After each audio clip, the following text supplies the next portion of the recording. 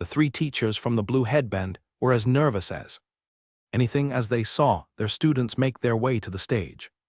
Liam had been cultivating a Kai pill to regain his energy and help his body heal the wounds at a quicker rate, but there was no doubt that he was still injured.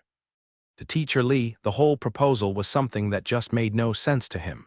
Why would he pick Liam, and who was that other student, Pink? Looking through the assessment book again, he could see that, although Pink wasn't at the bottom of the list of students, he was in the middle and closer to the bottom half than the top half of the students they had. I can't fully trust the results Todd has given me. But if he's around the center, then I can't just fully say that the assessment was completely wrong either. Teacher Lee was trying to find a positive out of the current situation. But all he could think about were the negatives. This was because of the difference in levels. Although Rays had managed to beat a yellow headband user, there was a difference between those at the top of the yellow headbands. Then there was another gap between the yellow and red headbands. And finally, the largest gap that existed in this academy was the gap between the red headbands and the main disciples. I hope our relatives don't finish this match too.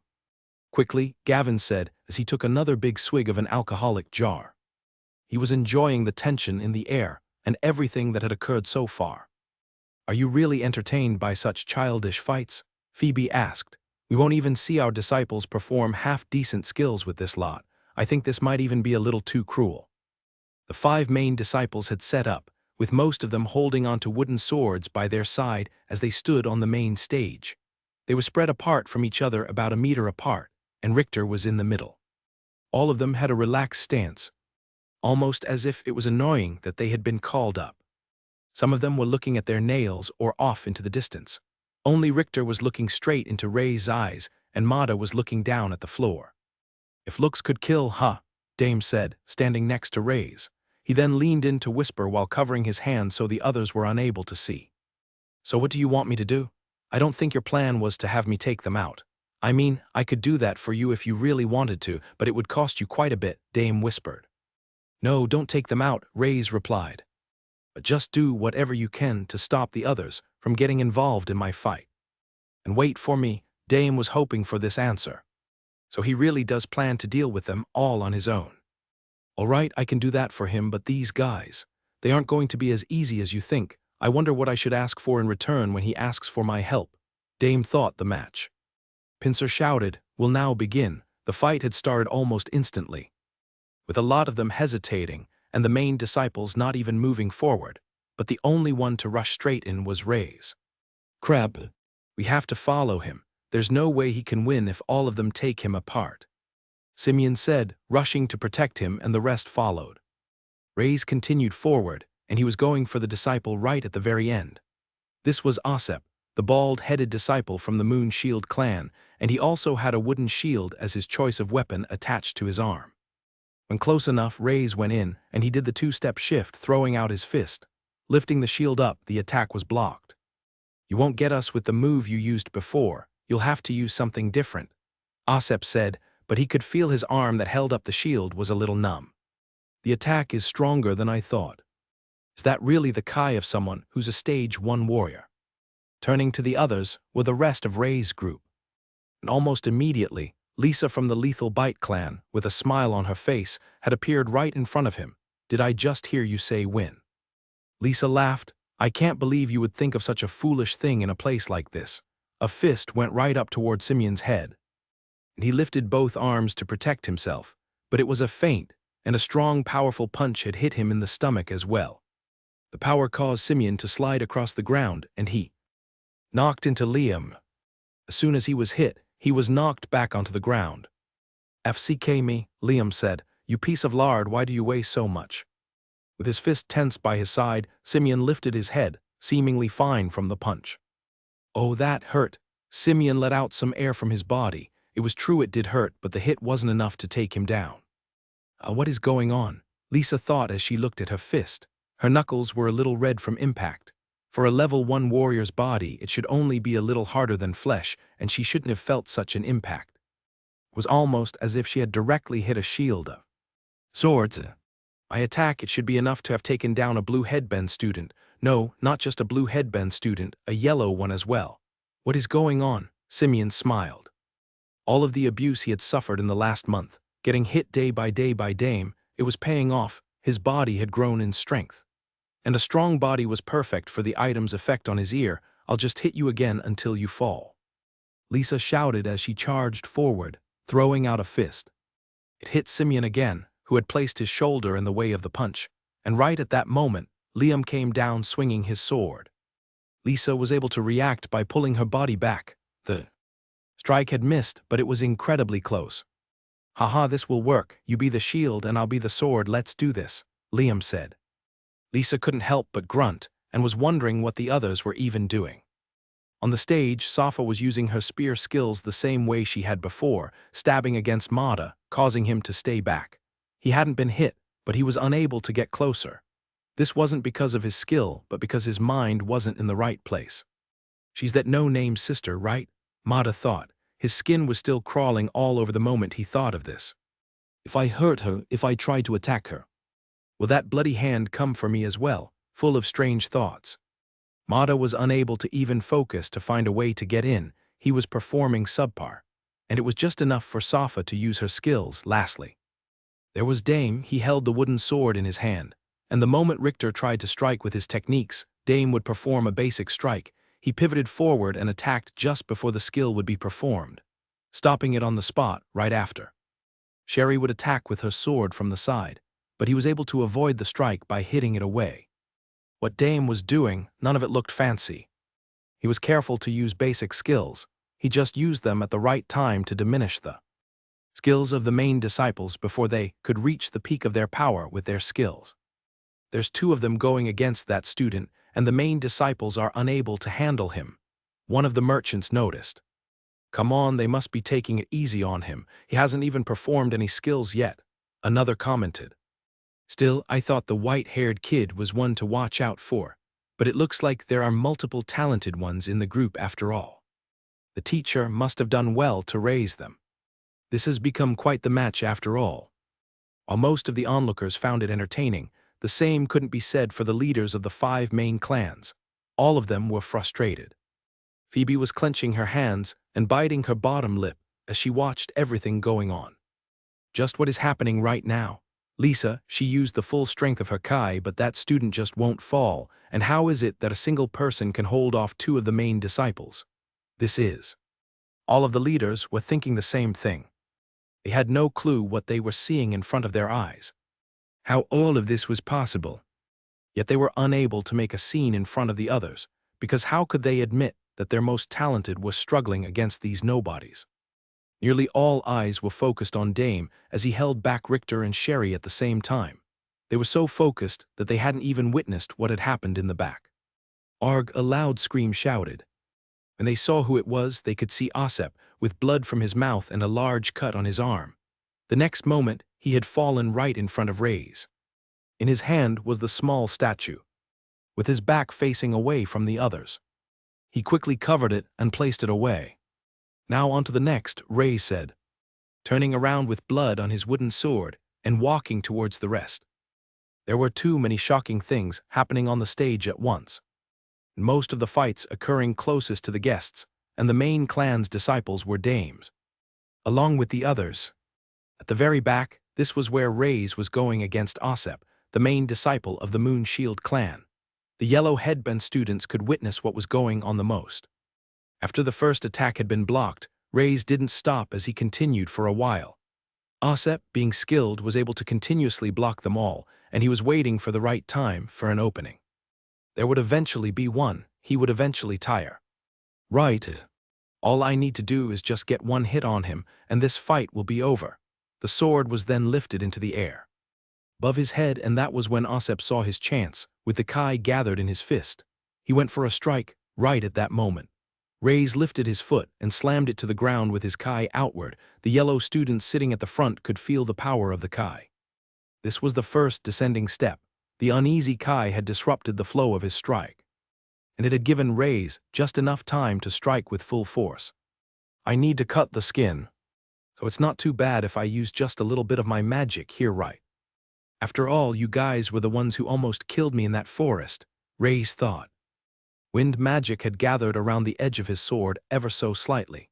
He knew that Charlotte was watching, and she was perhaps the only one who would figure out he had used his magic. However, he had carefully selected his position at the start of this fight for this very reason. Osep had braced himself as he took the strike from the wooden sword. What he didn't expect was for it to be just as sharp as an actual sword.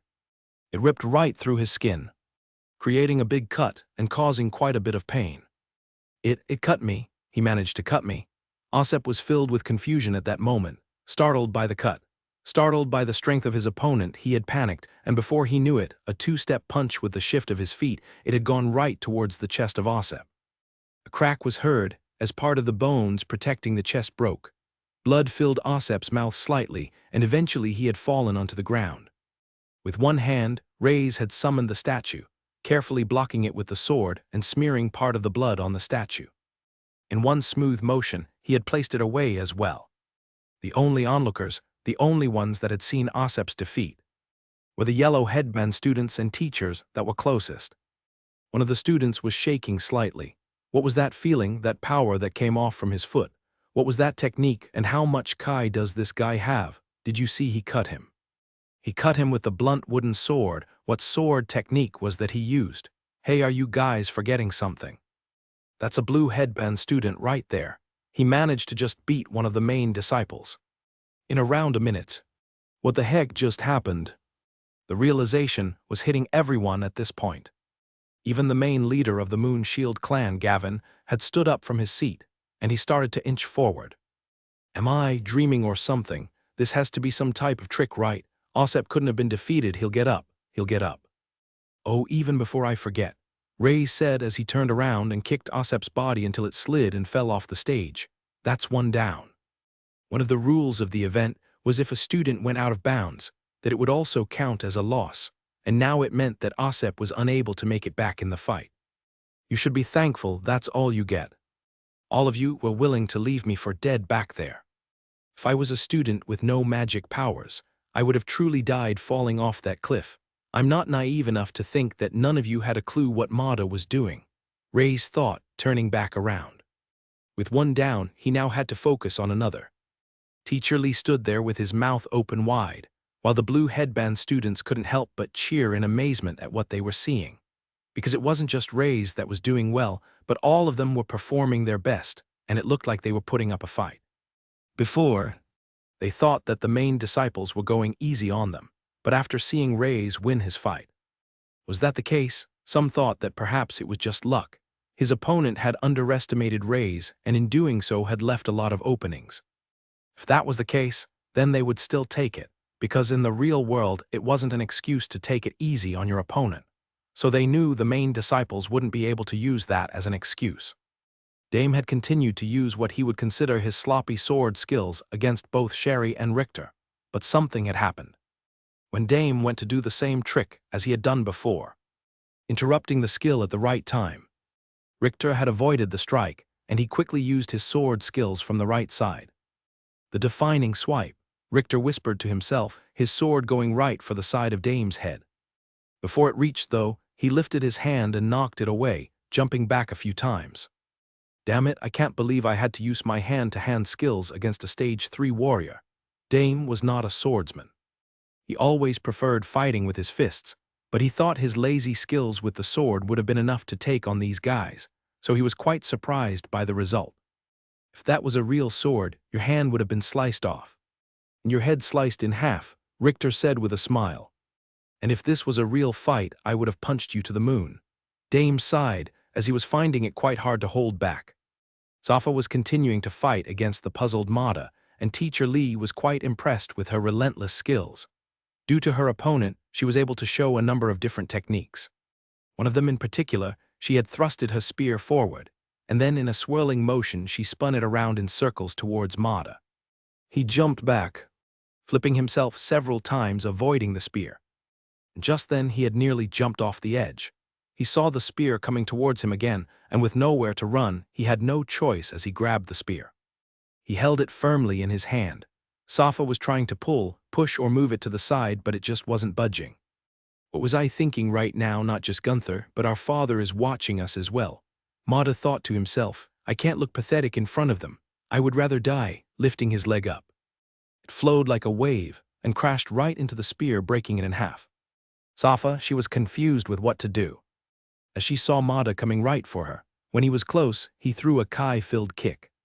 She braced herself and felt a tug right on her back. She was pulled away and the kick had hit nothing but the air. She was confused, she hadn't moved herself yet she was watching the kick go by. Right after that, she felt a strong force again pushing her. She stumbled and fell right off the side and was out of the arena. Turning around she could see Reyes was there with his palm out. "Do you remember what I said to you?" Reyes asked as he looked at Mada right in the eye, who was hesitant to attack and had jumped back. "I am the one who hunts, and I'm going to be taking out every single one of you, especially you." A battle with Lisa, from the Lethal Bite clan, was continuing on. She thought it was going to be an incredibly easy fight, but it was actually proving extremely difficult for her. Unlike the others, her clan didn't focus on using a sword, and her skills were more related to the fist. That's why she was getting frustrated. Perhaps to the others watching on the side, they thought she was taking it easy, but she had been hitting Simeon with full force all over his body. His back, his thigh, his shoulders, his chest, she had even hit his head a couple of times, and yet no matter what, this person wouldn't fall. However, the damage could be seen accumulating.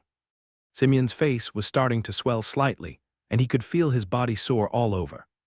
"Why are you just standing there? You aren't even fighting properly, so just give up," Lisa shouted. She wasn't losing the fight by any means. She had yet to get hit. Despite Liam doing all the attacking, it was easy for her to avoid. The whole situation was embarrassing. How could she not take down a blue headband with several hits?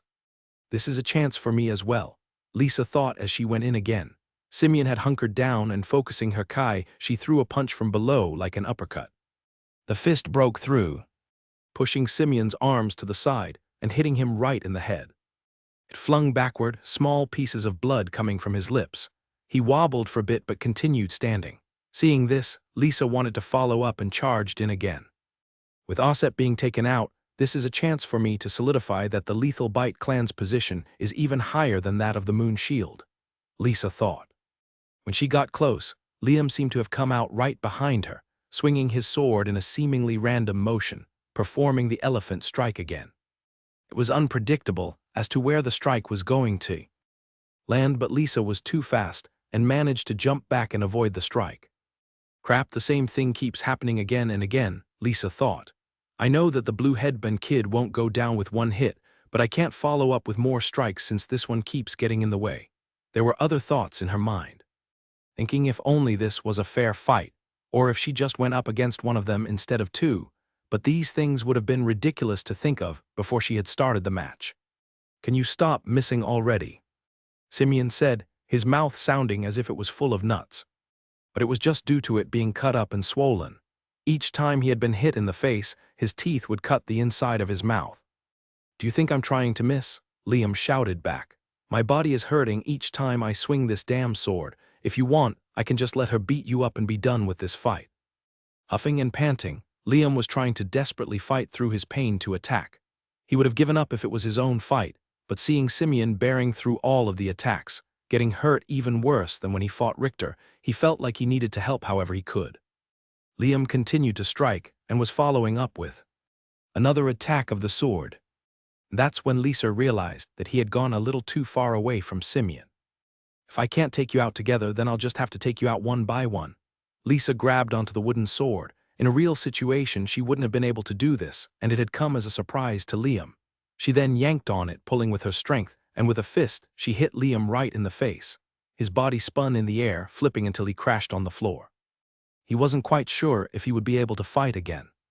"That damn BTCH, that was quite cheap." Liam mumbled, blood oozing from him. Frustrated, he threw the sword behind him, hoping to hit Lisa in any way possible, but it just skidded across the floor as she was already heading towards Simeon. When Lisa was close this time, Simeon had some time to see her coming at him, and he decided to use the two-step shift. He shifted forward and threw out a punch but had completely missed. "Ah, that's right.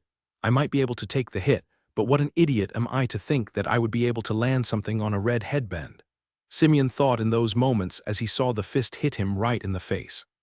His head swung back, but Simeon stayed strong on his feet. This time Lisa was able to follow up and struck him in the stomach. She hit him on the side, and she continued to deliver blow after blow. Loud bangs were heard through the arena with each hit. It was causing the other students to squint as they imagined they could feel Simeon's pain, yet somehow he was still standing. "Does he have to keep standing? Why does he keep standing?" one of the blue headband students said. "I mean, it's clear he's lost this fight. There's no way he can win by just standing there. So why is he still standing?" "Well, if he keeps her busy, it gives time for the others to fight, right? So he is doing something, and I hate to say it, but I think it's kinda cool."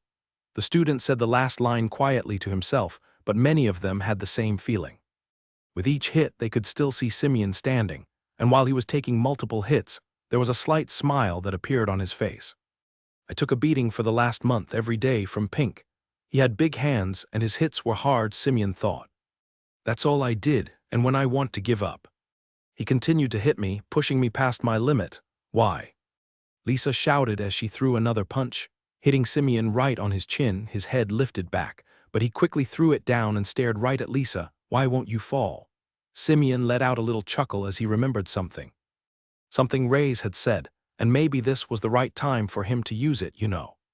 "For some reason, you're a lot less scarier than him," Simeon commented, thinking about this. The image in his head was Pink hitting him, while Simeon could feel that Lisa was hitting him with all her might. It felt like Pink had never done so once. Frustrated, Lisa charged up the Kai in both of her fists and placed them by her waist. Her knuckles were sore from everything so far, the skin slightly grazed. "I'm going to end this," Lisa shouted, throwing her fists out. Simeon lifted his hand and placed it right by his dark earring, rubbing the bottom of it. "You told me when there's trouble to use this," Simeon thought, and a flicker of dark magic surrounded the earring. There was a special trait to the earring, other than that of the natural hardening effect. Over the course of the month, Simeon could feel somewhat his strength increasing, the outside of his body becoming stronger. However, he didn't feel like there was any type of breakthrough.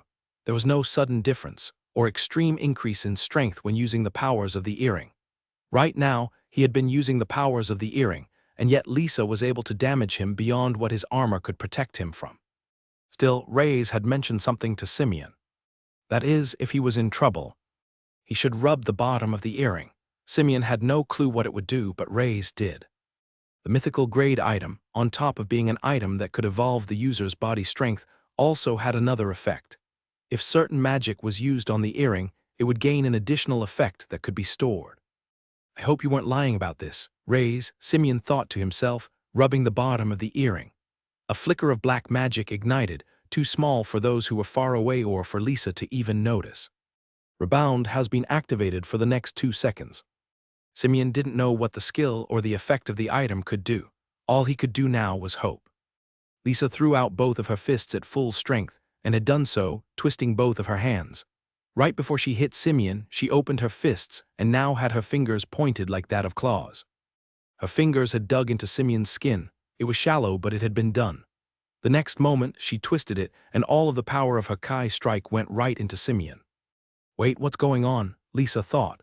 She should have seen Simeon blasting through the air, sent off the stage. She had used nearly all of her Kai in that strike. She didn't want this embarrassment to go on any further, and now it had done nothing. Soon, in her very own hands, right where she had struck, she could feel a gathering of energy. Before she knew it, she was the one that had been blasted away. Her hands detached from Simeon's body and she was flung in the air, landing on the ground, her arms shaking. As Simeon looked at her on the floor, he was confused as to what had just happened himself, but he had no time for confusion. His eyesight was turning blurry, and he fell to one knee, catching himself. "I guess the earring really did do something. You saved me again, Reyes, somehow." "You are one heck of a guy," Simeon thought before passing out on the ground. Having added the dark magic to the earring, Reyes could see the skill rebound being used. In that small moment, all of the damage that the user received would be rebounded back to the attacker. There were issues such as when the skill could be used and if they could survive the initial strike. After all, Simeon's skin was still exposed, and if a real sword was used, it still would have gone through his body. On top of that, once the skill was used, the dark magic would disappear, and dark magic would have to be placed in the earring again. Still, it was a powerful skill that suited the rank of a mythical item. What was the art that boy used? I've never seen anything like it before, the onlookers discussed among themselves. Phoebe didn't say anything. She was too stunned to see her niece in the condition she was in. She could slowly see Lisa getting up off the floor, which was a good sign, but far too much embarrassment had already been done. It seems the kid has used some type of body strengthening art and used a type of rebound technique, Merkel commented. These children, all of them, are above the norm, and I'm not just talking about their skills. You can see it on their faces, can't you? The difference between them and those from our clans. The clan leaders watched the fights going on. They had been observing carefully, but had no idea what the principal was talking about. All of them have a stronger desire than our own disciples, whether it's to please someone, to protect someone, to prove something, or even a goal that is beyond that of what is seen right. Here, if we look at the state of our students and of the others without having seen the fight, you would still have guessed that there was a clear winner, but there is a great difference between the two in their desperation. Both Mada and Reyes had their wooden swords drawn out. So far, Mada hadn't used his weapon even when he was going up against Safa, but it showed just how serious he was taking the opponent right in front of him. Foot of the water stride, Mada had decided to use. He jumped from side to side, and quickly he was heading to Reyes in a zigzag pattern. The jumps in between each step, they were changing in size, making it hard for even Reyes to guess where he was going to be. Dashing forward, Reyes placed his sword to his side, blocking the attack, but he was unable to kill any of the momentum. He had used the two-step shift to move to the side, yet the attack had still hit him, and hard as well. His whole body tumbled to the ground. He quickly got up, and with a sidekick, Mada had hit him right in the chest. It sent him skidding across the floor. When Reyes eventually stopped, he coughed a couple of times, holding onto the damaged area. He's a lot faster and better than when he was going up against Safa, and it looks like he's taking him a lot more seriously than the last disciple. Reyes thought. Behind him, he could see that Dame was fully going against the two disciples as well. He had given up on the sword and was blocking both of their attacks with his hand techniques, with one student giving him more trouble compared to the other. After deflecting two of their attacks, Dame jumped back, and now he was somewhat back-to-back against Reyes as well. I told you that this wouldn't be as easy as you thought. Do you want a hand and need me to deal with this all? Dame asked. At this point, Reyes could see that Lisa was getting up off the ground as well. Both Liam and Simeon looked as if they could no longer continue to fight, so it would mean that he would have to go up against two of the main disciples, just like Dame was doing now. If Dame did use his skills, wouldn't that make him stand out, and for the others to ask a lot of questions? If that was going to happen anyway, then it would be a lot more satisfying for Reyes to do it himself. If I did something right now, do you think you would have the power to stop everyone here from attacking us? Reyes asked as he pulled up both of his sleeves on his uniform. It was clear to Dame. He wasn't just talking about the disciples, but everyone watching them as well. Dame made sure he had heard Reyes' words right when he had asked the question, and he was trying to figure out what he was implying. Some might have thought he just meant whether or not Dame could take on the others all by himself. Being 3 stages above all of them, Dame would have no trouble if he were to use his full strength, but that would raise eyebrows and would put him in a difficult situation. Yet, if he just narrowly beat them all, it would still somewhat have the same effect, putting him in trouble. Yet the way Reyes spoke, he wasn't asking for Dame's help in that way. It's just as I thought. That guy, he's adamant to fulfill his task on his own, no matter what. He's going to take out these guys on his own, with his own strength, and he isn't going to care how he's going to do it. The first thing that came to Dame's mind was the dark Magus' strange power. Perhaps he was going to use strong, powerful items that he had created, or special Kai pills to strengthen himself and defeat them all. The question that had been asked then was whether or not Dame could protect him from all of those around him, from all of the onlookers, the principal as well as the 5 disciple leaders. Most of them I could probably hold off. I still have the gauntlets he gave me as well. But the principal will be a tricky one, and with all of them at the same time. Maybe I could hold them all off just long enough for Reyes to create a portal. But even then, you're asking me to do something crazy, you know. Dame said as he swung his arm, and knocked Sherry's arm that was wielding the sword away. Right behind her following up was Richter, who was becoming quicker and quicker on the attack. Dame had to place both of his hands together and swirled his Kai around, diffusing the power of the attack, before it reached his hands and grabbed the tip of the sword, quickly throwing that to one side as well. But I guess I was crazy as well for following you in here, so we should at least stick together for now. You do whatever it is you want to do. Having his answer, Reyes had shifted away from Dame and now was looking at Mada in the second half of the fighting arena floor. There were a few marks on the ground from the fighting, but what he needed to do was finish this fight fast, before Lisa could recover and join in on the fight. Reyes could see Mada coming in the same way as he had done before, jumping from side to side, heading straight for him. I was a little worried about doing this because of what Dame and Gunther said, but in this situation, we will just have to deal with the consequences after, and who knows? Maybe those guys will step in and help me out. Mada had dashed right at Reyes. And at the right time, he performed the next skill, the third descending step. Reyes thought in his head. As the image of the book appeared, right then and there the Kai had gathered in his legs, and he jumped in the air backwards, performing a type of backflip. The swipe from Mada's sword had completely missed. He was only able to react slightly in time to seeing a foot almost hit his face. He leant back and the strike missed, but following up from the foot was Reyes' sword. Mada went to avoid that as well, leaning back further. I was only just able to avoid that. What is this? Is it a technique? I've never seen someone spin backwards so fast, Mada thought. It was quite clear some type of technique had been used, because the rotation that had been used compared to a regular backflip wasn't normal. Carefully having avoided the sword, though, Mada felt a stinging pain right across his face. Touching it with his finger, he could see a bit of red blood. Did he cut me? Mada had a single cut. Right down the center of his face, drawn like a line. It was fairly shallow, but enough to draw blood and cause the warrior discomfort. But I avoided the strike. How did he cut me? Mada thought, and with a blunt wooden sword. The moment Reyes had landed, what went best with the third descending step was none other than the fourth descending step. As soon as he landed on the ground with both feet, the continuous Kai flowed and exploded. The floor tiles underneath his feet slightly broke, and Reyes came right at Mada like a rocket. Before Mada could even do anything else, Reyes had slashed his sword right against the chest of Mada. A long cut across his body appeared, blood spattering across the ground and in the air. Ah, Mada groaned as he moved backward, using his hand on his wound with the blood soaking through it. Unlike the last cut, this one was fairly deep. Shocked by what was happening, Mada had somewhat stumbled. Watching from the side, Charlotte's eyes had bulged open, and Himi had noticed that she had gone rather quiet, even though the one she was rooting for was winning. I wasn't so sure of it before, but I'm sure of it now. Reyes, he's using wind magic on his sword to make it just as sharp as a real sword. That's how he's cutting all of the students. Is he trying to make our job difficult? What if there was another Altarian among those that are here? Charlotte thought.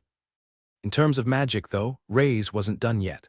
He had gotten the blood he needed off the sword, and oddly with his free hand, he then proceeded to rip his upper shirt off, revealing his pale but well-toned body. With the upper half of his uniform, he then threw it in the air between him and Mada. At this angle, the clan leaders won't be able to see clearly. Reyes then used the second descending step. The Kai blasted off the back of his foot, causing him to leap forward and cover the distance between the two quickly. With his fist ready, the clothing had wrapped around his fist.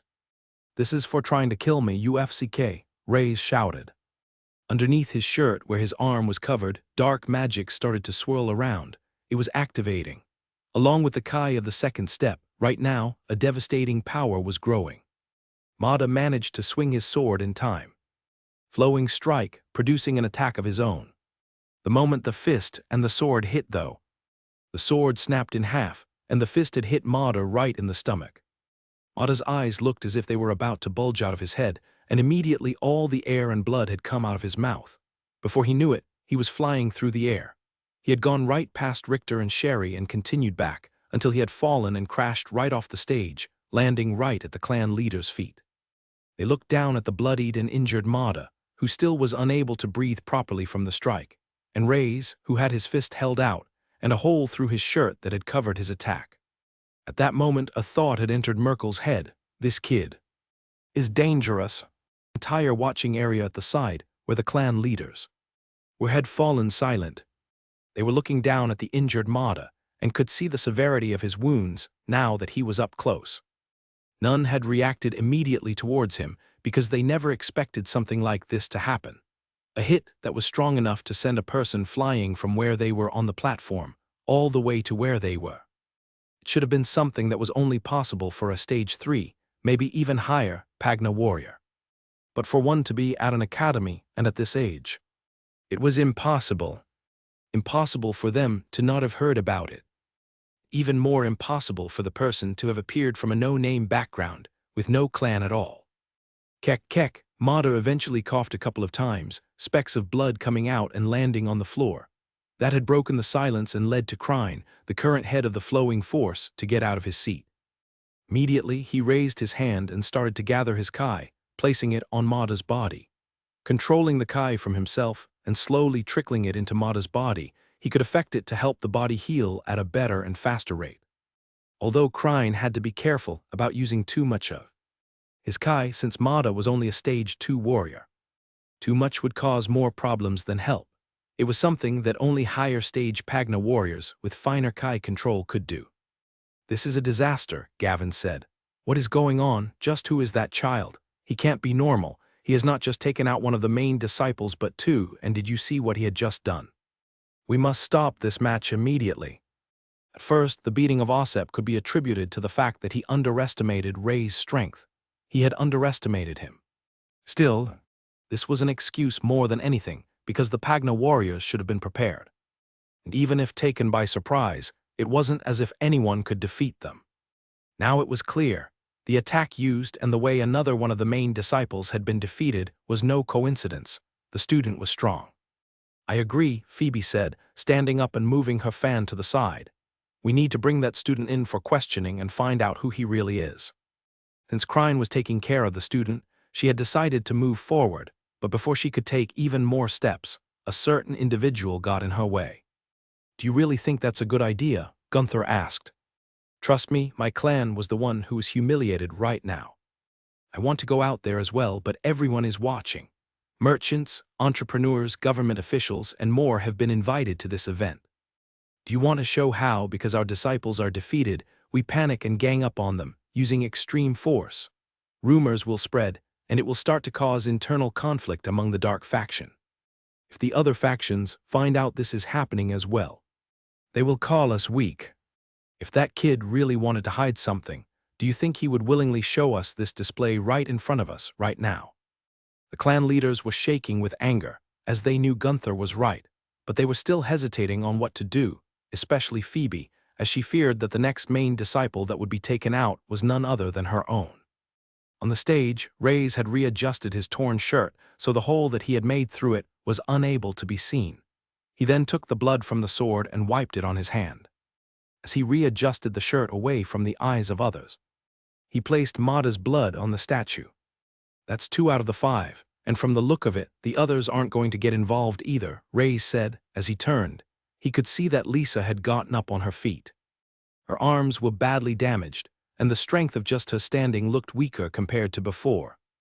The strength of the dark strike was stronger with the second step when compared with the 2-step shift, Reyes thought to himself. "Honestly, even I didn't expect it to work out that well. Thankfully he's alive, otherwise those leaders might not be holding themselves back. Since I've angered them quite a bit, I'll deal with you quickly as well." Reyes started to make his way toward Lisa, who had recovered just in time to see what he had done to Mada. "Crap, how strong is this person? With the state I'm in, I can't win against him," Lisa thought as she started to shuffle backward. Without realizing it, she was moving further and further away. "Hey, am I seeing things?" the blue headband student said. "Or is one of the main disciples backing away from him?" "Well, she was already injured from Liam and Simeon, and Reyes. I guess he's just as strong as the main disciples as well, so it makes sense." A miracle was happening right in front of their eyes, and the blue headband students didn't want it to stop. How many times when they had gone into the canteen had their clans been disrespected, their hard work not acknowledged? Some had even gotten into fights and been told that they would never achieve anything, and here, not just Reyes, but the others had proven them very wrong. Just then, Lisa was ready to jump off the stage. Seeing this, Reyes used the second step and headed right toward her. He grabbed the scruff of her uniform and chucked her back on the ground. "What is he doing?" Phoebe shouted, standing up from her seat. She was going to forfeit by going out of the arena, and he's thrown her back in, that damned. Rushing forward, the vice principal Amir was now the one who had stepped out in front of her. I'm afraid that I agree with Gunther. I will not allow anyone other than the students to step on that platform out of respect for the academy and the students. If it was just one going against her, then Phoebe would have tried to push forward, but both Gunther and Amir were incredibly powerful, with Gunther even being close to reaching the middle stages. With this, she was unable to do anything, and it was too late anyway. Ah, Lisa screamed as a cut had been made across her hand, the blood on the sword. What are you doing? I already was going to quit. Why are you hurting me? She shouted. Do you think you are going through as much pain as Simeon? Did just before you, Reyes asked. If he had told you to stop, would you have done so? While speaking with his uniform covering his other hand, Reyes was fiddling about, doing the same trick, putting the blood of the third on the statue. Don't take advantage of others, Reyes said as he picked up her arm. His strength was able to hold onto her body, and due to her weakened state, she had done next to nothing to fight back. With a fling of his arm, he had thrown her just off the stage, landing on the ground. Turning around, now Reyes looked toward Sherry and Richter, who both were fighting against Dame still. Having somewhat recovered, Liam and Simeon were opening their eyes, and they could see Reyes bear back as he walked off towards the last two disciples. I guess I never stood a chance, huh? Liam smiled to himself. Well, you've gotten this far, so you might as well go ahead and finish the job. The yellow headband students, along with the rest of the red headband students, had mostly fallen silent. There were a few whispers here and there, but the talking and shock that had occurred one after the other had led them to their current state. They were extremely focused, looking at Reyes. They were watching him carefully, and in their minds they were thinking one of two things. Could they have done the same as Reyes had done? Could they have dealt with the main disciples as well as he had?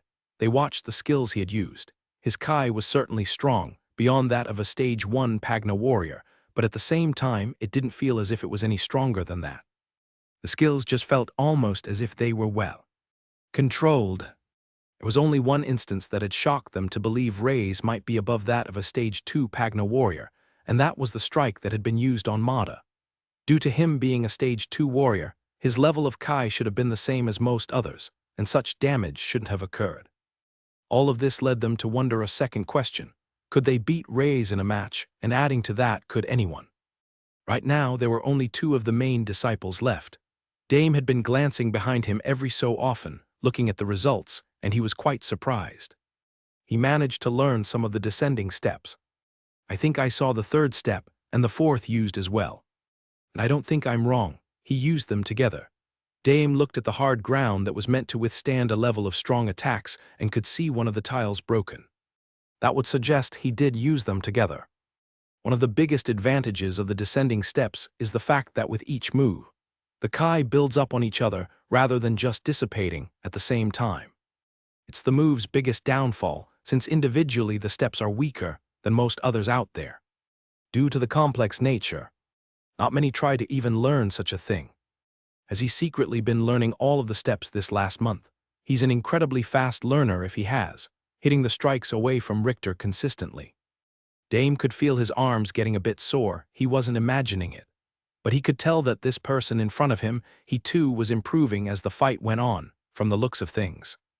The Dark Faction has its rising genius as well. Seeing this, Dame then jumped up and kicked Sherry right on her back, and had done it in a way so she would stumble right across towards Reyes. Pink is quite talented as well, Gunther thought. I can tell why he's holding back though. If he's from the Noctis clan and it was to get out, it would cause an even bigger panic than what's happened so far, and we've had enough surprises for today. When Sherry eventually found her footing, she could see the white-haired no-name in front of her. She had been so focused fighting against Dame that she was unaware of just what had been going on. She had seen Mada getting knocked away, but had no idea that it was the doing of the single white-haired no-name. What's happened to everyone? Sherry asked.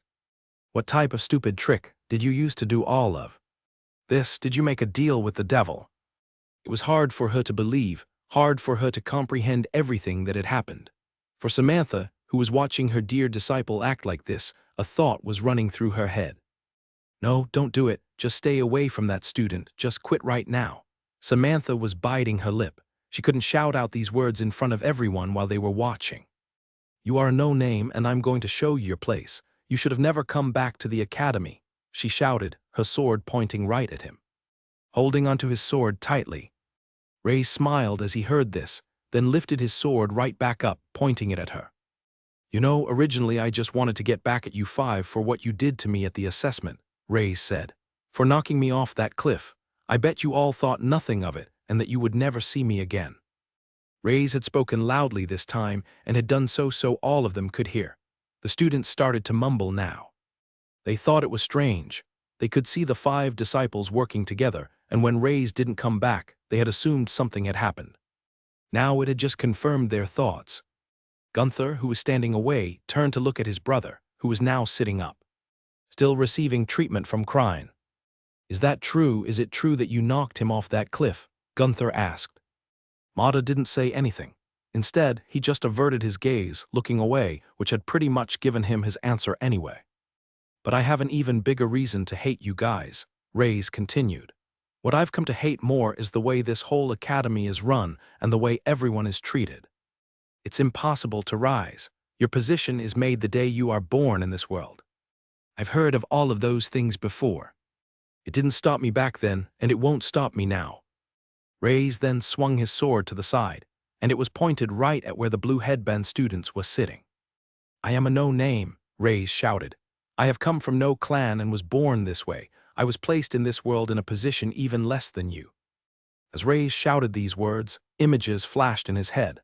Of the days he was hungry, of the days he would be beaten up as a child, and the things he would have to do just to eat and survive the next day. He wasn't talking about this life, where his magic helped him, but about his past life. "In this world, I am expected to never even step foot in this academy, which means for all of you from this day on, after witnessing what I will do, none of you will have an excuse. If you lose your arms in a fight, then train and use your legs. If you lose your legs, then bite them with your teeth. Do everything you can to change your fate." Sherry had enough of listening to Ray's words, so she decided to charge forward. Her Kai was channeling into her sword, and she was coming in fast. Ray, seeing this, lifted the sword above his head and held it with both of his hands. The attention of his strong speech had made it so all eyes were on him. Even Richter and Dame was somewhat no longer fighting as they took a peek.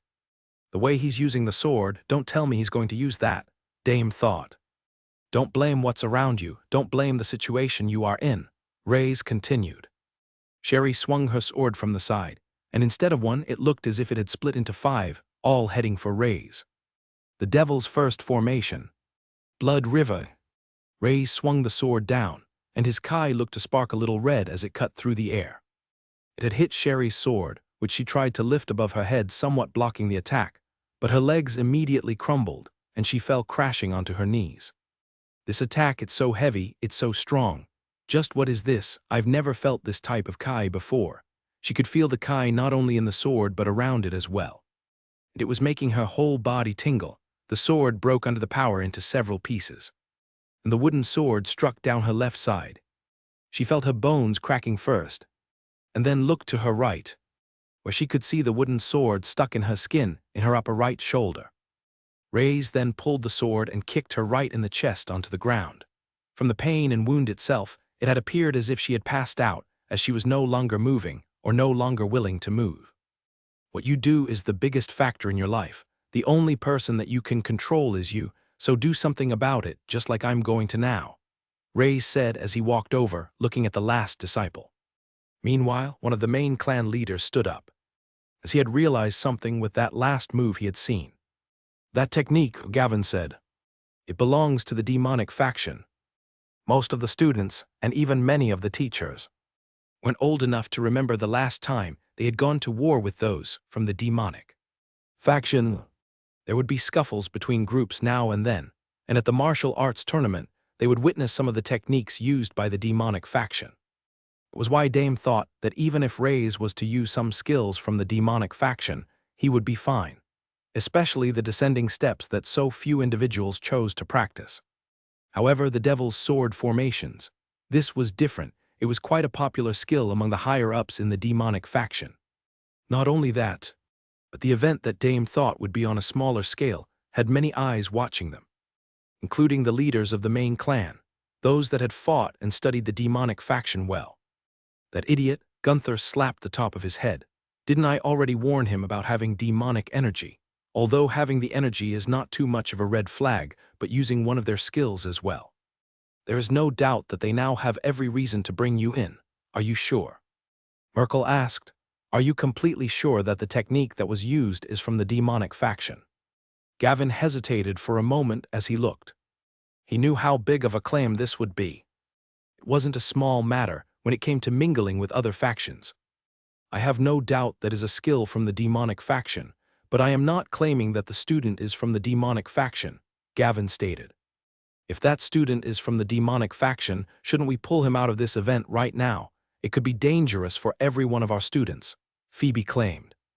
She was worried about Sherry after seeing what had happened to her. She was holding onto her shoulder tightly, and while Reyes had moved away from her, she had started to roll so she could eventually get off the stage. The fact that none of the students have been injured to the point they are in critical condition or dead. Doesn't that go to show something as well? Gunther claimed. In the end, the decision would lie with the principal, and he still seemed calm about the whole thing. The event will continue, Merkel stated. Don't you think it would be pretty interesting to witness, to see which is stronger, the techniques of the dark faction or that of the demonic faction? Dame looked at what was happening, and he could see now that the only ones capable of fighting were Richter and Reyes, and now it was time for him to exit out of this finale.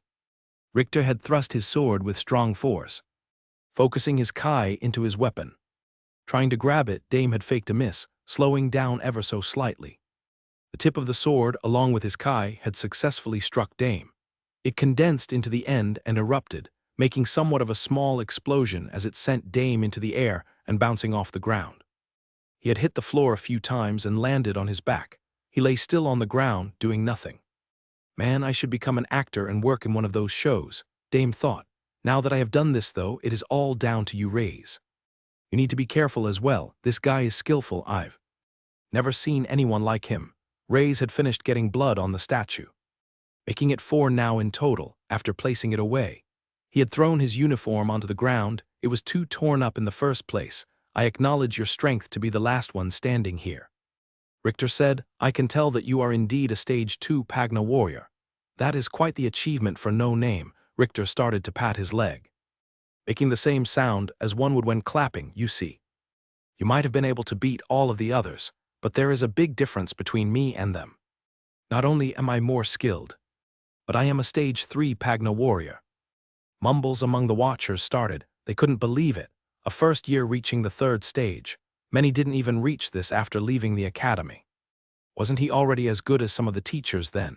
Maybe not the examiners like Gunther, but certainly he would be at the same level as the red headband teacher. The difference between the two of us is too large, Richter said, and moved from his position. It looked almost like there was an after image of him, and right after, he was already right where Reyes was. A thrust of the sword. An immense power was created. The scene of a large amount of heat was seen coming off from Richter. It was visible to all of those in the area. A visible Kai after image skill, Gavin mumbled in disbelief. He really is a genius. I can't believe the Erupting Fist clan has such a talent. The sword had stabbed Reyes, and he was sent exploding back just like Dame. His body was bouncing off the floor several times. The attack was monstrous, and a burning sensation could be felt on his stomach. Reyes continued to bounce on the ground, and it looked like he was going to bounce all the way until he fell off the other end of the stage. That was until they could see 2 figures standing up. You're not losing like this, not until you get a hit on that guy, Liam shouted. I don't want to keep thinking about that creep and his strange fetishes, so Reyes, get rid of him, Simeon shouted. The 2 of them ran forward and jumped, hitting Reyes back with their shoulders, but the force and momentum of his body had also pushed the 2 of them off of the stage, and now no matter what they did, they weren't allowed to come back on again. Reyes was still on the stage. He pushed himself up with his arm and could feel the burning sensation around his stomach. Looking down, there was a stabbing wound, and blood was dripping onto his trousers. That guy, Dame thought, keeping one eye slightly open so he could still witness the fight. I feel like he's gotten stronger and better from fighting me. This isn't looking good. He needs to use an item or his powers if he wants to win this fight. He can't win with his martial arts on his own, having gotten up off the ground. Reyes held the sword firmly in his hand and looked straight at Richter, to his left. A couple of meters away, Dame was lying on the floor still. "Do you remember a conversation we had a while ago?" Reyes asked. "You said if I knew how to use all of the descending steps, that I would be able to take out even the main disciples." Dame was wondering why now of all times was Reyes talking about such a thing, but it wasn't all the steps, it was only 6 of them. "Is that still true for him?" Reyes asked. Richter was stronger than what Dame thought any of the main disciples would be like, but he was confident in the descending steps. He knew their strength well. Moving his arm slightly, he managed to lift up a thumb so Reyes could see it. "Then I have nothing to worry about," Reyes said as he walked over, the images of the book in his head. "You think he can win?" were the words that came out of Liam's mouth. Both Simeon and Liam had been knocked away from the fighting platform and were now watching from the outside. What they didn't realize was just where they had landed. "Of course he can't win," one of the yellow headband wearers replied. He was sitting in his seat, arms folded, not taking his eyes away from the match ahead. They were the ones who were meant to go up against the red headband wearers, but with what had occurred today, what had happened, they weren't even sure if they would be able to fight at all. "I'm telling you now, Richter is not just the grandson of the principal here, he's also a genius," the yellow owner continued. "He's a stage 3 Pagna warrior, the highest the academy has ever had as a 3rd year." Many of the yellow headband owners were nodding their heads in agreement. "And I bet all of you losers would have said the same thing about him going up against the others as well," Liam commented. "He is definitely going to win because he's got a cute sister that he needs to protect." Immediately, a heavy foot hit Liam's side, causing him to scream in pain. It had hit his already sore and broken down body. "Why did you kick me?" Liam shouted. "Because you're an idiot," Simeon replied. "But you're right about one thing. For some reason, I don't think Reyes is going to lose. Do you remember what he said earlier? I think we are all going to witness something today, and we should all watch carefully." There were things that Reyes could do that were out of this world. "Yeah, right, Richter is able to perform visual Kai. Do you even know how impressive that is?" the student asked. Both Liam and Simeon looked at each other because they really didn't, leaving the yellow owner to let out a big sigh. "When you perform your techniques or the skills you learn, the books usually give an image in one's head that they need to remember. For example, your elephant strike, you are to imagine your attack like that of an elephant's trunk. If a person is skillful enough with their Kai, when using the techniques, it will form an image in the real world. What we saw with his last attack, we could see the image of heat coming off from his body, produced by the Kai used by his technique. Sometimes, not even higher stage Pagna warriors can do this. This is something that can only be done when one has completely mastered the technique that is taught to them." Both Simeon and Liam never knew of such a thing because they had never even seen it. That's how rare it was. Of course, those like the main 5 clan heads would be able to do such things. For those in the blue headband groups, their clan leaders would have never been capable of performing such a thing. The invited guests, the teachers, the clan head disciples, Dame, all of them were watching carefully at what was about to happen. Richter had already gotten off the first move, delivering a decisive blow. "Since you managed to survive the last attack, then I'll go ahead and show you something that you will never be able to achieve. Just to show you how much of a difference there is between us," Richter shouted. Swinging his sword and swinging his fist in a figure of 8 together, intense heat was starting to come off from his body again. The heat flowed fiercely around him, as if a volcano had erupted. His wooden sword, the tip of it was now glowing red with power as well. This was visual Kai being used, and it was one of the Erupting Fist clan's powerful techniques. It wasn't a single skill per se, but a technique that would empower every single strike of his. With the red glowing wooden sword, Richter dragged the tip along the floor and left a deep black line in the tiles. The sword had cut right through it. "Hey, if the kid gets attacked like that, he'll be killed," Gunther said. "The students are able to quit anytime they wish," Merkel commented. "I believe my grandson has shown him his power to allow him the chance to quit. If he wishes to continue, then that is down to him." Reyes stopped right in the middle of the stage. He no longer moved forward, and he didn't say anything as he just held the sword in his hand, with both of them carefully. It didn't look like he was about to perform any type of technique at all. Fine, you made your choice, Richter shouted as he charged forward. A trail of his visual Kai could be seen as a red aura was left in the air where he moved. The sword was in his hand, and he was ready. At that moment, Reyes lifted up his foot. The first descending step, his foot slammed onto the ground. And the Kai from it dispersed outward. It hit Richter but did next to nothing to slow him down, right after slamming his foot. Though Reyes proceeded with the second step, kicking off. It was faster than the time before, as the Kai flowed in. From the first to the second step. The second formation, the Devil's Stinger, combined with the second formation. A strange spark of energy flicked out from the air, slowly covering the sword slightly. The tip of the sword crashed right into the side of Richter's. And the two powers collided in the air. What is this? His power is actually able to match up to Richter's. Gavin shouted. Is that even possible?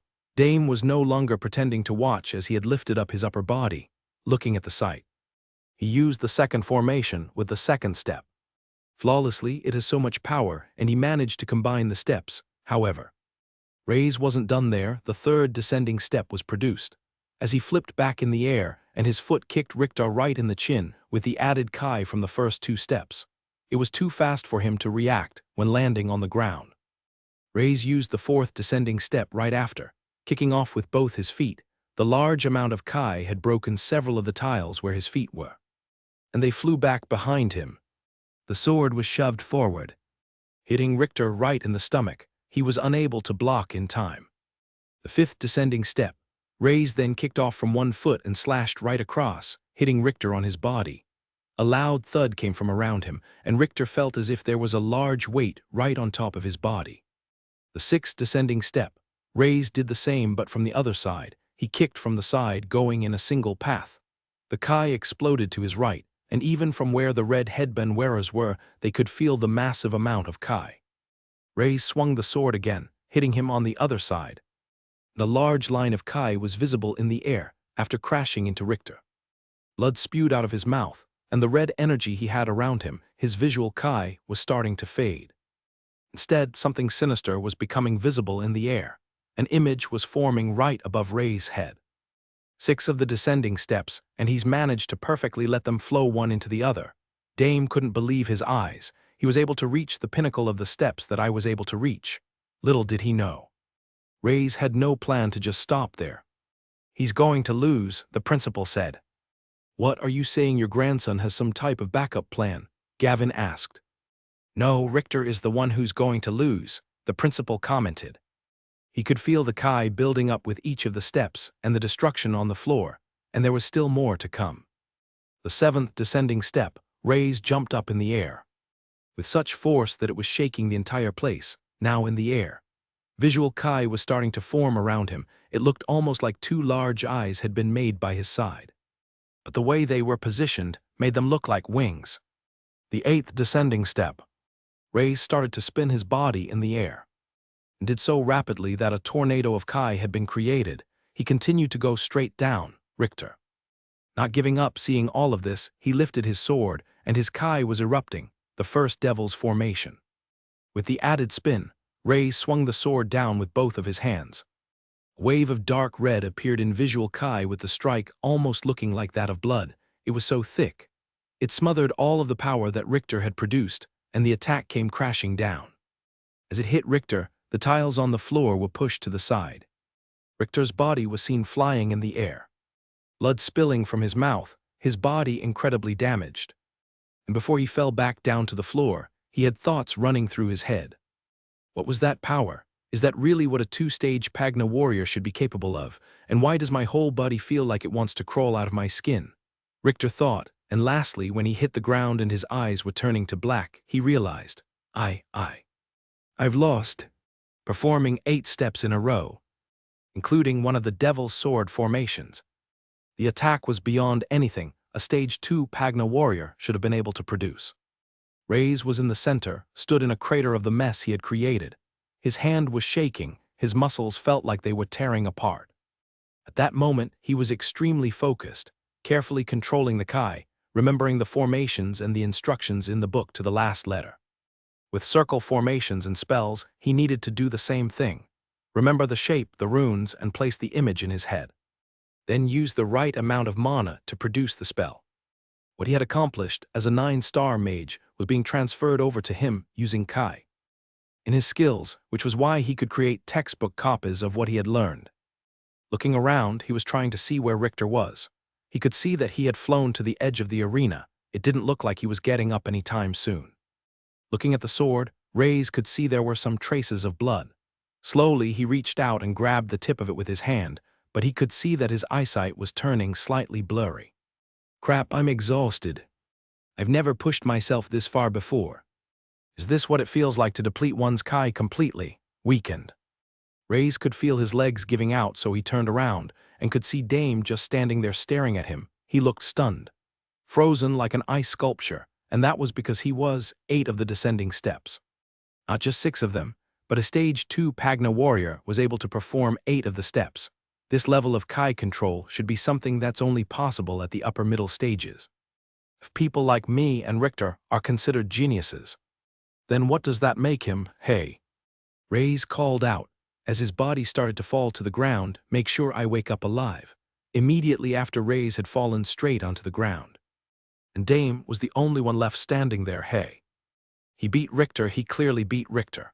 Right, we all saw it. The blue headbands, they're the only ones left standing. Does that mean we won? We did. We won, we won. The blue headband students started to cheer in victory for Reyes and the others, even though they hadn't done anything. In their route to cheer for their fellow students, it felt as if it was something that they had done together. They couldn't help but cheer, and it wasn't just them. The ones sitting by the side, the invited guests, all had large smiles on their faces as they turned to talk with each other. I can't believe it. That student was able to best even a stage 3 Pagna warrior. Does that mean he was even higher? I guess he was a student that slipped through. It's clear he's not deserving of a blue headband. You did hear what he stated, that he was a no-name. Either way, it looks like the Dark Faction has a star in the making. A new star, maybe the Dark Faction will eventually have someone that can compete with Beatrix from the Light Faction. We will not be lacking in stars. We must support the Academy as much as we can. Principal Merkel, hearing the comments from the others, thought that the results weren't lackluster. In the end, having such a fight, they felt more confidence in sending more funding to the Academy, which was a good thing. However, their words of praise weren't just for the white-haired student, as they started to talk about the others as well. All of the blue headbands seemed to have performed well. If it was just 1 or 2, we could put it off to coincidence, but they all put up a fight. It seems that in the month, they must have been trained well. I agree. Who was their teacher again? It was Mr. Lee, correct? I recognized the spear skills that the girl from before used as well. I guess the rumors weren't true and their clan is still strong. Teacher Lee was still amazed by everything he had seen. He thought he was dreaming and had to pinch the side of his leg several times to the point where his skin had turned purple. But it was all true. He turned his head, looking at the vice principal who had caught his eye, and Amir just nodded. A promise is a promise. I will speak to the Lethal Bite clan about their practices, and you have gained the confidence of the general public. It puts me in a good condition after what has happened today, Amir thought. From his right, a loud grunt was heard coming from Phoebe.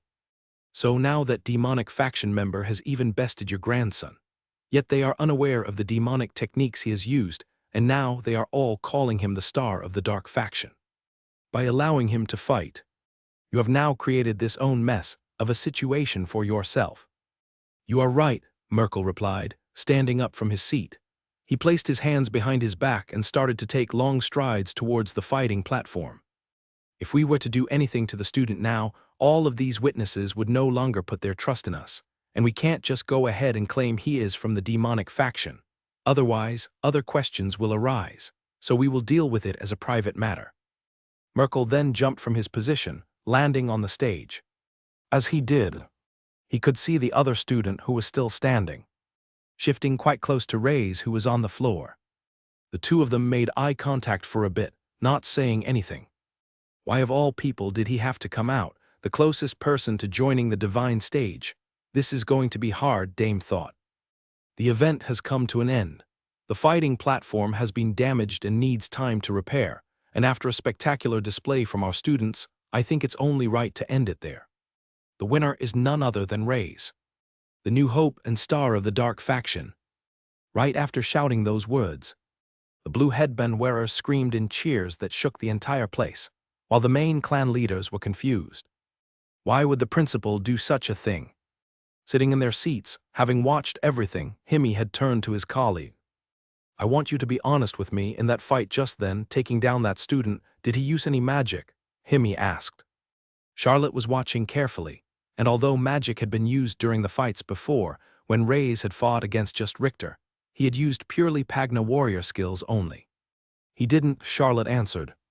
That guy, he just used warrior skills. He's really something, right? Himi had to agree. You're right. I believe he won't just become a simple student in this academy. I think we need to start thinking about his position a bit more. Having him just as a field agent in Altar would be a waste. Let's talk to him and see how he feels about a promotion of swords. Just as the principal had stated. After the fight between Richter and Reyes, the event had been called off. The yellow headband wearers, along with the other red headband wearers, were told that there would be another time where they were able to show their skills. Those that were invited were fine with this. They had heard the rumors that the most talented student of them all was Richter Docthron, and it was proven for a moment when they had seen he was a stage 3 Pagna warrior. They just never expected to see a talent above that. Whatever they would witness after, it would just dull their excitement and takeaway from what they had seen, so the visitors were happy to leave. As they went back to their towns and homes, they weren't quiet about the events either. Word had quickly spread about the no-name that had managed to best the top student, and a nickname for him was given among the people, the White Dragon of the Dark Faction. Nicknames were often given to strong and talented individuals, as it allowed for their name to be spread far and wide, even outside of their faction and into others. Since they only had a name to go by, the image of the said person would build in their heads. Inside the main building of the academy, in a private room, Richter was lying on the floor wrapped in several bandages with pots of different herbs by his side. He had been fed a number of things to get him back on his feet and recovering as quickly as possible, but according to the physician, his body had small fractures in nearly every part, and it would take a while until he was back up and running. I lost, Richter said out loud, and he immediately started to laugh after it. Oh, he screamed, reaching below. I need to be careful, even if my chicken gets excited. It hurts. Oh, I wonder what will happen now. Slowly, Reyes was starting to open his eyes. His sight was blurry for a few seconds, and he noticed that he was staring at a relatively dark ceiling above him. Seeing the sight, a few words came out of his mouth.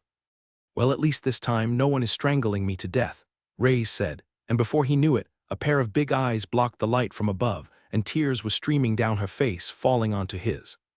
Hey Safa, not too close. He's still going to be hurt, Simeon said as he gently held her shoulder and pulled her away. Reyes wanted to raise his hand to wipe away the tears that had landed on his face, but just moving slightly caused a great shock to his muscles. He had suffered from mana sickness before, and had been blasted by a few spells here and there, but had never suffered quite like this. Eventually, though, his hand did move, but he just had to bear through the pain as he wiped his face. You know, if you just let people do that for you, it would be much easier, a voice to his side said. Turning his eyes rather than his head, he noticed that the one speaking was Dame. Reyes was in a room, as well, that was used for the treatment of others. He was lying on a thin mattress, but in his room, his mattress wasn't the only one, as there were 4 more laid out by the side. Each of them had pots of herbs and such that had been mashed, making some type of green paste. Inside the room were Liam, Safa, Simeon, and Dame, all of those that had taken part in the group fight during the event. Simeon and Liam looked the worst, being wrapped in most of the bandages over their body. Reyes had his fair share, but it was directed around his stomach where the wound was made. Most of the damage his body was feeling was actually from the use of his own powers. Wait, the sword, Reyes called out, looking fairly panicked. Where is the wooden sword? Don't worry, Dame replied as he pointed with his head to the wooden sword leaning up against part of the wall. I thought you might have wanted to keep it as a souvenir to show your battle, so I kept it for you. It was a stroke of luck for sure, as Reyes let out a sigh of relief. During the fight, he had been gathering the blood of the main disciples and placing it on the statue one by one. He had gathered 4 during the fight and had managed to make Richter spill blood as well. He was sure there would be some left on the sword, but before he could place it on the statue, he had passed out. The blood, it's dried up on the sword, but if I mix it with some water and place it on the statue, it should still work, right? Reyes thought. Either way, even if it doesn't, I can always get the blood of someone else. It's not too much of a big deal. What was a big deal was what was to happen to them next. Speaking to Dame and the others, it appeared that they had been getting treatment for the last 2 days. Nearly all of them had woken up yesterday, with Reyes waking up today. They had tried to ask questions, wondering why they were being kept here, but the physicians that were treating them didn't know anything. I wonder, are they keeping us here because of the techniques I used? They might have noticed they were from the demonic faction. Damn it. Liam said, his body shaking. I'm so scared. Are they going to get rid of us just because you beat up all of their disciples? I didn't think the dark faction would do such a thing. But maybe their relatives are plotting revenge or something. The door to the room had slid open at that moment. And entering the room was none other than the vice principal, Amir. Don't be so foolish. We at the academy would never allow such a thing, Amir claimed. Although treatment between our clans may seem a bit rough at times, you have to remember that we are all part of the same faction. We would never do such a thing. Reyes didn't bring up the fact that they had tried to kill him during the assessment, which was what had started this whole thing in the first place. We wanted to wait until all of you were healed up to give you the news together, Amir stated. Due to your performance at the event today, it is clear that every single one of you carries something special that the dark faction needs, which is why we have come to the decision to promote all of you to red headband users. Liam went to grab his chest as it started to hurt. Is this the pain of love? No, I mean the pain it's shooting down my chest. Am I having a heart attack? All of them were quite stunned by the results. Perhaps a promotion to the yellow headbands and maybe raised to the red, but why all of them to the red headbands? Not saying anything, Simeon was going to take it. The red headbands had better access to certain areas in the academy, and that included the library of skills, which they should be able to go in soon to obtain a new skill. The academy is taking a week break. Students are free to leave to visit their homes, visit their relatives, or just continue to rest in the academy. After which, you will receive your red headbands. You will visit the library of skills, and your next assessment will be explained then. The next assessment would be different from the first, which was simply just learning a skill. Hearing this, Reyes was hoping they would finally have access to the school's teleporters, which would allow them to see beasts, and in turn, he could increase his magical powers even further. With this, you may all leave the room, Amir said, as he slid the door open, but on the other side of the door, there were also 2 people waiting. Ah yes, Reyes, it appears that these 2 wish to speak to you as well. Amir stepped to the side and allowed a large man with a brown trench coat and a woman with orange hair and a beret hat to enter. It's them, the 2 from Altar. I thought when I saw them they would want to see me. I wonder what this is all about, Reyes thought. Please, if the rest of you could give them some privacy, Amir explained. All of them started to leave the room one by one, but Dame stood there for a while, looking at the 2 strangers. He made eye contact, and as he walked away, he moved his head still looking at them. These people, they don't look like Pagna warriors, yet the vice principal treated them with respect. Who are these people, and what do they want with Reyes? Just by the fact that Reyes didn't exactly look too concerned. Dame didn't think that he would need his help, but it still made him wonder. As Himi flapped his trench coat, that's when Dame noticed something small by his side. It was placed in a leather compartment and had somewhat of a wooden handle and was made of a type of metal, but it didn't look like it would be effective as a sword or anything like that. So why would one keep it on them? Where have I seen that before? The 4 of them had left the room. There were more guards that belonged to the academy escorting them. It seemed like they were staying by their side to make sure that they left the main building of the academy and didn't wander anywhere else. When they finally exited the building and were on the large courtyard, the whole place felt quieter than usual. There was next to no talking, and the sound of the wind could be heard cutting through the air. I guess it's true there is a break going on. Did most people decide to go home? Simeon asked. Well, I guess until the break is over. We're still blue headbands, so we should just head back to the sleeping quarters and stay there. Just as Simeon was about to turn and make his way through, he crashed his head into something solid. Usually, it was others who would crash into him and feel like they had walked into a wall, but now it was his turn. Pink, Simeon said, rubbing his head. Hey, those two people that are meeting with Rays right now, who are they? How does he know them? You've been with him for a while, right? Dame asked. He would have asked the sister, but since she wasn't really able to speak, he thought he would ask someone else who would be able to get answers more clearly. Oh, I've never really seen them before. Maybe they were impressed by Ray's skills and want to ask him about how he learned his skills and such. Simeon smiled and was about to head toward the sleeping quarters. That was until he felt a hand grab his shoulder. Immediately, Dame started to dig his fingers into the wound that was created, causing Simeon to scream out in pain. Arg, Simeon yelled. He wanted to curl up and fall onto the floor. But Dame's grip was so strong that he was being lifted into the air. Oh crap, I knew there was something up with this guy that Ray's met. He seems nice, but the entire time he scared me even more than those damn disciple leaders. Is he going to kill me? Simeon thought. Immediately seeing this, Safa had gone to strike, but before she could, Dame had lifted up his foot and slammed it onto the ground. A wave of Kai went out and had practically pushed Safa backwards, causing her to fall on the ground and her backside to skid across the floor. Freaking hell, Liam thought, seeing it. Isn't that the same move that Ray's used as well with the stomp, but look how strong it was. How much Kai does this guy have, and what is going on? I thought we were all friends and on the same side. Simeon continued to scream in pain. And as he did, he decided to say at least something, otherwise. He was afraid this person would go for Safa next, and while Ray's was injured, he couldn't do much either. They are from Altar. Simeon answered, that's all I know. They are a group that visited us once before from Altar. And they are here as well. Having gotten an answer, Dame let go of Simeon, dropping him to the floor. Who is Altar? Dame asked, raising an eyebrow.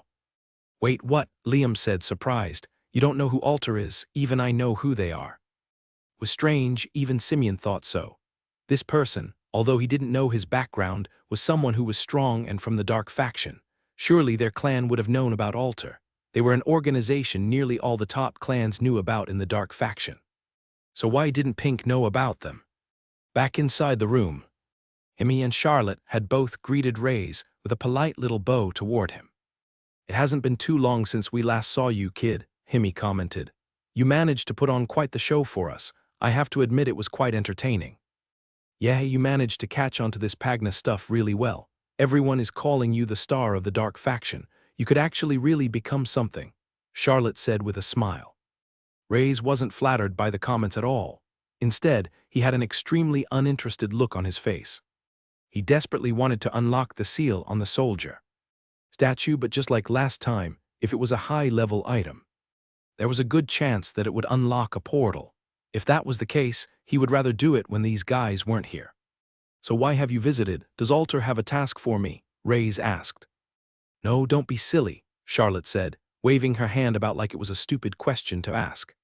We had a job that was not too far from here, and I remembered you said you were going to join the Pagna Academy, so I wanted to see your progress here, that's all, and see if you had any problems settling into this new world. It can be hard after all, especially learning the language and words. Rays didn't reply straight away because he thought of something that happened during his time at the academy that was strange. If they weren't here to give him a job and were just here to see him, then what about that time?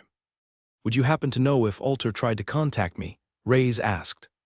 Contact you? Himmy replied. That shouldn't be the case. I haven't been informed of us needing any field agents in the academy itself. Usually only then a squad leader like myself would make contact, asking for the field agent's help. Or, as I said before, if you felt there was the need to report something, you could try to seek us out in certain ways. Come to think of it, I didn't even tell you how. Himmy started to laugh, but Rays felt like it was no laughing matter. So are you saying that it's impossible for someone to know that I was in Altar, other than you two? Rays asked. Well, not impossible, Himmy replied. But other field agents wouldn't know about you. As far as I know, there isn't anyone that is squad leader level in the academy. Although if someone was even above me, then I wouldn't know either, and they possibly would know. Although that could be the reason behind the letter, Rays just didn't feel like it was the case. Why leave a letter to meet up, and then never make contact again? The person was clearly trying to hide their identity from him, and would a person in such a high position do that? I see. Well, is there anything else you need from me? Rays asked, leaving it at that. He didn't want Alter to get involved and wanted them to leave as soon as possible. "No, that's it," Himi replied. Shortly after Reyes had left the room, when he did, Charlotte had immediately turned around. "I thought you were going to ask him to be promoted from a field agent to an official member," Charlotte asked. "Couldn't you tell?" Himi replied. "Someone knows about him here and there's a good chance that it isn't Alter. Maybe we should have told him about that group. Maybe we should stay in the academy for a few days. Who knows, the kid might be good bait." Small altercation had occurred just outside the main academy, and after Dame was somewhat satisfied with his answer, but wanted to find out more. The group had moved to the living quarters. It was even quieter once they had entered the inside. There were next to no students that had stayed in the academy. Nearly all of them had decided to head home, as they didn't exactly know when the next break would occur. However, oddly, there were still the same number of teachers guarding the place.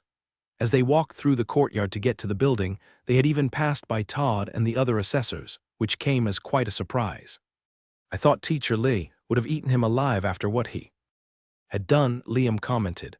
"I guess he was in a happy mood after the results." "I wouldn't be worried so much about what Teacher Lee would do," Simeon commented. "I'm seriously more worried about Reyes." That day when everyone had fought in the event, they had learned the truth of what the 5 main disciples had attempted to do.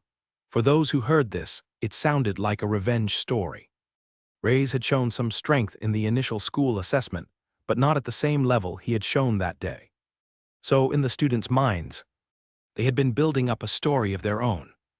How he had worked hard and had pushed through every barrier possible, all in an attempt to take down the main 5, and he had accomplished it. Simeon was sure that all of the students, when heading back, would be telling their parents and clans what they had seen. "Reyes, you really are going to become one popular guy," Simeon thought. When they entered the inside, due to the lack of people, they thought there was no need for them to head inside their rooms, and instead, they sat out in the main room that was out in the open. There was quite a bit of dust that covered the sofas and chairs. It had only been a couple of days, but the area looked untouched. "So, are you going to explain to me what this altar group is?" Dame said as he sat down, his fingers intertwined with each other. It was one of the very few times they had seen him being so serious. Simeon was hesitating about what to say. Since he was technically a field agent of Alter, was he even allowed to say anything? But then again, what if Pink was to kill him over this type of information? It certainly felt like there was a chance before. "Alter is a group that any respectable clan should know," Liam said. "It's a surprise that you don't know it, to be honest. They're not a clan, but some could say maybe an odd job group. Many of the clans contact them for multiple reasons. Information gathering for one, and sometimes when they have large issues that would be difficult for Pagna warriors to solve. It's hard to explain, but essentially, a request can be sent, and it seems like they can almost do anything. So they're well respected among all of the clans." Dame was now scratching his chin with the information he had just learned, because he had never heard of such a group. But then again, the demonic faction was more segregated compared to the other factions to the outside world. In fact, Dame didn't know much about what was happening outside of the martial arts tournaments, which was why he wanted to leave in the first place. He always admired Alba and her Crimson Crane group.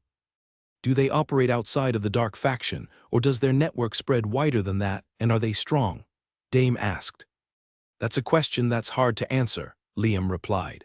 "They seem to have a connection with everyone, to the point that if anyone was to upset them, there would be many clans that are willing to help them out.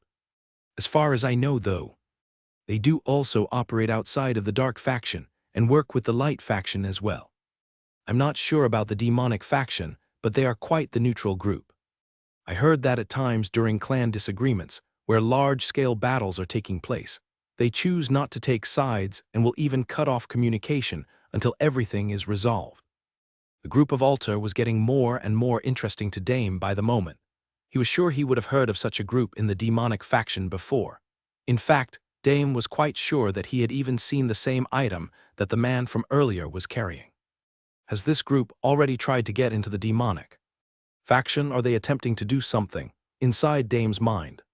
He was conflicted. He didn't care much about the demonic faction. But then again he did. He felt like he had some responsibility to the faction that brought him up, and that his friends and family were a part of if something was happening. then he should at least make his father aware of it, so I understand somewhat about this mysterious group. But then why are they speaking to Rays? What is his link to them? Dame asked. There was a slight fear running through the back of Dame's mind. What if meeting the Dark Magus wasn't a coincidence? After all, what if, just like many other groups, they were trying to take down the demonic faction from within? Dame had let him in with open arms, without knowing much about him because he believed Rays was from another world, but it turned out the two of them were from the same world. Once again, Safa and Simeon, based on their reactions as they averted their eyes, they knew something, but they weren't keen to speak on it. Stop pressuring them, a voice said as he walked over. If you want to know something, you can always ask me. The white-haired student, who was also slowly gaining the name the White Dragon, had entered the room. He had managed to catch the tail end of the conversation. Rays, Dame said as he stood up from his seat. I like you, as a person a lot, and I'm not one to back down on our deals. Before he spoke more, the smiling faces of Kirk, Carlson, and Fixstein had entered his mind, the time he spent with them and their families growing up. At the same time, he also thought about the Dark Magus handing him the win in the special battle. It was possible that, with what he was about to say, he might break the relationship between the two. And it might have seemed like a small matter to most, but he couldn't get it out of his head. The group altar may have sounded nice to others, but it sounded dangerous to him. Especially a group that was trying not to make its presence known to the demonic faction. I need to know what your relationship is with Altar. Otherwise, I'm afraid we might not be able to work together anymore, Dame asked. It took a lot for Dame to say those words. Usually, he was free and willy-nilly about the way he spoke. He would just say what came to mind. He didn't care who he offended, even if it was other clan heads. The only person he was careful with was his own father and the Dark Magus. Maybe it went to show how much he respected this person or how much he feared him. What are you so tense for? Rays replied. You don't have to get so serious about it. Why don't we head to my room and we can talk for a bit? Hearing that this was Rays' reaction, the tension left from Dame's body, and he felt a bit silly for thinking that Rays would react a certain way. As the two of them walked off, Simeon and Safa decided that they should head to their rooms as well, and seeing everyone leave one by one, Liam was on his own. Wait, aren't I involved in this? Liam shouted. We fought as a team, we're all one, we're together and all that stuff. I want to know why Altar spoke to him as well, damn it, listen to me. Yet they all ignored Liam as they continued on and entered their rooms. It was just Rays and Dame now together. They didn't start speaking straight away, as it appeared Dame was waiting for Rays to start, and as for the Dark Magus himself, he was wondering how he should phrase the whole thing. Although he was part of Altar, he also never felt like he was actually a part of their group. He had always planned to use them either as a way to get back or to take the powerful items that they kept locked away. If anything, what he didn't want was for Dame to get involved, because he was his trusty business partner. The one that would allow him to spread his items throughout the world and start to gain his own influence. You might not be happy with what you hear, Rays started off. But I honestly don't know much about Altar myself. I told you that I only recently came to this world, and that is true. The thing is, when I did, the group Altar was investigating a bunch of mysterious deaths surrounding the area I was in, and they had come to suspect me. In the end, I managed to clear their suspicions and help them out when they were in a tricky situation. After that, they invited me to join their group as a field agent. I work for them, but honestly, they tell me to do nothing. And I felt like I somewhat had no choice but to accept this type of thing. The two that I met today, they were the ones I met back before. They were in the area and came to see me. Dame would usually say he was a good reader of character. When people lied, they tended to get more anxious. Their lips would twitch, they would touch their face quite a bit, and their actions and words didn't match. Yet with Rays, he was so confident when he was speaking it was hard for him to see any of that. I see, so you're only a field agent and don't know much about them. Then I only have a few questions to ask you. Why did they meet you today? What did they want to talk about? What do you plan to do in Altar, and do they know about the Dark Magus? Ray smiled when he heard these questions. He was actually happy that Dame was asking these things. When he met him, he thought that he was quite shallow, and Fixstein was the one that had the brain, but it turned out that Dame was no fool himself. Today they said they just wanted to meet me. It seemed like they did want to say something, but their mind was distracted by something else, Rays answered. As for Altar, I plan to just use their information network as well as other things, but I will make this clear. They do not know anything about the Dark Magus. And I would like to keep it that way. The Dark Magus, I want it to be something that even they fear. Reyes wanted the same infamy that he had on Alterian, where no one other than the Supreme Magus would dare to go up against him. Thank you for answering everything. With your answers, I think the two of us can still go into business, and we will do well, Dame said with a smile. Oh, and I have to ask, how many of the descending steps do you know, and how were you able to learn them so fast? Hearing this, Reyes thought there was no harm in answering his question. It's my magic, Reyes said as he lifted his hand, and dark magic started to swirl around his forearm until it condensed into a dark ball, smooth and not flickering, resembling a solid object. Learning spells, controlling the mana in the air and in your core. All of it is far more complex than controlling Kai. So to me, controlling Kai is like second nature. The 10 descending steps don't require one to have a large amount of Kai, but one just to have great control over it. Dame was satisfied with the answer because it was all still due to Rey's hard work in the end as a magician. If there are a lot of mages like you in Alterian, then Pagna would be screwed if we were to fight them. Don't worry, Reyes replied. I'm one of a kind. The group didn't do much for the rest of the day. They were all still a bit sore and hurt, including Reyes. He did think about going back to the dimension to gather more beast crystals, but since there was a chance of meeting up with the Light faction, he thought it was best to wait until he was at least fully healed. He also wanted to ask what Dame wanted to do concerning that. In the end, a day of rest was what was needed. The night sky went down. The bright light from the moon shone down on the empty sleeping quarters. Reyes was tucked in his quilt with the mattress on the floor. He was sleeping away blissfully, his body still exhausted from the constant use of Kai. A deep slumber with nothing disturbing him, that was until he could feel a dense fog in his mind. The image was growing. There was fog all around. Soon he could hear several whispers entering his head. His body soon found itself in the thick fog. He tried to turn left and right, locating where the sound was, but it was nowhere to be seen. This feeling, it's the same as when I used the life and death cultivation technique. There was a chill all over, and soon a large stench had hit his nose as well. It was foul. It was the stench of the dead. Finally, the sound of the whispers became louder. I can't protect you. I can't protect you from this. Wake up. Wake up.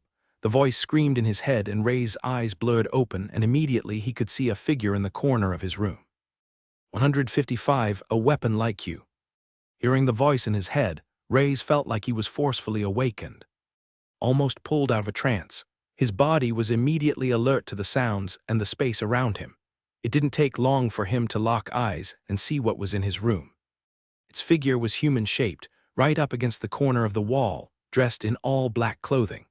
It was hard to see exactly what the clothing was like due to there being no light, apart from what little entered the room through the letterbox-styled window. An intruder, how did he manage to get in? And get in without making a sound that would wake me? Reyes thought. Either way, it was clear that an intruder wasn't good news. No one would come in the middle of the night to wish one good luck and a happy journey. What was odd, though, was the man's hand hovering by his side, his fingers twitching as it inched slowly closer. What is he trying to do? Why does this feel like a type of standoff? Reyes thought in his head. Memory had returned to him.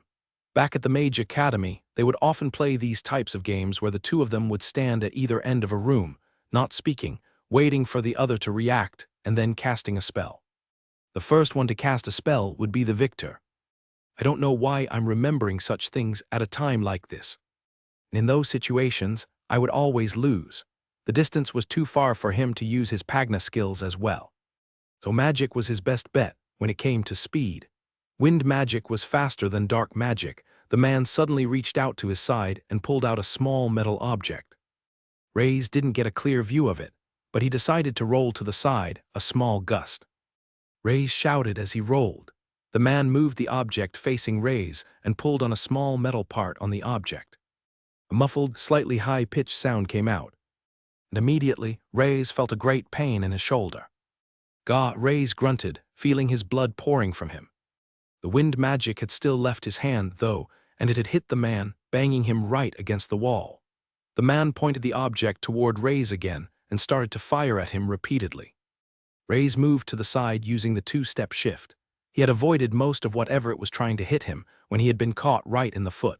The object went right through him like nothing.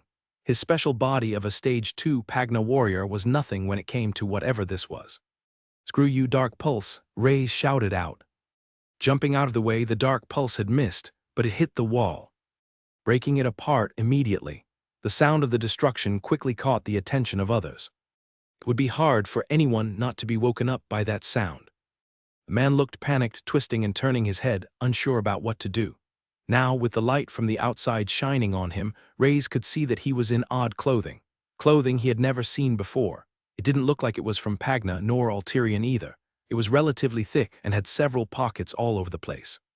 Not only that, but the man's face was covered in dark paint to keep his presence completely hidden. What Rays could see now, though, was the object that he was using.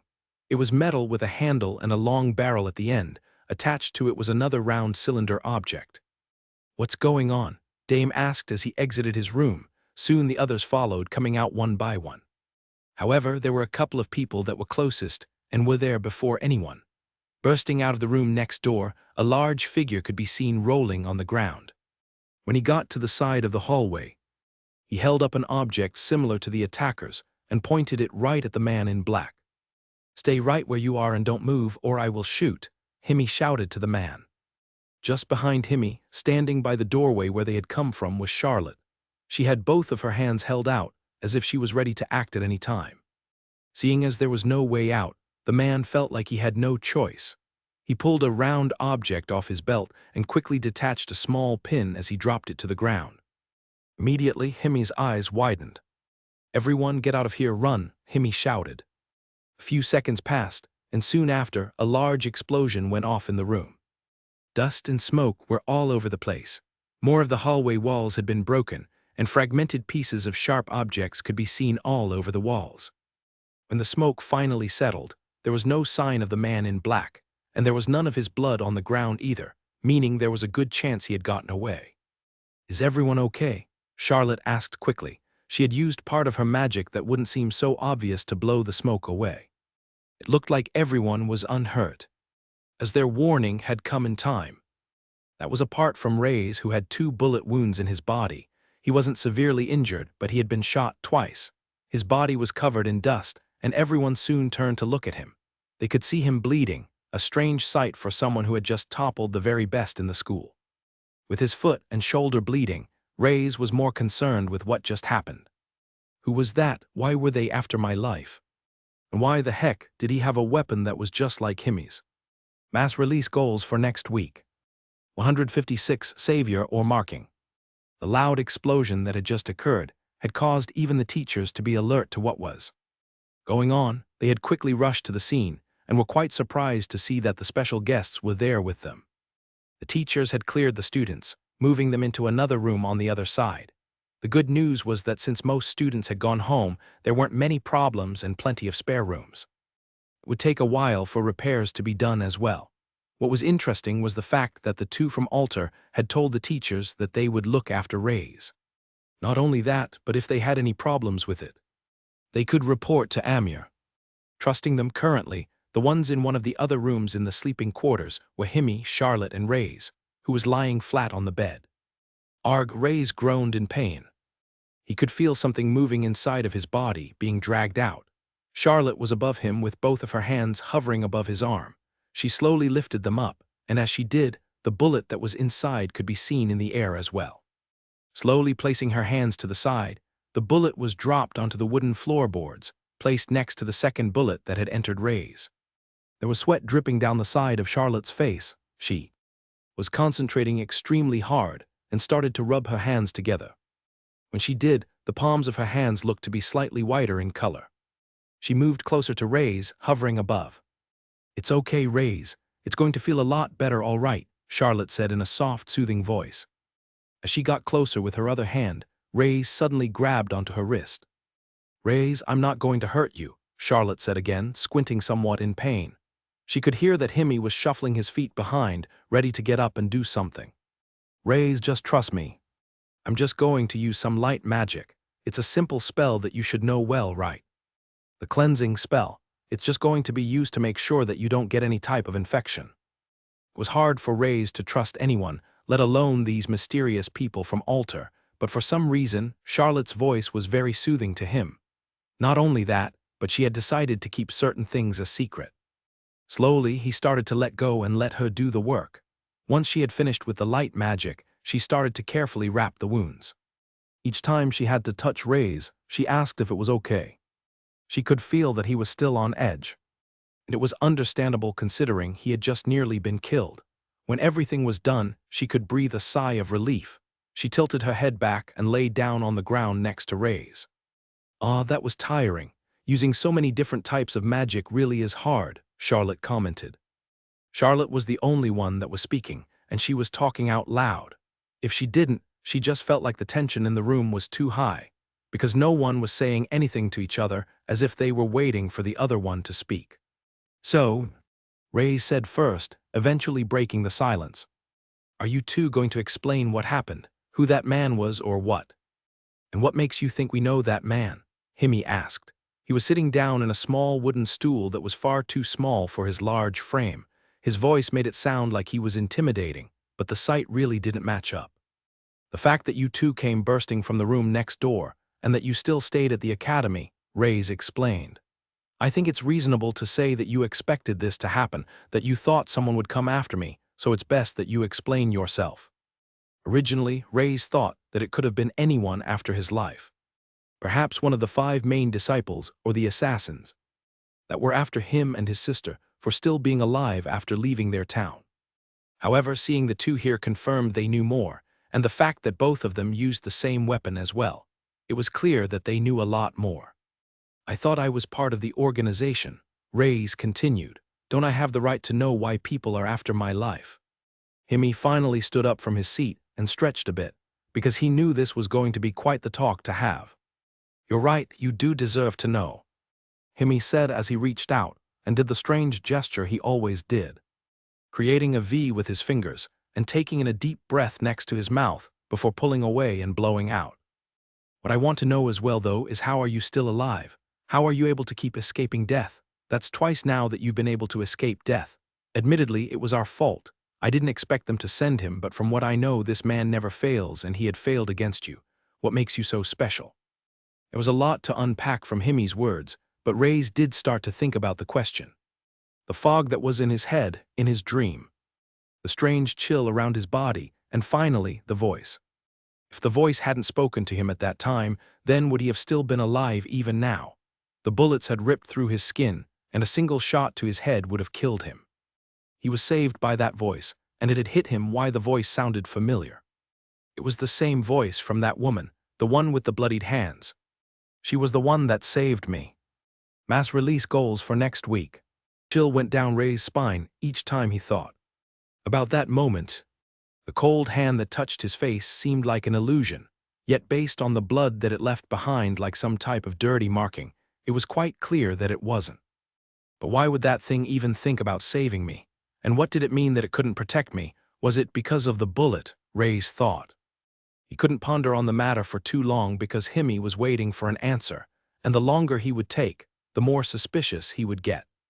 "I'm not weak, you know," Ray's finally answered. "And at the same time, it's not like I came out of the situation unscathed. I was hit twice. If I was any slower, then I wouldn't be speaking right now. I would like to keep it that way, so it would be nice if you explained to me why someone had come and tried to kill me." Charlotte looked back at Himi, her face resembling that of a puppy dog. It was clear what her answer was. She seemed to be more fond of those from Alterian. Shaking his head, Himi decided to sit back down. "I agree," Himi said. "I wasn't trying to be difficult on purpose, but the reason why I can't tell you is because it's classified information. Do you remember what I said before? About how only so much information is given out to those in Alter based on their ranking. There are things that I know that even Charlotte doesn't know. I am a squad leader or a captain, while she is a sub-leader or the vice-captain." Charlotte gave a little smile when she had heard those words. "I'm also the fastest rising member of Alter. The old man always forgets to add that, but due to my hard work and skills, I was promoted fairly quickly. I still don't understand, based on the number of times you go to the toilet," Himi casually commented. Before Charlotte could even complain, he started to talk again, stopping her verbal assault from even starting. "This might not seem fair, but even though you are involved, we cannot tell you why unless you are promoted, of course." "Promoted," Ray's replied. He had thought about rising through the altar ranks. The higher he was, the closer he would get to wherever those items were stored, and the more information he had. But it also meant he would come across higher-ranked mages who could blow his cover if they knew about him. Actually, that's what we were going to ask you before, Himi explained. Based on your skills, we are sure that you will achieve a high position in the academy, and even when you leave the academy. Not just in terms of strength but connections, we are sure that you will be someone important to us. It was just after you told us about that letter, we decided to wait and see, and as you thought, we had used you as bait. An instant reaction had occurred right after hearing that. Reyes clenched his fist. Even these two, they were just playing with his life. What if the attacker had gone for Simeon or Safa? If that was the case, then they perhaps wouldn't be alive. Holding back his anger, Reyes knew what the right thing to do was, though. Is that offer still on the table? Reyes asked. Just accept and I'll let you know all you need to know, Himi smiled. It didn't take long for Reyes to think about it. I accept then, now can you tell me who that man was? Was he another otherworlder? Yes, Himi answered. I'm sure you have probably guessed by now, but he was most likely the one who had left you the letter from before. As for his goal, it might be as simple as getting rid of you. But why? Reyes asked. Although he is an otherworlder like us, he does not belong to Altar like us. That man that attacked you comes from the same world as me. He uses the same weapons and maybe even more. Just like Altar, they have people from all sorts of different worlds, including that of Alterian. The group of people is known as the Bonham Society. You should know that if there are those trying to protect the world, there are also those trying to destroy it. This goes true for the Bonham Society as well. I heard that our leader of Altar and the leader of Bonham used to be friends at one point, working together in Pagna. That was until they managed to get their hands on a god-level item, the gold globe. We don't know what its powers were, but apparently enough for them to turn on Altar. As for the golden globe itself, at the moment, no one knows where it is. That is one of the missions that is currently ongoing within Altar. Usually, members of Bonham go after higher-ranked members of Altar to try and gather information, to see what we have on the golden globe. But it isn't rare for them to just go after anyone in Altar based on their deep hatred for us, and I suspect that's why they went after you. Another group of otherworlders was a scary thing to worry about, especially when Reyes had no clue about all of their powers. Even weapons such as guns were relatively a scary thing. Thinking about this, Reyes was quite concerned for a couple of reasons. One of them was still, how did they know he was an Altar agent? And if he had got the letter from that far back, then didn't that mean a member of the Bonham Society was in the academy? Lastly, it made him remember the message written by the Dark Founder in the cave. Originally, when he said they had infiltrated the Dark Faction, I thought he might have been talking about Altar, but now it might possibly be this Bonham group as well. Rummaging through his pocket, Himi threw something toward Reyes. It was small in size, around the same size as a badge. Catching it, he looked at what was in his hands. That is proof that you are now not just a field agent but a squad member of Altar. It's a device that will allow you to communicate with other members nearby. It does have a certain range, kind of like a radio. Wait, do you even know what a radio is? Either way, it will light up if it senses another Altar member nearby. Although they could be undercover, in which case you can just power the device off yourself as well by pressing the button on the bottom. After saying those words, Himi was expecting a reply, but instead, he was just met with silence, and he could see Reyes stood there still as a statue, looking at the device. I know what this is, Reyes thought, his eyes bulging as he looked at the design. It was white in color with a large capital I on the front that was a faint blue. It's a communicator, an item from Alterian, and a creation of Idor the Noble, one of the supreme magus. Device in his hand. Reyes recognized it in an instant. Because it was a communicator, which wasn't just any item but one that was used among the mages in his world. It had the same design and the same markings as products made by Idor, one of the supreme magus who had great power in creating items of the highest caliber. The communicator was one of the lower-tier products but well distributed because it had an additional effect. The range of the item could be increased with one's mana. It could also be set to only react with the same type of device. Essentially, multiple organizations could have communicators and be in the same room, but they would only react with each other. When mages made guilds, It was a good way for them to know who was on their side. This included when one would work as a double agent and spy. At times, mages had guild wars between each other. There were multiple times where there were those acting as double agents, and having a communicator was not only a good tool for talking to others, but confirming who was on your side and not. It also had the added bonus of being unhackable, unlike a phone. It wouldn't run out of power as long as one had magic. Ability. Looking at the back of this one, it seemed to have been adjusted slightly. There was a gradient-like panel made of a strange material Reyes hadn't seen before. He imagined it was what was used to power it if magic couldn't be used. Despite all of this wasn't the question he had on his mind. It was, what was the device doing here and why did Alter have them? Did you say all of those in Alter have these? Reyes asked. All apart from the field agents. Is something wrong? Himi asked. You must recognize it, right? Charlotte said with a smile. These were quite the thing back on Alterian as well. It's amazing that we're able to have them here. I was quite surprised when I saw them as well. How is it even possible? Reyes asked. Does that mean that there's a way back to Alterian? No, Himi replied instantly. He didn't even want Charlotte to entertain the idea, which was why Himi had decided to reply instead. We do not know the origins of these items, but otherworlders have worked together to adapt the current version. I'm sure you have noticed that there are some slight changes. But I want to make one thing clear to you, Reyes. Many of those who come to this world, all of us hope to go back. There are those of us who have family left behind, friends, or even enemies. But during the whole existence of Alter, no one has ever found a way to go back. Reyes stayed quiet after Himi's words, and although what he said was true, Reyes was finding that hard to believe. For one, he was a squad leader, and according to Himi himself, there were those with higher positions, so who was he to rule out that there was a way back, but they just hadn't informed him about it. Seeing the communicator in his hand, he could think of three things. The items were imported in. Either a portal or a way to connect to the other world. Another factor is there is a mage who is able to create the communicators based on a similar style of Idor. Lastly, the communicators and Idor himself have something in common. Maybe he is even coming into this world. Clenching his fist, he held the communicator in his hand firmly. Seeing this just made him realize that he was moving in the right direction and was moving ever so closer to his goal. I'm afraid that we have to leave. The world is getting pretty hectic and we're getting called all over the place, but I have something for you. Charlotte said as she lifted her beret off her head. Her orange, bright hair dangled onto the ground.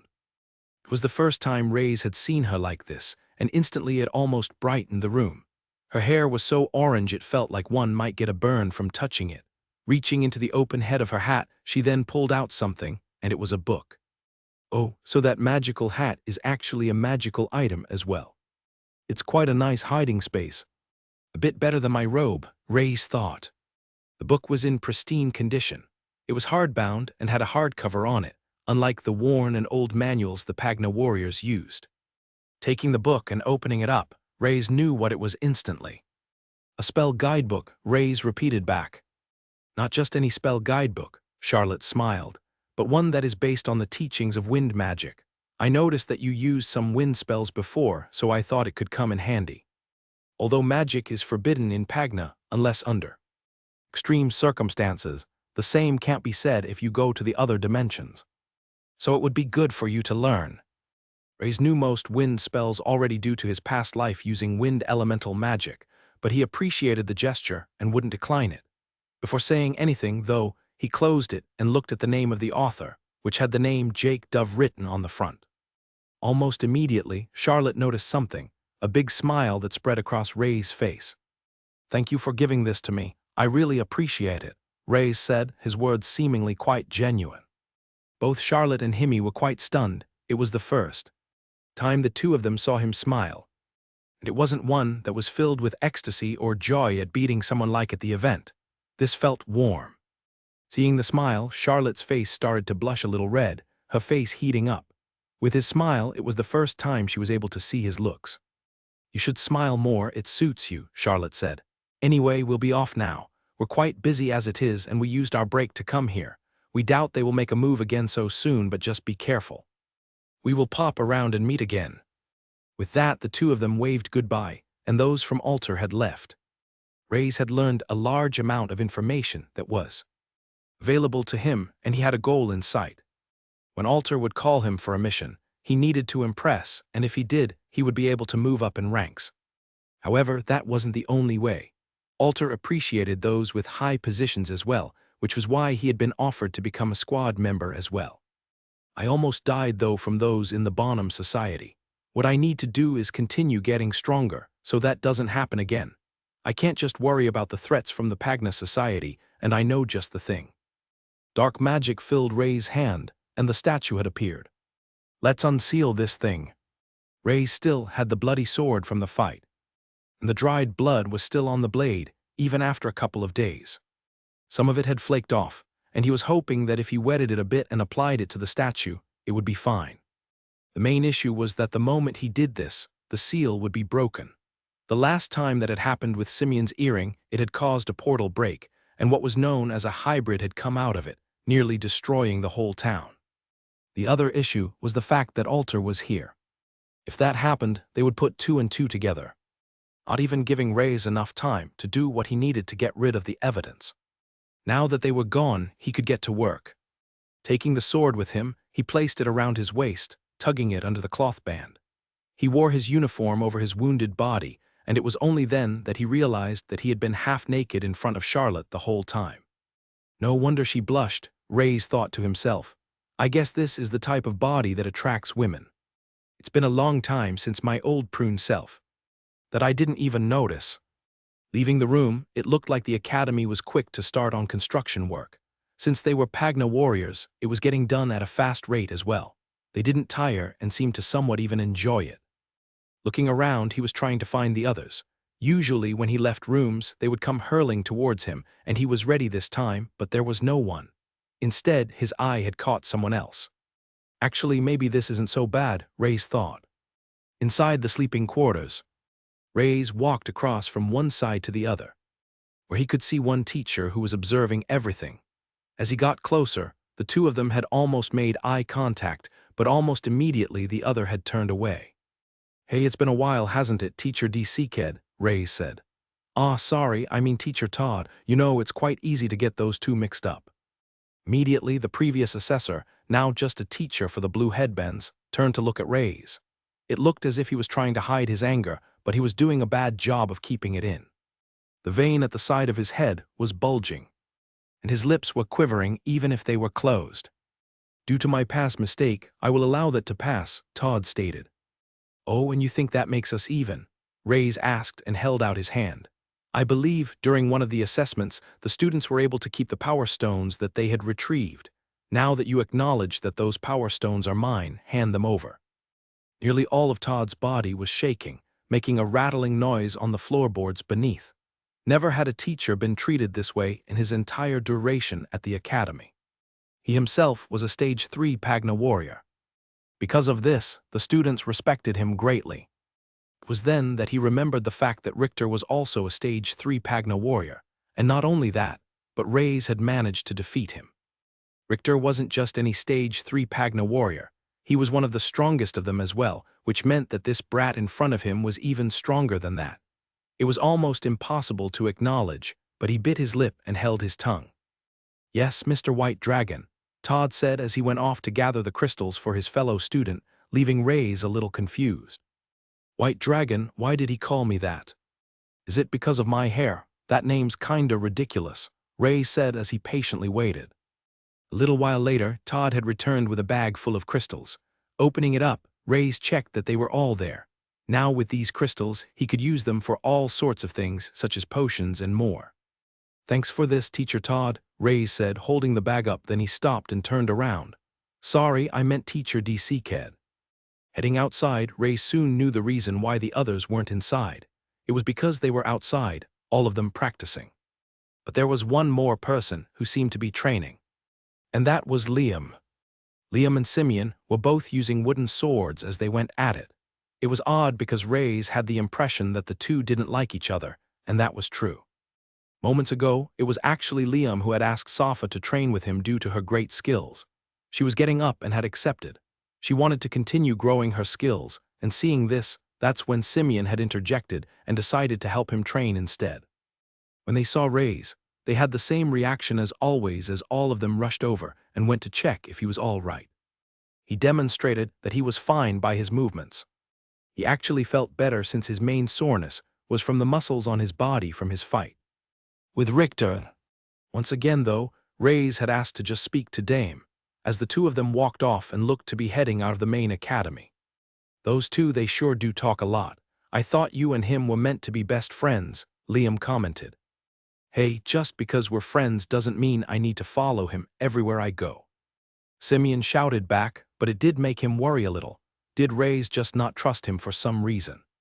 It seems you keep getting into more and more trouble as the day goes by, Dame commented, wondering what on earth had happened last night. You're right, which is why I wanted to talk to you. I was thinking, how about we head back to that cave? Ray's asked. When Ray's had first mentioned the word cave, Dame thought he meant if he wanted to go back to the demonic faction. They did have a week break, and he had to admit he was somewhat curious about what was going on there now that he was away. However, Ray's had quickly cleared up the misunderstanding, explaining that there was a different reason why he wanted the two of them to head there, and why he wanted Dame with him and not the others. Right now, the two had snuck past and had entered the assessment ground they were in before. It wasn't hard to do, especially with Dame's help. He could clear areas and scale sections of the academy much higher than what was capable for others. He would just either have to pull or carry Ray's while doing so. Even though Ray's didn't like this, he knew when he had no choice in the matter to do such a thing. Now walking through the dense jungle-like forest, they had reached the edge, where when looking down, they could see nothing but a deep fog. This really brings back memories for me, huh? I never thought I would be back here so soon, but here we go, Dame said as he bent his knees slightly. Wait, are you going to jump? Ray's asked. Do you remember how high up we had to climb last time? And what's the problem? Dame replied back. You know, the higher stage one is, the stronger their body is. Something like this isn't a problem at all. Wait until I reach the middle stages and the divine stages can even fly. And have you seen any of these divine stages? I have heard a lot about them but never seen them, Ray's replied back. That's because, well, they are divine, like divine beings. Just how the Pagna warriors don't care about no names, the divine beings don't care about the lesser beings like us. You would have to do something seriously wrong to get on their bad side. Once again, it looked like Ray's would have to reluctantly get on Dame's back and head on the way down. He was lucky the first time that he had gotten out of his situation with just a few small injuries here and there. He didn't want to try it again. Bracing himself again, Dame jumped down. The wind ruffled their hair and clothing as they zoomed down towards the bottom, and a few moments later they crashed into the floor. Surprisingly, there was no loud bang, and underneath his feet, the floor looked to be intact. Ray's quickly got off, and could see that Dame was completely fine as well. Impressive, right? This is the type of thing you can do when you learn to control your Kai well. In fact, you probably could do this fairly easily. The only issue is that you need a larger amount of Kai for the impact, and then you just calculate how much to use to create an equal force. Once again, Dame was showing how he wasn't just all brawn, but he had smarts as well. In fact, it appeared that to be a talented Pagna warrior, one had to have a brain as well. Otherwise, they would never really be able to progress to the next stage. The two walked toward the cave, and once they reached it, Ray started to walk through the mist straight ahead. He did so one foot after the other, and when his foot hit the ground, he would twist and turn it, trying to break it a little. He was making a pathway. After going around 200 meters away from the cave entrance, Ray's had eventually stopped. All right, so you just need me to be ready for anything, right? Dame asked, banging his hands together, suddenly appearing on them were the black-colored gauntlets. There was no holding back for what was to come for him. Right, just be ready for anything, Ray said as he summoned the statue with his hand and placed it on the floor. He then got the wooden sword out as well as a bottle of water, ready to do its thing. The reason why Ray's had chosen such a place to do this was just in case of a portal break. If a portal break were to occur, then what better place than to keep it hidden away from the main academy?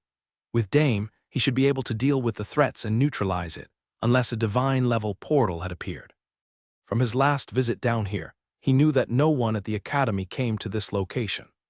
It's quite amazing. I can't believe that these portals they open up, because they are attracted to your magic, Dame said out loud. Although it would make sense with your power, you can even open up portals to begin with.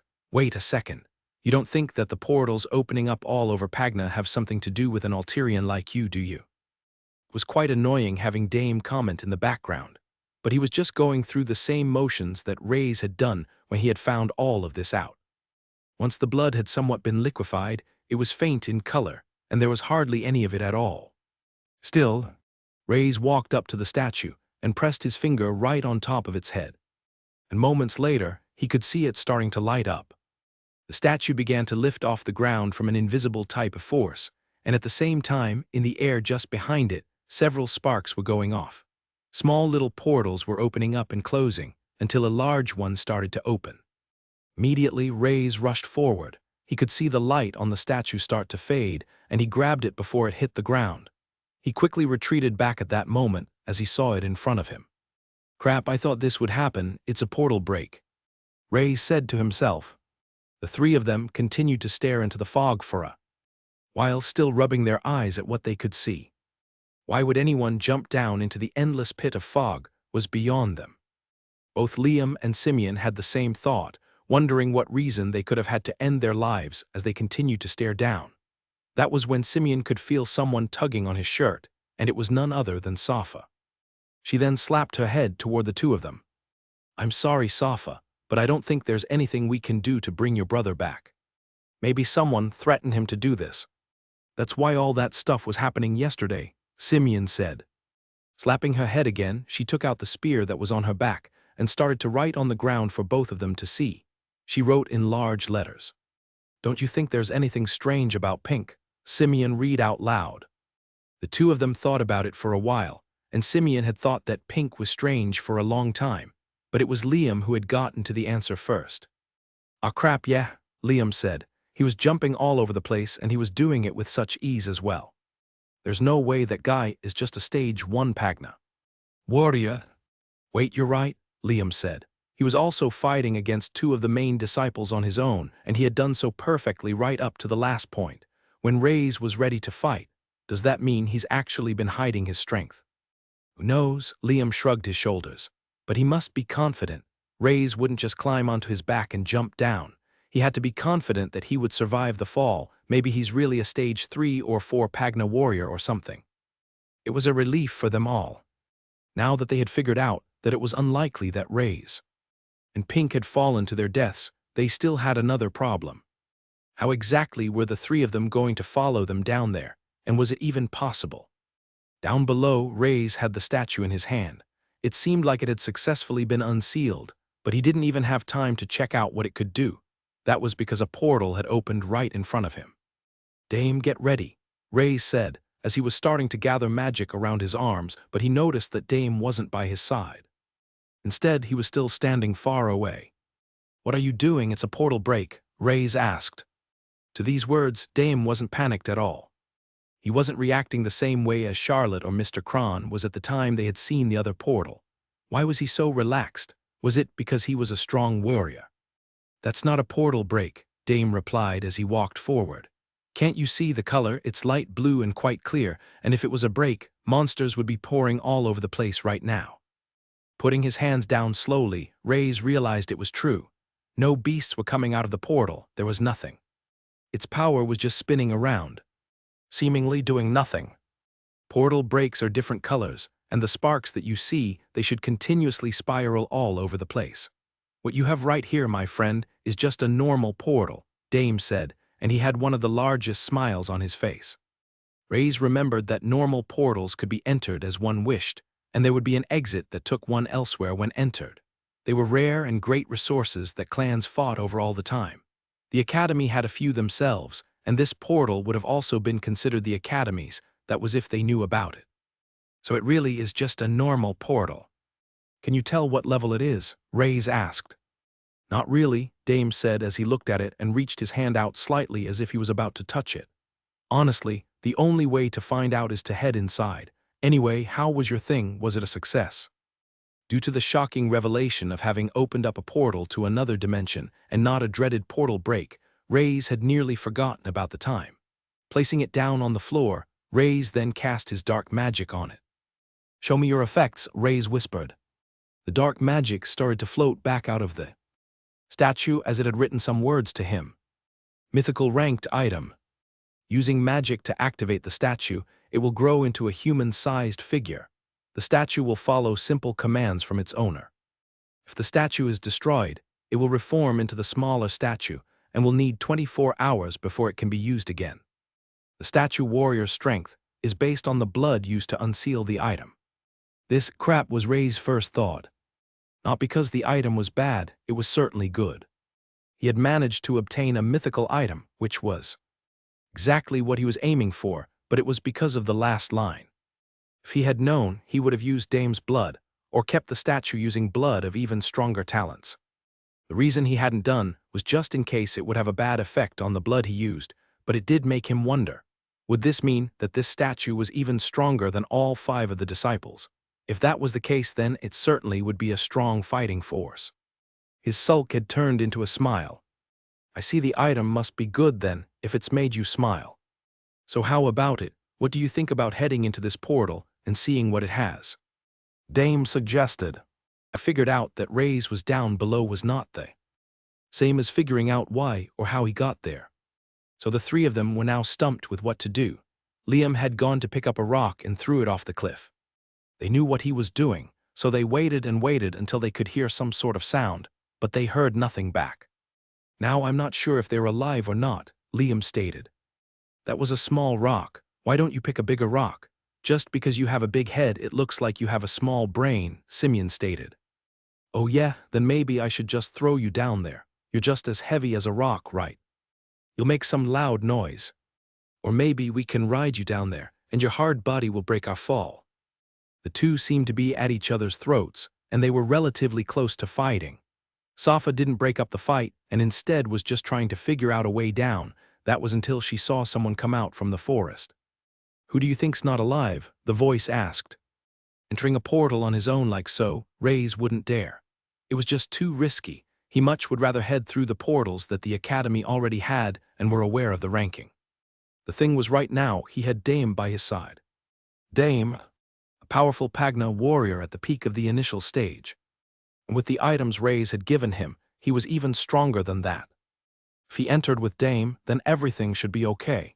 If it was dangerous, then they could at least find the exit. Oh wait, the portal inscription from before. Ray's thought to himself. Isn't it okay for me now to enter any portal? As long as I am able to survive the initial entering, then I can always return to this point, thanks to the magic circle that was left behind by the Dark Faction founder. It was a revelation that Ray's hadn't really figured out till now, but it should work. He had more than enough power stones now to do such a thing.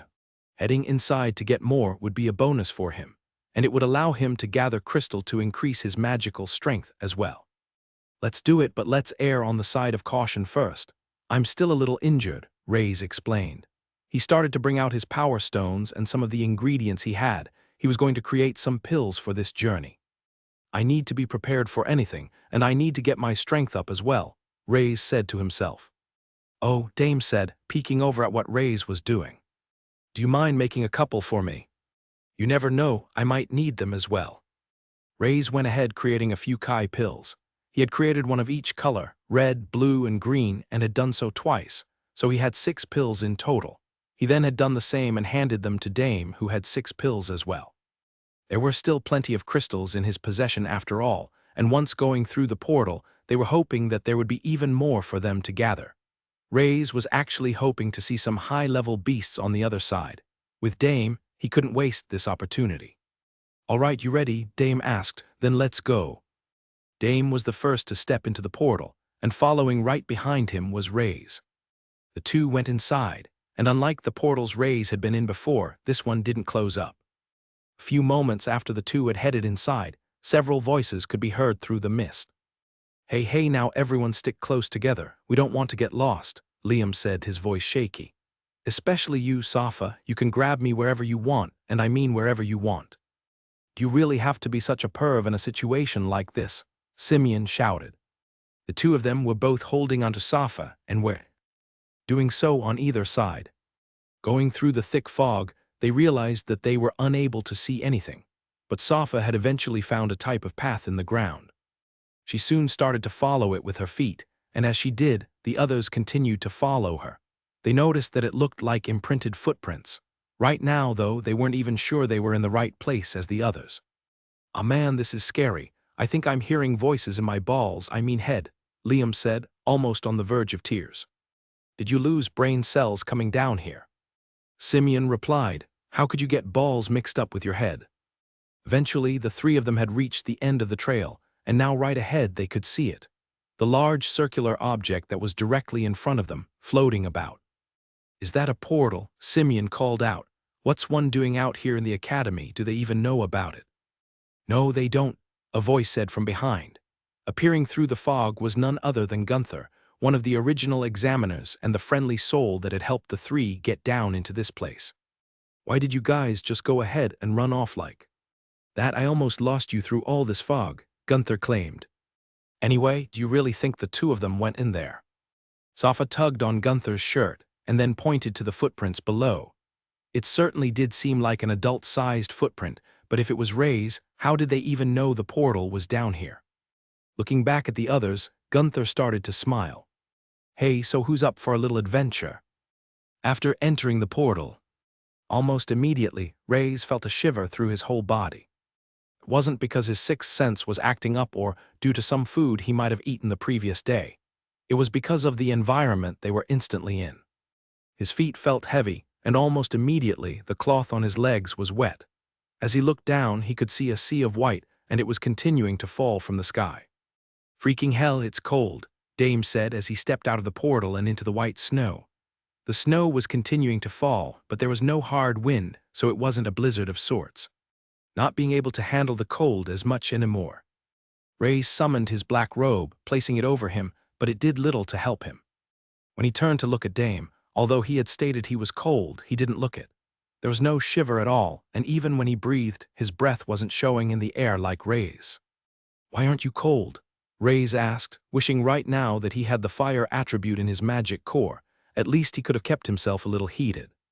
"I told you before, this is the body of a stage 6 Pagna warrior. Do you really think it would get cold?" Dame replied.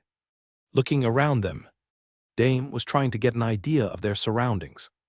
He could see tall trees that went up high in the sky.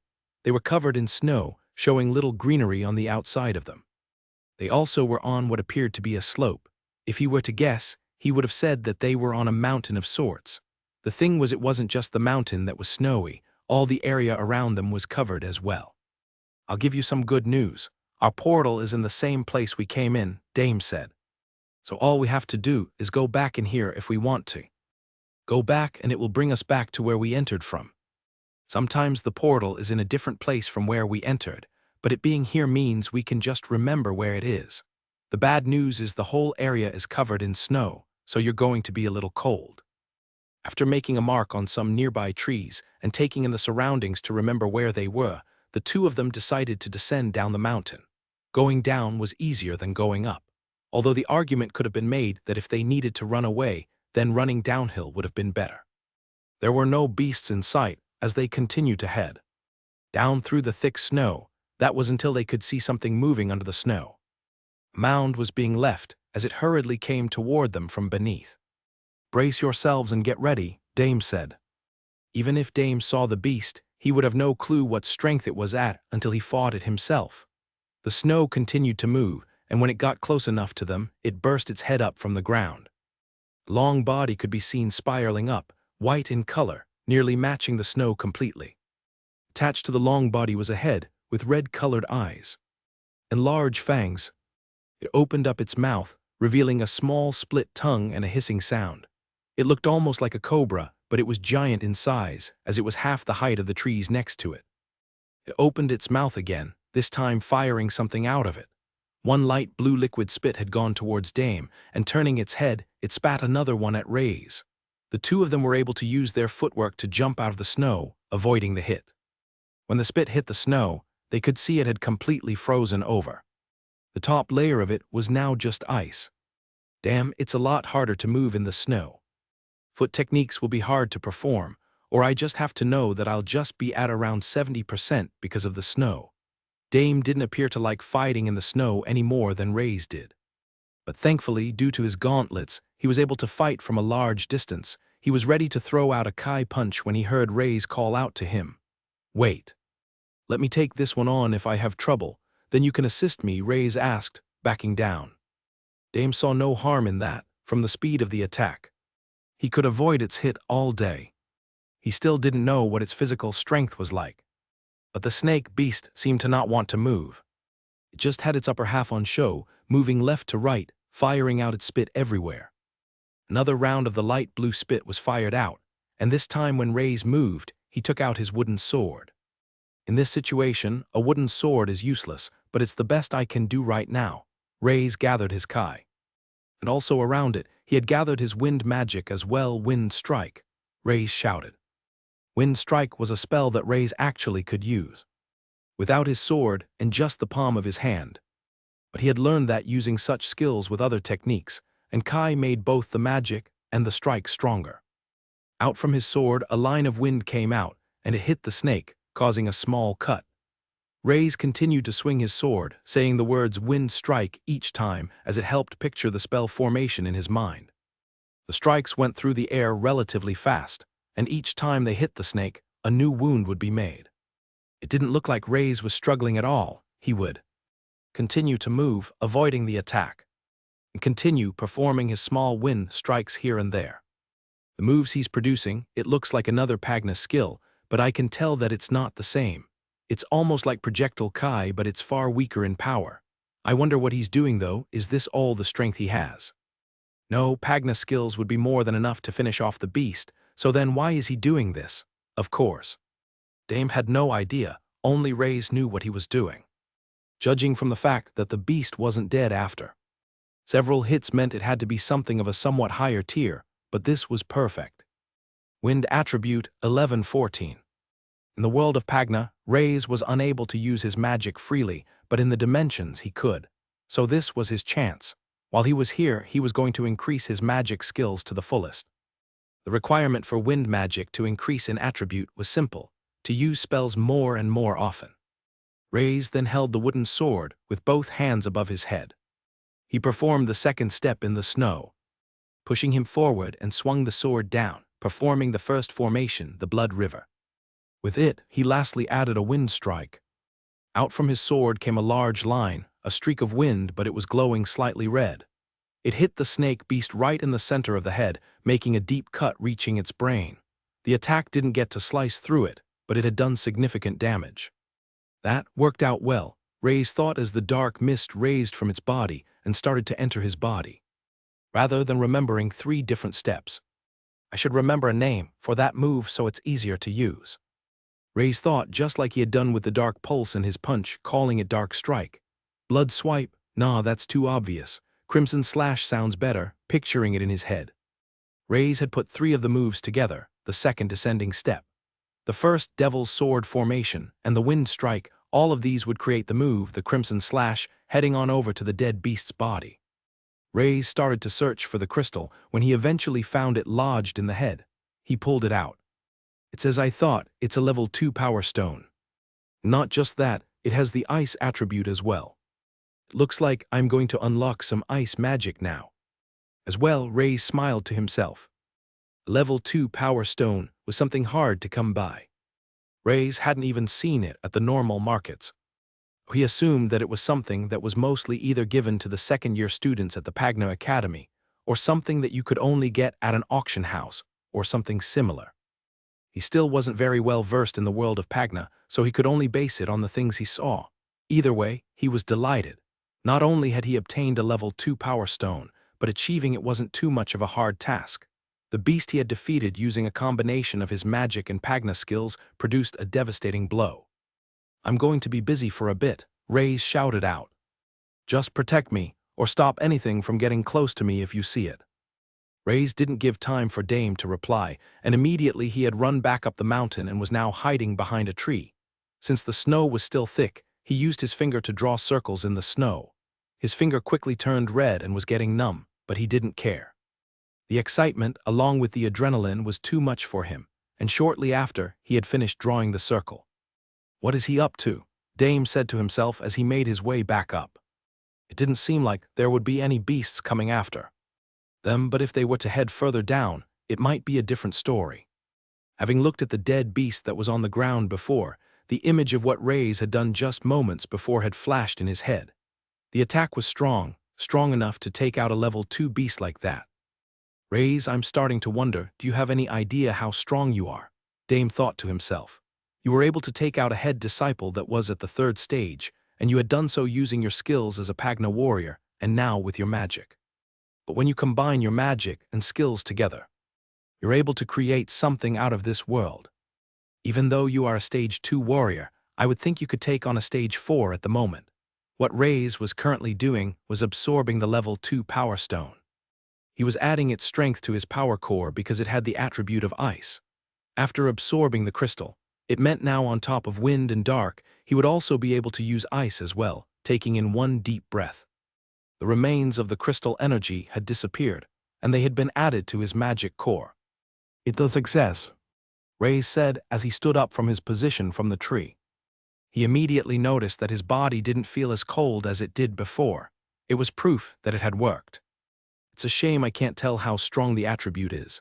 I'll have to create another ring. I wonder, do I even have enough fingers to have rings for all the elements? Reyes thought. Either way, now that I have the ice attribute, I can increase its affinity when walking back to Dame. Reyes started to ponder. Ice was one of the types of magic that Reyes didn't have much knowledge of. So much so that he didn't even know what one was meant to do to naturally increase its affinity, other than to absorb more ice-related power stones. That's when another idea had popped into his head as he came across Dame. Ah, did the crystal go? I thought that you would have wanted to create an item with it or a Kai pill. What did you even use it for? Dame asked. I used it for my magic, Reyes said as he swiped his hand through the falling snow, and it started to freeze over. As it got heavy, it fell into the snow right after. I can't always use power stones for items. I need to balance myself so I'm not so reliant on one or the other. Speaking of, do you know any Pagna techniques that could relate to the ice element in any way? Dame started to scratch the side of his chin as he was trying to work out if he did or not. I can't say I do honestly, but we should be heading to the library soon, so honestly, we should know by then, Dame explained. But why do you need a cultivation technique? The cultivation techniques of this world were also able to strengthen Rey's core as long as it matched the affinity he was trying to train. It just helps with gathering a specific type of energy sometimes, Reyes explained. Odd, I see now, Dame said as he walked over. And the two of them were next to the large snake-type dead beast that they had killed. You need the crystal because it gives you ice-type powers for your magic, but what about the body? The body, Reyes asked. The body, Dame replied and placed his hand on one side of the creature's head. You see, a lot of power is in the power stones inside them, but there is also lingering power in their bodies as well. If you take the power from the bodies to increase your magic, you keep the level 2 power stones for yourself. It was in Dame's best interest to get Reyes as many crystals as he could, because he would be buying and selling them as well. But they needed crystals to do such things. Closing his eyes, Dame looked as if he was focusing on something. That's when all the veins on his left arm started to show. They were bulging as if he had next to no skin on his body. Flowing from the beast, the energy was running through his veins and inside him. It only took 10 seconds or so, but Dame was done, and he was hoping it had managed to make some type of impression.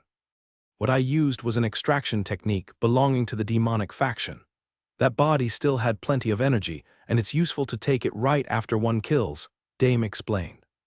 Watching carefully, Reyes could feel the energy moving from the dead beast into Dame. It was no joke. The issue was, the mages didn't have an ability like that at all. Why don't you teach me this extraction skill of yours? Reyes asked, and he had done so in a somewhat polite way which wasn't like him. As much as I would love to, I can't, Dame replied. This isn't my skill, this is the demonic faction skill. Honestly, I'm not sure if you showed those skills like you did in front of the dark faction, that my demonic faction would act the same way. Reyes felt like it was too late for him to go back on what he had just heard. He needed that skill because he knew how well he could use it now and in the future. If you teach me how to use that skill, then I'll make you another item, and who knows how strong that will be this time, Reyes said. Hearing the words, another item, and from the dark magus no less, It was an offer that Dame couldn't refuse. Another item, huh? I guess as long as you keep it a secret, it will be okay. Let's teach you the extraction technique. Mass release goals go. The extraction technique wasn't just a technique, that one. Clan knew in the demonic faction. It was actually a technique that was known among the top clans in the faction, and it was due to this technique that the faction's name had somewhat come from. It was a trade secret among the top clans, and yet here Dame was giving it away with ease. That was all because he couldn't say no to having one of Dark Magus' items. The Kai pills he had made were a game changer for any clan. However, the items that he would enchant, that the others had yet to get their hands on, were like owning an entire gold mine. If Reyes was willing to make him an item of the same quality or higher, he would happily teach him any of the demonic faction secrets. In a way, Reyes liked this about Dame because his loyalty was by his own values, rather than what a group of people told him to do. I've already extracted the energy out of this beast, so we can't tell you if it will work or not, but I can teach you the feeling of it, Dame explained. You already know how to cultivate using the circle of life and death, so it should help you with this as well. The same feeling as when one is cultivating needs to be used, but the energy from within when cultivating, rather than going to your dantian, needs to head to the palm of your hand instead. When you have this feeling ready, you touch the object which you wish to use the extraction technique on, and this is where things get a bit difficult. The cultivation technique you need to use needs to be directed to what you are touching. You are using the same cultivation technique, but drawing the energy from what's on your palm. Then you draw that into your dantian. And that is the extraction technique. Reyes was listening carefully, and he was also imagining the movements in his head. He could cultivate with the life and death technique quite well. Placing it into his palm, it actually seemed like it would be no problem at all. I wonder if I can adjust the technique. If the energy has a certain trait like these beasts with the ice attribute, I should be able to attract the energy into my core, thus increasing my affinity with certain magic, right? Reyes thought. That wasn't the only thought in his head, though. Because thinking about this technique and flowing the energy through his hand, he had another idea. Based on what you're saying, wouldn't this technique also be used on the living? Reyes asked. Faded as he gazed off into the distance, as if he was thinking about something. The demonic faction is called demonic because of what you just said. You catch on quick, Dame said, as he managed to perform a half smile, but it quickly faded as he gazed off into the distance, as if he was thinking about something. The demonic faction is called demonic because of what you just said. This technique is honestly useless in the hands of most. To be used in battle. Think about it, you would have to hold onto your opponent and stay in contact with them. Do you think they aren't going to fight back? Honestly as well, most can't use the technique well enough to draw out a large amount of energy so fast. However, that is not true for all. There are those that can use it very well. Those that have done in the past, draw out the energy for others like you say, but taking a life all for the sake of growing stronger, that's what brought on the name of the demonic faction. The light faction, who train diligently, like martial arts in some way, is to get into the heavens above. While the dark faction train to fight in a way that they believe winning is the only thing that matters. As for the demonic faction, getting stronger off the lives of others, well, it doesn't sit too well, does it? If you want my advice, even if you end up being extremely skillful at using the extraction technique, don't use it on humans, don't become a demon. The words from Dame had hit Reyes more than he would know. Although Reyes wouldn't willingly take lives unless he couldn't afford not to, he had already killed others for the sake of his goal. Even the way he had gotten here, many would have already called him a demon. Since they needed to find a new beast, the two of them continued to head down the mountain. Just like before, they could see something rumbling through the snow. Reyes gave Dame a look as to tell him not to do anything. Just like last time, Reyes continued to use wind strikes with his sword one after the other. The condition of increasing the affinity with wind magic was to use spells more and more, making it the quickest to grow, but also the hardest to max out at the same time. It was tough as well, because being a 2-star mage also meant Reyes didn't have a lot of mana. I really need to gather a lot more normal power stones so I can make normal mana pills. Because the uncommon mana pill is only good for emergency situations, Reyes thought. With it, Reyes had decided to test out one more thing. He had tested out his strength of the sword technique with his magic. Now he wanted to test out his dark pulse. Jumping back, it looked like the snake beast was heavily injured. It opened its mouth, letting out the light blue substance. As it went right towards Ray's, he had timed the second descending step perfectly. He would avoid the attack darting forward through the snow. He then threw his hand out at the same time. Dark Pulse, Ray's shouted. When thrusting out his hand, he had used Kai to throw out his fist. The step to the punch had done the same as it would have done with the sword. It increased the power of his magic as well. The pulse released from the Dark Pulse was nearly twice as large as that which came out from his hand, and it shot out like a solid beam going right through the beast's head. A large hole around the size of a thick tree branch had been made, and the beast fell to the side dead. As soon as the beast had died, the strange mist went into Ray's. Thankfully, with the ring, he also got part of his mana back as well. When his body absorbed the energy, he also could feel his dark core getting stronger. Dark Attribute, 3132 Wind Attribute, 1618. My magic powers are already increasing from this. It was a good idea to come here after all. Rays went ahead to the body. In order to retrieve the crystal, as he did. Dame couldn't help but watch Rays.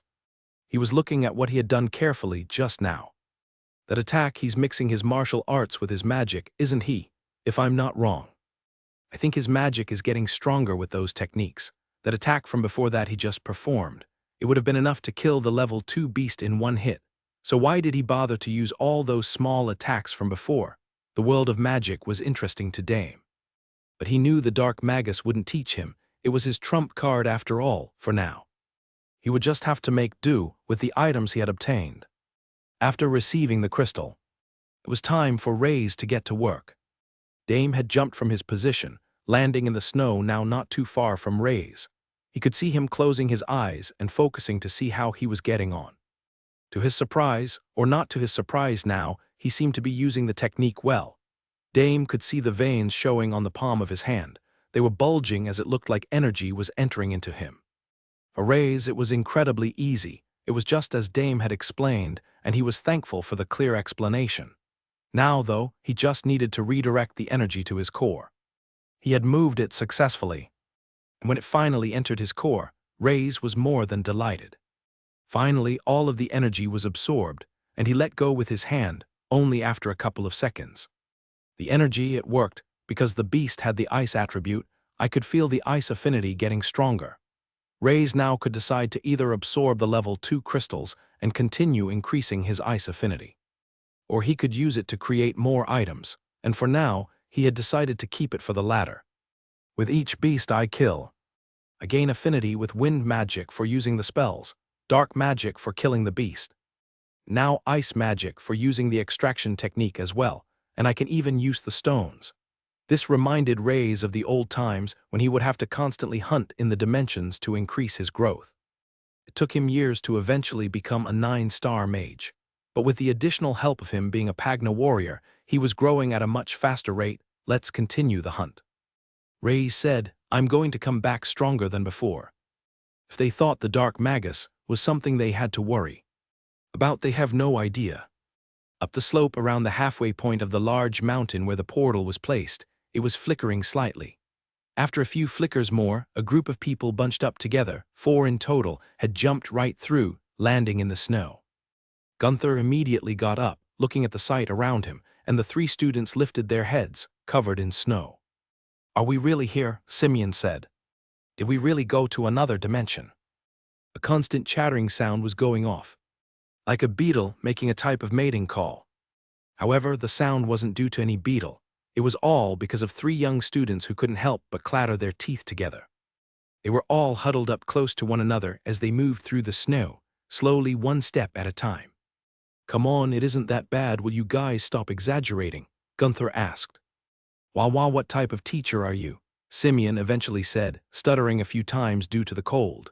You forced us in here, you practically pushed us, and now you don't look after us. My balls, Liam shouted out. I think they're going inside my stomach. It's too cold, I want to have kids, don't do this to me.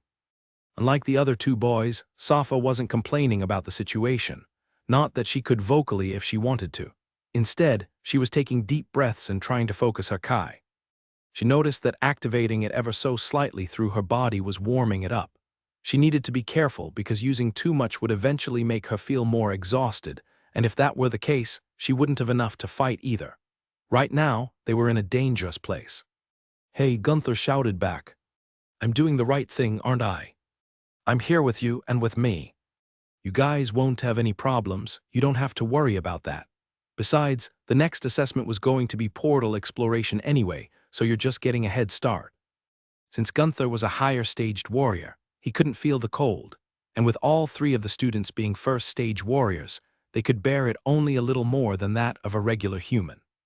It wasn't as if there were no snowy areas back on Pagna, but they at least would have prepared if they knew about it beforehand. "Fine, look. You all need to do the same as the girl is doing. Activate the Kai, a trickle amount throughout your whole body. Think about how you activate your Kai when you use your skills or perform a hit of some sort. That same feeling needs to be spread around your body but ever so gently, and then you'll be able to stand the cold a bit more." The students, hearing his words and wanting to do anything to battle the cold, had instantly tried what he had said, and due to the desperate situation they were in, they were more focused than they would have been. Gunther hadn't told them this from the get-go because part of the portal exploration assessment that they would do next month was to adapt to the situation they were in. Dimension portals led to all sorts of different environments. They wanted the students to figure out solutions for themselves, but he just pitied them too much. "The girl is good, the two boys could take a leaf from her book," Gunther smiled. Once the boys were able to stop hanging onto Safa, the three of them could move a lot easier, although it was more difficult for them. As they walked, it didn't take long for them to find tracks of other people. "There, it looks like 2 footprints," Liam shouted. "That must be Ray's and Pink. The two of them had to have come in here." "Ah, to be young," Gunther smiled. "I remembered all the reckless things I did as well. If I were in their situation, I perhaps would have done the same." Gunther wondered if this place was the route of Ray's strength. When he had been knocked down by the other disciples, if he had found this portal to this world. He had trained and grown stronger before returning. It made sense not to talk about the portal, so he could use it again for himself. However, this theory had quickly proven to be wrong. As soon as they had discovered something grand in the snow. "Ah!" Liam shouted and jumped backwards. Distracted by everything around him, he had nearly walked right into it, the dead body of a beast. Its head, it's been split in half, but how? Neither of them had a sword, right? They just have the wooden training swords. How then could they make this deep of a cut? Simeon asked. That wasn't the question Gunther thought of, though. He looked at the long body of the beast. From its size and the hard scales on its body, he couldn't imagine this being a simple level 1 beast. This at least had to be a level 2. With Ray's strength, a level 2 wouldn't be too much trouble. Especially if he has Pink by his side as well. But the kids do have a point. How was this possible with no sword? Gunther kept thinking back to the event. Ray's was able to make cuts on the other students. Everyone assumed that it was the techniques he had used. Was it the same again here? Going around the beast, Gunther stuck closer to the children. Having brought them here, the last thing he wanted to do was get them hurt, but perhaps they could still get some experience out of all of this. With the 3 of them, he hoped they could use their skills to combat against a level 2 beast. When continuing down the mountain, though, they didn't come across other beasts. Instead, they had just come across more dead beast corpses. This one had a large hole in its head, but had the same type of cuts all over its body. What type of move could even do this? Gunther was now the one wondering. They didn't spend much time examining the beast as they had seen it before, but the sight in front of them didn't change. They saw beast after beast, the same snake type killed. They were walking through, and the bodies were getting more frequent as they came across more closer together. Is all of this really the result of just 2 people, 2 students? A level 2 should still give them some trouble. I have to be ready for anything we meet. It might not be the students that are in here after all, Gunther thought. Thankfully, he had taken his trusty blades on his back and had his armor on underneath his uniform. This was because Gunther was always ready for an attack at any time. Continuing to walk, they finally could hear something, the sound of grunting off in the distance.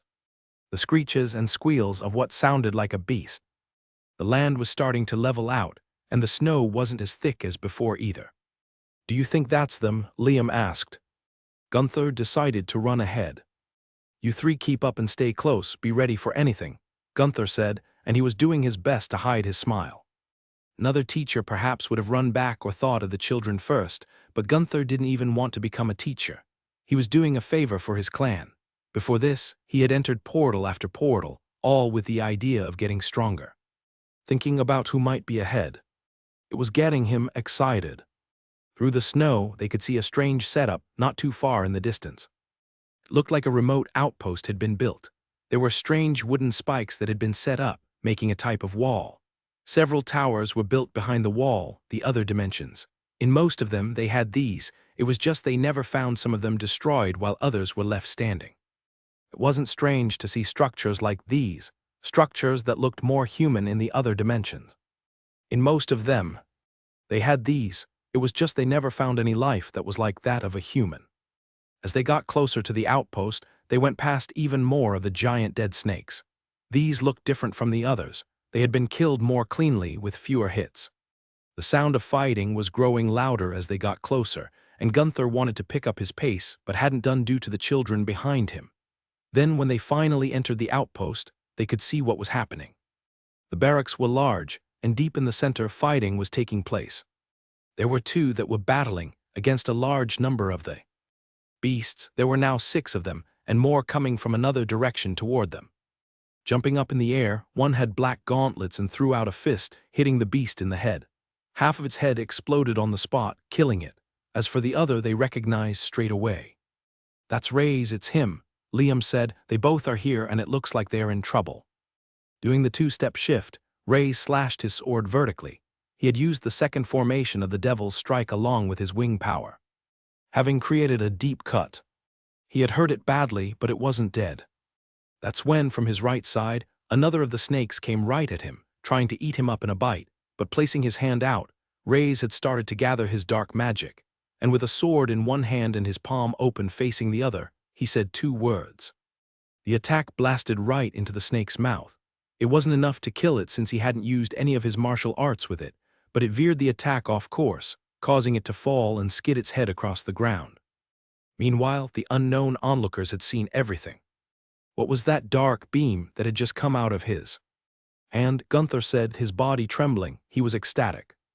Ray's and both Dame had continued to go down the mountain slope, and as they did, they noticed that the number of beasts that were coming towards them was increasing. Because of this, Ray's had to change his tactic with how he dealt with the beasts. For one, he started to use more of his Kai-like skills. He fought them with his sword and added the wind magic at the end while getting closer and attacking them more physically. Fighting this way allowed him to use less mana, and he had perfected it in such a way where he would gain enough mana from killing the beast back to what he used. This would allow him to carry on hunting without taking a break. In turn, it allowed him to increase his wind affinity along with all his other attributes. From time to time, 2 beasts would come towards him, and fighting the way Ray's was fighting, he needed a little help. Dame would hold them off for as long as he needed to, and then when Ray's was done, allowed him to fight as well. Dame was getting more and more curious as to why Ray's was fighting the way he was fighting, especially when he had skills that could kill the beast in one go. It might have something to do with the energy he uses. Maybe it's just like martial arts with more skills. Taking up more Kai, and he's conserving his energy. What was soon becoming apparent, though, was just how much energy Ray's had in terms of Kai and mana. Because as he looked to continue going on, he hadn't even consumed any of the pills that he had brought with him. Yet he was constantly able to use magic. Little did he know it was all because of the items that were created. If Dame did know, then his love for these powerful items that had saved him once would continue to grow. Finally, they had reached the end of the slope of the mountain, and as they walked ahead, they could see a strange outpost. "It's just like all the other dimensions," Ray's commented. "They seem to have traces of an advanced civilization, or at least a society of some sort, but there's no life. Is it the same for all the dimensions in Pagna?" While he was here, and since Dame was learning more about him every day, he should learn more about the world of Pagna as well. There was something odd about it all, about the entire thing. "I guess it's the same in your world of Alterian," Dame replied. "What you say is true. Nearly every dimension that leads to either a world is just filled with beasts, or one that has castles, buildings, and structures, but no sign of life other than the beasts themselves. You are honestly the first I have heard of person from another dimension which was why I was excited to get to know you. It was clear that he wasn't the first, since there was a whole group of those in altar, but Reyes felt like he knew who might have been the first and someone who was more like him compared to the other Otherworlders. Although this still wasn't confirmed either. The Otherworlders had come here from some type of portal of sorts, while Reyes had transmigrated into a new body altogether. He had used an item, one that was most likely even above the mythical grade in order to get him here, and it was an item that was discovered in one of these worlds. I know you're from the demonic faction, but I was wondering, do you know much about the dark faction's founder? Reyes asked. Dame turned his head, trying to have a look at Reyes' expression. In a sense, the question didn't make much sense. Why would Reyes care about someone who had died long ago when he was from another world, and why specifically this person? I know of him, but I do not know him. Dame replied back. It's an interesting question that you ask, though. Do you remember what clan I said I was part of when we first joined the academy? Reyes did remember, because he was surprised at the reaction of Gunther at the time as well. The Noctis clan, Reyes replied. Correct. You see, the reason why I knew that would catch their attention is because the Noctis clan is the clan that the dark faction's founder had created himself. There were of course clans before his, but before the dark faction existed as a whole, he was from this clan. Reyes was still struggling to know what exactly was the big deal, so what if he was from the same clan as the founder? Why did that matter? But then it hit him. Why hadn't he heard of the clan before? The 5 main clans that currently made up the dark faction. The Noctis clan wasn't one of them. I know what you're thinking, Dame replied. The answer is the Noctis clan doesn't exist anymore. That's why I knew I would be able to get away with it. There isn't a single person that can confirm or deny that I am a member. Dame was smiling to himself as he casually walked through the snow, his hands behind his head. But doesn't that mean that there is no one that can prove you're a member as well? Why would Gunther believe you? Reyes asked. I'm not sure he did, but it would be risky for anyone to make a lie like that. Dame replied. Besides, I actually know a few skills of the Noctis clan. Do you remember him also stating not to show the skills? The old leaders will perhaps remember what the skills look like, but none of them will be able to perform them, apart from doing a poor imitation. From what I know, there are also no records of the Noctis clan skills that they used, at least in the dark faction. Yet for some reason, there are the skill books in the demonic faction. Due to the skills themselves being from the dark faction, no one really in the demonic faction learned them. Remember how specific energy is best suited for certain skills. So even if you learned it, it wouldn't be ideal for you, but maybe for one of your friends who have the dark Kai in their bodies. Dame said. For me though, I was bored and started to learn a few of the skills in there. So I was ready to demonstrate them if need be. And what better proof is that? Things were slowly starting to piece together in Rey's head. He had an idea as to why the techniques had ended up in the demonic faction. He remembered the writing on the cave wall, that he had decided to go to that mad place where the eyes of those chasing him didn't exist. Mad could also be what some considered those from the demonic faction to be. Dame doesn't seem to know more about the dark faction founder, but it's clear that he was there, hence why his skills were there. If I got to someone older or a higher-up figure in the demonic faction, they might know. I would be interested to know if the society or altar were the ones that chased out the dark faction founder, Reyes thought. When reaching the barracks, the ground was rumbling underneath their feet. Through the snow they could see large mounds moving towards them. It was clear that rather than just 1 or 2 beasts, there were now groups going after them. You might need my help with this one. Dame said, I might, but don't go on them too hard. I still need to improve myself and all the crystals are mine. Reyes said. Fine, as long as you give me a discount on the items when we sell them. Dame shouted, charging in. The 2 of them fought against the large snakes one after the other, and Reyes had no choice but to use his magic as well as his sword skills. It was the first time he was utilizing both of them in battle, and not long after that was when the others had come. They had arrived, and Gunther, along with Liam, who had no clue what magic was, had witnessed it clearly for the first time. From the looks of things, the snakes seemed to be using the outpost as some type of nest. They were coming from all over the large base and were intertwined around many of the objects. One of the large snakes had swirled its body around a tower, wrapping around it. From there, it was opening its mouth and firing out ice blasts towards them.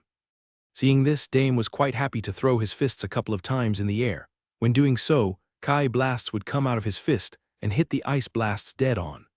It exploded the attack, causing small shards to be sent outward all over the ground, but didn't touch the two of them at all.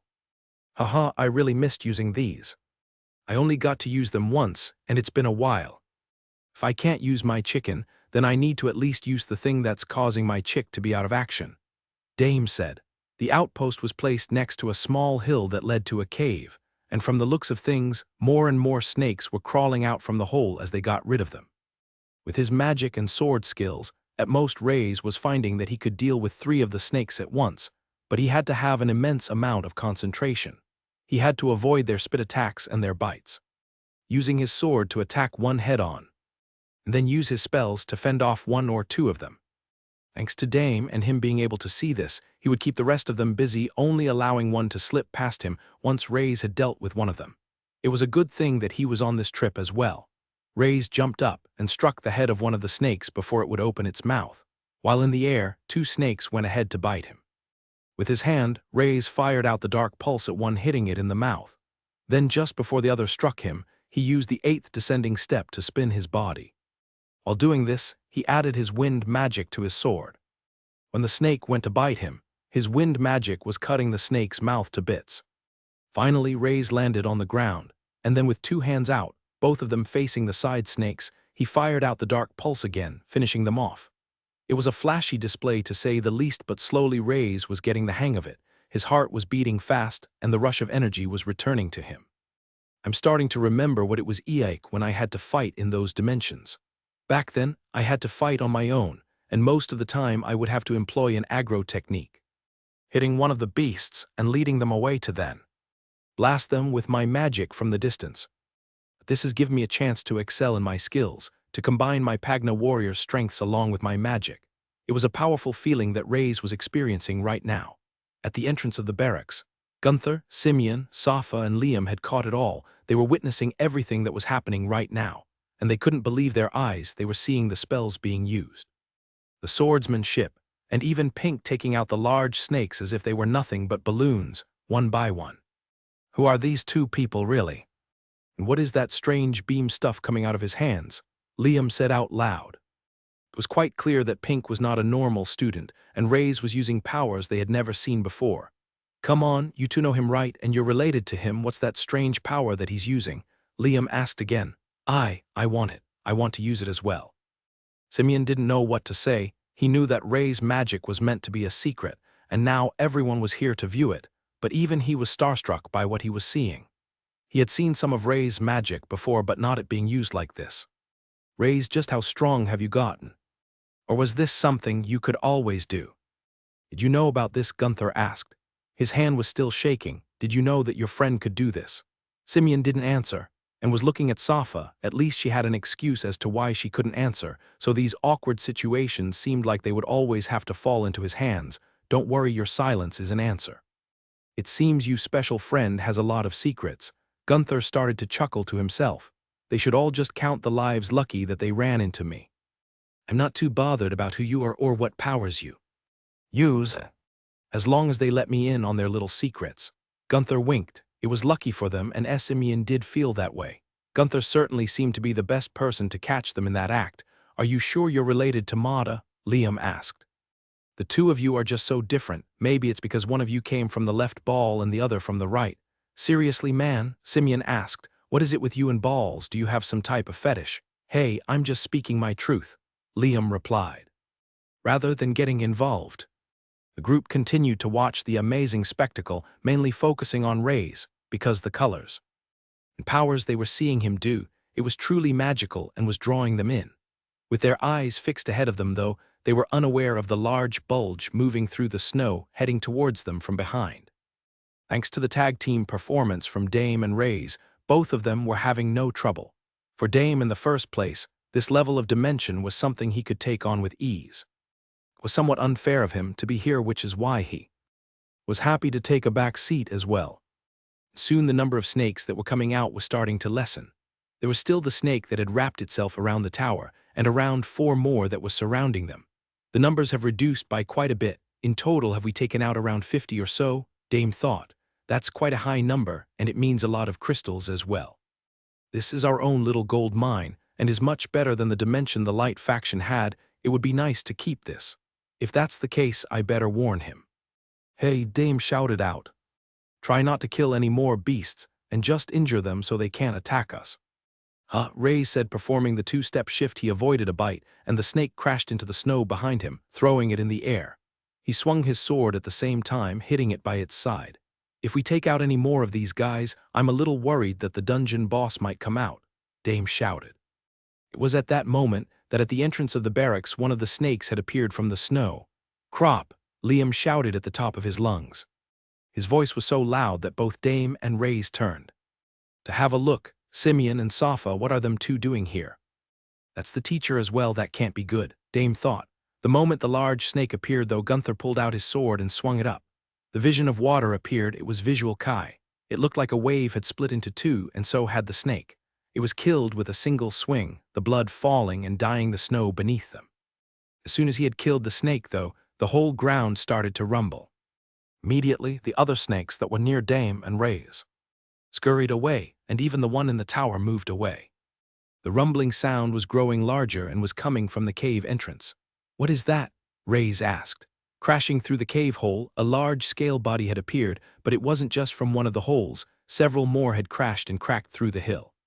In total, 3 giant holes had been made in the hill, and at the end of them were 3 large heads, all of them slightly different in color.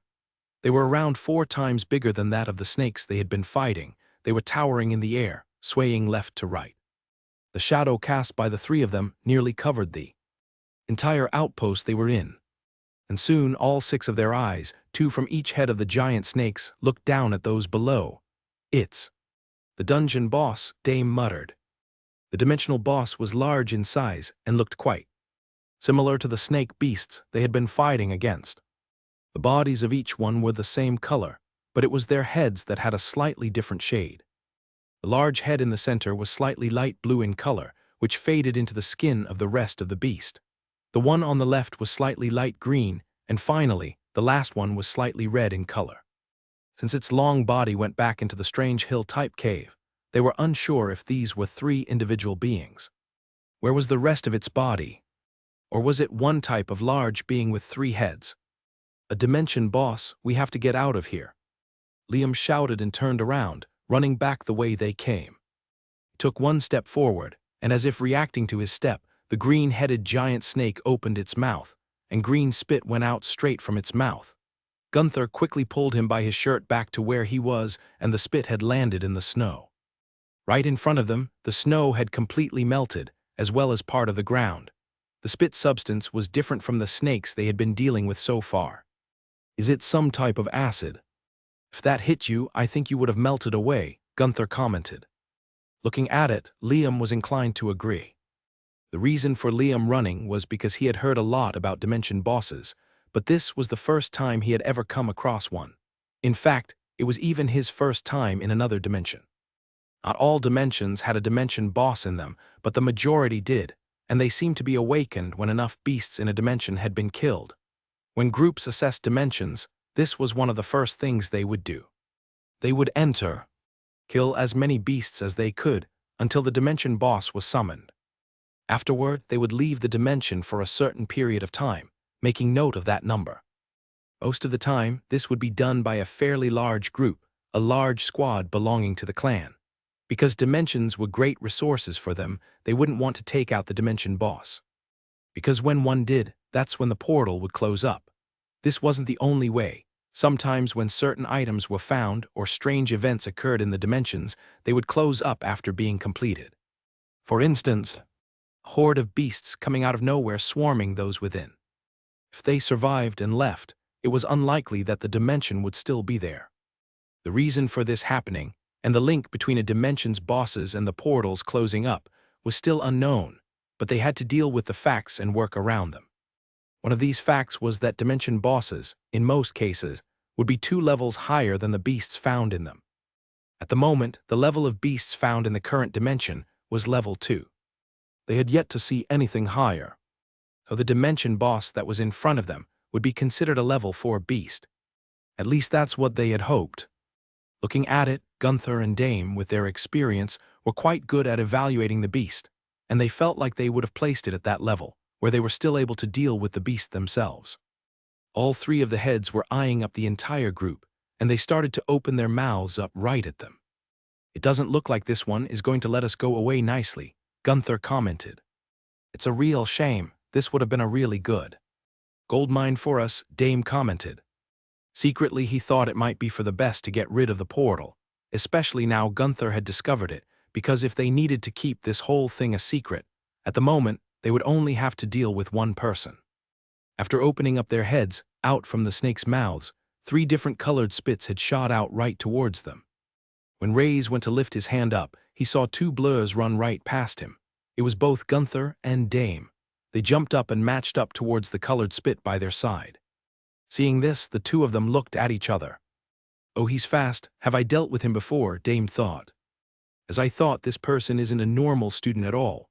That stuff from the Noctis clan must have been a lie." Gunther smiled back. As the 2 approached the spit, Gunther pulled out his sword and slashed through it, turning it into nothing. His water visual Kai had consumed the attack. It was the same for the other side. Throwing out a fist, it exploded out like sparks, looking like fireworks in the sky, but this was also part of Dame's visual Kai as well. When turning around, though, they could see one other attack that they hadn't gotten rid of. The light blue spit that was heading right toward Reyes. "Wait," Dame called out. "He can deal with it, he's not so weak." Reyes placed his hand out in front of him, and before the spit hit, he activated his dark. Gunther readied his other sword, ready to attack it from where he was. "Wait," Dame called out. "He can deal with it, he's not so weak." Reyes placed his hand out in front of him, and before the spit hit, he activated his dark magic swirling around his hand. The dark magic extended out, but when the beam hit the spit, it had turned it into a giant ice shard. The beam was growing in size and freezing over due to the spit, and now it was coming at them like a giant iceberg. "I wasn't expecting this," Reyes said, but he held the sword in both of his hands, took a stance, and at the right time dashed forward. "Crimson Slash," Reyes said to himself as he swung down the sword, adding the power of his wind magic. The attack enlarged and had a faint red glow due to the Devil's formation being used. It was a combination of visual Kai being used with actual magic and his footwork, and Reyes had learned that it was one of his strongest physical attacks. Even though it was a wooden sword, thanks to the wind magic, it was extremely sharp. With the strike, it cut through the iceberg, splitting it into 2 parts. "Watch out," Simeon shouted from behind. He took a firm stance standing in front of Safa. Part of the iceberg had hit him, and Simeon was skidding backward. Safa didn't leave his side or jump out of the way, though. Instead, she pushed against his back, trying to add to his strength. The other half had gone toward Liam, and reacting to it fast, he had rolled on the ground. It went over his body just by the skin of his teeth and crashed behind. "Are you trying to kill us? We're your teammates," Liam shouted out. On the other side, the large iceberg had been placed on the floor by Simeon. It was too heavy for him to carry with his strength, but he had just managed to stop it. Thankfully, it didn't have the effect of the spit, so none of his body was frozen, but he was somewhat worn by the initial hit. "Reyes, you need to be careful. Safa could have gotten hurt." Reyes turned around and smiled. "But she didn't. It looks like you two have learned to look after yourselves. Liam is not so bad when he thinks his life is on the line. Either way, I'm thankful you guys can at least live, because I want to take that thing down." Reyes was reliving his old life. He remembered the times when he would fight such dangerous beasts, all for the sake of getting stronger, all for the sake of surpassing the Supreme Magus, and yet here he was doing it again. Both Gunther and Dame had landed back on the ground, but instead of going toward the Dimension Boss, they both jumped back. "All right," Gunther said, sticking one of his swords in the ground. "I have decided that this will be a good assessment for you students. Work together to get rid of the Dimension Boss. Your reward, well, you can keep whatever it gives you." "Wait, does that mean you aren't going to help us?" Liam shouted. "But that thing is too strong for us, it's useless." "No, it's not useless. You have a trump card that you can use anyway," Gunther said, looking at Reyes. He was truthful in his words. He did think it would be a good experience for them all. But at the same time, he was interested in just how much Reyes could do with his powers. He had witnessed his strength as a warrior, but combined. His strength was that of around a stage 3, or maybe even a stage 4 warrior. Hearing this, Safa moved next to her brother, She only had the wooden spear with her, and seeing this, that's when Gunther decided to do something. With his other sword, he straightened his hand across his weapon. In doing so, it started to lengthen. It was still dark blue in color and had strange teeth-like structures, but it had turned into a spear. Throwing it, Safa raised her hand and caught it. Just from touching it, she was surprised to see how light it was. "What's with this favoritism?" Liam shouted. "What am I meant to do? Wink at him to death?" The group had no time to argue, as the snakes were gearing up for another attack. Meanwhile, at the back, both Dame and Gunther had their arms folded, waiting to see what would happen. "So tell me then," Gunther said. "Who are you really?" The four of them taking on such a large beast in front of them, it seemed like an impossible task for most of them. For Reyes, though, he seemed unfazed. He had taken on bigger and more frightening beasts in his lifetime. Sure, he was much weaker now compared to back then, but he was unfazed, unlike the others in front of him.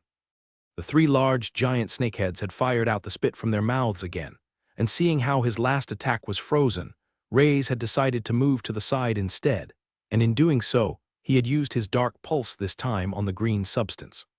Using dark pulse against the strange ice spit is useless, so let's see what it does with this. The results were different as the green spit was splattered in all sorts of different directions. It had exploded, but not in a good way. Droplets of the green substance had gone everywhere, and where it landed in the snow, it melted instantly.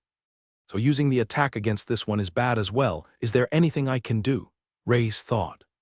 The red-colored spit was heading toward the others, and they were quite unsure about what to do or what its effects would be. "Hey, why don't you block it with your super strong body? That's what you're good at, right?" Liam said, trying to push the back of Simeon, but he was as solid as a large boulder and wasn't budging at all. "Hey, if I get hit by that, I'm not sure my skin can withstand such a thing," Simeon shouted back. Maybe if his body was at a higher level, but he still just had a common metal body, despite all the training he had done. Surprisingly, though, it wasn't them two that charged forward, but it was Safa instead. She rushed, and at the right time, she thrust out her spear at the spit attack and started to swirl it in a circle. The spit had turned into flames that were spiraling around the spear. Suddenly, rather than the flames looking like an attack of the snakes, it looked like it was part of Safa's attack. After controlling the flames, she thrust the spear forward. The attack left the spear like a tornado hitting the side of the snake's head. It flinched to the side slightly and had markings on its face. Not a serious wound, but a wound. "Whoa, she's good, she's really good," Liam said. "I mean, I know she had been learning directly from Teacher Lee, but I guess she didn't really get the chance to show all her skills at that event." With the spear in her hand, Safa was quite impressed herself. The technique she had learned was indeed one from Teacher Lee, but when redirecting and throwing the strike back, it felt almost stronger than the spit that had attacked her. Little did she know, that was due to the item in her hands. That strange shape-shifting sword, it doesn't seem to be like an ordinary weapon, Reyes noticed. He was keeping an eye on how the others were doing and seemed to have his eye on one person more than the other. It has the power to generate more strength than normal. Is it at the unique or elite level? Although no one knows how to enchant weapons, just like the book I found in the other dimensions. I guess there are weapons that Pagna warriors have found to utilize themselves, but it can't be higher than the unique level, otherwise Alter would have taken it away. Which means a lot of what Safa just did was due to her own strength. Due to my accomplishments at the event, she was somewhat overshadowed, Reyes thought. Either way, what she just did has given me an idea of how to beat this thing. Reyes had swung his sword. Unleashing a wind slash, it had hit the large snake but appeared to do nothing. He continued to keep an eye on one of them. And it was the green-colored one. The moment it opened its mouth, Reyes, with his hand ready, had fired out a dark pulse. It had hit the spit, and immediately it exploded. As it did, it went everywhere, including on the body of the snake. As it hit it, the hard scales started to melt away, and blood was pouring from part of its body. The attack didn't do a massive amount of damage, but Reyes was just testing something out for the bigger plan he had in mind. Watching at the back, both Dame and Gunther were still standing around 5 meters apart from each other side on. Neither of them looked at each other, and instead were looking at the students. Both Simeon and Liam were avoiding the spit attacks. Although it looked like a simple task, they came out close to the same speed as bullets. The two of them looked to aimlessly be running around, but they were keeping a close eye on the snake's head for when the right time to move was. All of them were showing great talent. "Why do you ask a question you don't want to know the answer to?" Dame replied. "Oh, that's brave of you to assume that," Gunther replied. "I am curious about who you are for you to answer like that. If I were to know the answer, would that mean me and you would be enemies? I just wish to stay in the academy and cause no trouble, nothing less, nothing more, just as I have been doing now," Dame stated. "I suppose if that is all you will be doing and it's going to be staying that way, then I can allow it," Gunther commented. "But if that day comes, it will be nice to know if I am stronger than you or not." A mutual agreement seemed to have been made between the two, and Dame liked that. He was starting to like this Gunther a lot, and was making him think that maybe these dark faction guys weren't so bad after all. On the field, Reyes was making his way to the others, and he decided to use whatever he could to take this beast down. So he gave quick instructions to them all. "Safa, be ready to redirect the attack of that fire-spitting one when I say so. Hold on to its attack as long as you can. Simeon, brace yourself, and Liam, distract the green one as much as you can," Reyes shouted. The others, hearing the straightforward orders, snapped into listening mode. They weren't sure why, but they trusted him as if they knew he already knew best. Even Liam, who was practically bait, was running around. The fire-spitting snake had spat out its spit, and Safa did the same as last time, twirling it around his spear, but had been doing so for longer. When the ice spit was going toward them, Simeon had braced himself like he had been doing, but he was worried for what was about to come. That was until he could see lingering black magic moving up and into his earring. "Activate your earring now," Reyes shouted. Simeon had rubbed the bottom of his earring, remembering what it had done to Lisa at the event. It had rebounded her attack. But would it work against an attack like this, or would he become something frozen? "Face the red one," Reyes shouted. Simeon shifted his body, and the ice spit had touched his skin. It landed on him but didn't turn him to ice. The effect of the earring was taking place, and soon the attack had bounced off him, heading straight for the fire snake. It crashed into its body, freezing it over. Safa knew what she needed to do, and she had readied her attack going straight for the body of the now frozen snake. At the same time, Reyes had jumped up and thrust both of his hands together. The flames had crashed into the bottom part of the snake's body, while Reyes' dark pulse smashed through the ice of the snake, snapping its head into tiny little pieces that dropped onto the floor. With its head gone, blood as well as flames were coming apart from the body. It sprawled, hitting the ice snake, and started to burn the head of it. They had managed to kill 2 birds with 1 stone, completing the task which was more than Reyes could ask for, but now how would they deal with the last one? Liam was still running away from the spit constantly, and their attacks weren't strong enough. They had only defeated the other 2 snakes by using their own attacks against them, unless they could use the same trick again as they had done with Simeon. "Don't worry, there is one more thing in my arsenal. If you guys have seen me use my magic, then what's one more thing?" Reyes smiled. Jumping from the ground right past Liam, he saw something gray in color. It was almost just as fast as Dame and Gunther were. "Is that a living statue?" Liam asked. It was made out of stone, and even the sword in its hand was made of stone. When in the air, it spun its body and swung the sword. The image of eruptions was coming from the background. "Is that Visual Kai, and isn't that the erupting fist clan's technique? It looks the same as from Richtro, but somehow it's even stronger." When the sword struck the top of the head of the snake, it slammed right onto the ground, blood pouring out from the top of its head. Landing right next to the head of the dimensional boss was none other than the mythical soldier statue that had the blood and skills of all 5 of the major clans, and not just that, but the combined power of all the master disciples. "This soldier, does that belong to Reyes as well?" Gunther thought. "Strange powers, incredibly strong in Pagna skills. And now something like this. With all of this going for you, people will be wanting you from all over, just like the Crimson Crane with the Dark Magus. Wait a second." The stone-made warrior was the full size of a human. He also wielded a curved sword, rather than a straight one like most Pagna warriors would often use. In the carvings of the stone warrior, there was also old scale-like armor on their body. They weren't exactly dressed the way a Pagna warrior would today, who often wore light clothing. There were only a few like Gunther who wore a full set of armor, It seemed to be more common with those that were higher ranked, since the weight of the armor would affect them less as their strength increased. Not that Reyes had seen many middle-staged warriors in the first place, since the stone warrior was an item that belonged to Reyes and had inflicted the last hit. A dark essence was lifting from the three heads at once. It hadn't occurred when one of the snake heads had been defeated, but only when all three were. Just as Reyes had thought, there was a good chance that all three of the heads were connected to a single body. As the dark essence rose, it went all towards Reyes. This was something that only he could see, and the others around him were unable to witness. Finally, as he absorbed it all, his rings lit up, giving him more information about his strength. Dark Attribute 3440. Wind Attribute 2024.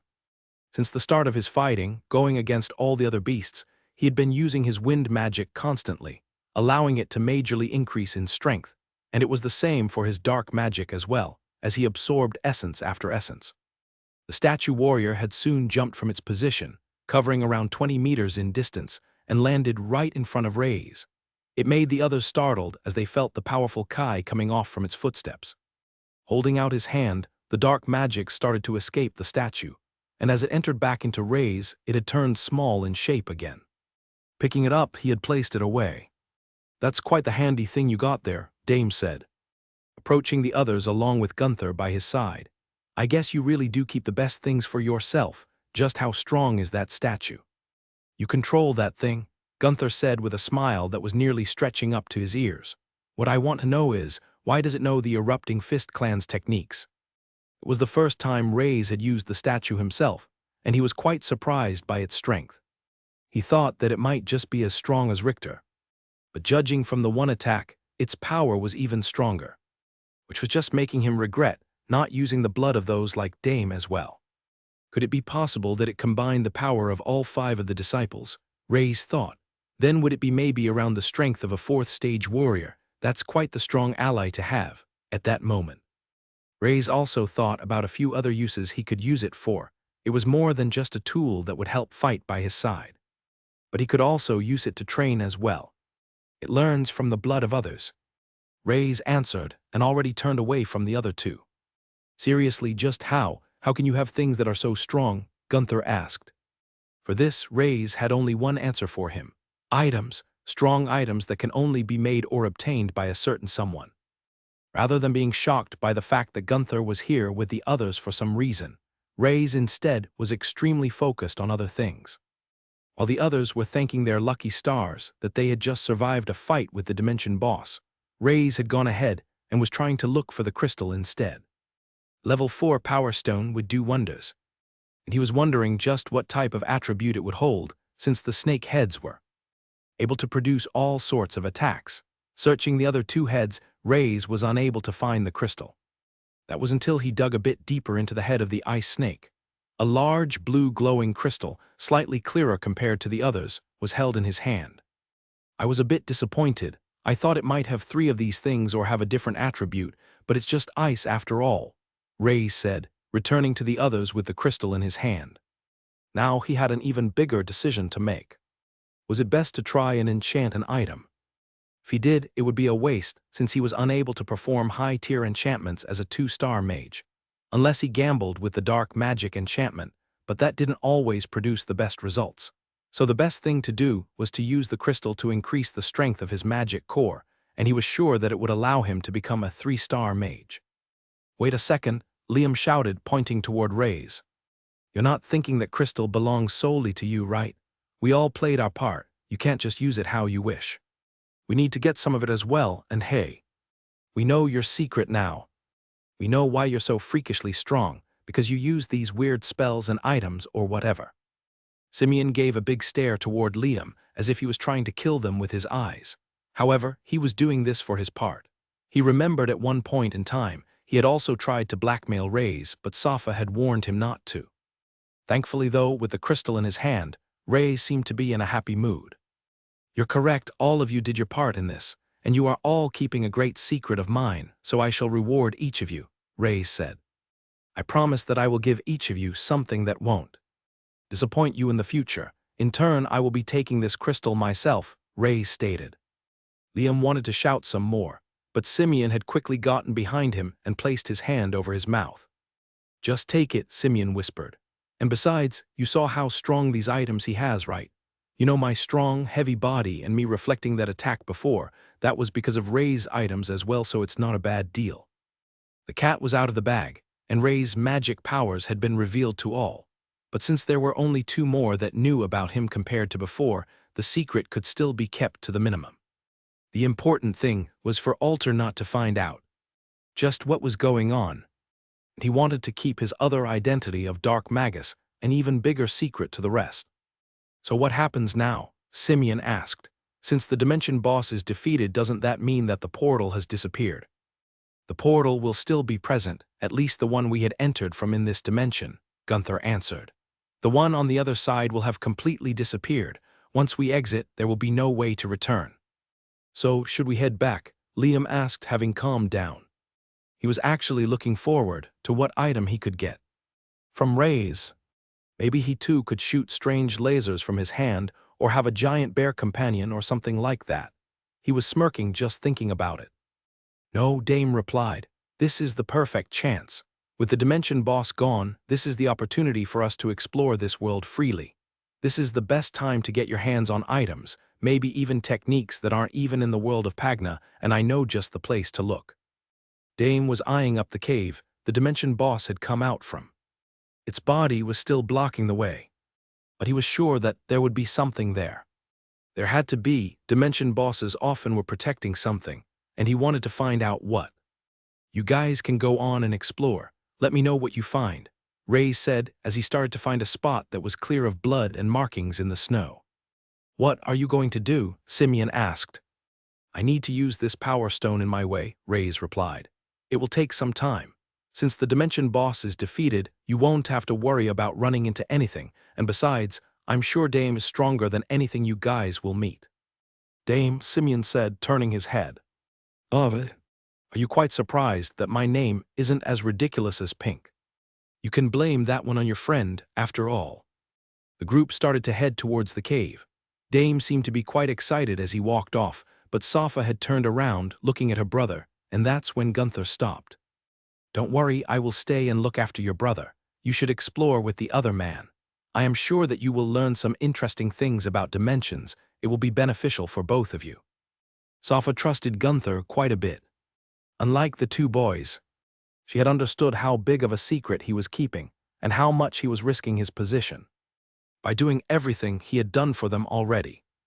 Nodding, she then gave a few hand signals which Gunther didn't understand, but just nodded anyway. When Gunther walked back to Ray's, he could see he was drawing a magic circle. In order for Ray's to become a 3-star mage, he needed to absorb the crystal, but if he did and made a breakthrough, he was worried that he would then open up another portal. So the best thing to do was to absorb the crystals that he needed to write here. Ray's had noticed Gunther standing by his side. He gave him a quick side glance, but continued on with what he was doing. If this person was going to do something, he would have done it long ago. Ray's also knew that the assessor had done too much for him compared to a regular teacher at the academy, but he just had no clue why either. Once the magic circle was complete, Ray's was in the center and sat down along with the crystal, ready to make a breakthrough, but just moments before, Gunther opened his mouth. "I want to ask you an important question." Gunther licked his lips. "Do you know anything about the Dark Magus?" Gunther asked. Almost immediately, the dark magic started to spill out from Ray's body. It covered both of his arms and spiraled behind him. When he turned to look at Gunther, his eyes were filled with darkness as well. "How? Do you know that name?" Ray's asked. For a while now, Gunther had been on the search for the Dark Magus. It was all due to the reward offered by the Crimson Crane, a powerful clan of wanderers that belonged to no faction. The reward was a high-level power stone, one that Gunther hoped could push him into the middle stages. This was why he was doing everything he could to find the Dark Magus. During his spare time, he would ask those who came and went by the academy, talk to merchants, and read the newspapers spread around the local towns.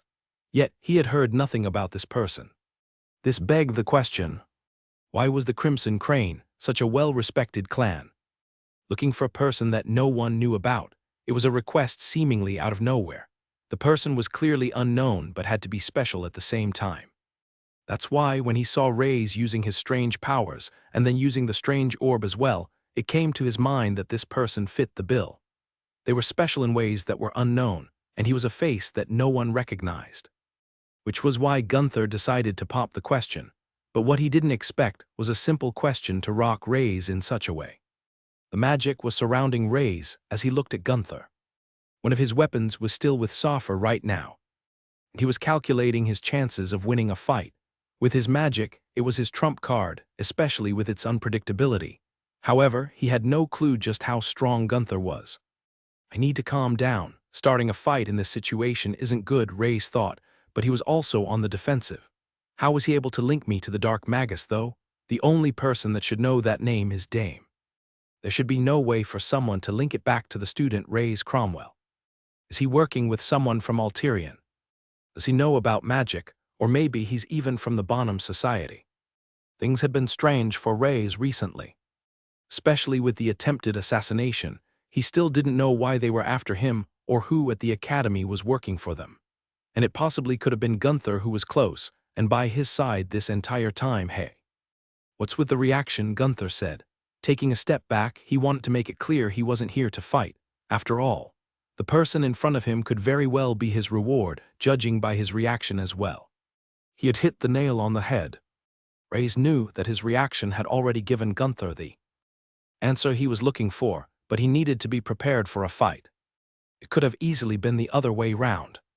How do you know about the Dark Magus? Rays asked, also lowering his hand. It didn't seem like there would be a fight, so this was the best for both of them. You mean you don't know? Gunther replied. There are posters up looking for you in nearly every city. The Dark Magus has got a bounty on his head. Hearing this, it had clicked for Rays. He remembered a while ago coming across a bounty for the Dark Magus. On top of that, he had already been spreading his name in the demonic faction. Even marking the Kai pills that he would make. He just thought that it would be longer before his name spread outside of the demonic faction, or to the point someone could link the two. Are there any images of me, or did you figure it out based on what you had seen so far? Rays asked, wondering if the bounties had been updated. There are no images of you, honestly not even a description, which is why it was so hard to find any information. So I guess that means you are the Dark Magus then? Gunther asked. Hearing this, Rays didn't give a reply. Since Gunther knew who he was, it wouldn't matter now. He just needed to make sure that no one else would link these things together. He needed a way to keep him quiet. I don't think I have to tell you that it's a secret, Rays said. In order for your secrecy, I will gift you something in the future.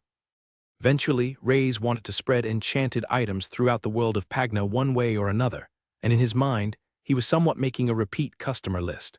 It was somewhat like giving someone a sample so they would come back for more, and he was using this as a tool for their silence for now. At the same time, Gunther wouldn't do anything bad to Rays because he wanted him on his good side. He now needed to get close to him so he could hand him over to the Crimson Crane and get his reward. The magic circle was activated, and now the crystal was slowly being absorbed into Rays' magic core. He could feel the strong energy flowing through him, and it was only a matter of time now until he would become a 3-star mage. Dame, along with the others, had entered the cave, and just like they had thought, it wasn't just a simple cave. Lighting crystals had been placed inside the walls making tunnels, and even the flooring was paved inside. It was clear that it was being used for something. As for how they had gotten inside, Dame had pulled the body of the snake out. He had grabbed its head and ripped it from the rest of its body. When they entered the cave, he then tore through its skin. The 3 heads were connected to one body that was blocking an even bigger opening to the cavern. It was quite the disgusting sight to see, and seeing how easily Dame had dealt with everything reminded them that he wasn't just a normal student like the rest of them. They continued to walk down the long hallway, trying to see if they could spot something. So is there usually something really special in these things? Liam asked. Not always, Dame replied. Even if something is found, sometimes we just take it back with us but have no clue what it does. But it's places like this that often trigger the Dimension Boss. Like if you think about it, doesn't that 3-headed snake now seem like some type of guard since it was protecting this place? Dame asked. The others were inclined to agree, but based on the flooring, the smell, and everything else, it seemed like the area had been empty for years. Just what type of thing was it protecting? As they continued down the pathway, eventually, they had come across a large cavern opening. It was just large in size like a dome shape, but there was nothing inside. It was completely empty. However, in front of them, they could see that there were two pathways that led to two different ways. "All right, which one of you two is luckier than the other?" Dame asked. The boys were unsure how to answer that, so they both placed their hands on Safa's shoulder, making her make the decision. Immediately, Simeon tried to knock Liam's hand off, but he lifted it up before he could touch him. "Haha, too slow," Liam said, "too slow." Seeing how the decision lay with her, she had chosen the path on the right. She knew otherwise they would just stay there forever. It was similar to the time when one would be with their friends asking what one would like to do. Everyone would say they were up for anything and just end up going in circles with nothing getting done.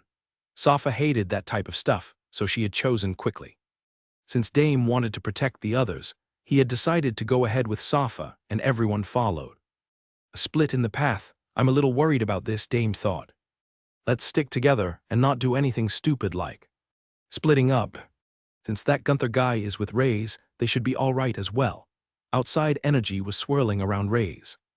The air was getting even chillier than before. Even Gunther, who wasn't feeling the cold until this point, could feel the cold as well. This energy. What is this power? It feels like a type of Kai. And it looks like visual Kai, but it's clearly not. Is he absorbing all the power directly from the Power Stone? Just like a Kai pill, Gunther thought, as the energy absorbing was reaching its final stages. Rays was lifted off the ground slightly. The last bits of the Power Stone were gone.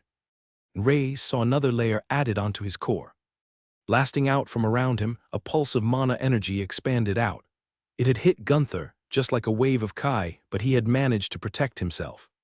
For Rays, he had fallen back into the snow. The cold was affecting his body a lot less now. When he stood up, there was a glow around him.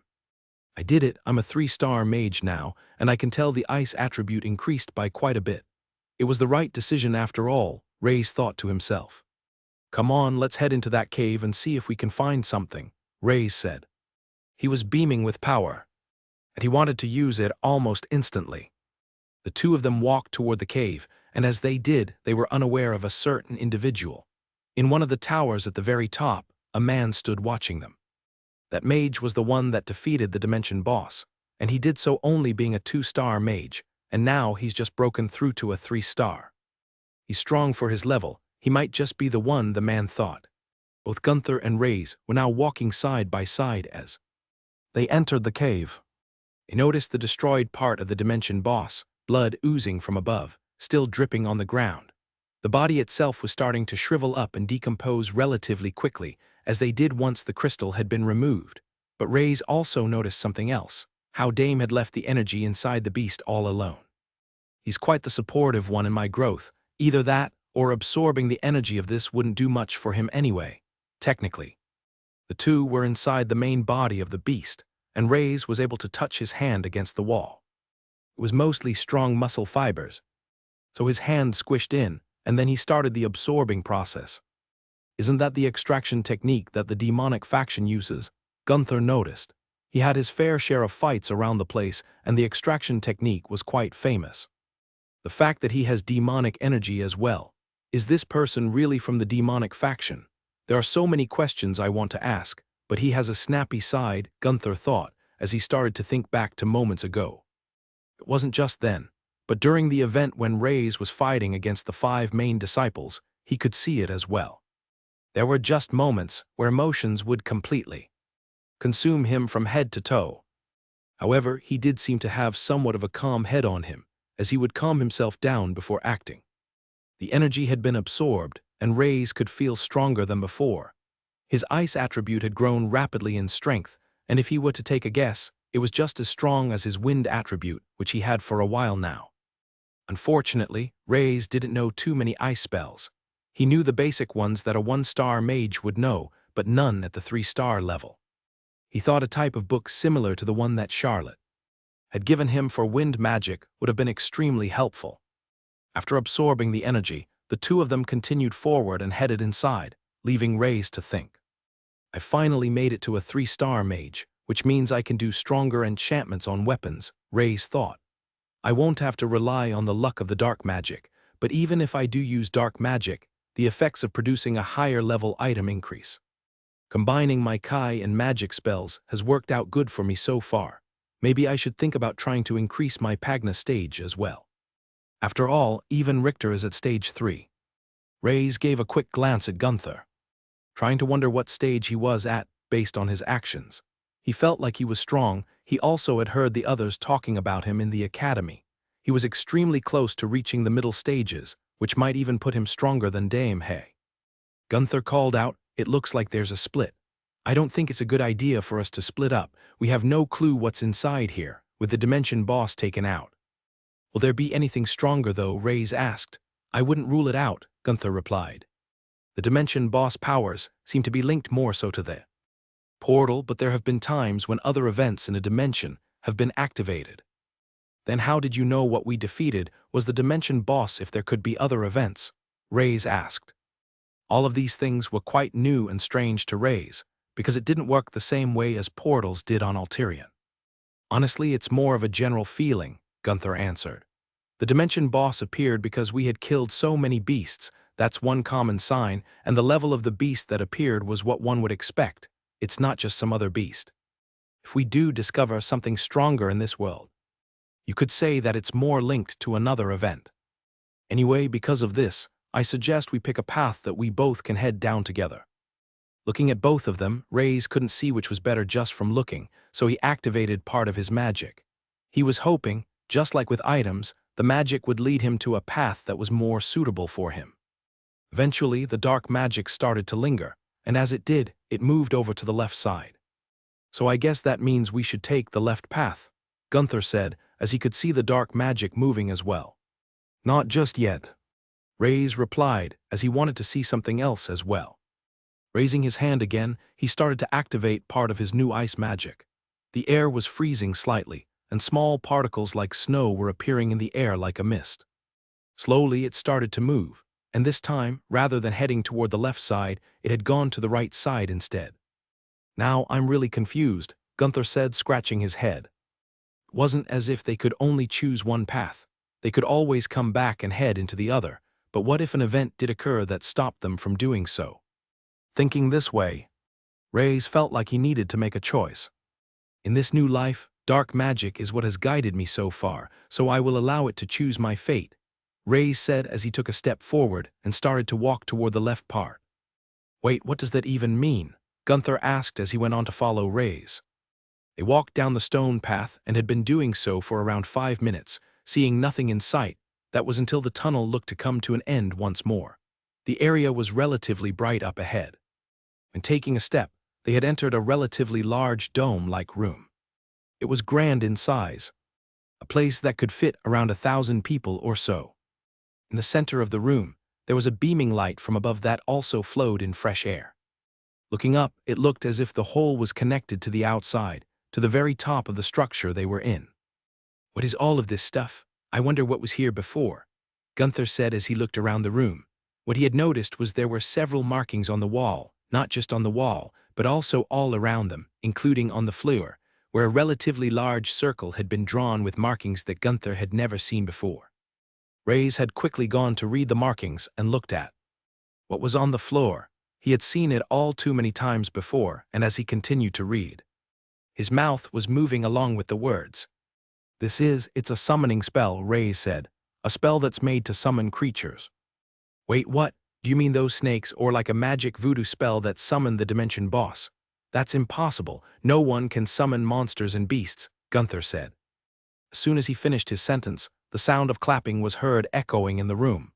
The two turned toward the entrance, and immediately they could see a figure starting to walk in. "As expected. I thought a mage like you would have figured it out," the mysterious voice said. As the man stepped into the light, the voice was heard echoing in the dome-shaped hall where Reyes and Gunther were in. It was fairly deep in sound, yet soothing to one's ears at the same time. One thing was clear to both of them, and that was the fact that it was a voice they didn't recognize. Instantly, Gunther readied his single blade in front of him, and Reyes had activated the dark magic as it swirled around his hands, because there was a certain word that had been used when the man had spoken. He had said the word Mage. The word mage isn't even something that Gunther or Dame use, because it's not something they have here. They might use the word magic for a person who performs things such as tricks and such and a trickster, but they don't use the word mage, Ray's thought. Stepping forward out of the dark hallway, the man's face came into view as the light hit it. From the face, a lone man close to his 30s with a stern look, almost like he was frowning towards them. The person's hair was short in length, spiked up, styled slicked back a bit, but what stood out the most was the strange glow that would come off the man's eyes. It was a tint of red, but it wasn't natural light. It felt almost as if light was emitting from the person's eyes themselves, and it was the same for the rest of him. You're not a Pagna warrior, are you? Ray's asked instantly. The man stood in front of both Gunther and Ray's. Neither of them had ever seen such a sight before. It wasn't something from Pagna. The man was covered head to toe in a single styled suit that looked to have been made of precious metals. It wasn't armor that was thick and crafted into individual pieces. It was almost a hard outer exoskeleton made from metal. It had the same structure just as any human, but all over the strange suit that this person would wear. There were several large glowing beams of red light, all in different sizes. 2 large ones came out from the shoulders, a red-colored glow from the wrist and all of the joints. There were also lines of glowing red energy connecting the suit together in parts. The only part the suit didn't cover was the neck, as it clearly showed the head, but it seemed to go up around the back of the neck and around the side of the person's face, just covering the bottom of their jaw. This wasn't just someone who clearly wasn't from Pagna. Ray's had never seen someone look like this who was an Altarian either. You mages are always so smart, the man said. Let me introduce myself. I am Zon Grain, and I have been looking for a talented mage like yourself to help me with a situation I'm in. Gunther was unsure what to do, and it seemed like Ray's was as well. In all of the dimensions that they had entered, human life didn't exist. From what they had seen of this world, it seemed to be the same as well. The portal had also just been recently opened by Ray's and was in a spot that was almost impossible to find. So no one should have been able to go in after them, so just who was this person? The fact that you are here with someone like him means that you have come from the world of Pagna. Zon grinned. This is perfect. You meet all of the criteria that I have been looking for. Now come with me and help me stop the Altarians. Stop them? Ray's was still confused with thoughts, and he wasn't sure what this person was saying. Due to him being slightly on edge, it was hard for him to process the information.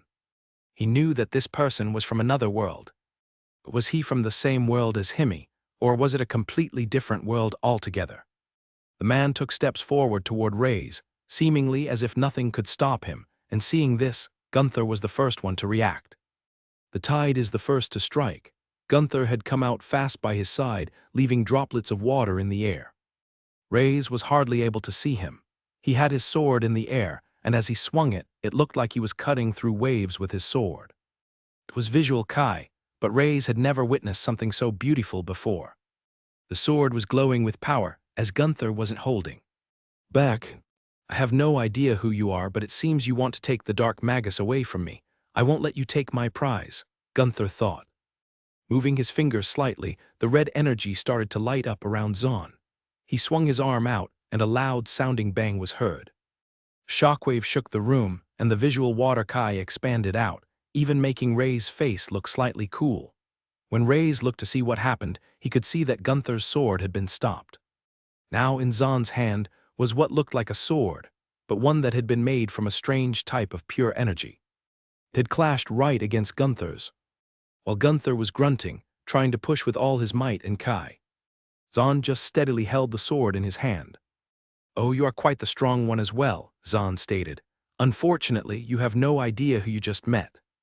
Ray's had only just blinked, and at super speed, Zon's hand had hit Gunther right in the stomach. He went flying and crashing right into the wall.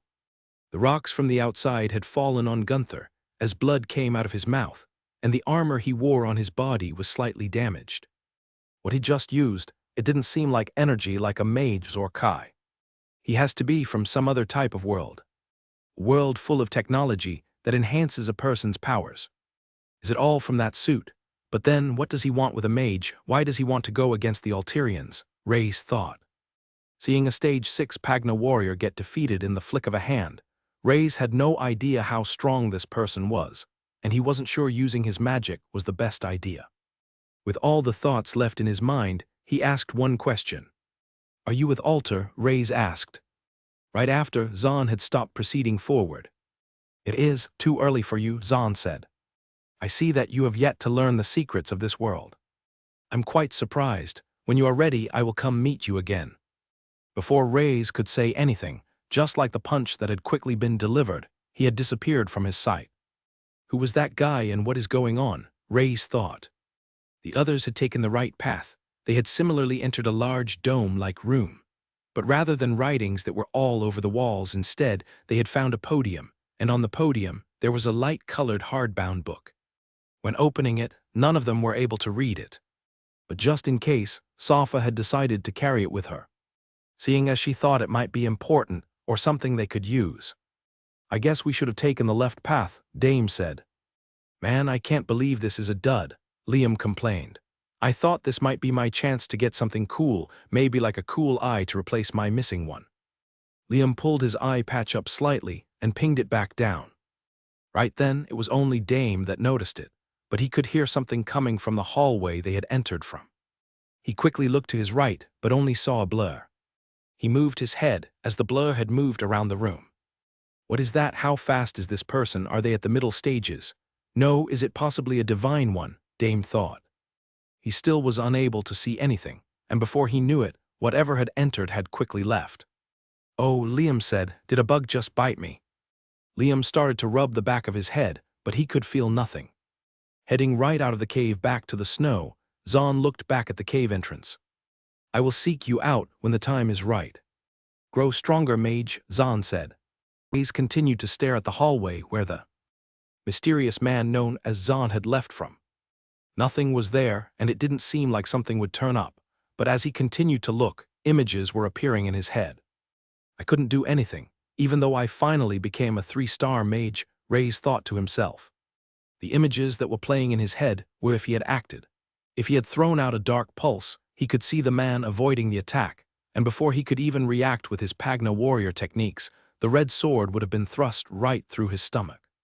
Reyes tried to play the scene again, trying to use his wind powers, then trying what limited amount of ice powers he could use as well. This continued, but every time, the result seemed like it would end up the same. That's when Reyes decided to do one more thing. In his head, he started to imagine himself back with the strength he used to have as a 9-star magus.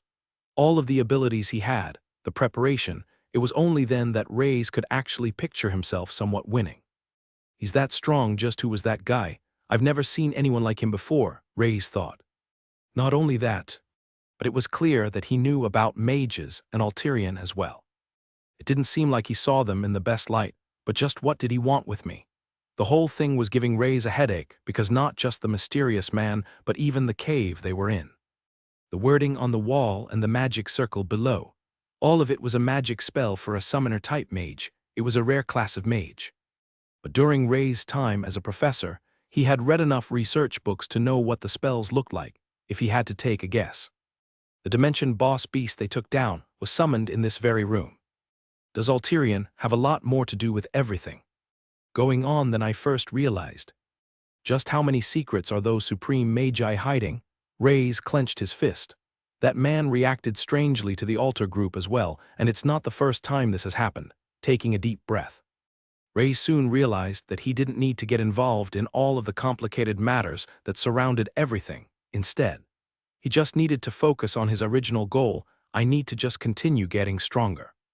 Get my strength back so things like that can't happen again." The sound of groaning could be heard coming from his right side. Eventually, a few rocks started to tumble as Gunther was starting to move. Walking over, Gunther looked to be quite badly hurt.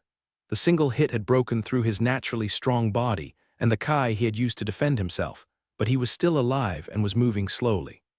"Take this," Rey said as he threw over a red-colored pill. Moving his hand and breaking through the pain, Gunther had caught it. He looked at the Kai pill and could see there was a small marking of DM on the pill. Gunther had decided to trust the strange student in this situation and took the pill.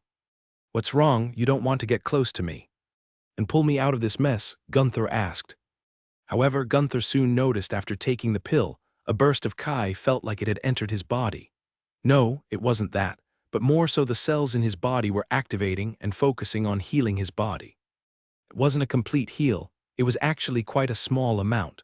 Perhaps he had recovered only 5% of his injuries, but with how hurt he was, it was quite a large improvement. I'm starting to see why the Crimson Crane is after this person more and more, Gunther thought as he stood up still holding onto his stomach. His armor had completely been ripped through. But the armor hadn't gone through his skin. Gunther wasn't sure if he had imagined it or not, but it almost felt like the man had pulled back his punch just before so it wouldn't do major damage, or at least more damage than what was already done. So who was he? Was he a friend? Gunther asked. Not a friend and no one that I know of, Reyes answered, already walking off. He wanted to head and meet up with the others. His pace quickened a little. Gunther was able to follow not far behind. He was just in no condition to fight anymore. As they headed back through the tunnel at which they had come from, they had eventually entered the open cavern that split into two halves. When they were here, they could see the others as well. Crap, what happened to you? Liam said, pointing at the hurt Gunther. There was some dry blood on top of his armor, so it was quite alarming to the kids. Was there someone that attacked you? Dame asked. He had felt like something was in the room with them from before, and now he felt like this was confirmation. Yes, Reyes replied. We have no clue why he was here or what he wanted, but he just attacked Gunther out of nowhere. Did you guys see anyone? No, Simeon shook his head. We didn't see anything. The only thing we managed to get our hands on was a book. Safa was carrying the book with both hands, and when Reyes looked at her, she stretched it out so he could get a better view. Seeing it, his eyes started to light up. Now I know why the ice magic had reacted to the other path.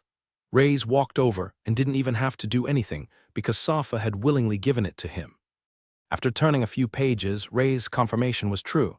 This will do me well, thank you, Reyes said. What Reyes had in his hands was a spellbook. But not just any spellbook, but one that focused on ice spells. The type of spells he needed to go with his new attribute. This little trip had allowed him to gain more than he had imagined. With his dark magic, the book disappeared.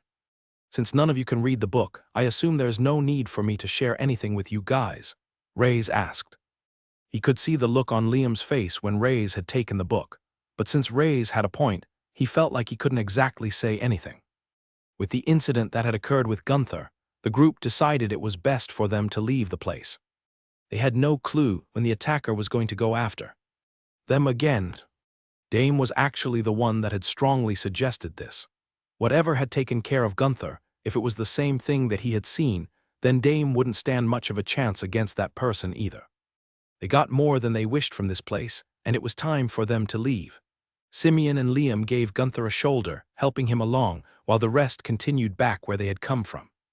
They had eventually reached the portal, in the same location from before. I never want to come back to one of these places again, Liam commented, rubbing the back of his neck, which was still a little sore. At least not any time soon, maybe when we have to go with the entire academy. The others were exhausted. A lot of the adrenaline had already left their bodies after meeting the Dimension boss. They were more than ready to head back. Each one of them stepped back through the portal, and Reyes, taking one more look behind him, had stepped through the portal as well. With a zip and a zap, each one of them found themselves back in the thick fog, only there was a difference this time. There was no longer any portal. From the deep foot imprints in the ground that Reyes had made, they knew they were back and in the right place. All right, time for us to head to the academy, Simeon said, and I can eventually get some rest. The group stayed close to each other so they could see one another in the fog. They also needed Dame to help them climb back up. But that's when Safa was starting to panic. She was twisting and turning her head. Simeon was the first to notice this. Wait, where's Reyes? Simeon asked. You guys go ahead. Reyes' voice traveled through the fog. There's something I still need to do. The group was left perplexed because it seemed like Reyes' absence was completely out of the blue for them. For a moment, none of them moved, thinking that they might see Reyes. Safa was even trying to shout, calling out for him, but with just a few grunts, the noise didn't travel far. Not wishing for Safa to strain anymore, Simeon shouted on her behalf. Reyes, Simeon yelled. Reyes, he shouted out again, but there was no response at all. Maybe we should do as he said, Dame said, trying to break the awkward silence. I believe Reyes is a person that thinks before he speaks, and he stated that we should go ahead, which means that he will definitely meet us back at the academy.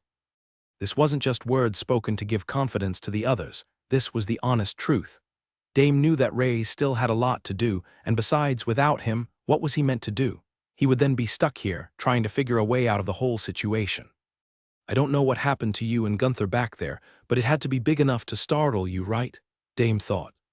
After some time had passed, and the others had climbed the cliffside edge, Reyes started to make his move. He had a destination in mind. He continued to move until he had finally been brought right back to the cave. The cave that had the writing from the founder of the Dark Faction. It looks like I'm back here again, and I'm going to have to borrow some of your spells. When he was in the other dimension, Reyes had realized something traveling with Dame. After learning the extraction technique, he had come to know the reason why everyone referred to the demonic faction as crazy, demons, or those that were mad. They were nicknames all given to the demonic faction. And it was the same for the Dark Faction leader. If I'm right, then the spell formation that is written is one that leads to the demonic faction, Reyes thought as he had drawn the circle and traced it from memory with chalk. He always kept some on him in his special dark magus robe just in case. Activating it, he now wore the robe over his clothing and pulled his hood to cover himself. I realized something important while traveling to the other dimension. I thought when I moved to a new world I had run away from all my troubles. I was planning to get stronger and then find any way I could to get back and get my payback. But it seems like the trouble of the Supreme Magus went even beyond that of Alterian. This world is not a safe place for me. With the attempted assassinations, Alter, and the Society, I need to have a safe place to go to. Reyes lifted his hand. And the dark magic seeped into the circle. It started to light up and a portal had opened right in front of him, ready for anything. Reyes took a step through, and he immediately reappeared. Surprisingly or unsurprisingly, he appeared to be in another cave. The amount of caves I've been in recently. Does everyone think these things make great secret lairs? Reyes said to himself. Looking around, there looked to be nothing of significance. All he could see was a simple magic spell on one part of the wall. As he walked forward, Reyes lifted his hand. He didn't activate any magic and instead just moved his hand right through the wall. An illusionary spell. I guess he wanted to keep this place a secret, even though there's nothing here. Reyes took a step completely through with the rest of his body. When he did, he could see the hard-colored ground. The few barren trees that were in the area, but not just that. Not too far off in the distance, there was a city. It wasn't just any city, it was one that he had been to before. Looks like I was right. This means that we no longer have to risk going through the dimension that the Light Faction owns, that is if it even still exists. I now have a direct path that will take me back to the demonic faction. It looks like the business of the Dark Magus will be able to grow quicker now, which is good because I need to obtain more power. I can't rely on groups like the Dark Faction or that of Alter. I don't think I would be able to do the same as the Dark Faction founder and create my own group, but having my resources and influence can be done. Heading back inside. Reyes only wanted to confirm that this did indeed lead to the demonic faction. He now could use the return spell to head back to the cave as well, and then return to the academy. He didn't draw the return circle straight away. Though instead, Reyes had something else planned in total. He had 53 level 2 power stones. It was an almighty amount. Some of these I will use to create better Kai pills. I also would like to create better items for myself as well. I need an ice attribute. Ring, which would be nice, but there's something else I need to do before that, while here. Reyes would get to work. He didn't think this amount of magic would cause a problem. But just in case, he had drawn the return magic circle ahead of time, so if another portal did open up and it was a portal break, he could just hop on over back to where he was. It will leave the demonic faction in a bit of a mess. But that is their problem to deal with, Reyes thought. Back at the academy, the group had returned. The night sky was now out, as an entire day had passed. But the academy was still as quiet as ever due to the break. Everyone was currently on. Everyone, I want to have a meeting with you all the next day. I think it's safe to say, though, that what happened today and everything you saw is our little secret, Gunther said, giving them a wink as he awkwardly walked off, still in pain with each step that he had taken. It really is a good thing that he's nothing like his brother, Liam commented. Otherwise, he would be going straight to those clan elders. And then they would be right up our balls, trying to sniff out where we had been. Can you imagine we just closed a valuable portal the Academy could have used? Maybe that's why he isn't telling them, Simeon stated. The portal being closed, they will blame it on him as well. Dame wasn't so sure. He felt like there was perhaps a different reason why. Little did he know he was right. The main reason for Gunther now helping the group and keeping everything a secret was the price from the Crimson Crane. Returning back to the Blue Headband sleeping quarters, they realized that due to everything that happened, they wouldn't be here for much longer. And soon they would be heading to the Red Headbands, where the main disciples that surely held a large grudge against them currently were as well. "Ah man, there's just too much to worry about. I'm going to get some sleep," Simeon said, heading back into the room.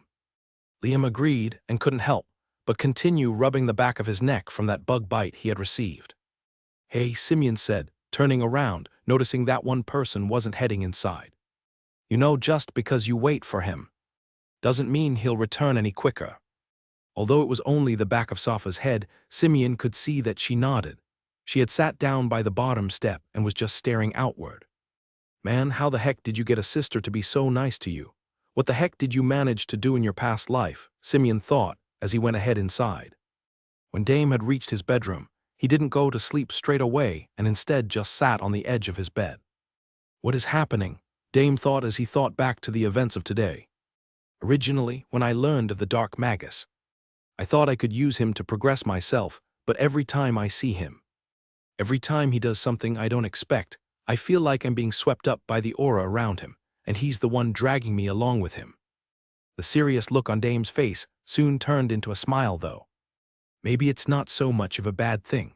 I guess I'll see where all of this goes for a little while longer." Time continued to go past, and soon the sun was starting to rise. Safa had eventually succumbed to her tiredness, falling asleep with her head tilted to her side. "What are you doing?" The voice startled her awake, and when she looked up, she could see the scruffy white hair. "If you stay out here all night, then you'll get sick. Then I'm going to have to make another pill and I'm already tired," Reyes commented. Opening the door, Simeon was rubbing his eyes as he was going to check up on Safa. He was meaning to check on her every night, but due to his exhaustion, he had fallen straight asleep as well. "Reyes, you're back," Simeon shouted. "You really came back." "Why do you sound so surprised?" Reyes replied. "I said I would be back, didn't I? And why don't you head inside and call the eye patch one? I've come back with the gifts I promised." That day when Reyes had returned, a big change was starting to occur for them all. Entering that portal had changed each and every involved person's lives more than they could have ever imagined. Reyes had been relatively busy in the demonic faction, and he hadn't left the cave where he had originally teleported. He wasn't sitting idly by twiddling his thumbs, as he had a purpose for staying in the cave. Because of this, it had taken a bit longer than he initially realized before he left. Thankfully, being a Stage 2 Pagna warrior, he needed less sleep than he usually would have, so he could still function somewhat properly after he left. There were no issues in terms of a portal break, so he decided to head back through the teleporter to the Pagna Academy. Stepping through, he had returned. "This fog is quite annoying," Reyes thought as soon as he arrived. He activated part of his wind magic around his body. With the wind, he was constantly pushing out, creating what was somewhat of a barrier. The fog around him moved, and now he could see at least 2 meters ahead. "It makes me wonder just how thick this fog is. I haven't even explored the entire area because I don't know where it goes. Humans tend to walk in circles when they don't know where they're going, even if they think they are heading in a straight line. It's quite possible that there might be other things down here as well. I guess when my wind affinity increases, then I'll be able to clear most of the fog in this area and explore a bit more." Reyes wasn't expecting to find anything. But then again, he originally wasn't expecting to find anything when he had found the cave now. "I have to figure out how to scale this thing without the others. I assume Dame just carried everyone up. He was able to use the smallest surface area to just boost himself and only from kicking. I guess I could try and give it a go." At the time when Reyes had been carried up by Dame, he was watching him very carefully. Although he didn't have as much Kai as Dame, he was thinking that he could replace the Kai with something else, and that something else being mana. Taking a deep breath, Reyes ran up and jumped in the air. His foot was ready to kick off one of the rocks. When his foot made contact, he exploded it with Kai, just like he would when performing the descending steps. At the same time, he added additional strength with his wind magic surrounding his leg. It wasn't much of a boost, although he had a lot of mana compared to before, now being a 3-star mage. With his wind affinity at 24 points, would be similar to a 1-star mage who specialized in wind magic. When kicking off, Reyes had quite the boost, but then realized that he had nowhere to place his foot to scale up. With the added wind, he had at least made it 10 meters in height, and falling back down would hurt somewhat. Thinking fast, Reyes started to form a chilly mist in his hand. The formation of ice. It was the only ice spell Reyes would know, and usually he would think the skill was useless. The ice magic had solidified into a stubby, pointed spike in his hand. Holding it firmly, he used his Kai to shove it right into the wall of rock in front of him. When the ice hit, shards of it were breaking off, but reinforcing it with more of his mana, he was keeping its solid form, finally lodging it in. Now, still holding onto the ice, Reyes was hanging on the cliffside with one arm stretched out. When looking down below, all he could see was the thick fog, unable to guess where the bottom was, and when looking up it was the same. He couldn't see the peak of the cliff. I guess I have a long way to go still. This is going to be a bit more difficult than I thought. But it's not like I haven't gotten out of tougher situations. By the time Reyes had arrived at the Blue Headband living quarters, the sun had fully risen, and before he took further steps in, he stopped. The sun was shining, hitting on a single woman who was sitting there waiting at the bottom of the steps. Her head was tilted partly on her shoulder, and her eyes were closed. Did she stay here all night waiting for me? Reyes thought. Memories filled Reyes' head. When he would reach his apartment door, opening it up back then, there was a person who would wait for him as well, with a smile on her face. A lump could be felt filling up in his throat, one that he had chosen to swallow down. How long has it been? How long since someone waited for me like this? I can't believe with all my anger I almost forgot about us. What are you doing? Reyes said as he walked closer toward Safa. The voice startled her awake. And when she looked up, she could see the scruffy white hair. If you stay out here all night, then you'll get sick then. I'm going to have to make another pill and I'm already tired, Reyes commented, a short while after his return. The others had come out of their rooms, and now everyone was in the main center hall where students would usually gather. Since they were still the only students present, the whole place was empty. It made sense for the no-names and Dame, who wasn't really a student, but not for Liam, and Simeon was still curious why he hadn't gone back to his family or clan like the others, but it just felt a bit awkward to ask. Especially since whenever they would talk, Liam tended to say something a bit on the pervy side or mention something about his balls, which just made Simeon want to punch him in the face more. I am here to fulfill my promise to you all, Reyes said as he stood up from his seat, and in front of each one of them he placed down a yellow-colored pill. Immediately, as Reyes pulled his hand away, everyone's eyes were glued to the pills. This was because there was some type of radiant energy glowing from the pill itself. They could feel Kai power coming from what was right in front of them. Immediately, Liam went to pick it up to check, and as he held it up, he could see the small marking of DM written on it. What is this? This looks like the Kai pills that we get from the academy, but it seems to have so much energy inside it, Liam said in amazement. Looking at them, they all felt the same way. Wait, before I get excited. I need to remind myself, what you took was a level 4 power stone. Do you think a simple Kai pill is the equivalent of that? Liam asked. A simple Kai pill, Dame chuckled, who hadn't said anything until now. That isn't a simple Kai pill. Although it might not be at the same strength as a level 4 power stone, what you have in front of you is equivalent to a level 3 power stone, that is, a 30-year Kai pill. Liam's single eye almost popped out of its socket when he heard those words. Kai pills tended to go up in 10-year equivalents. A 10-year Kai pill. The same as if a person used a simple cultivation technique for 10 years and gathered the energy, a 20-year pill, and now they had a 30-year pill in their hands.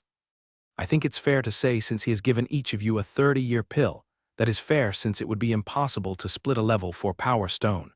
Dame wanted to say more than this because a 30-year pill shouldn't have even been possible. Dame was there with Reyes every step of the way. They had only gone against level 2 beasts, so the most that Reyes should have been able to produce was a 20-year Kai pill. He imagined that this was only possible because it was the Dark Magus's doing. Dame was right as well. Now that Reyes was a 3-star mage, he could use the magic circle on the level 2 power stones to create a level 3 power stone. The process would take 3 level 2 power stones all together and wouldn't guarantee to work, but Reyes had 50 stones to play with. After repeating the process a few times and a couple of failures with all 3 of them, Reyes still had over 30 stones left and had in turn created 3 30-year Kai pills. There's one more thing for all of you that you don't realize either, Dame continued. With how the 3 of you currently are, if you take and absorb those pills now, you will have a breakthrough. All of you will become 2nd stage warriors, the same level as the other red headband users. A 10-year Kai pill wouldn't do much for the students in terms of breaking through to the next stage.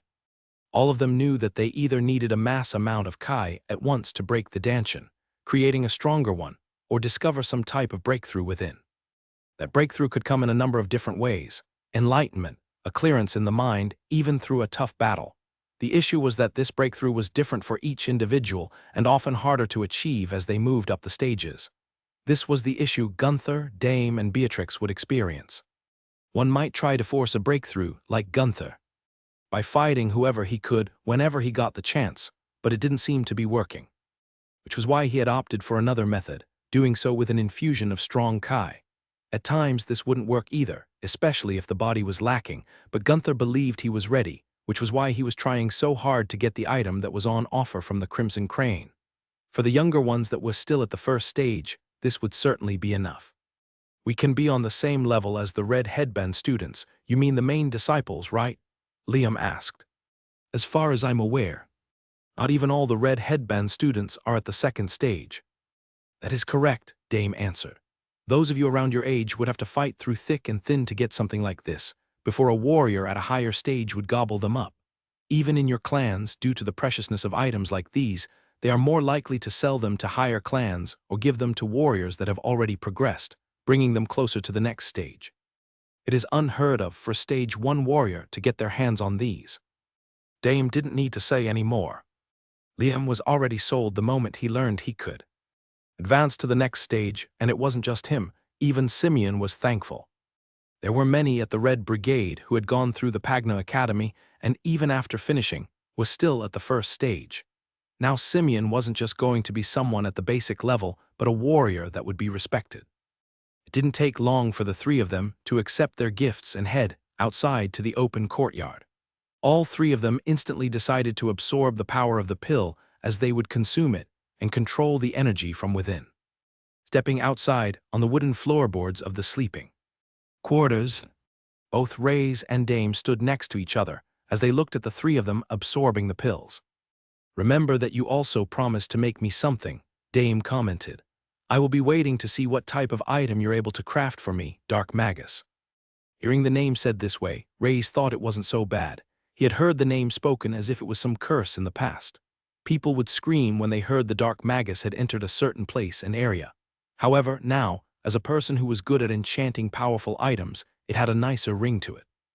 I want your help with something else, and I'm hoping you will do this one for free, Reyes said. Oh, what is it? Dame replied back.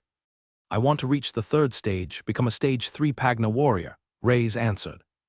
Dame wanted to ask what the sudden interest in getting stronger quicker was, but he felt like he already knew the answer after seeing Gunther.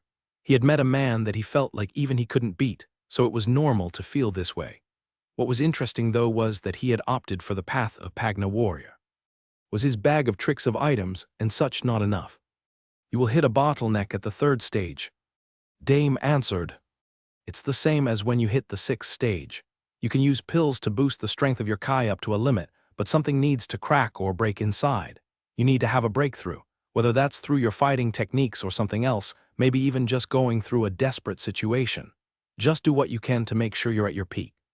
Get your body, your skills, everything up to the best they can be, and I think you'll be more likely to hit that breakthrough. This answer wasn't one that pleased Reyes, and the word breakthrough was something that was also well known among mages, but used in a different sense. A breakthrough for a mage is a state that they can obtain. They break the magic core surrounding their heart for a moment. Their whole body is overwhelmed with a mass amount of power. It's a strong form, and every breakthrough is different depending on the type of magic core that one has. However, the way to obtain a breakthrough is also different. What has been noted down in research is that breakthroughs are somewhat related to how to increase affinity with certain types of magic. Once a mage has experienced a breakthrough, they can harness that feeling and learn how to use a breakthrough at will, but using a breakthrough. The aftermath is a loss of all control of mana for a temporary amount of time. It makes me wonder, if a Pagna warrior learned to use a breakthrough, wouldn't it be less of a problem?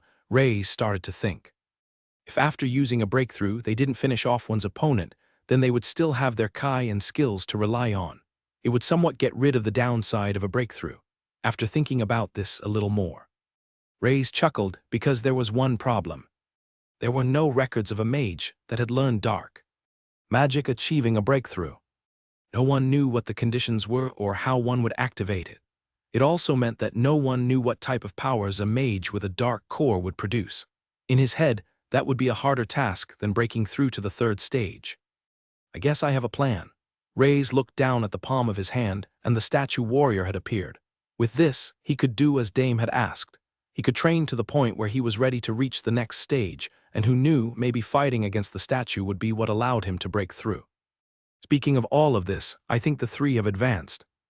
Strange black muck had come off from the bodies of the three on the courtyard floor.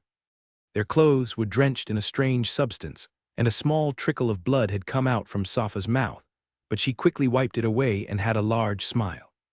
This was because all of them were now stage 2 Pagna warriors. There was one more thing I wanted to ask you. What do you think about going back to the demonic faction with me? Reyes asked. And what about bringing them with us? After achieving a breakthrough, the first thing the group had decided to do was to visit the bathhouse. Their clothes completely stank, as did the rest of their bodies.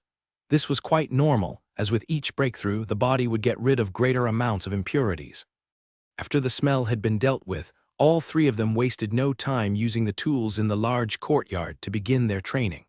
They eyed up the straw dolls, the wooden weapons, and the countless pillars that would also record one's strength. The pillars were always a good way for them to test just how much they had improved. All of them were beaming with energy, ready to test their new bodies. I can now stab twice as fast, Liam said as he thrust his sword toward the chicken area of the straw doll. When in anger, he often aimed for this spot, but lately, he had become so angry it had become somewhat instinct for him. Still, he was amazed. It wasn't just an increase in Kai, but his body was better than ever, as he didn't tire after attacking the same spot over and over. It was the same for the other two, but there was something else Simeon was somewhat aware of but not quite. When he had punched the pillar, he had done so using next to no strength, no Kai, nothing. The number 25 had come up in the past. When he did the same thing again, the number that came up this time was 35. Wait, even if I add no Kai, why is the difference so high? Simeon started to think. He knew one's body got stronger after a breakthrough, but with no Kai to increase by this much, was that right? In order to test this out, he had used Safa's score as an example, but she had only risen by a few points, not by 10. Can't you tell? Dame said, coming over and raising his hand, he swung it, hitting Simeon right on the back. Oh, Simeon had flinched, hunching his back, but soon stopped as he realized something.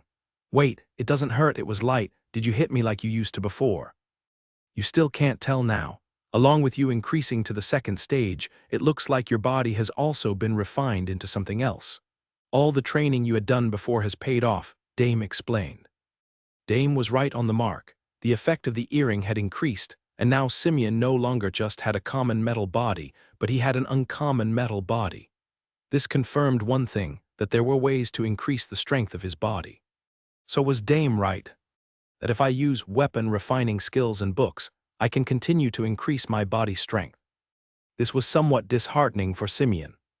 He had always imagined himself fighting against beasts and monsters, not just standing there and taking the hits from them, as the three were getting used to their new bodies. One of the blue headband teachers, Todd, had walked in. He looked at everyone in the courtyard before asking his question. Where is Reyes? Todd asked. He is. Simeon looked at Safa. He is a bit busy at the moment. We don't know where he is. All right, I have done my duty either way, Todd sighed, shaking his head. Gunther has called for you all to meet him at the main base.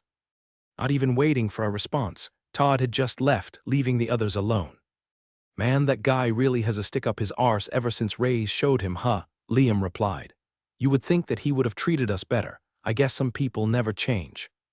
The group entered the main building and were in one of the many offices that were placed around. When inside, the other teachers and members would constantly whisper as they saw them. It reminded them that they had become quite the name. And little did the teachers know that they would have even more in surprise for them, as they had all advanced to the next stage. Entering the office, all four of them stood straight as they looked at a fully healed Gunther. However, he wasn't wearing his armor like he would before, and instead was wearing robes like most Pagna warriors. Still attached to his back was a leather strap that held his two swords, one of which he had reverted back into a sword after letting Safa borrow it for a while. Wait a second, where's Reyes? Did he not come back yet? Gunther asked. He did, but didn't he tell you? He's in the middle of training in the forest grounds, Simeon replied. The forest grounds was an area located at the back of the academy. It was an area where beasts had been taken from one of the portal outbreaks, a very low-level one beast, the hot bunny. Here the beasts would reproduce, and it wouldn't just be a farm for them to have an area with power stones. It was also an area that was used for assessments. Currently, Reyes was using it as his own little playground. In the middle of the forest, Reyes' face was beat and bruised, and blood was pouring out of his mouth. He looked at the palm of his hand, where he had a red kai. Pill. I don't have many of these left, Reyes said as he gulped it down in one go. You are much harder than any of the disciples. Right in front of Reyes was none other than the special item he had created, the mythical statue. In the forest, Reyes was taking it on, fighting against it, and he was doing so just using his powers of a Pagna warrior, rather than using his magic as well. He had attempted the descending steps, as well as using his blade swordsmanship, but it was useless, and the statue had a counter to almost everything. I can feel it, as long as I'm able to beat you. I will reach the next stage, Reyes said as he charged in again with his wooden sword. With Reyes not being there, Gunther was wondering just how much impact his words would have, so he decided to keep it short and sweet. What has occurred between all of us, as I said before, will be our little secret, Gunther claimed with a smile. As long as this happens, then none of us will get in trouble. We can continue our time at the academy as we all have been doing, so that is all I have to say, and this will be the last that we speak on the matter. Gunther flung his hand as if to shoo them away. It was clear that the actual person he wanted to speak to wasn't with them. As they turned around, Gunther did want to call out to one person. Liam, do you mind staying here? I want to have a word with you, Gunther asked.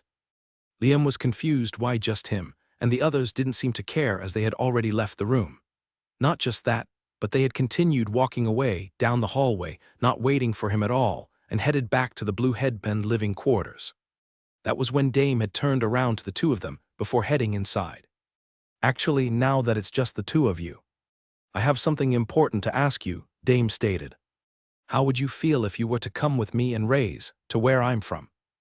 It was a sudden question to ask, and one Simeon hadn't really thought about, but it did beg the question. Wait, where are you from? Simeon asked. Liam's heart raced as he stood before Gunther, feeling a mix of anxiety and confusion. During his whole time with the others, he had already felt somewhat distant compared to the rest. He hadn't cared much, after all, he hadn't come to the academy to make friends. However, naturally, as time went on, and it was only him and them, and fighting with the others together during the event, he did feel like there was some connection between them. The fact that he had even entered the portal with them to the other dimension made it seem like fate had something in store for him and Safa. It's almost like fate that me and Safa are meant to be. Together, Liam let out a big sigh, feeling heartbroken that now he had been singled out by Gunther of all people. Why? Why do you have to speak to me? I know I'm handsome, but I'm sorry, sir, I don't swing that way. Liam, Gunther shouted for the third time. He had been calling Liam's name for a while now, but there was no response. What are you even thinking in that small brain of yours? Shaking his head, Liam decided that since it was already too late, he might as well listen to what the teacher had to say, although he felt it was hard to call Gunther a teacher, because he was the strangest teacher he had ever come across. Liam, me and you are different. Gunther said as he placed both of his fingers off to the side. He swiveled his chair slightly to the side so only half of his face was showing. We aren't like the others, you see. I'm talking about those that went into the dimension together. It felt strange. The same thoughts that Liam was having not too long ago were now being brought up by the teacher himself, and it was hitting him just a bit harder. Those three, they have a connection. It's clear that they knew each other even before they entered the academy, but now me and you have a connection together. Since we both share a secret, right? Gunther said, turning around and smiling at Liam. What I want you to do is stick with them no matter where they go. Stay on them like a fly following around a piece of crap. So, I'm the fly, Liam said.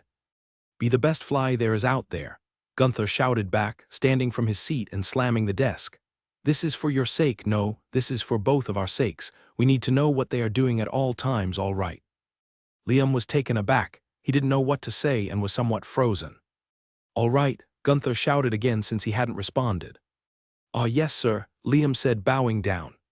It seemed like that was his cue to leave, and so he did. He would stick to them like a fly, that's what he was good at. While Liam was running down the hallway, heading back to the assessment area, he couldn't help but continue to rub the back of his neck. Meanwhile, Gunther let out a big sigh and sat back down in his seat. All right, at least that's dealt with now. I have to make sure that the dark magus doesn't stay out of my sight. I need to know where he is at all times.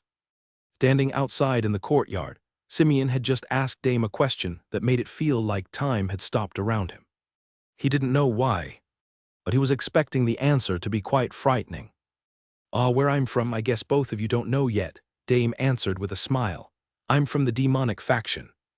Oh, just the demonic faction, Simeon let out a sigh of relief, but he quickly caught his breath again. Wait, did you say the demonic faction? In here, inside the dark faction's academy. Simeon's heart started to beat 4 times faster as thoughts started to go through his head. What if they were caught with this person? Would the whole dark faction go after him, and then would they also go after anyone who kept in contact with him? Maybe they would be treated as those working with the demonic faction just for being near him. Deep breaths, Dame said. I know what you're thinking, but honestly, I'm pretty sure that teacher already knows where I'm from, or at least has a good idea. Remember what he said, as long as no problems arise, then we will be fine. No problems was a tall order, Simeon thought. They had already been suffering with problem after problem since they had arrived here. In his head, it was only a matter of time before they would get caught. As I said before, Reyes wanted to invite you to head to the demonic faction with me. Of course, with the plan to return. We will just be away while everyone is on break. And inform them that we are heading back to our families and respective clans. Simeon was still trying to take in the new piece of information that he had learned, and only bits and pieces were really going into his head. Listen carefully to what I have to say, Dame said again, and he looked at Safa this time. She seemed to be calmer having learned this information. Seeing how Dame was serious with his words, she pulled on Simeon's shirt, getting his attention, and then went to hold his hand. For some reason, the moment Simeon held onto Safa's hand, he felt a whole sense of calmness come over him, which was followed by the flushing of the upper cheeks. Reyes asked me to tell you guys this, and he is inviting you because he's actually looking out for you guys, Dame explained. You know, lately, he has been a target of an assassination, and from what I know, you guys had troubles even before that. If he were to leave here, he's worried that the two of you will end up being a target if they can't go after him. So he would rather have you come along to the demonic faction where he thinks you'll be safer. It's up to you guys what you want to do, but we will be heading out tonight, Dame stated as he was ready to walk away, giving them time to have their answer. We'll go, Simeon answered instantly. I know what Safa's answer is already, so I'm sorry for speaking on her behalf. As for my answer, I already said that I would go wherever Reyes went. Dame smiled hearing this. Reyes had managed to gather his own group of loyal people. They reminded him a lot of his group of friends in the Neverfall clan as well. The leave of absence letters were handed in to Todd, who didn't seem to care, nor was he surprised. They knew that due to the teacher's laziness, it would be a while before their notices would be passed on, meaning it would give them time before Gunther could do anything. After that, they had all left the building and headed to the back of the academy where the forest would be. This was where they were to meet Reyes, who was already waiting for them. Traveling with Dame, they had gotten through everything with ease, and a short while later, they had eventually reached the cliffside. Here, Reyes was waiting. He hadn't gone down the cliff to the cave, as he didn't want others to see it. And there was no need to. He could just draw the magic circle wherever he wished, since the magic circles created by the Dark Faction leader had set coordinates for where they were to appear. It was something Reyes was unable to do because he hadn't mapped out the world of Pagna, and the coordinates to head back to Altiran were completely skewed and different. He found that out the first time he had opened a portal. "It's good to see everyone. I think it will be safer if we're all together," Reyes claimed. "Now let's head out." Reyes activated his dark magic, and as he did, the portal started to open up. When it flashed glowing, the sound of the bushes moving was heard behind them. Immediately, Dame rushed into the bushes to see if they had been followed or if it was possibly another assassin. A few moments later, he returned, holding onto a certain boy that they were all familiar with. "What do you want to do with him then?" Dame asked, holding Liam's shoulders. Having heard the group leave in the middle of the night, Liam felt compelled to follow them, remembering Gunther's words to stick to them like a fly. It didn't take him long to figure out where they were going since it was a destination that the others had been to a few times. There was nowhere else to go other than the hunting forest and back down to the area of fog. The real question was why, and that's what led Liam to discover their exact location. He hadn't done this just because Gunther asked. He was genuinely curious about what they were doing. "What should we do with him?" "He's seen you open the portal," Dame asked. Soon after, the portal actually closed right up. That was because the energy from the level 1 power stone had been used already. The portal's rays opened weren't like those of others. They weren't permanent. Seeing this, it left Liam witnessing something that he wasn't supposed to see. His teeth were chattering slightly, and the grip from Dame alone felt too strong. He had tried to shove and move slightly, but the pressure had increased on his shoulders, making it clear that he wasn't allowed to leave. "I'm sorry," Liam said. His single eye was watering up, and he had placed both hands together, shaking them continuously. "I know I shouldn't have followed you guys, but I wanted to see what you were doing. I thought we were a team, you know. We defeated the 5 disciples together, and we got through that mess with the Dimension boss. You need the whole group, otherwise it just doesn't work." Of all the things to say, this was Liam's plea, not to save his life but to be a part of the group. Otherwise, it just didn't feel right. He had no clue what he had just done. If Liam weren't someone who had already known part of Rey's secret and owed him one, he would have had to end his life to keep his secret a secret. Yet Reyes could tell from the look in the others' eyes that they pitied him slightly. "Look, I'll do whatever you guys want. I'll keep my mouth shut. I'm one of you guys now. If you go down, then I go down as well, and why the heck would I want to get myself in trouble?" Liam continued to try and convince the others. "Come on, man, I'm begging you here, Reyes. Haven't I helped you guys out a lot, come-o?" "Okay," Reyes eventually blurted out. "Please just stop speaking. We will let you come with us. Did you leave a note with one of the teachers explaining your absence?" Liam hadn't done so since he wasn't so sure what was going on, but he thought if the others had left, and he had done as well, then surely Gunther would know what had happened and come up with an excuse. "It will be okay," Liam answered honestly, a little worried that a certain tick might show that he was lying. Reyes produced another power stone in his hand and dropped it to the ground. Almost like a show, at the same time, Reyes' dark magic started to leave his hands and went down to the magic circle. The crystal had hit the floor at the same time as the magic, and the circle lit up, producing the portal again. "All right, let's try this one more time, shall we? Let's go," Reyes said as he walked through first. The others weren't too far behind, and Dame and Liam were the last 2 to enter. Once everyone was through, it was left for a few more seconds until eventually the portal closed up. Entering a portal, Liam was fearing the worst, preparing himself for another risky battle as he fought against beasts. But he was now a stage 2 warrior. If he had gotten through it before, he could get through it again. When he opened his eyes, though, he felt the atmosphere hardly felt any different. It was slightly more humid compared to before, but that was all. When opening his eyes, he noticed that they were in a dimly lit cave. "Come on, let's not waste too much time," Reyes said as he walked forward, and everyone witnessed his body warp right through a wall. It was a dead end, an area full of rocks, yet Reyes had walked through it, and now none of them were able to see him. Everyone was confused and worried. Looking at the wall, there was no way to tell if it was real or fake. That was until the person who had the most trust in Ray's. Out of them all, Safa decided to walk ahead. Her footsteps were confident, but when approaching the wall she had closed her eyes. In doing so, she had walked right through. Seeing now two people go to the other side, it started to give the others more confidence, and they started to head through one by one. Going on to the other side, they soon realized that they were still in the cave, but just in another part, a part where they could see a clear exit, and Ray's was already at the very end. "I brought you guys along so you wouldn't get hurt," Ray's commented. "But it doesn't mean that I have to wait for you. If you slow me down, then I'll leave you behind." Walking forward onto the hard, dark orange ground, which was black in some areas, Ray started to walk ahead.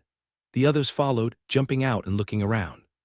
They couldn't see much apart from a few trees that looked to mostly be on their last legs, as if rain hadn't fallen in the area for years. However, there was something that had caught all of their eyes. It was so large, built up in the middle like a giant tower, and even though the night sky was out, it was lit up like a giant lantern. Their eyes were glued to the sight like a moth to a flame. "Why does this look so familiar?" Liam said. "I'm sure I've seen something like this in a painting or something." "Is that the city of Repton?" Simeon asked. "I guess we really are in the demonic faction after all." The city of Repton was quite well known because it was one of the biggest cities that belonged to the demonic faction. Immediately after hearing these words, Liam realized, and it clicked in his head. Repton, the demonic faction. Wait, this is the demonic faction? I thought we had gone to another dimension. What are we doing in the demonic faction? Liam shouted. Liam's fear was palpable because there were many stories told to the dark faction about the demonic faction. Nearly no one, especially younger children, had been to the demonic faction, so they only knew about them through tales. Immediately, Liam started to think that this might be even more dangerous than if he had entered a dimension with beasts. "What's wrong? Are you regretting coming with us now after all the talk about sticking together?" Simeon said. "Where's your balls, as you would say?" "Let's get a move on," Ray said, and Dame, now in his own comfort zone, had placed his hand on his face, taking off the mask. His hands dropped down by his side, and all of the others were stunned by what they could see. "He's quite handsome," Simeon ended up blurting out loud. There had been so many surprises. The fact that Dame was using something to hide his face wasn't so much of a surprise compared to the rest of the things they had been through. Knowing he was from the demonic faction, it made sense, but it started to make Simeon think. Wait, but why the mask? Is he someone that people might recognize? I guess with his strength, that would make sense, and with us going back to the demonic faction. Just how did Ray's meet these people? And how is he able to do all of these things? Ray's and Dame walked side by side. Taking the lead, Dame was looking forward to meeting his friends. He had left them all without saying a word, and he hadn't exactly been in contact with them either. One he wasn't looking forward to was his father and how he would react to his disappearance, but for Ray's, he had another goal. "Let's start the business of the Dark Magus while we are here. We'll spread the name out and see if anyone takes the bait." The group had entered the city of Repton and were walking through one of the many streets that were filled with hanging red lanterns and glowing lights. The sound of laughter and chatter filled the air. However, there was a certain group of people that stood out among all of those there. The usual three were huddled close together, Safa, Simeon, and Liam, while Ray's and Dame were walking in front of them not too far ahead. "Look at them," Liam whispered. "We're surrounded by those from the demonic faction, those that absorb the energy from others. I hear that they even eat humans." "Well, no one would want to eat you anyway, so you're safe," Simeon replied back. But he was whispering as well. It was clear that he was a little scared of the people around them as well. "Can you guys relax a bit? You're making us stand out," Dame replied. "The people here are just like those from any other faction. There are those that don't belong to any clan, yet the Pagna warriors live side by side with them just fine. I'm sure you will see that we are not as bloodthirsty as people say." The thing was, out of all those present, the one that was actually catching the most attention was Dame himself. As soon as other warriors saw him, they started to whisper. He had gained quite the reputation after taking down Beatrix in the last fight. Judging from their words and what they could hear, no one knew that he had been missing. As for the words they were saying, they were quite uplifting. "It's Dame from the Neverfall clan. Everyone is saying that he's changed ever since the battle with Beatrix." Ah, yes, I heard that too. He no longer visits the brothels. Is that why we haven't seen him in the city for a while now? Perhaps he has been secretly training so he can be called on his next assignment. Wait, do you think that's why he's returned? Perhaps it's due to the recent troubles. Hearing the last line had caused Dame to react slightly. Reyes could see the gesture in his hands. Eventually, the group had entered an inn, and thankfully, it wasn't one where Reyes had caused trouble last time. With his hooded figure, he shouldn't attract any attention anyway. After paying for the room for them, the group sat down at a nearby table. Dame didn't order any drinks for himself, but had ordered for the others. I won't be staying long with the rest of you, Dame explained. As you said, we need to get to work, and the academy is only closed for a short amount of time. I will be meeting with Fixteen, as he will be the one spearheading our collaboration and sorting things out with our buyers while we are away. I want to set up a more permanent point of contact with him, Dame explained. I assume that you will be buying products and looking for items.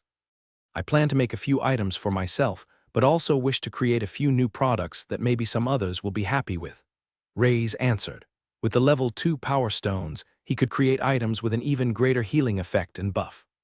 He also had the ice attribute, now that he could use to create a new special type of pill. As well, if you're looking for items like you did last time, and the better ones will be at the auction house. You can also sell a couple of the level 2 power stones there and buy items in bulk. At the moment, we have no base to store items and produce something that we will need to solve eventually. Let's just make a batch of products and see how much profit we can make. After that, we can focus on setting up more of a permanent base. If you head to the auction house, ask for a man named Andy. He has a few scars on top of his head, so he will be pretty easy to spot. Reyes nodded and didn't say much. He could tell by Dame's fidgeting demeanor even when talking that Dame was in a rush to get out of there, so he left. But he had a few words to say to the rest of the group. Have a good time, enjoy whatever you wish in this place, just try not to get into trouble, at least don't cause such a big mess. My name can only help you guys out so much, and I'm not sure how useful my name is right now. With that, Dame had left all 4 of them on their own, in one of the largest cities that belonged to the demonic faction. So what are we going to do? Just stay at the inn during these 5 days, lay low, and then head back to the academy? Simeon asked. That sounds kind of boring, Liam replied. Didn't you hear what he said? Everyone here is normal, and no one even knows that we're from the dark faction, so we can just take this as a little trip to a city. I've never even been to a city this big. Ray soon stood up from his seat. Even though it was nighttime, he had been to Repton before, and it was truly a city that never slept, so he was sure that he could still get to work straight away. Are you heading to the auction house right now? Simeon asked. It's best if I go alone. I'll be buying and selling quite a few things. There might be those that catch on to who I am. And if they see you who aren't disguised around with me, then they could target you as well. I brought you here just so that you would be safe, but you do not need to get involved with my doings. With those words said, Reyes was now the second one to leave the others on their own, and they saw him head out the door without even looking back. Man, Liam said out loud. I thought that I was the only one he treated like crap, but it looks like he doesn't think much of you guys either. He just left you like that. I thought you were his close friends and sister. But he still wants to act all solo like that. We know, Simeon said. I guess we just have to become more useful to him. In the end, the students' curiosity got the better of them, and they decided to walk around and explore the city. The more they saw, the more at ease they were. No longer were they heading around so stiffly. As they walked through, their bellies were growling with hunger, and they soon realized that there was a large problem. Hey, do you have any money at all? Liam asked. Both Safa and Simeon shook their heads. They were in a city with so many things to do and try, but none of them had any money at all. Everyone gather around, gather around. A voice shouted at the crossing point of the many streets. The crossings were more open compared to the other areas, as people had to walk through and past. In the center, sometimes there were stalls set up to catch people's eyes, or even demonstrations. They had seen a few performances of singing, as well as plays, and this time there seemed to be another show going on. The 3 of them had been stopping by, watching the shows here and there, so they went ahead to watch the next one. At least it would distract them from the hunger they were feeling. We are the special students from the demonic factions. Pagna Academy, and today we have a challenge for you all. There were a group of 5 male students in total, all of them dressed in dark red clothing with the same shade of it, a slightly darker red. They looked around the same age as Simeon and the others as well. Right here with us today, we have our hope, our star student Mantis, also known as the Black Tiger, the one who is said to be even stronger than the White Dragon of the Dark Faction. White Dragon of the Dark Faction, Liam replied. Who has a nickname like that? The students were unaware of the name that had been spreading through the lands after the event, and were unaware of what they were about to get involved in as well. It wasn't hard for Dame to meet up with Fixteen now that he had appeared in Repton. Or more precisely, it wasn't hard for Fixteen to find him. Dame knew the news of his return would quickly spread. He could feel the intense looks in everyone's eyes. However, they weren't the same as before, the ones that looked at him as a useless fool. Either way, it didn't matter. He didn't care about his reputation, good or bad. He just knew that his return would be informed, and with it, he headed to a common place where he and his friends would meet up regularly. It was the 3-tiered restaurant, where Dame would do all of his meetings with his guests. The place wasn't too busy tonight since it was quite late. The only ones that were still inside had one too many drinks. There were some that were a bit more clued in. Mercenaries, bandits, other clan members just enjoying their time in the corner here and there. And then there was Dame, who patiently sat on his own at a square table where there were 4 benches, one on each side. He had made his order, and it didn't take long for him to see Fixteen, Carlson, and Kirk walking through the door. They looked the same as ever and scanning the room. Kirk was the first to notice Dame. He's right over there, he's right there just like you said he would be. Kirk pointed and went to run ahead with a smile on his face, but Carlson had quickly pulled him back. Hey, don't you remember what we said? Carlson whispered. That we were going to ghost him for a bit just like he did us. I mean, who just ups and leaves like that and doesn't tell us anything. Fixteen hadn't told the other 2 what had really happened, but since he was in the room, he had seen it himself. He had seen Dame rush through the portal before it had even closed. Honestly, he wasn't sure how long he would be gone for in that other world of his, but he felt like Dame needed some punishment for making them worry. The 3 of them walked over, and when they did, they all sat down on the same bench, one opposite to Dame. None of them looked him in the eye as they turned their heads away. I know you guys are upset with me, but either way, I'm happy to see you all, and happy to see that all of you are fine. I don't know what I would have done if you were punished because of me, or sent off to fight in some crappy battle somewhere, Dame said. You're an idiot, Fixteen replied. You can go off, but you should at least do so with a plan first. Otherwise, we might not be so lucky next time. Dame smiled and ordered a few drinks for everyone. As they started to settle in, Dame did all the talking, asking them questions here and there about their general lives and talking about the past. There was no mention of where he was or what he had been doing. His friends weren't like that. They weren't nosy and knew he would speak up if he felt the need. In the end, it was Dame that asked the first question. How is my father? Dame asked. At this point, both Kirk and Carlson were already too drunk to do anything. Fixteen, who didn't drink alcohol, was level-headed, and he somewhat knew these questions were going to come up. There are bigger issues at hand than you for him, so you are in the clear. But it's safe to say that I don't think you will be first in line to become the head of the clan anytime soon. Fixteen smiled. I was never planning on becoming the head, Dame replied. I want to carve my own path, and I'll be honest with you. I have a feeling that with the Dark Magus I might be able to do it. I think I might even be able to create something even bigger than the Neverfall clan. Due to how Dame acted with the clan, many might think that he had next to no ambition. But those that knew the real Dame, they knew it was different. He had no ambition to do anything regarding the Neverfall clan. I heard some rumors around and you said my father was struggling. Do you know what that's with? Dame asked. It's the Light faction, Fixteen answered. Your victory against them, I guess, didn't rub too well, so they have been aggressive on the border. Honestly, your father was looking for you so you could earn more credit with the demonic faction. But since you weren't here, you can guess what he had to do. Fixteen didn't need to say anything. It meant the task had gone to one of his other siblings, one of his brothers, or even his sister.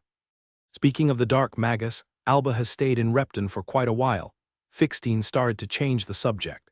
It seems like she hasn't been able to get any leads on the Dark Magus, so she's returned to the one place where she knows she can get one. She has been on my back quite a bit, and not just on who this dark magus person is, but on getting some more product as well. Dame started to rub his hands as he heard this, and looking down, he was hiding the smile on his face. Tell her to come and meet me in a couple of days. I'm sure she will be surprised, and make sure she brings quite a bit of coin with her. If not coin, then at least high-value items. I'm sure she won't be disappointed. Hearing this, Fixtine's eyes started to widen. Does that mean you returned with the Dark Magus? But then, you couldn't have come through the portal. How did you make it here? What happened to the portal? Dame asked. That was one of the disputes, so Beatrix went in and defeated the dimension boss inside. The portal no longer exists. So does the Dark Magus have some way to get here as? Well, when Fixtine heard himself saying those words out loud, he realized how frightening they were. An individual that could mass travel individuals to different areas. It was something that every faction would fight for, as it could change the tide of wars. He is here, but keep it a secret, of course. The group continued to catch up and enjoy their time together, and as they continued to talk, Fixtine wanted to bring up one more rumor that he had heard. Have you heard of this talk of this new rising star from the Dark faction? Fixtine asked. Rising star, Dame replied, raising his eyebrow. Fixtine had no idea he was currently in the Dark faction. But since he was limited to the academy, he didn't hear much news or information. Yes, apparently he's still a student at the Pagne Academy. They say he's a superstar, the next big thing to come from the Dark faction. Of course, these things are often exaggerated, but they are calling him the White Dragon. Have you heard of him? Mantis the Black Tiger was a student who attended the demonic faction Pagne Academy. In total, there were 3 of these academies, one for each faction. Just like the Dark Faction Academy, they too were on a break and were paying a visit to their respective clans. As for Mantis, the other students weren't lying about who he was. He was the top student at the academy, and he stood out like a sore thumb, particularly with his style. He had crazy black hair parted to his right side. What was shocking was how he would wear his robes.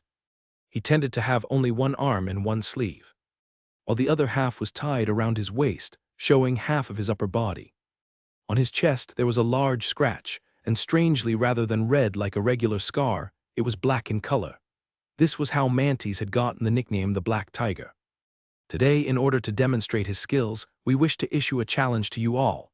The student at the front was doing all the talking. He wore a pair of spectacles which were rare to see, especially on a Pagne warrior, which made them think it was more of a fashion statement. His name was Rod. While Mantis was sitting on a chair, the other students had cloths covering several different items around them, waiting to reveal what they were to the crowd. We are here to prove to you that Mantis is truly one of the best students and a star in the making, Rod shouted. The crowd was already drawn in. It seemed like he was quite the speaker, as his articulation and tone were perfect. The crowd was already getting bigger by the moment. Right here, we have a series of challenges that you can take part in against Mantis. Rod continued to explain, and the cloth was taken off some of the items behind them. The first one is a measuring pillar. Test your strength against the star and see if you can best his power. Rod then pointed to Mantis himself. The second challenge, try to hit Mantis in any way possible. He won't strike back but only avoid your hits. Thirdly, see if your reaction time is even quicker than Mantis. The third item was a strange contraption.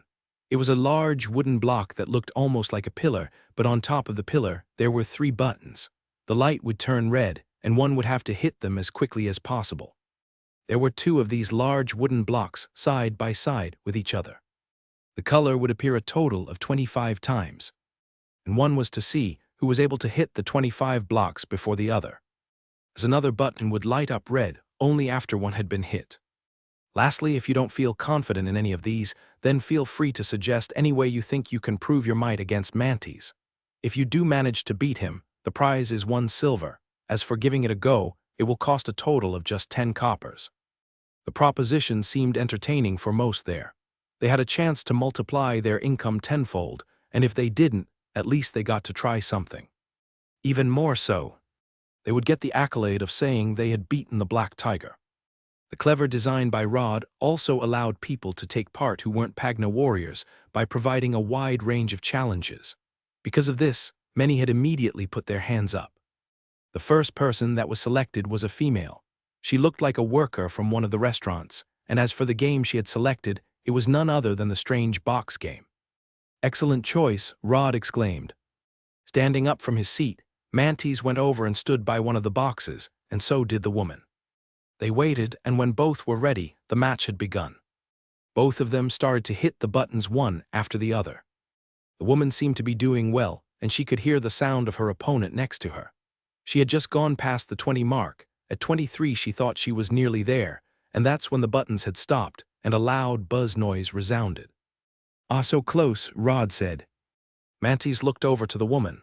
"You did well. Maybe if you tried again you might beat me," Mantis claimed. The woman went back, and after her loss there were still plenty who wanted to take part. "Haha, this is excellent, these fools," Rod thought. Do they really think she was close? Mantis had slowed down on purpose to give you the chance of feeling like you could win.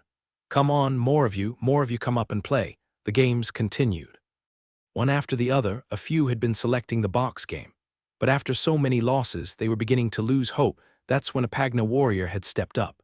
But rather than selecting the box game, he had chosen another. "I challenge you to the measuring pillar." The man was large and bulky in size, around 3 times the size of the students. As he made his way to the measuring pillar, Rod and Mantis glanced at each other and gave a slight nod. It was the man's turn first. He shrugged his shoulders and relaxed his hand, and then when he was ready, he swung his fist out wide, which looked more like a slap. It crashed into the pillar and shook the ground slightly before it absorbed the energy inwards. The number that was left marked on the pillar displayed 62. A smile on his face, the Pagna warrior was proud as he flexed his muscles.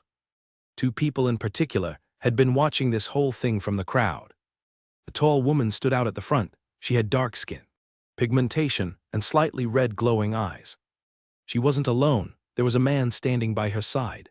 He had blonde hair that was swept and tied back while wearing a mask that covered the upper half of his face. These 2 who stood here were members of the Crimson Crane. "This whole thing is quite a sweet trick for them to earn a bit of money," Alba commented. "I know what you mean. No respected Pagna warrior will go up against mere students to best them, especially to just earn a single silver coin," Kronka replied. "You are correct, but if they are smart, that person will lose," Alba replied.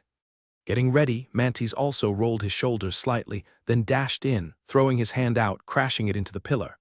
The energy was absorbing in, and finally the number 45 was marked in. "I win," the large man said, claiming his 1 silver coin from the others. "Ah, well, you can't win them all," Rod stated. "It's to be expected in such a strong city that there will be those who can best our student. Is there anyone else who wishes to continue to take part?" Kronka was a little confused by what he had just seen. "How did you know he was going to lose? And why did he lose on purpose?" Kronka asked. "It's simple, so more people will keep playing," Alba answered. "Just as you said, they don't have to worry about anyone with half-decent skill taking part, because it would just be petty of us. However, what would happen if the student were to best every single one of them at all of the games that they displayed? They would be disheartened." "Exactly," Alba said with a smile. "In the first place in nearly all of the games, that kid has carefully been winning just by a small margin, and he had bested 30 people, earning them 3 silver coins. It was a good time for him to lose. Give hope to more of the participants, and they still make 2 coins worth of profit. With this loss, they're sure to lure more people in." Liam was rummaging around in his pants, and eventually he had pulled out a small bag, and emptying it, there were a few copper coins inside. "He got 45. I can get more than 45. I can beat him and win the silver coin," Liam said with excitement. "Wait, you had money this whole time. I thought you said you didn't bring anything," Simeon asked. "I'm not made of money," Liam replied. "Look, I only have 20 copper coins in total. At best, this would be enough just to feed me. Did you think I would just be a jerk and eat food in front of the lady when I can't even buy it for her? Of course not, so with this, I'm going to win this event, and I'm going to buy all of us food. Actually, you can beg me to buy you some food, since this is my money at the end of the day." Simeon gritted his teeth. He wanted to yell at him but felt like it would do nothing in this situation, and besides, with a score of 45, even Simeon was quite confident that he could win.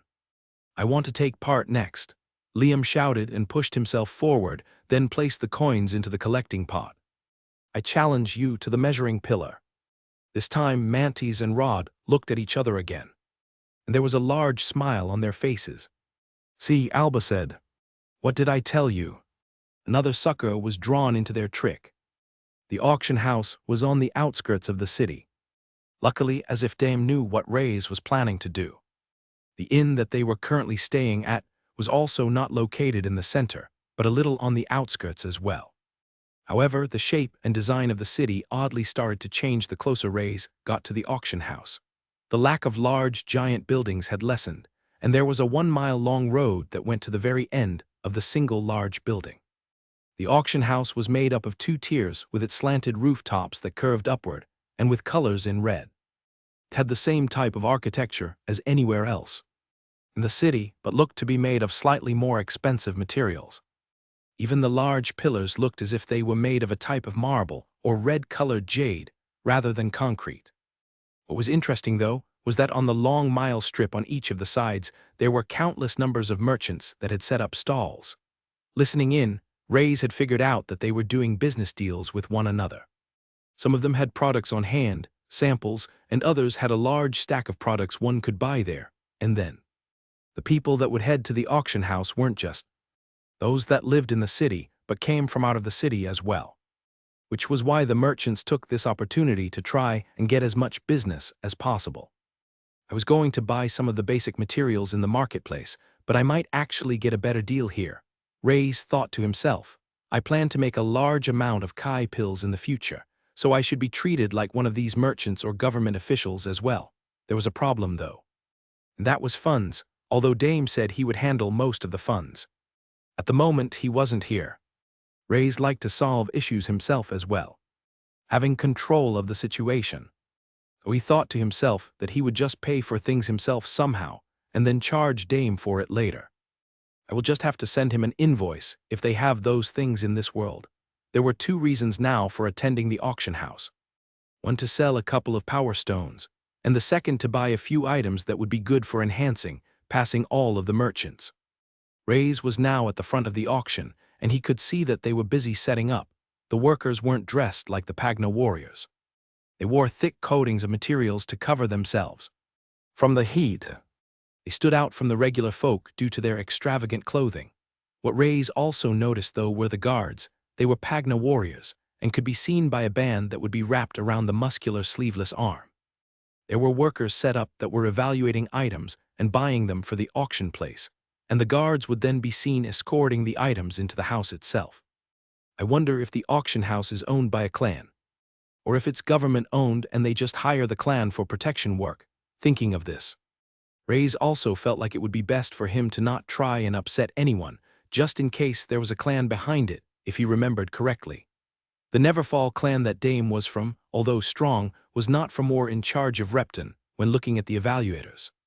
There were quite a few people lined up, waiting to show their items. Reyes was looking through the crowd, if I remember correctly. Dame told me to look for the bald-headed man with scars on top of his head. Found him, Reyes said as he joined up and waited patiently in the line. It moved along and had done so fairly quickly, and finally it was his time to approach the man. Reyes walked up to the desk where he would show what items he had. Immediately, the bald-headed man was peeking, trying to get a look at Reyes' face, trying to see underneath his hood. I don't think I've ever seen you before. Next, the man shouted immediately. Wait, Reyes said. I'm here because I wish to sell a few power stones and seek entry into the auction. You think that we would accept items from someone who hides his face? The man replied. Besides, not just anyone can enter the auction house. For people like you, if you wish to sell items of low value, then just head to the marketplace. Reyes was getting a little frustrated with the situation already, but he knew the man had a point, so he took a deep breath, and then pulled out the level 2 power stone from his side, making it look like he had gotten it from the pocket of sorts. I wish to sell 10 level 2 power stones and gain entry into the auction. Dame was the one that sent me here, Reyes stated. The bald-headed man's eyes were glued onto the power stone. Level 2 power stone certainly wasn't something that was rare. They saw things like this quite a bit, but they were popular items to buy, and 10 wasn't exactly a small number either. What interested him the most, though, was the name that had been used. Nice try. Do you know how many people come here a day claiming they know Dame Narfus? The man turned away, his arms folded, but his eyes couldn't stop staring at the power stone, and he couldn't help but wonder if this hooded figure really had 10. Just in case, he thought he would try something. Look, I'm in a good mood today. Entry into the auction house, I can let you in for the cost. 5 power stones. As for the other 5 level 2 power stones, we can give you the best flat rate of 5 silver for the remaining 5. 5 silver? Ray screamed in his head. Am I getting scammed right now? Before Alter had bought the level 1 power stone for 10 silver, so a level 2 power stone should be a lot more valuable, before even agreeing to speak to the man further. Ray's thought he could at least try and get a better price for the merchants from the side, and then just come in for the auction to buy some items. I'm sorry, but I think I will hold on to the crystals, and we'll be back to enter the auction at a later time, Ray's politely said. At that moment, there was blood rushing to the man's head. This brat, I was just about to get a gold mine off him and sell those crystals myself. If he knew how much they were worth, then why did he play me like that? You think I'm going to let you in after wasting my time? I don't do this for free, you know. I get at least 1 level 2 power stone for my services. You can't just walk away, the man shouted. Ray's had turned around, ignoring the situation. He would just have to try another time, or truly come back with Dame when the time was right. Turning his back, he was ready to walk. Are you freaking ignoring me? The man shouted again and grabbed Ray's wrist right where he was holding the level 2 power stone. Immediately Ray's turned his head, looking right at the man. Don't touch me, Ray said, grinding his teeth. The touch on his wrist, Ray's could see it. He could feel the claws on his hands rubbing against his skin. It was being held onto tightly, as if someone was trying to pull him, to not let him go, and to go against his wishes, to go against what Ray's wanted to do. I don't want to do it. I don't want to do it, Ray's repeated in his head several times. Let go of me, don't touch me, don't touch me. These words were being repeated in Ray's head over and over. However, he subconsciously still knew in his mind that he wasn't to act here, in front of all of these people. There were even those that were behind him. There were too many witnesses to the whole thing. Still, his mind was switching between his conscious thought and the sensation of his skin being touched by another again. When looking at his face as well, the man's face, it was smiling. All of this mix of emotions and thoughts had caused something to react in Ray's. It was a subconscious feeling, and although he didn't know what was happening, the man on the other end certainly could feel it. Ah, what is this? What are you doing? The man's facial expression had changed. He could see the veins on his arms bulging. To him, it felt almost as if all of his blood that was in his body was rushing to his fingertips, right where he was touching the other person. What are you doing to me? The man shouted and tried to pull away, but as he did, Ray's quickly grabbed onto his hand. You still need to pay, Ray said, his head down, his voice a little quiet. The meaning of the word pay, it was hard to tell what was meant by that. You touched me, so pay. The strange flow of power was still coming out of the bald-headed man, and he wasn't sure if he was imagining it or not, but it almost felt like his muscles were shrinking. He tried pulling away one more time. It wasn't working. Until a hand came swinging down between the two. It touched both of them, and as it did, like a force, it pushed their hands away without damaging either of them. It was a force of Kai, and with it, Ray's had somewhat snapped out of what he was doing. He looked at his own hand for a few seconds before turning to the situation in front of him. The man who had interrupted their fight, he had long hair and quite a small frame. Not only that, but there were streaks of the color green in it.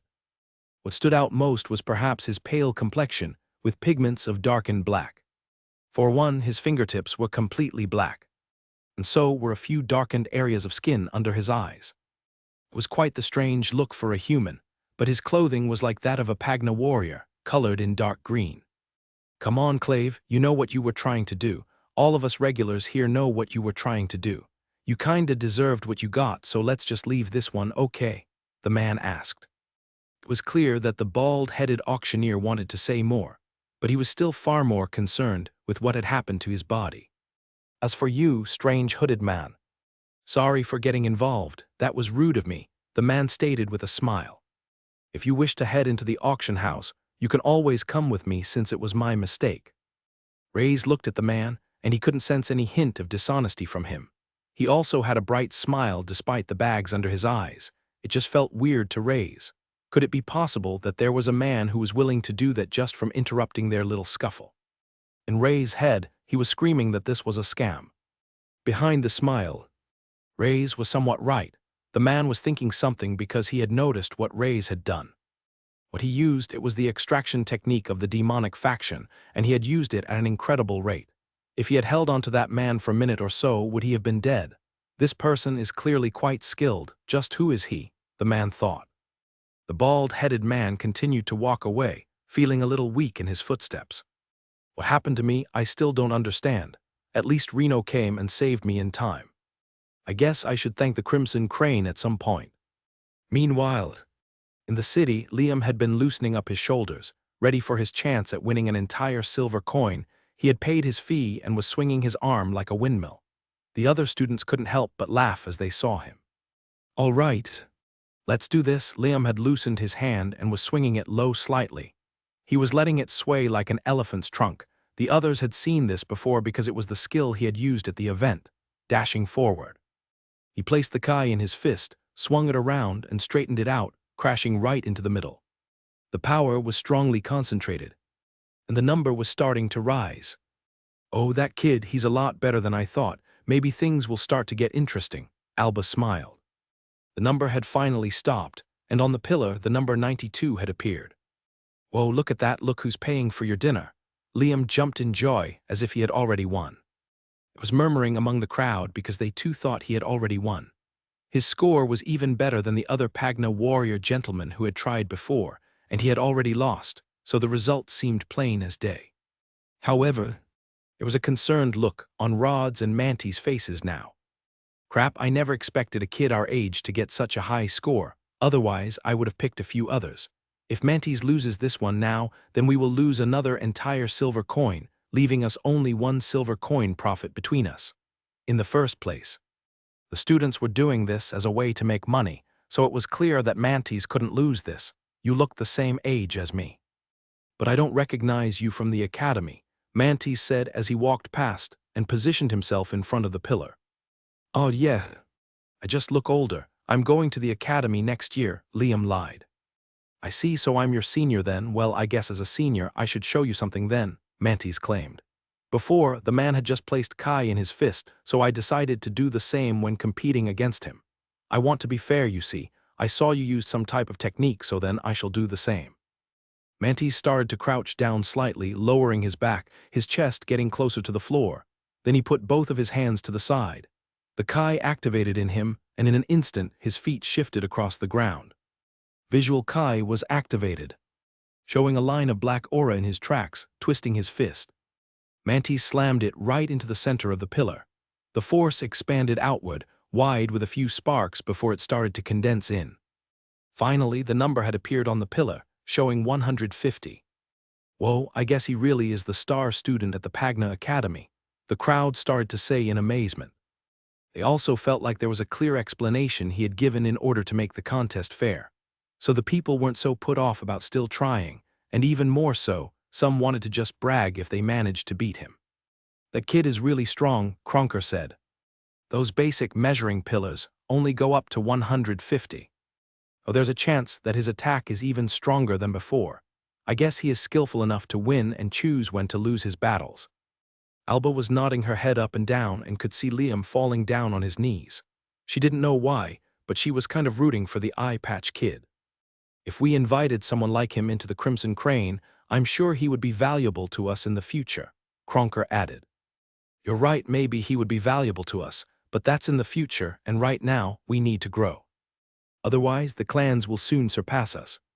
Day by day, there are also more dangerous portals opening up. Our group is getting asked to close a few of them just because of how dangerous they are, and the last thing I would want is to lose one of you guys. He can try joining when he's ready, but I'm looking for something else, Alba said.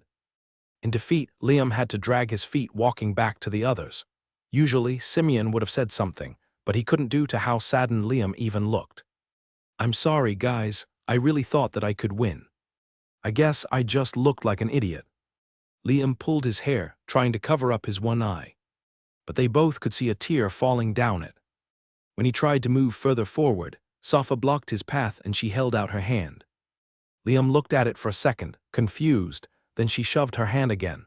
Eventually, she almost reached down into his pants since it seemed like he wasn't getting the message.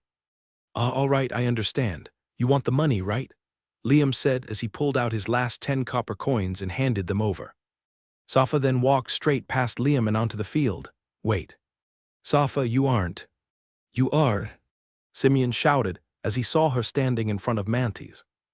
With everything that had happened at the auction so far, and with him yet to have even stepped foot in the room itself, Reyes felt that it might be best for him to leave. After Dame was done with his meeting, he would just have to come with him so there would be no more problems. Or if Dame was busy, he could at least try again the next day. Today, his mood had been soured, and he knew he was more likely to be angered if he did go to the auction. So turning around, he was ready to head out of the place. Hey, wait, Reno shouted, the man who had interrupted his little scuffle. Weren't you going to head inside the auction or buy something? Reyes ignored the man shouting and continued on. If you decide to come to the auction, then be here at midday tomorrow. I'll be here and my offer will still stand. You'll be able to get inside with me, Reno shouted. When he saw the hooded man continue downward, he couldn't help but smile at himself. Another tragedy averted. Alba should be giving me medals for this stuff. If only she wouldn't stop obsessing over the dark magus, Reno said to himself. I guess it would make sense for an alchemist to arrive at the auction to buy some ingredients, but I'm tired, Alba. We haven't found him now. What makes you think we'll find him later? While continuing to walk, Reyes couldn't help but look at his own hand. He was thinking back to what had happened before. In my haste of anger, did I activate the extraction technique? Reyes already knew the answer. He could feel it inside. The Kai had grown compared to what it was before. It didn't feel like some temporary energy either. It was a condensed form of when he would use the cycle of life and death. This is the demonic faction's technique. The one Dame told me not to use on other people, Reyes thought. The feeling is quite addictive. I remember that he also stated that a person could go mad and start to hallucinate just from using the cultivating technique. I wonder if it's the same for this as well, trying to forget about it. Reyes thought it was best he head back to the others for now. Wherever they were, the crowd was surprised to see. Of all the people there, a small young girl stepped up. Not only that, but she had walked over to Mantis, who was now sitting back down in his seat. Crap. She's already out there. What am I meant to do? I can't just walk out, I mean. I guess it won't be so bad. It's not like she's going to get hurt, right? And we're not causing any trouble, Simeon reasoned with himself. They were just doing what the whole event was set up for. After looking at Mantis, Safa then went and placed the 10 copper coins into the metal pot, making a small clang noise. She had done this before anyone else could decide to take part, and then she walked up to Mantis, who was in the chair himself. Oh, is she taking the hitting challenge? One of those in the crowd called out. They were quite surprised at this because it was the least picked event so far from the contestants. Only a couple of Pagna warriors had decided to try. And both of them had lost. Although it did look like they had come close to hitting Mantis, it had already become clear to the public that regular people would be unable to best him. Still, there were a lot of Pagna warriors in the crowd. All right, are you sure, young lady? Rod asked. You have a total of 2 minutes, and if you are able to touch him, then you win. Safa nodded her head as she got into position and assumed a fighting stance. Why is she doing this? Liam asked. Is she really that hungry? Simeon kicked Liam on the shin after hearing him say that. Do you really think she would be like that? It's because of you, you idiot. Me, Liam pointed at himself. I think I can understand because when we saw you return, we understood how you felt. With us finally becoming second-stage Pagna warriors, we felt like we had achieved something, and yet here we are, failing again. It almost feels like we're destined to fail. But then the speech Reyes made that day, it still plays in my head. We can change that, right? We have to at least try, and I think that's what Safa's doing now. There was already one talented young student out of the group, but for a second one to appear, what were the chances? And Mantis was, of course, confident in his skills. Stepping up, he was in a relaxed stance, but he was relatively close as well. Begin, Rod shouted. Safa walked forward slowly, still in her fighting stance. She didn't rush or charge in and continued to almost shuffle forward on the ground. Right when she was in distance, she did the 2-step shift and threw out a fist. Immediately leaning to the side, Mantis had avoided the strike. Crap, she's fast, Mantis thought, and he didn't have much time to think after, as he needed to avoid the next hits that were coming right after. He took a step back and then kicked off to the side, avoiding them. But Safa didn't give up. She was chasing him down, following him every step of the way and thrusting her fist like they were a spear, trying to jab them at Mantis. Still, despite the fast movements, Mantis was avoiding the hits each time, using his speed and staying on his toes. Wow, this is amazing. It's like we're watching some type of show. Yeah, look how fast they both are. Still, that girl can't touch him. I guess it's impossible.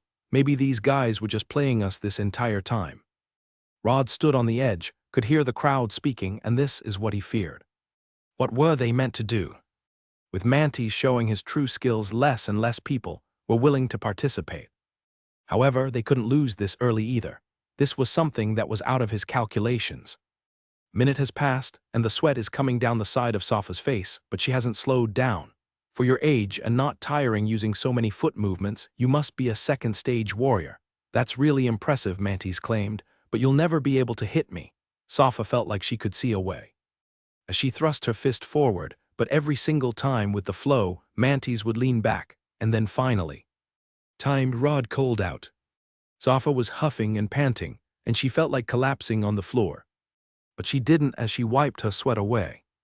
Woo, Simeon shouted, clapping, and so did Liam as well. You were amazing, Liam shouted. If there were 10 seconds more, you would have got him. No, 1 second more. Of course, Liam didn't think this, but he wanted to say whatever he could to cheer her up in the current situation. After all, she tried because of him. Walking back, Safa was still tired, dragging her feet, but soon the others in the crowd started to cheer her on as well, stating that she had done a great job. When the cheers started to die down, Rod was back to his speech again. All right, that was quite the show. Is there anyone else up for taking on the Black Tiger?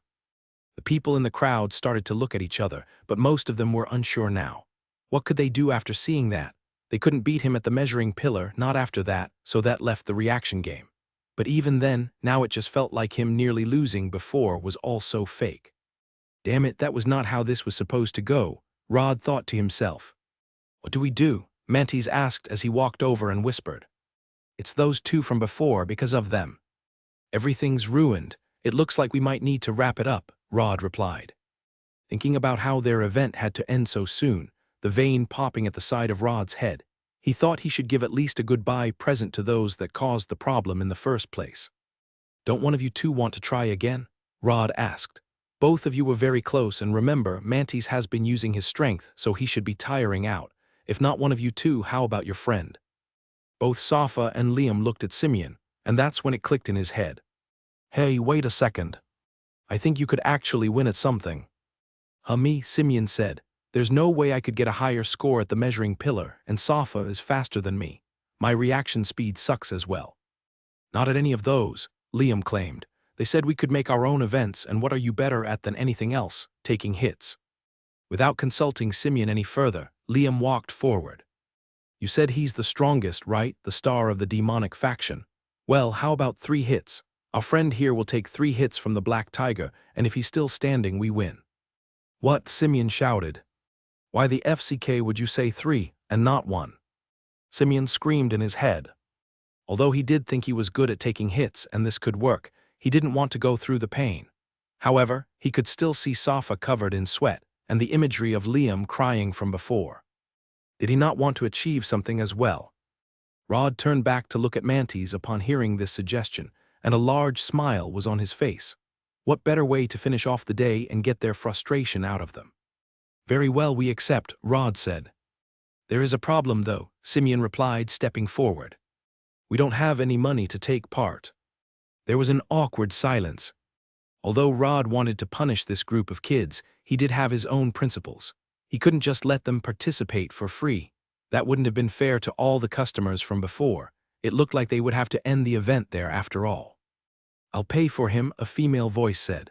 As she stepped forward, she flicked a coin up. Immediately, Rod caught it and looked at it. His eyes bulged out of his head as he could see it was a silver coin. If that kid wins, add that to his reward, and if the Black Tiger wins, well, you can keep it. But I want to see what that kid can do, Alba said. For a second, Simeon thought he had found his way out of the current situation. He was of two minds. Of course, he wanted to win. It would be good to prove himself in front of all these people, and also to get some payback for what had happened to the others. It was a chance to prove to himself how much he had grown, and whether his hard work had been worth it. However, all of that came at a cost, and that cost was getting hit by someone who was likely very strong. Man, I'm not too sure about this. That Black Tiger guy, he's seriously giving me some Richter vibes. Simeon thought he could even see a large smile on his face, like he was about to enjoy what was about to happen next. Why? Why are strong people all strange weirdos or freaks? Well, at least this one doesn't seem like he's going after me. Simeon walked over, feeling like his fate was decided, and turned to look over at the mysterious person who had paid for him to take part. Who was she? What interest did she have in the whole thing? Or did she simply think she was doing him a favor because he wanted to take part? That question many people knew the answer to already. They immediately recognized who it was, as there weren't many that would have dark red pigmented skin, at least not one that would stand out as a beauty like her. That's Alba, right from the Crimson Crane. Yeah, I think you're right. I heard that she had been staying in the city for a while. Quite a few people have seen her here and there. It's not just her, I've seen other members from the Crimson Crane as well. I wonder if they have some deal going on with the demonic faction. Maybe, but you have to remember they are wanderers, so they can go wherever they want. I doubt that they will cause any trouble while they are here. The whispers and mumblings were caught by Safa and Simeon. They too had heard of the Crimson Crane. They were the biggest wandering clan. There was a debate on whether they were the strongest clan in existence because the other clans was so much larger in number compared to them. That and the wanderers would hardly get into scuffles with any of the clans from other factions to maintain their neutral position. Man, I can't believe our luck. Now we'll have 2 silver coins. We can go for a big feast after this, Liam said. Safa couldn't help but smile at the comment, because the way Liam was speaking, it made it sound as if Simeon had already won. He had great confidence in him, and she felt somewhat guilty for not believing as much in Simeon as Liam did. But it was all because she had gone against him for 2 solid minutes. This Black Tiger's strength was one that was either equal to Richter's or even greater. In order to make it more of a show, Simeon stood where the chair once was that had been moved out of the way. He then faced the crowd, spread his feet out wide, bent his knees slightly, and placed both of his fists by his waist. "All right, bring it," Simeon said. While Mantis was getting ready, Rod walked over and whispered in his ear. "Remember, these guys ruined everything for us. We won't have enough now. We'll have to stop after this, so do whatever you want." Mantis nodded, and then he got into the same stance as he did before hitting the pillar. He crouched down. His hand wasn't like that of a fist, but opened up like a claw, almost touching the floor. "Here I go," Mantis shouted. He kicked off with his Kai, but unlike before, there was no visible Kai in his steps behind him. It was the same when throwing out his fist. There was no visible Kai, but he still increased the power of his Kai and slammed it right into the center of Simeon's stomach. A loud shockwave went off, blowing the hair of those that were standing near. Simeon's feet had shifted around a meter on the ground. This guy, he's the same age or younger than me. I can't use my full strength, otherwise he could die. There was an ache in his hand that Mantis noticed. It hurt. It didn't feel like he had hit flesh, but almost like punching a large, solid rock, now that he looked at the person in front of him. He also noticed that he should have fallen over or gone flying in the air, but instead, he was still standing in place, arg. Simeon roared out loud in the air, letting out all of the pain he could feel. His stomach muscles were throbbing, and with each throb, pain would be sent through his whole body. What a hit, Simeon thought.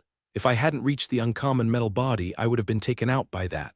Damn, this hurts more than anything Dame has ever done to me before. The crowd was impressed.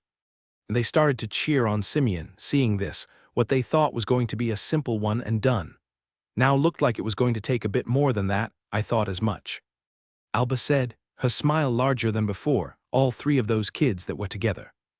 They are very interesting. A lot more interesting than those from the Pagna Academy. They feel fresh, yet somehow they have this special air about them. She was glad that her bet paid off, but the real question was, what was going to happen now? Simeon resumed his stance, walking back to where he was before, and placed his hands by his side again. 3 hits right, so I guess I got 2 more, Manti said, his hand shaking. Maybe I went too easy on him. I'm the Black Tiger, I'm the hope of the demonic faction in the academy. I can't let this nobody stand in my way, he thought. Getting in the tiger stance once more. I still don't want to kill him, but let's see you stand after this. Mantis didn't say anything else. And this time when he rushed forward the same way as before, the visual Kai could be seen coming off his foot, a blaze of black energy across the ground. When throwing out his hand, though, there was none, and he twisted his fist like before hitting Simeon in the stomach. His body skidded across the ground. And he had gone back around 3 meters, twice the amount he did last time. His face looked like it was boiling red as he held in his breath. His legs were shaking, and finally he opened his mouth. PFD. Out from it, specks of blood went out and onto the floor. The throbbing pain was even more intense than before, and through his clothes, where the fingers had hit him, blood could be seen soaking through. So you made it through my second hit, huh? Mantis said as he got back in position, getting ready to strike again. He couldn't believe it, even adults wouldn't be standing up. What was going on? Wasting no time, he was ready to go again, and when Simeon moved back to his spot, his legs were like shaking water. Rather than cheering on from the crowd, instead seeing this there was concern for him. Hey, he's not going to go for a third hit, is he? Liam said. He can barely stand. Safa also didn't have a face that showed she was happy with what Simeon was deciding to do. As Simeon walked across the ground, he started to remember certain memories. I wanted to be a Pagna warrior, right? I was the one that decided this. Back then, when I got this strong body, I thanked Reyes and decided to be loyal to him, but what have I done to help him? All I'm able to do so far is become a meat shield. Yet here I am, getting taken out by another Pagna student. This isn't an adult. Or some dimensional boss. It's a student just like me, so I'll take this hit. Simeon wiped his mouth with his sleeve. As he was getting into position, he started to think of something. Earlier he remembered that they were talking about something, they had mentioned a certain name, and it made him think. Why would students be talking about being stronger than someone from the dark faction? There was a particular idea that floated in his head. Hey, this white dragon you talked about being stronger than, Simeon answered. It isn't someone who happens to be from the Dark Pagna Academy, right? Hearing this, Liam started to shake, as he had figured it out too. So you have heard the rumors too, Rod shouted. We all know that the Dark faction is weaker than the demonic faction. They are far too tame in their methods. The rumors of the White Dragon are exaggerated, and the Black Tiger will show it at the next martial arts gathering. Safa and both Liam knew exactly who they were talking about now. With the white hair and what he had done, it made sense for rumors to have spread around. You said you were stronger than the White Dragon. Smiling, Simeon revealed his bloody teeth. I'm sure whoever he is, he could kick your arse. Bring it on. When Simeon eventually made it back to the same spot. As last time, his wobbling legs started to steady. He straightened them out and placed both of his hands by his side, determined to give it another go. The audience members were worried because of his condition and the blood that came out of his mouth. An internal wound was no laughing matter. Sure, Pagna warriors had stronger bodies. However, at the lower stage, they were still closer to being human than some type of martial arts god. If he was badly injured and didn't receive treatment, then there was a good chance it could mean death for the warrior. Wait, maybe he's going to use that, Liam said. The same thing that he used against one of the main disciples back then. What Liam was referring to was the bounce-back effect that his earring had, allowing him to reflect the damage that he would receive back to the attacker. It was perfect in this situation. Although he had no idea if hurting the opponent that they might disregard the contest, but it was better than him losing his life. Hearing this, Safa was looking into Simeon's eyes, and she was shaking her head. She had noticed something. Every time Simeon did use the skill, he would touch his earring. But his hand was nowhere near the earring, and she had a bad feeling about the whole situation. She was right as well. Simeon couldn't use the effect of the earring because it needed to store dark magic. Reyes hadn't stored dark magic in the earring, so there was no such effect at the moment. Not only that, but Safa was paying attention to Mantis as well. I would lose. You think someone like me would lose to the White Dragon from the Dark faction? Mantis' hand was shaking, and that's when he switched. Rather than his left hand, he lifted his right hand into the air.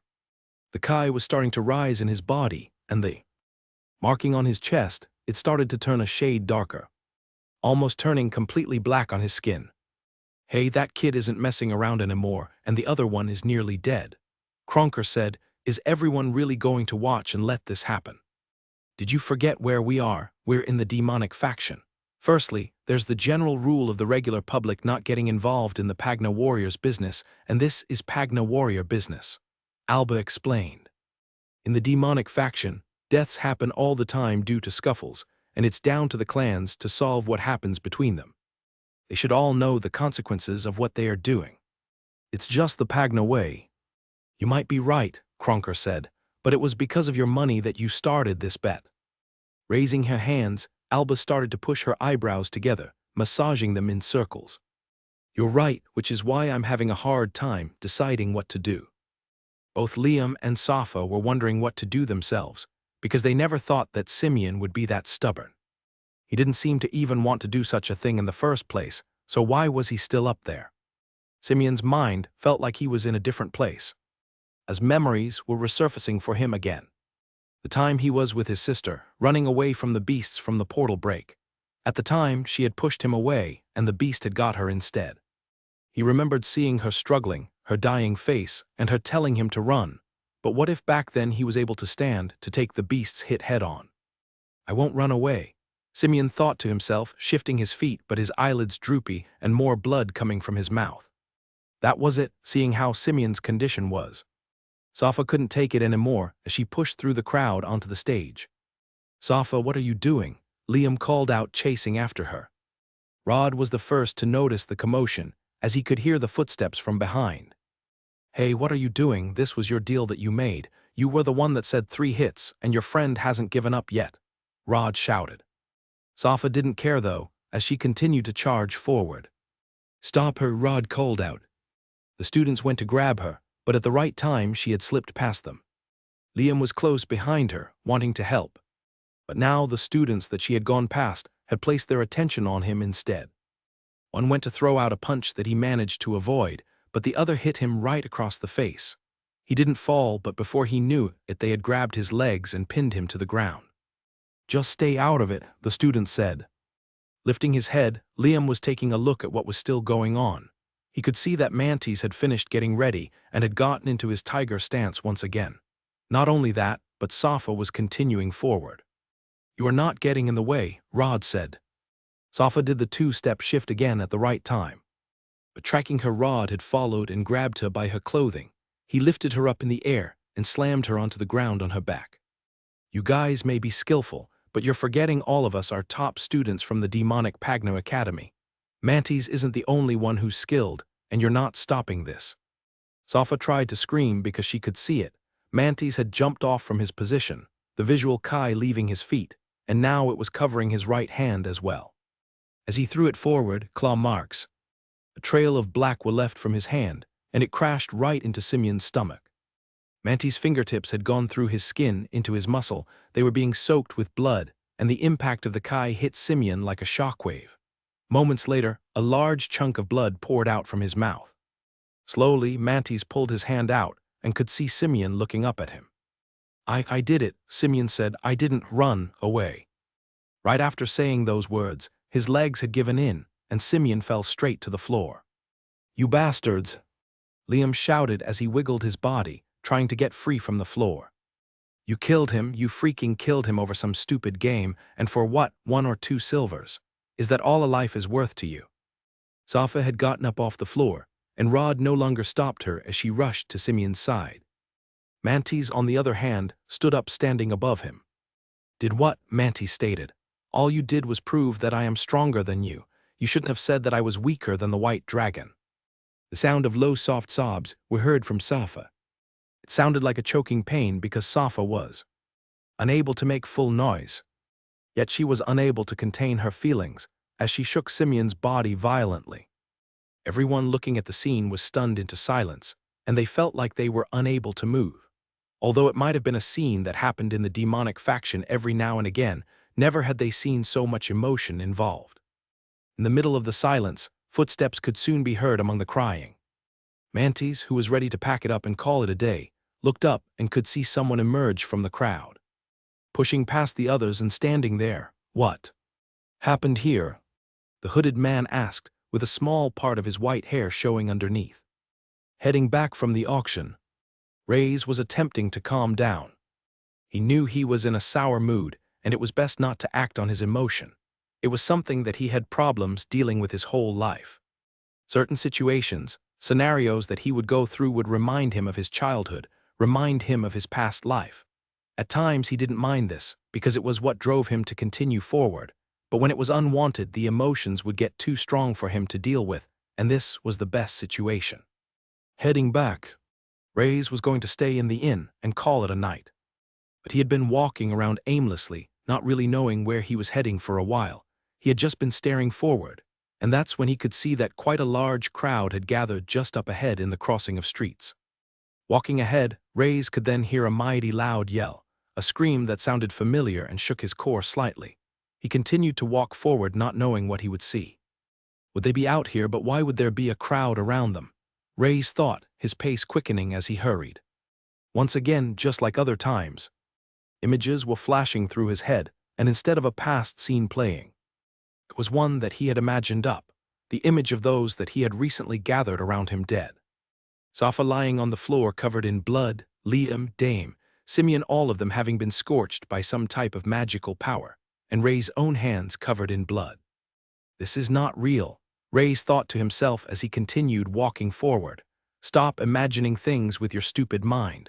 It was a certain realization that was starting to dwell on him. It was the fact that he didn't want the same thing to happen again. Those that were close to him, Reyes didn't want them to go like that. Finally, he had reached the back of the crowd, and he slowly pushed his way through until he had reached the front. He walked forward slowly, his footsteps light, as he stared at the entire scene in front of him. What happened here? Reyes asked. His eyes were glued to Safa, who was crying, and Simeon, who had blood coming out from his mouth and onto the floor. Slowly, Reyes was taking one step forward at a time, getting closer and closer to the others. Does he know them? Alba said, seeing the way the person was moving. It was clear that he was in a state of shock. His eyes were glued to Simeon on the floor and the blood. The scene in front of him, flashing back and forth to the image he had not too long ago. One of the students that was standing close to Liam took his foot off his chest, while the other still had him pinned down. There was another that was eyeing up Reyes from the side as he walked closer as well. No one is to get involved. We won this match fair and square, and everyone is a witness. He could have stopped at any time. Reyes' head was still locked onto Simeon. He was kneeled over, his skin pale. It looked almost like he couldn't breathe, and Safa couldn't stop her tears. She hadn't even noticed that something else was going on. That was until Reyes spoke a few words. Do you know who you guys harmed? Reyes asked. Who? The student asked. We are all students from large clans in the demonic faction, and you think you're someone special. Someone who doesn't even dare show his face. If you were someone important, you would take down that stupid hood. Reyes took another step forward, and then for his next step, he raised his foot up higher than he had done before. These people are from the Cromwell family. They are from my family. Reyes slammed his foot on the ground, and out from it, a strong Kai exploded out. The first descending step was used. It immediately made those that were close by uneasy. Such powerful Kai, I could even feel it from here, Alba thought to herself, but it doesn't seem like a large amount. How can he emit such strength from just a step, right after the first step? Immediately Reyes performed the second descending step. The added Kai propelled him forward, and before the student could react, Reyes had already grabbed his face with his Kai. Reyes then threw his face down into the ground, but he didn't just use his Kai push of the wind. Reyes whispered through his clenched teeth.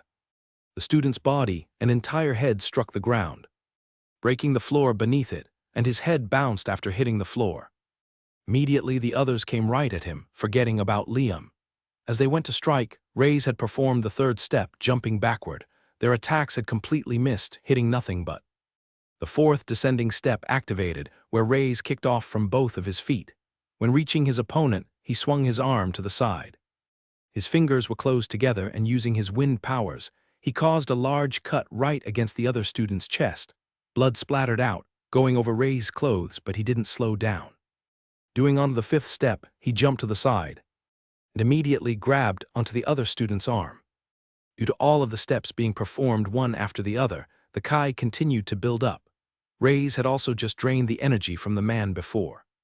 His power was much more like that of a third-stage Pagna warrior right now, rather than that of a second-stage warrior. He lifted his hand up, and with no hesitation swung it down, hitting right on the elbow. A loud crack was heard as the arm was broken in half. Ray's pulled the broken hand and then punched the man in the face, letting go and allowing his body to be lifted in the air and thrown to the floor. It was only then that for that moment had Ray's stopped his continuous attack, because there was no longer anyone close to him. Rod was sweating buckets as he took a step back. Who is this guy? He just took out 3 of the top students at the academy like they were nothing. Are these 3 really from a respectable clan? But I've never even heard of the Cromwell family before, Rod thought. He knew in his mind, after seeing what had happened, that he had no chance of winning, even though he was slightly stronger than the others. Liam had gotten up off the floor and was looking at the trail of wounded that Ray's had left behind him. This guy, how can he keep getting stronger? Liam thought. All I know is right now, I'm glad he's on our side. The crowd was stunned in silence as they saw what happened. It was a cruel display of power that usually they would only see if a Pagna warrior offended a clan head. It was unexpected after seeing the strength of the others being used as well. Not only that, but those in the crowd, some of them were 5-stage and 4-stage Pagna warriors, and they had noticed what the hooded person had used. That was the 10 descending steps. And he was able to produce 5 of them in a row. Is this a higher stage warrior? If that's the case, then isn't his punishment too cruel? Cronker and Alba were thinking along the same lines. If he's a stage 5 warrior, then aren't those kids doomed? Cronker asked. I thought higher warriors would see this as a kid's scuffle. A simple beating would do, but not like this. Wouldn't a clan be looked down upon just for bullying? I don't think he is a stage 5 warrior, Alba replied. From the first step, although it was ferocious, the amount of Kai, it was close to a stage 3 warrior at best. But then how could he perform the 5 steps? Aren't years and years needed to perfect the Kai control? Cronker asked. Alba had a large smile on her face because that was exactly what was needed. The person in front of them could very well be a genius, a one-of-a-kind, but the real question was, which one was the bigger genius? The mysterious hooded guest or the black tiger? You've hurt my friends, Manti said as he walked over, allowing Rod to move out of the way. He tensed his fist, gathering the energy in his hand again. I can't just let you go, otherwise what type of person would that make me? Safa was now aware of what was happening and Ray's looked at her for a moment. He could see her eyes were swollen. You hurt my family, Ray said as he stretched out his hand. In it, he had a blue Kai pill as well as a green-colored one as well.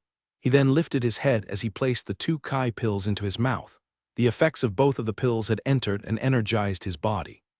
He was surging with power he didn't have before. His Kai and mana had been restored on top of it.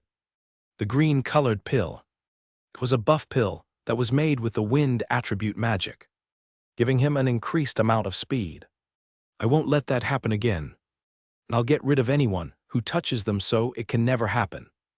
Everyone felt like a large spectacle was about to take place, one that they would only witness at a type of martial arts tournament. Although the figure in the hood had overwhelmed all those who went against him so far, they couldn't count out the black tiger just yet. They vividly remembered the score he had got on the pillar, as well as his strong strikes he had used against the other kid.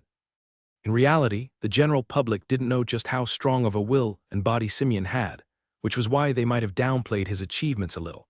But the black tiger was plenty strong, and that was why despite him seeing someone perform the 10 descending steps, he still wasn't fazed. Mantis got in a crouching stance as he powered his Kai in. His body, a raise, he was at a slight disadvantage. The techniques he knew were sword techniques, but he hadn't brought his wooden training sword. He was hoping he would have brought a real one today, so instead he would just have to use his hand and secretly add the wind attribute to it when he could. Lifting up his feet, Ray's was ready again. I have no idea who you are, but you're an idiot to go up against me. Manti's hand was starting to spark, as his visual Kai had activated even in his hand, and it was starting to form an image over his back. Right in front of the 2's eyes. In the center of the 2 of them, something had come from above. Or rather, the correct term would be someone had come from above. They landed in the center with the back of their clothing floating. Seeing this, some wondered what kind of fool would get in the middle of these 2, But instantly when they saw who it was, both Rays and Mantis had placed their Kai away, and the hostile air they had around them was starting to disappear. "Hey, do things really have to go this far?" Dame said. "You kids were doing a friendly event, but from the looks of things, you took it a little too far. I don't think someone from the Splitting Fang clan would go so far against someone who's the same age as them." Mantis scowled when he heard Dame's words. The same age, was he referring to the kid who he had hit before that was behind him, or the hooded person in front of him? Now that he took a look, his frame was a little smaller compared to a full-grown adult. However, it was hard to tell without fully seeing his face. If that person is the same age as me, there's someone as skilled as him that doesn't go to the academy. It didn't quite make sense to Mantis. But he needed to take Dame's words seriously. Of course, Mantis knew who Dame was. Everyone did who was there. Not only was Dame a senior, but he was a senior of one of the biggest clans in the demonic faction and was practically a hero to them all at the moment. From the few words he spoke, it was clear that he didn't want the fight to continue on. Glancing behind his shoulder, Dame looked at Rays. "It looked like I just made it in time. Although it would have been interesting to see which is the stronger out of these two. If either of them got hurt, I don't know what position I could take, and not now, not with everything going on." "I think you should go help your friend," Dame said, directed toward Rays. "And as for the rest of you, go home. Let's not open the gates of death today." Not saying anything else, Mantis went to pack up the things with his friends and was ready to walk away, but he had a few last words. "For what I did to your friends and what you did to mine, we shall call this even," Mantis declared. "But if anything is to happen that will cause us two to fight again, I promise you won't act the same way you did today, and who knows, by then not even Dame will be able to help you." It was a bold claim to make, stating that the Black Tiger would become someone even stronger and bigger than Dame. But with the path he was going so far, that might very well be the case. When Rays reached Simeon on the ground, the first thing he did was hand over a red pill to Safa. Instinctively she knew what to do with it and fed Simeon it straight away. With the situation coming to an end, the crowd around started to disperse, and with no doubt, the name of the Black Tiger and what had happened today would start to spread. It did well to improve his condition as the color was coming back to him, but it seemed like the wounds were quite serious and would need a lot more than a pill. "I will take him to a physician," Dame said as he picked him up and didn't say much else, walking away. Dame was doing all of this because he didn't want to make it obvious that he had a relationship with the hooded person and that he was just acting out, due to him being a good Samaritan. Rays understood his intentions. It made sense to him. What he didn't know was Dame was being even more careful compared to before, because there was a certain person in the crowd. "Come on," Rays said. "Let's head back to the inn and rest up. It's been a tiring day." Rays, Liam, and Safa were headed back to the inn, while Dame was heading in a completely different direction to get Simeon seen. While this was happening, Alba looked at the two groups of people, and her head was shifting between the two. "What's wrong?" Krunker asked. "Those kids, they're really interesting. I want to know what clan they belong to," Alba answered. "But at the same time, Dame is here. I heard he was back, but I thought that might have been a rumor. Who knows when we'll see him again? I need to ask him about the Dark Magus and buying more product." She felt like she needed to make a decision, and in the end, it was clear what the obvious one was to make, as she went ahead to follow where Dame was going, in the hopes of catching him. When the group had finally returned to the inn, everyone sat down in separate areas. Liam jumped on his bed, while Safa sat on her chair, still rubbing her eyes and clearly concerned about everything, while Rays was still standing. "So what happened?" Rays asked. "Why were you guys fighting?" Well," Liam said, a little nervous, but in the end he decided to tell the truth. Liam had explained the whole ordeal, not cutting anything out. He even admitted it was his idea to take part first, hoping to buy food for them all. In the end, they all took up challenges, and Simeon was a bit stubborn with everything happening. They had tried to stop him, and the result was what it was in the end. "I can understand where you were all coming from," Rays said. The feeling that they had felt, he had felt it in the past many times before as well. The reaction of them wanting to protect one of their own, it was the same as he felt. More than anything from this, Rays realized something great, and that was the feelings he had over the group. Originally, he had kept a distance from Simeon and Safa, trusting no one. As time went on and he spent more and more time with them, even giving both of them the name of Cromwell. He hadn't just given them his family name but treated the two like it as well. He could tell himself by his reactions to everything. Of course, this wasn't the same for Liam, but he also wasn't hurt in all of the mess. Because of his previous thoughts and how he had felt, he hadn't put the most effort he could have done into protecting them. So focused on what he had lost in the past, he didn't realize he now had things he wanted to protect in this life as well. Moving toward Safa, Ray stopped just short in front of her, with a question on his mind. "Do you want to learn magic?" Magic, it was something that Ray's originally thought he was the only one who knew about in the world of Pagna, and so he believed it was his trump card. He would use his knowledge to get ahead of others and create items that would help him along the way. He soon found out due to the organization altar that this wasn't the case, but he still had an advantage. He wasn't just any mage, he was the Dark Magus, a 9-star mage. Something that could only be counted on one hand, so few had achieved such a feat. Still, it was something he needed to build from the ground up in his new body, and due to his infamy, it was something he still needed to keep secret from the rest of the mages in Pagna. At least keeping everyone thinking that the Pagna warrior, Ray's Cromwell, and the Dark Magus were two separate people. The thought of teaching others his knowledge didn't cross his mind for a few reasons. One, although he was a wind mage in his previous life, he had focused on learning dark magic, and his methods for growing stronger were at times too much for others to handle or not something that everyone could do. At the same time, there was a sense of trust. Safa had been with this body from the beginning. What would she do if she ever found out that he was not her real brother? What if she really was the one behind the deaths of the others? But slowly over time, Ray's had noticed the small gestures she had made, the small things she had already done to help him, despite the way he had treated her. There was no doubt in his mind that if there was any type of magic that suited her, it was light magic. She was in some ways the polar opposite of him, and maybe that also was one of the reasons he pushed her away. When he had thought about teaching her, that was when he realized that he somewhat cared for her. Maybe it was his body, maybe it was him, or she had won him over with her manners, but he knew that he did care for her now. It showed at the event when he pushed her out of the ring, and his heart pained every time he saw her in trouble, which was why he didn't want to teach her magic. It was another secret for her to keep.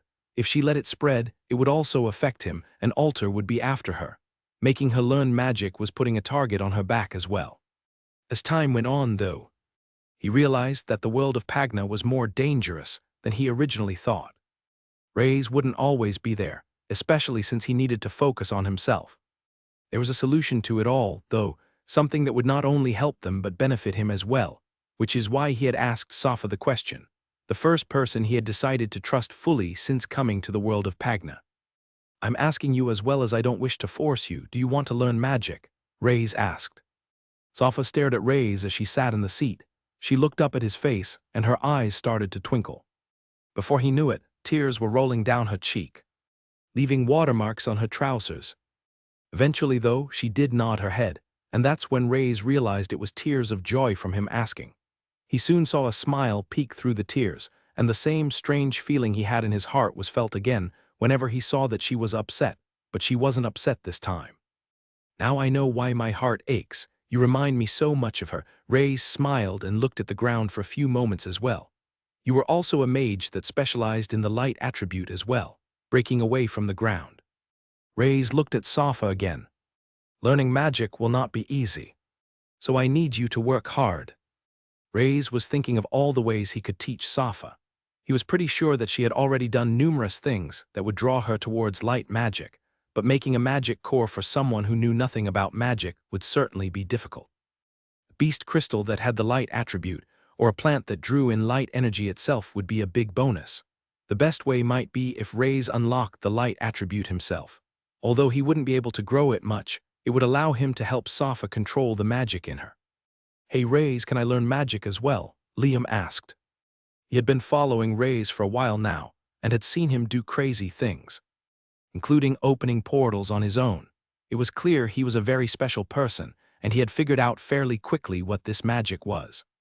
"No," Ray's answered immediately. "Magic is not something to be taken lightly, and with it, you would be required to keep more secrets than you know. Do you really think you can keep it a secret?" "Of course," Liam answered. to the point that even if you were threatened, your whole family annihilated if you ever said a word to anyone? Reyes asked again. These threats couldn't be used on Safa because the two of them were the only family she had. Like my whole family. Liam repeated the question, his voice a little shaky, knowing full well that it would be a hard thing for him to do. Although I might not be able to teach you magic, I am happy that you are keeping this whole thing a secret, Reyes said. I will be happy to make you an item that will aid you in your journey as a Pagna warrior. From asking a simple question, Liam had gotten a lot more than he imagined. He didn't want to say anything in case Reyes had changed his mind, and as he went to lie on his bed, he started to think. Reyes is really bipolar, huh? Liam started to think of the Reyes he met when he was beaten, the Reyes at the event, and the Reyes just moments ago who crushed students' arms and slashed them across their chests without a second thought. The one right now was a nice, calm, collected, cool-headed individual, and at other times it felt like he was looking at a monster. What did a person have to go through to have such a flip-flop of emotions? It did make him wonder. Knocking at the door, Dame had done 2 knocks and then 3 knocks in a row. It was a special signal they had come up with, so they knew it was him as the door opened. When it did open, he was not alone. A bandaged man had come through the door with him, being carried on his shoulder. It was Simeon. His eyes were open, and he was awake, which was a good sign, and he quickly was brought over to the bed. Don't worry, Simeon explained everything that happened. It seems like things were inevitable, and it was partly my fault, Dame stated. I should have given you some coin to use in this world. It had just completely slipped my mind. Safa and Liam had quickly gone to look at Simeon, to see if he was okay, and were having a few words with him, while Dame decided to walk over to Reyes. What about you? Did the auction house go okay? Dame asked. Reyes didn't exactly say anything and just looked at his hand. He had almost forgot about that incident due to what had happened right after. It might not have been the best thing to inform Dame of what had occurred. There were a few problems, and I wasn't able to enter today, but I should be fine tomorrow. Reyes thought about the man he had met who had offered him a ticket inside. Well, just in case, I bought you some coin for you to buy the supplies you need. Dame handed over a small coin bag that looked like a fat pink pig. Reyes opened it up and could see a gold coin as well as a few silvers. That should be enough to cover you for supplies. If you can, I need some of those pills of yours fairly quickly. I have an order in already. Reyes nodded. Even if he couldn't get into the auction house, at least he could buy the materials needed from the merchants on the side. I would come with you to make sure you have entrance into the auction house, but something has come up. This time when I say don't get into any trouble, I mean it, Dame said, raising his voice so the others could hear. I won't be in the city this time. I need to head back to my clan. There was a part inside Reyes that wanted to ask Dame what was up. After all, he had helped him out greatly, and they were partners. However, if Dame needed help badly, then he could ask. Reyes had his own share of problems as well. With that, Dame had hurriedly left the place and left the 3 to their own devices again. Now Reyes knew what he needed to do. He would be returning to the auction house to buy his materials and look for some items for the whole group, including himself. He then walked up to Safa, who was by Simeon. Let's fix your voice as well, Reyes stated, knowing that Simeon would make a full recovery, along with the fact that they wouldn't get in trouble due to the events that had taken place. All of them were able to get some well-deserved rest. Simeon, who was unable to turn on his sides due to his pain, was sleeping on his back and snoring quite a bit, while the others were fast asleep, all apart from Reyes. He was resting, but ever since the night of the attack, he hadn't had the best sleep. Closing his eyes and cultivating at night would be enough to re-energize him, though, and resting his brain slightly would help him. However, he would cultivate with the dark essence technique, not the cycle of life and death technique. While in the demonic faction, that was a big no for him. He didn't want the same to happen, especially not while the others were in the room. He would only attempt such a thing if Dame or someone on his level whom he could trust was with him. It's a shame that Dame won't be staying with us, or I would have liked to have found out what that was from before. It didn't seem to activate when in the dark faction, but I'm not too sure about playing with fire either, trying to forget about it. Eventually, Reyes did go into a full slumber. He just didn't know when. When he woke up, the rays of light were touching his face, creating a nice sensation of heat. Opening his eyes, It came as no surprise that the other three were still fast asleep. They must have been exhausted after yesterday, Ray's thought. Nonetheless, he decided to get up and used his magic to activate his robe, placing the hood over his head. He wasn't the only one who wore a robe in Repton, so he didn't feel as if the events of yesterday would affect him too much. But he did still need to travel to the auction house alone, just so no one could link things together if they did. When heading to the door, he looked back at the three. They won't get in trouble again. No one in the city should go against Dame's orders, so those students won't do anything. They have money now, and after yesterday I doubt they would do something so dangerous, Ray's thought. Besides, I am a person of my word, and I need to get to making product and find a way of helping Safa. A short journey later, Ray's found himself down the long street that led to the auction house, even early in the morning. The markets was set up, with merchants shouting advertising the fresh or new products that they had gotten in. It made him wonder if they ever went to sleep or how. Early they got here to set up. Ray started by going to each store and asked for the basics, the materials he needed to make the pills. He already had the crystals he needed. He was just going for the base materials. He would ask certain questions such as how much quantity he needed to buy before they gave him a discount, whether they would give him a bigger discount for being a repeat customer, and if they would give him more discount if he bought more product from one person. He had quite the business head on him, even though he knew he could already make a profit. He also wanted to create future relationships that he could expand on. He also needed to pick someone that could expand with him. The one thing he didn't want was not being able to sell his product if he had supply issues. It wouldn't be a problem now with only 30 or so level 2 power stones and a few level 1 power stones, but it could be in the future. Eventually, Ray's found the perfect person. It was a young chap running the stall, which surprised Ray's. His hair was blonde, and he had blue eyes and a red fancy hat with a golden feather inside. "Thank you for buying so much from us," the man said with joy. "We do need a deposit before we send items to you. Since you have ordered so much, we will need to prepare. Are you sure it's okay to send this all to an inn, though?" There was no base of operations for the group, so for now, Ray's would just need to send the crates of items there. "I'm fine with paying a deposit, but would you mind then if I took some of the product with me now?" Ray's asked, as he had been running low due to all the other pills he had made when they had entered the dimensional portal. "That's fine with us. Please give us a few moments while we prepare," the man stated. Waiting, Ray soon sensed a presence next to him, and at a glance, he recognized who it was. "Oh, that's interesting," Reno commented. "I see, so are you an alchemist then? Are you going to use those ingredients to create Kai pills?" Reno was the man that Ray's had met at the auction before. It was soon to be at the time he had asked the two to meet, so he should have expected him to be here. In fact, Ray's was planning to make do with his offer and get inside the auction house. "I guess you could say that. Are you one as well?" Ray's asked as he looked at his black fingertips. "I don't quite dabble in Kai pills as such, but I also create things. I'm a certain type of alchemist," Reno answered. "I hope you know what you're doing and not hoping onto the fad like everyone else."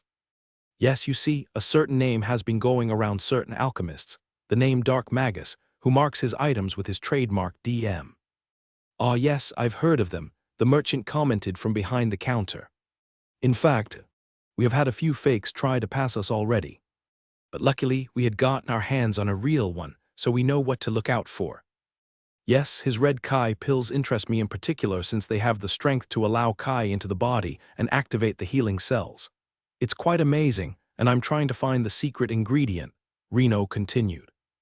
Ray's actually felt a little bad hearing this because the secret ingredient was his magic spells, which Reno would never be able to figure out.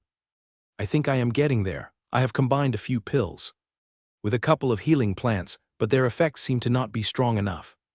"There are plants that have healing attributes?" Ray's asked. "You don't know, I guess you are a beginner," Reno replied, shaking his head a little disappointed. "And here I thought the two of us could share our knowledge to help each other out. Otherwise, we will all be shoved out of the market by this DM person." The reason why Ray's was interested was that the healing plants, depending on how much energy or power they contained, might just be the thing he needed to activate his or Safa's magic, allowing him to heal her voice and for her to do more in the future. Looking behind him, Ray's waited until the merchant turned around as he was making the final preparations, putting the ingredients into the sack, and he moved in closer to Reno. "These plants, do you think you can tell me where to find them?" Reyes asked in a low voice. Reno couldn't help but smile. "You really know nothing about us alchemists, despite buying so many ingredients. I guess I was wrong about you after all. I guess you are just a strong martial artist." It was normal for Reno to think this, after he had seen the skills the person had used yesterday. Reno also had a careful eye and watched the hooded man's demeanor from before, which was why he knew it was the same person again.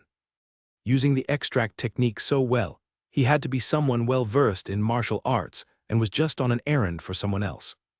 "I tell you now, the ingredients, as well as where one obtains their ingredients, is a secret that an alchemist will keep with them, along with the recipe and technique.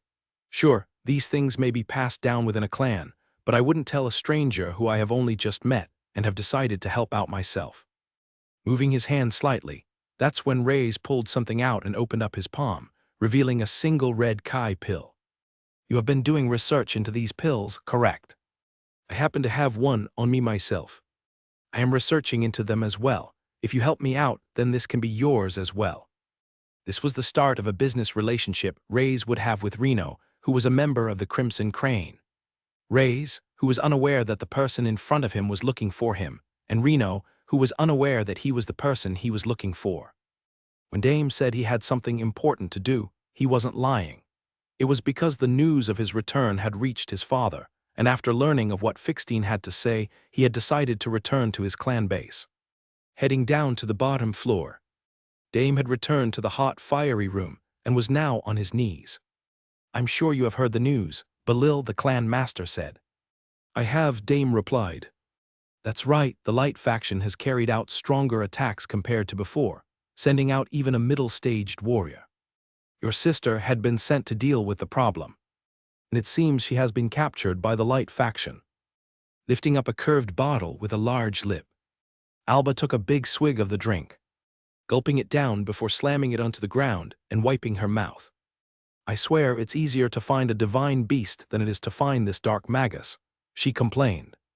Sitting at the table, Alba was at the usual restaurant, but rather than it being the evening and full of people who were winding down for the day, instead, it was the morning, and she was just getting started. Sitting opposite her, there was the blond man with his hair swept back, wearing a mask named Kronker. Next to him was a larger warrior, who wore all black clothing and also had a hooded mask that only revealed the eyes. This man was Tylon. Both of them weren't dressed like conventional Pagna warriors, but that didn't matter because the two of them were from the Crimson Crane. "I thought the two of you met up with Dame and had some sort of plan," Tylon asked as he looked at the other two empty bottles of drink at the side of the table. He was tempted to tell her to stop, but he remembered how that had gone the last time. "We did," Alba said, wiping her mouth again. "We followed him as he took that child to see a physician. While he was there, I thought it would be the perfect time to talk, but he stated that he wasn't in the mood." "Wasn't in the mood to talk to you, the great Alba." Tylon started to shake his fist, and it looked like he was ready to stand up and start a fight. That was until Kronker pulled him back down to the ground. "Calm down, surely you must have heard what happened," Kronker stated. He must have heard about the recent battle that his sister went through. Although he might not care about what his other family members do or those in his clan, he is still heavily related to the clan and the demonic faction. "Right," Alba said. It wouldn't be surprising if he was asked to go and solve the issue. "Solve the issue? Is that even possible?" Kronker said. "His sister, if I remember correctly, isn't she a middle-stage Pagna warrior like yourself?" Immediately, Alba stared right back at Kronker and looked him directly in the eyes. "Of course, I don't mean that she is as strong as you, but although Dame had beaten Beatrix, she was still an initial-stage Pagna warrior. The two of them were at the same level, but if he was tasked to take care of her, it would be impossible." Of course, Alba thought the same thing, and no one thought that Dame would be sent out to clean up the situation. Most likely, one of his older brothers would be sent to deal with the job, but she had an inkling. "I bet many thought that Dame wouldn't have been able to best Beatrix as well, and said exactly what you just said," Alba stated. "But he managed to pull a miracle, and I heard a lot of it had to do with this dark magus person. Maybe he's expecting some type of miracle again." The three of them continued to drink away as they planned for the future of what to do. and the conversation eventually went on to the rest of the Crimson Crane. Anyway, we can't keep looking for the Dark Magus forever, no matter how important he is, Kronker explained. The rest of the members will be meeting up in Repton. Once we have the next set of Kai pills from Dame, we'll head to the initial stage portal. Tylon nodded. Most of the others have already arrived. That reminds me, wasn't Reno meant to join us? Where is he? Reno was holding onto the pill that the mysterious hooded man had just given him. He looked at the engraving carefully. He had been trying to get his hands on one of these, but they had turned out to be incredibly rare. For one, nearly all of the warriors that had gone out with Dame had mostly already used them in battle. So the rumors of their effects and what they could do were all from word of mouth. There wasn't any product after that, other than fakes claiming to do the same thing. I could really do with this if I break it down and it's a real one, then I could find out the secret ingredients, Reno thought to himself. Even if it was a fake, it was somewhat too good of a deal to let up. Very well, Reno said with a smile. You have a deal, but before that, why don't we do what you came here for? Let's go have a look at the items in the auction. Wait now, Reyes replied, as he had been handed over the sack of ingredients from the merchant. The details were already recorded, so he was free to go. The only thing was Reyes couldn't exactly make the sack of ingredients disappear, while Reno was keeping an eye on him. Isn't there still time before the auction begins? Reno couldn't help but smile to himself. Yes, you're right, but I have a few special privileges, you see. I can look at a few of the items before they are up for grabs to the general public. I can offer a price, and the auctioneer can decide to accept or decline the price. Since they do this thing day in and day out, they have a good idea of what certain objects will fetch. This worked out well for Reyes, since he no longer needed to sell his level 2 power stones and had gotten a good deal with the rest of the ingredients. Now he could use the rest of the money on the items. With fewer eyes, it was better for him as well. Walking ahead with Reno, it was just like he said. He was able to walk through the doors of the auction house with no trouble at all, and quite a few of the workers there were smiling at him and giving him greetings. It was clear that Reyes wasn't walking with just anyone. Most likely someone who belonged high up in the demonic faction. So it was best for him to not cause trouble while by his side. After asking to see the items, Reyes and Reno walked through the large buildings, where there were a number of seats with wooden paddles and numbers at the end of them. The seats were empty at the moment, and they were walking down the center of the area. As they continued, the two had walked onto the stage where the items would usually be displayed to the others, as well as the auctioneer calling the shots. They had met up with the auctioneer. It was a relatively skinny old man that had a glass piece on the outside of a single eye. Again, he had greeted Reno with great respect as he gave a bow down. It's nice to see you again, Reno, and I see you brought a friend this time, the auctioneer said. Ah yes, he seems to be interested in the alchemy business, but wishes to look at everything you have today. I hope we can look at the objects firsthand, and you can give us a fair price. Of course, we owe your group a lot after all. Agreeing, the group was allowed behind the curtain, where the items were being lined up. It was full of all sorts of equipment and a variety of things as well. For Reyes, looking at this, he knew he was looking at a gold mine. The items we have here aren't the type of things that you would find in pawn shops, the auctioneer said proudly, as he could tell by the taken-back expression of Reyes that he was quite impressed. We take in only those things that are highly sought after by Pagna warriors, governors, alchemists, and even wealthy families. We are proud to say we have something for everyone. There are even items here that have been brought back from other dimensions. This really did bring a big smile to the face of Reyes, because he couldn't wait to see what kind of gold mine he would see. The two allowed Reyes to take a look, and he went from one end and was making his way down to the other, leaving Reno and the auctioneer to chat. By the way, I wanted to ask, I didn't see Clave today doing examinations. I wanted to ask if he was okay. Clave was the guard who had a confrontation with the hooded man, and Reno wanted to know if he had been worried after the altercation he had with Reyes. He was fully expecting that something else would happen today. At the door as well, but they had gotten in fairly smoothly. Oh, the auctioneer rubbed the side of his head. I guess you wouldn't know. We got a report that Clave is dead. Sorry, did you just say Clave is dead? Reno repeated, but he had done so, hushing his voice slightly. Thankfully, the hooded man was starting from one end of the hall of items and seemed to be going through them slowly. Correct, he had decided to go home early from his shift last night. Because of that, we had someone check up on him to see if he was okay, the auctioneer explained. It was quite a shuffle when we found him. Reno looked at Reyes again. He still remembered the tail end of the scene he had seen and what he had done. The fact that Clave had died the day after seemed too much to just be a coincidence. The hooded man, he did seem to be a little on edge. It's quite possible that he decided to finish the job with the anger still in his body. Reno thought, am I helping a very dangerous person, or was it really a coincidence? There was another thought that had gone through his mind. And it was the extraction technique, but he had never heard of someone using the technique and being affected either. The amount of energy drawn from a person hadn't affected him greatly. Feeling ill was natural, as the Kai had been taken out of one, but for them to die after, there had never been a case of it. His body, do you know what the scene was like? Were there any wounds? Did it look like a murder or was it a natural death? Reno continued to ask. The auctioneer shook his head. I apologize, but I really don't know the finer details at this moment. Reno understood and decided to stop the questions there, but he would be keeping a closer eye on the hooded man. It was hard to tell who he was. Was he a demonic faction Pagna master, or was he an alchemist in training? It was hard to say. Looking at the items, Reyes was doing one of two things. Since there were some items that would be from other dimensions, he was looking to see if any of them already were enchanted with magical power, or any power at all. Didn't have high hopes because he was sure anything of value would be tracked down and taken by altar, but they were in the demonic faction where their influence was at its weakest. Still, he imagined that although they had no people here, they would still do quite a lot to make sure powerful mythical and above items weren't retrieved here. The second thing Reyes was doing was using his magic power, a trickle of it out in the open, and seeing what items would react to it. So far he had found a couple of things that were already enchanted, having been brought from other worlds. But they were fairly common items.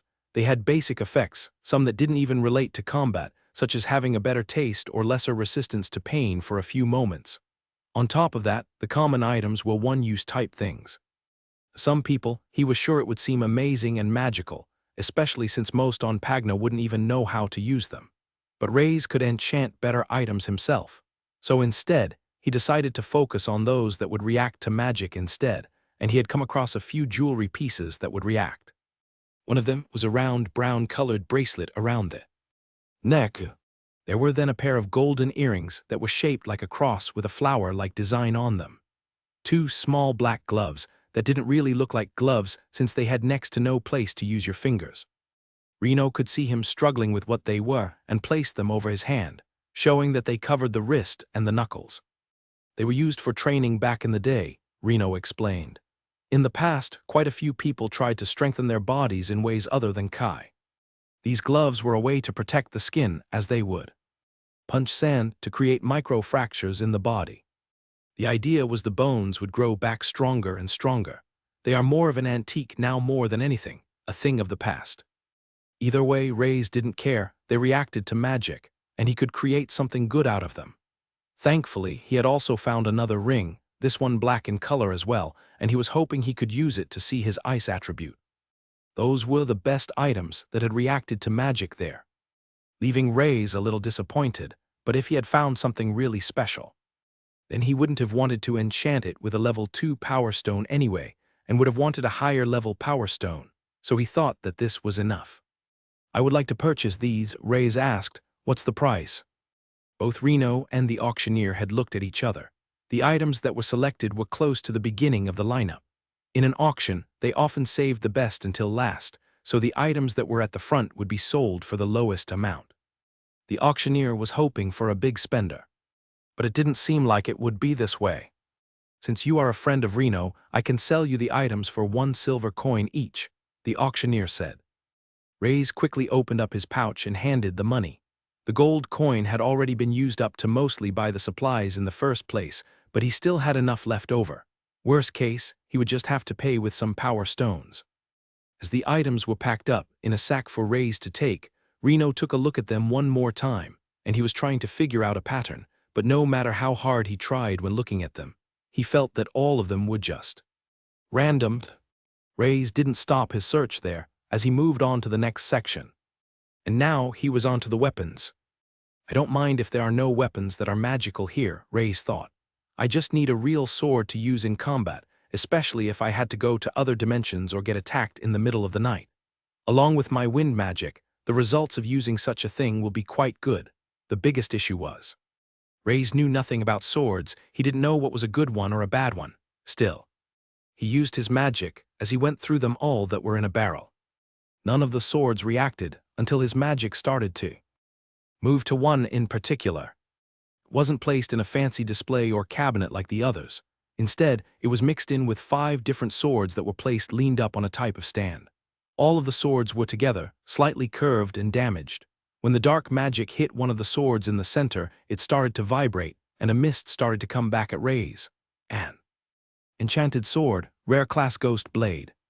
An Alterian, enchanted items went by a ranking list. And from what he knew, the altar group used the same ranking list. One of their goals was to seal away items that were too dangerous for the world of Pagna, sorting them into mythical, legendary, and god ranks.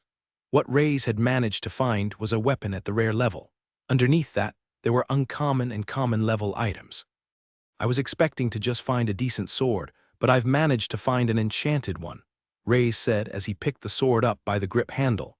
It had an interesting swirling design, giving it a similar texture to when one would hold a rope. Lifting it, the sword was lighter than he imagined in his hand, but at the same time, it was a little worn in certain areas, especially by the sword guard, which was practically non-existent, having broken off in most places. Then there was the curve of the blade. It wasn't straight like the swords he would use in training, but at the same time, it wasn't thick like the other curved swords he had seen.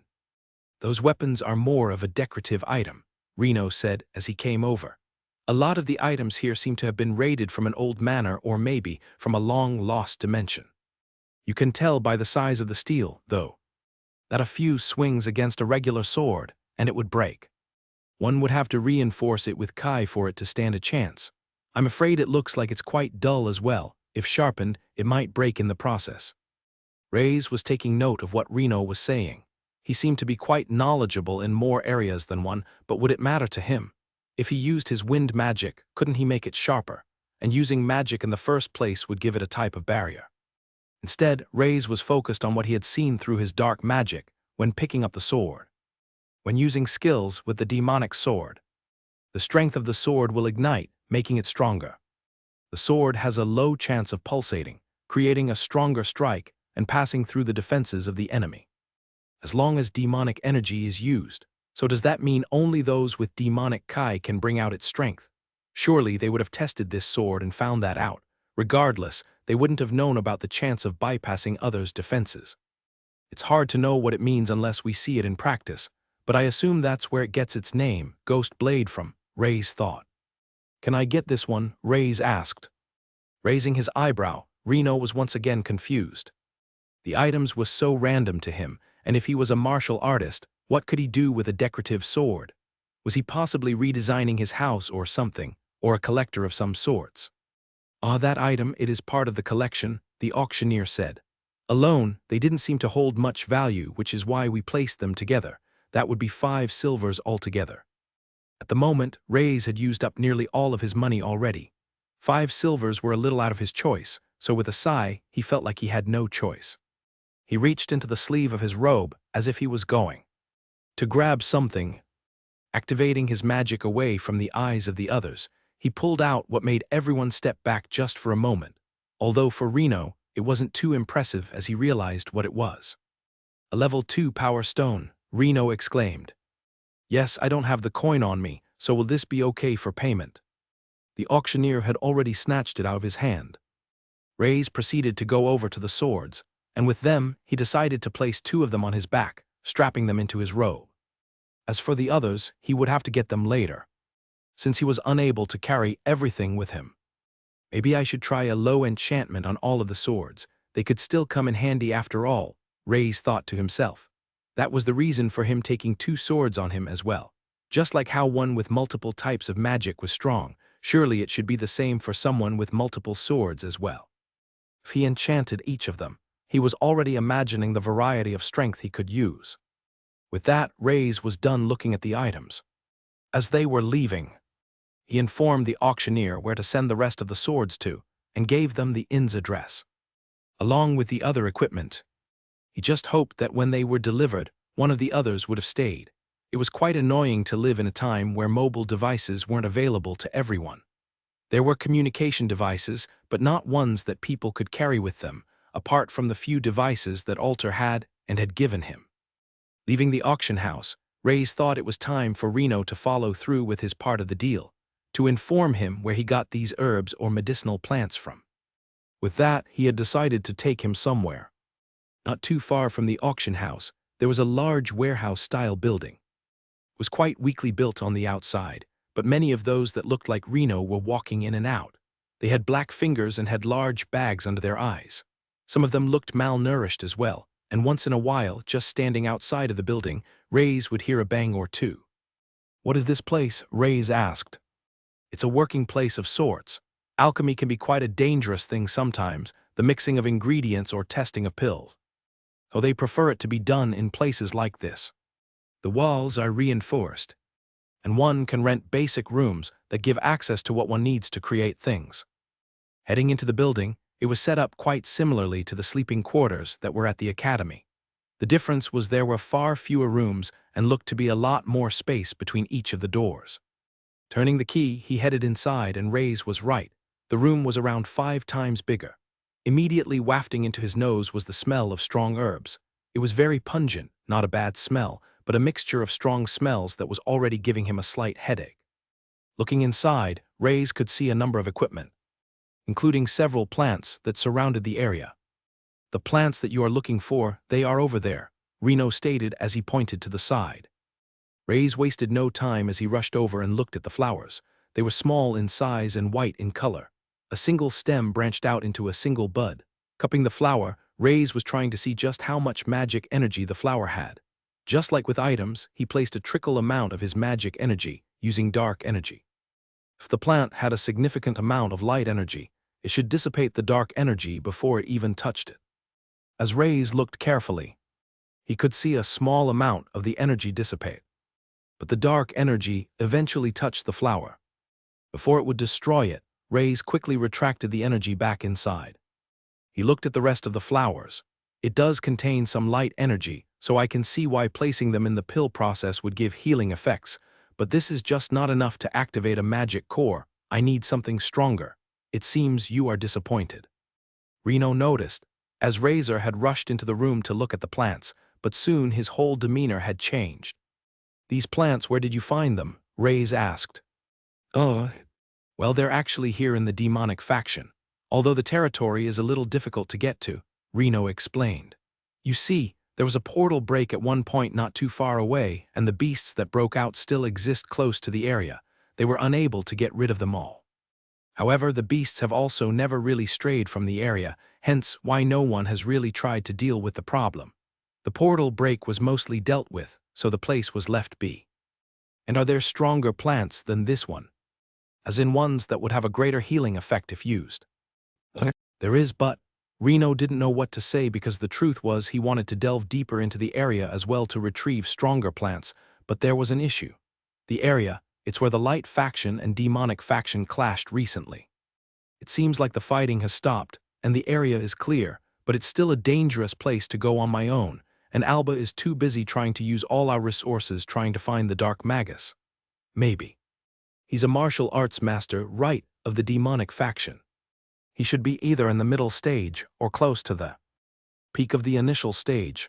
Then with him it might be okay. We can head there if you would like." "But I would like to come with you," Reno asked, with a smile. "If we run into anyone from the light faction, then I'll just let him deal with it," Reno thought. Exploring the demonic faction, the wasteland, and the other clans with the vast cities and more didn't seem to be the safest thing. But Reyes was confident in the new person he had met for a few reasons. When they were heading around the city and at the auction house, he could see that many respected him and acknowledged him. This gave the impression to Reyes that he must be with someone relatively important in the demonic faction. He also had a good head on his shoulders, so if venturing outside was dangerous, then he wouldn't have suggested it unless he was confident that he could deal with the situations that would arise. Surprisingly, Reno actually was thinking along similar lines. Seeing someone use the extraction technique at such a fast rate made him think he was with a master of sorts, at least when it came to martial arts.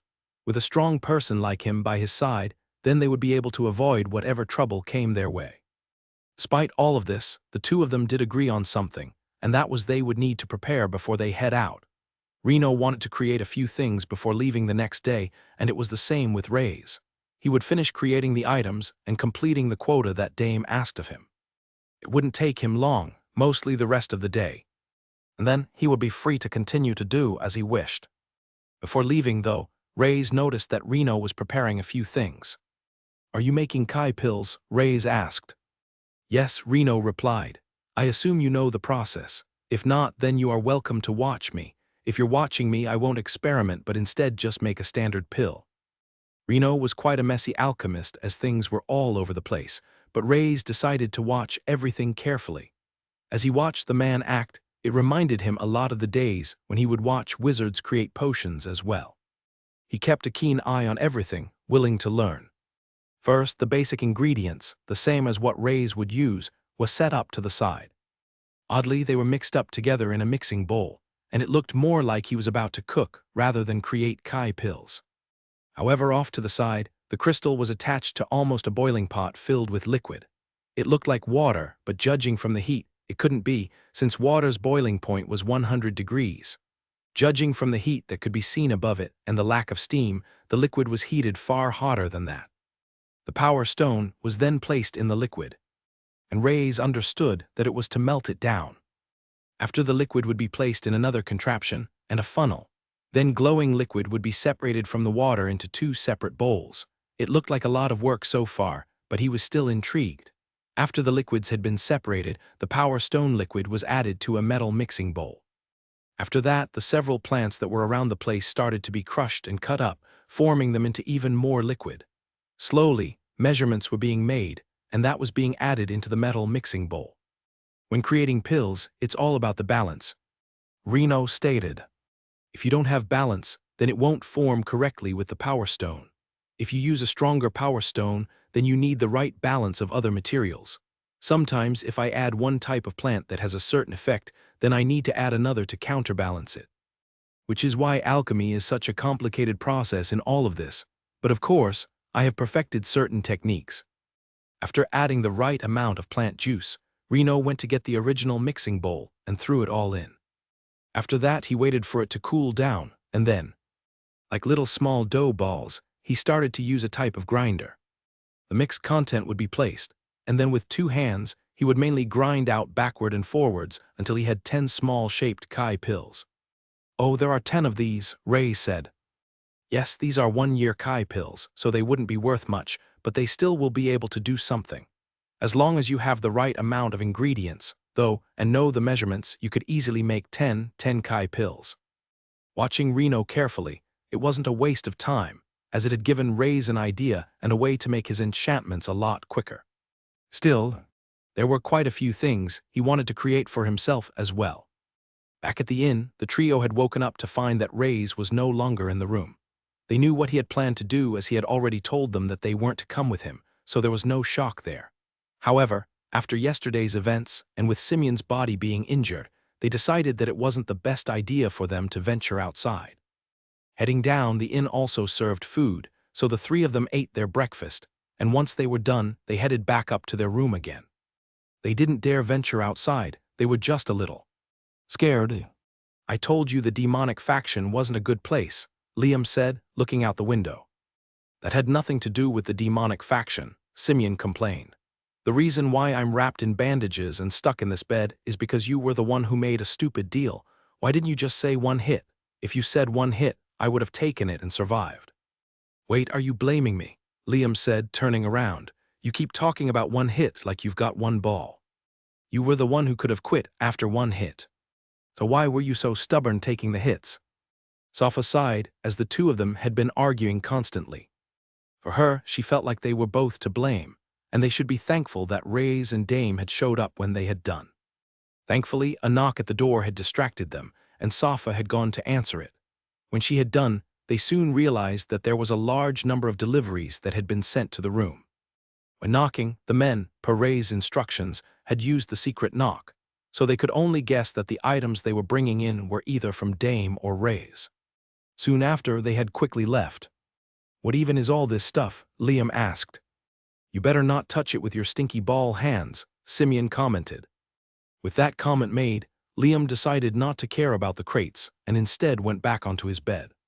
Safa didn't really look at what was in the crates either, since it wasn't her business, so she too decided to go on her bed like the rest of them. As they were there, though, she didn't just do nothing. Instead, she propped her back against the headboard and took a sitting position with her legs crossed, and she started the dark essence technique. She remembered all of the steps and was slowly taking in deep breaths bit by bit. She had her eyes closed, allowing her to focus more, drawing in the energy around her. Safa breathed out slowly through her mouth. Opening a single eye, Safa looked around. She could see nothing in front of her. She turned her head to see Simeon lying on his back fast asleep and Liam facing toward the window. She closed her eyes again and continued to breathe out again. That's when she could feel something, no, not feel, hear something a little clearer.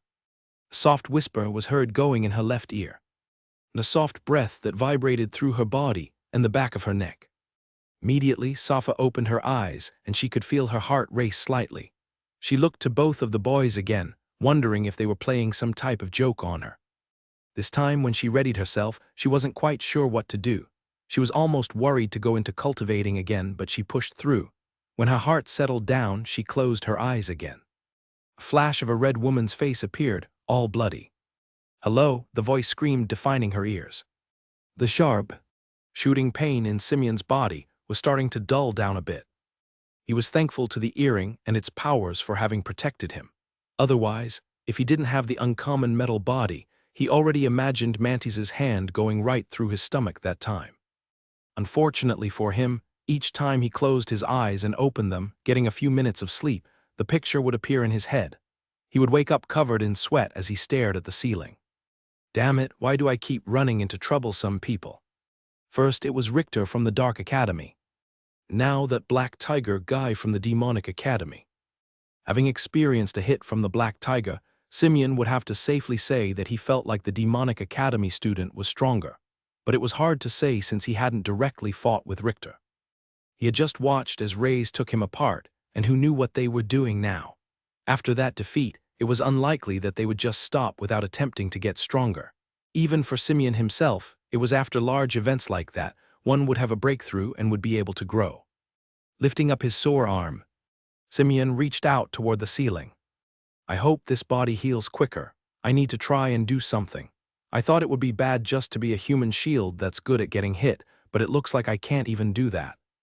A shiver started to go through Simeon's body, and it wasn't a shiver of pain. He noticed that it was feeling quite chilly in the room. "Liam, did you leave the window open or something?" Simeon asked, turning to his side. "No, I did not, unless you think I can open the window with my eyeball." Liam turned around. When they both turned, they nearly sat upright at what they were seeing. Safa in the middle, her whole body was shaking. The bed frame looked like it was moving. Her trembles was so bad. She was still in a meditative position, but her eyes were firmly shut. "Liam, check to see if she's okay," Simeon shouted, holding his side. Safa, open your eyes." Liam did as Simeon said and rushed over, jumping on the bed. He scooted forward until he was opposite her and reached out his hands but stopped slightly. "Hey, is it okay to touch her?" Liam asked. "Just get her to wake up. This never stopped you before. Why are you being all gentlemanly now?" Simeon shouted as he eventually had gotten up off the bed and was slowly making his way over. Grabbing Safa by the shoulders through her clothing, instantly Liam noticed something. Her skin, it was cold to the touch. Not warm like a regular body, but it seemed to actually produce a cold chill from her skin. Even through the cloth, it felt like he was touching an ice cube of sorts. "Hey Safa, wake up." Liam ignored the coldness for now and started to shake her. "Wake up, you're still there, right?" He shook her and shook her, but her whole body was still shaking. Her lips, they were now quivering as well. Simeon coming over had grabbed Safa's hand and held it steady. Now he could feel the chill that was coming off from her body. What is this? Is she really sick? No, the whole room is cold. This is clearly not normal. Simeon was panicking. What should they do? What could they do? Hit her, Simeon eventually said. What do you mean hit her? She's already in pain or in a trance or something, and if I hit her, do you think she or Raze would ever forgive me? I'm not having her crazy brother hunt me for the rest of my life, Liam shouted back. Just hit her, it might snap her out of it. Then you hit her, Liam replied back. I'm weak right now. Simeon then went to gather Kai in his hand, just a small amount, and opened his hand ready to slap her, but the Kai was disappearing. The pain running through his body was making it hard for him to even focus. Ah, screw it, Liam said as he swung his hand and slapped Safa across the face. It was a good hit, and her cheeks turned red for less than a second before turning pale again. It seemed to have no reaction at all. Why are you guys always so noisy? A voice said from behind, with a creak from the door. The two boys turned their heads, wondering who had just entered the room. If it was someone they knew, they should have heard a knock. The thing was, the person had knocked. It was just that they were in too much of a panic to even hear what had happened. When they saw who it was, another shroud of terror entered their bodies. Their hearts felt like they were going to stop as the hooded teenager took off his hood. Raze, there's something up with Safa, Simeon called out. Immediately, Raze closed the door behind him and threw one of the sacks he had brought with him onto the floor. Both Liam and Simeon got out of the way as Raze went ahead to take a look at what was going on. What happened to her? Raze asked. He hesitated for a moment as he was about to touch her, but since he was the one initiating the touch, there was no problem as he reassured himself and grabbed her hand, and then placed another one on her cheek, realizing she was completely cold. We don't know, she was just sitting here in a meditative state like this, and then she started to shake. No one entered or anything, Simeon explained. The cold air, this isn't some type of magic, is it? But the energy that's flowing out of her body, is it hers? Raze was truly unsure what to do. Even with his magic, did he have anything that could expel this? While in the middle of these thoughts, he could see something appearing on the top of her forehead. It was a single line being drawn down. Liquid, but it wasn't just any type of liquid. Due to the color of it and how it was spreading, it looked like blood. Wait. Cold air, the appearance of blood out of nowhere. Haven't I experienced this before as well?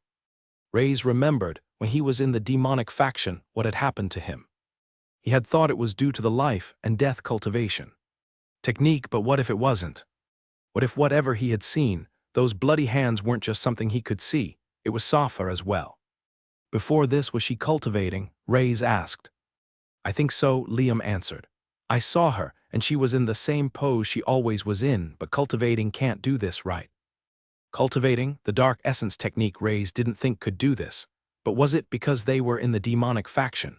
Was this strange, red, cold-blooded demon creature something that was with the original body in Safa? Almost like a curse. Get away, Raze said, as dark magic started to surround his body. The two boys thought that Raze was talking to them, so they moved further away, but he wasn't. Don't touch her, Raze shouted as his dark magic ignited from his body. The magic was extending out of Raze's body, and it wasn't being constricted to one place. He wasn't trying to control it into one area, nor was he activating a spell of some sort. Instead, he was just letting it seep out from his body. It was growing in size and darkening the room around them.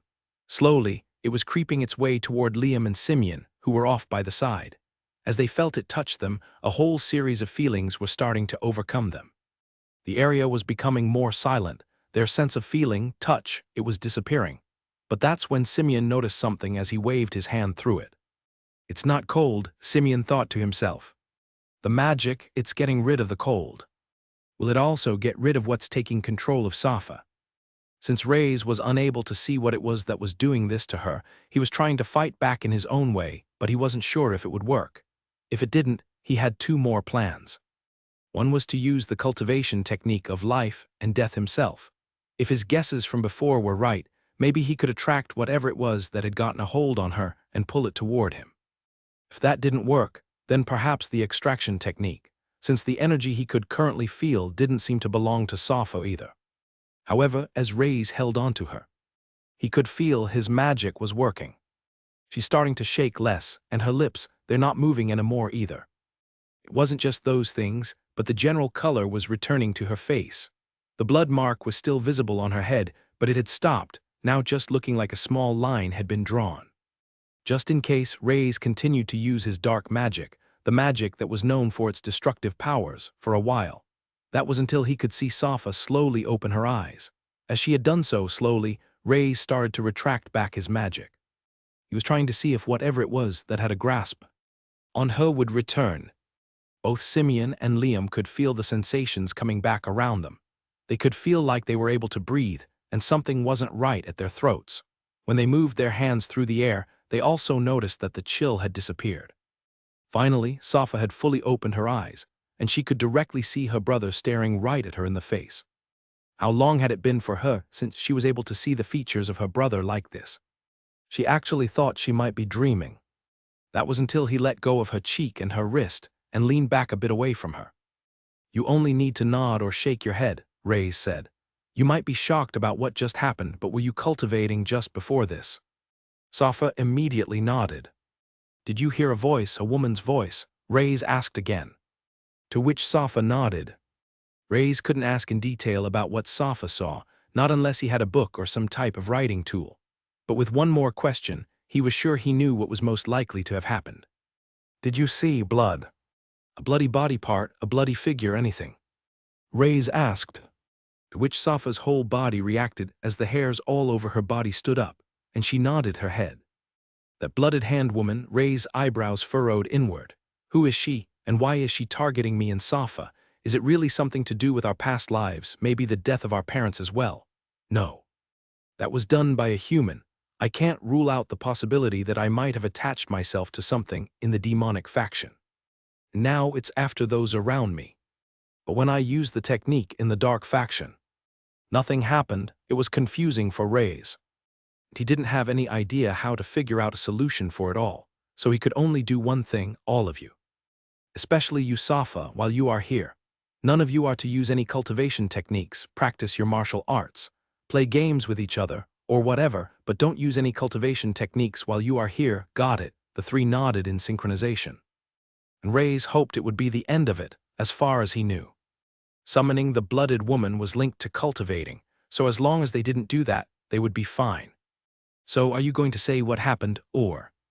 Liam asked as he saw Reyes seemingly just ignore the whole matter and head over to the crates to look at what had been delivered. "I don't like to give answers to things I don't know much about. Right now, I just know that she was affected by cultivating, so you guys shouldn't either," Reyes answered with a smile on his face. With all the ingredients here, he could get to work. With the remaining amount of money, he had bought level 1 power stones.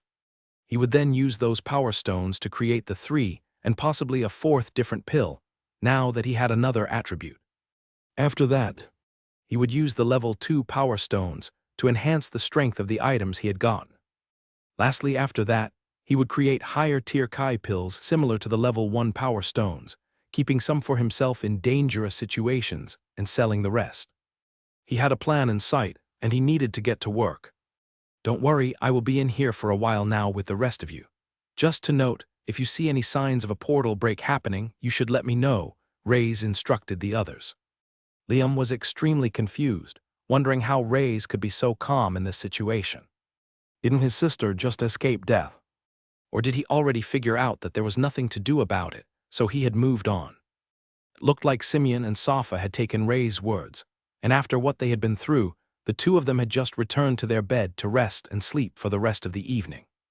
Are they not scared about what he just said either, about a portal break opening? Liam mumbled to himself.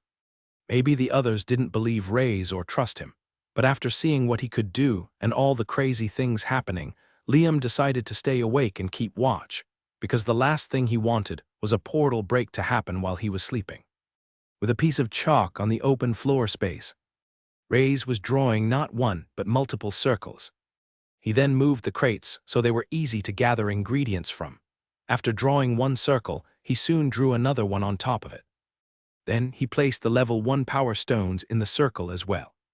When watching Reno, it made me realize something, a way to create and mass-produce stones at once. Since I'm a 3-star mage, I have enough mana to do this now. Reyes placed his hands together, ready to activate, until there was another knock on the door. Opening the door, Reyes noticed a strangely well-clothed man, and they were in the same type of uniform as the ones he had seen outside the auction. "I have come to make a delivery. the man said as he handed over a large, long object wrapped in a red velvet-like cloth. Handing it over, the man quickly left the room without saying much. Reyes then closed the door and untied the red cloth, revealing 3 more swords on the ground.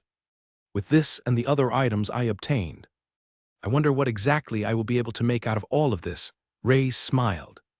A big event had occurred for a particular group, and it was something only they knew about. Alba was currently at one of her favorite establishments in Repton, which she had named the Big Red. It was a 3-tiered large restaurant where guests would regularly be filled with drinking, joy, playing games, and more. Before, she would have already been treated as a VIP guest, but due to her visiting more and always ordering quite a large amount of alcohol, she had become an even bigger VIP guest. A private room had been rented out, with large sliding doors on either side, and a long rectangular table in the room already filled with drinks and snacks ready for them all. Currently, Alba was sitting cross-legged with a smile on her face. "How long has it been?" she said, lifting her drink up in the air. "How long has it been since all of us have been here together just like this?" Alba wasn't alone at the table, it was filled with people. In fact, there were 8 of them all together, each lifting up their drinks around the table with her. To the Crimson Crane, reunited at last, Tylon shouted. The rest cheered in response, and each one of them took a swig. The joyous occasion that was to be celebrated today was that all members of the Crimson Crane clan, all 8 of them, all of the Wanderers, had regathered once again. "So, does this mean we have finally given up the search for the Dark Magus?" Since none of us was able to find any information about him, Tylon asked. Tylon was dressed in all black clothing, and on his back at all times was a large knight's shield. It was wide at the top, and then narrowed down towards the bottom. If a person were to bend down and huddle themselves, they would be able to cover 90% of their body behind the shield. "Not given up, but at least put on hold," Kronka replied. A blond man with swept-back hair and blue eyes, but one that always had a mask covering his face. Even now as he ate snacks, he would grab something quickly and shove it underneath his mask before anyone could see what it was that he was doing. As for his weapon of choice, it was 2 daggers as he specialized in assassination techniques. "Come on, we don't have to worry about that Dark Magus guy," a short, young-looking girl who perhaps looked to be a teenager at best shouted out. Her name was Froma. Her bright red cheeks stood out, along with the bow that was carried on her back, which was as big as her. She specialized in a rare type of martial arts, surrounding fighting with bow techniques, which wasn't popularized in the world of Pagna. But many government officials used the bow as a weapon. Since the Crimson Crane were different compared to other clans, and when fighting large-scale battles, they would fight together, many of their specialized techniques worked well together. "We don't have to worry about him because we have Reno.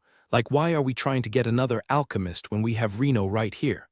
Lily said, pulling him in close to her. She then started to sniff away as she noticed a strong smell coming off from his clothes and quickly pushed Reno away. "But I'm not an alchemist," Reno said. "At least, not one that deals in the same type of arts as the others." Round the table, the rest of the Crimson Crane were currently present, but they were a bit quieter compared to the rest. There was a spear user named Lily, who sat upright with a straight face, and even as she took a drink, she would gently place it back on the table. She had long dark brown hair and had a strong presence as she ignored everything that was going on around her. Next to Lily, who had a similar presence to her, was her brother Kaiser, who was a longsword user. He equally sat upright like Lily, but wore a lot of armor on his body, unlike most Pagna warriors. On top of that, he had a large X-shaped scar on his chin, giving him somewhat a wild-like appearance with his messy hair. Lastly, out of the 8, there was Elvlin, who was lying on the floor fast asleep while holding onto his glaive. Compared to the rest of the Crimson Crane, he had a small body frame, but even with the small frame, he was able to wield something that was even bigger than he was.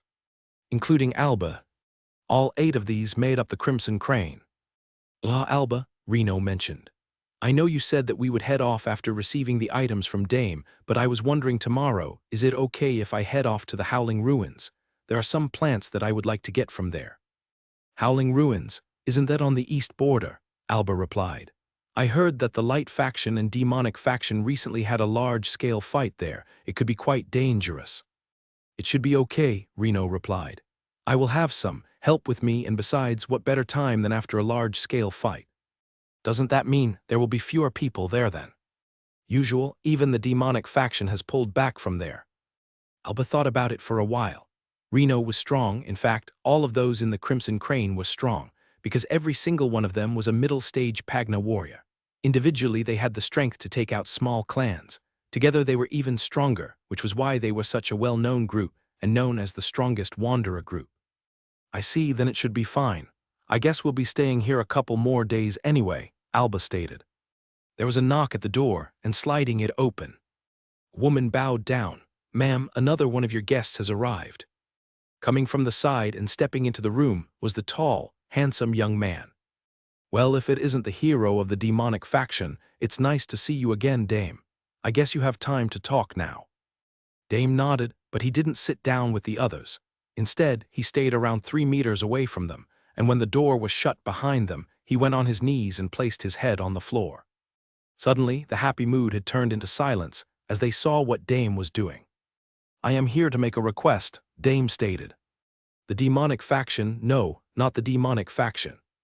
I am requesting the help of the Crimson Crane to help me get back my sister." The few mumblings of sound had completely stopped once they had heard what he wanted to ask. "Dame, we have been friends for a long time, and you must know that we are a neutral group. We can't get involved in matters between two factions," Alba answered. Dame thought this would be the case, so raising his head, he was ready to give them an offer they can't refuse. "If you help me with my request, then I will introduce you to the Dark Magus." While Safa and Simeon were busy resting, Liam was watching Rays with amazement. He was focused as he looked at the magic circles and the strange runes and symbols that were drawn. Of course, he didn't understand any of it, and no matter how hard he tried, he couldn't make sense of what the symbols would mean even if he saw them repeated over and over again. To him, it might as well have been a language from another world. His eyes continued to be glued as he saw, out of the ingredients, several Kai pills had been created. Out of the group of the level 1 power stones, Rays had created 10 red pills, 10 blue pills, and 10 green pills. All of these were made with basic magic, rather than dark magic, so their effects weren't as strong, but at the same time there were no downsides. After that, he had created 10 more uncommon blue pills, still using the level 1 power stones. This time he had used dark magic. This item was his big seller because it allowed a person to restore all of their mana or Kai for up to a minute, and it only required a level 1 power stone. Due to the new technique he had used, he was able to create all of these things at an incredible speed. "The uncommon blue cursed pill, I'll keep one for myself," Rays thought. "It can be extremely helpful if the situation needs it." Once in a while, Rays would look at Liam to see if there was a change in his reaction, but he just continued to stare at Rays as if he was watching a TV show. He was thankful because it meant there were no sudden portal openings. "It seems like the main issues occur when I reach a new star level or when a powerful item is created," Rays contemplated.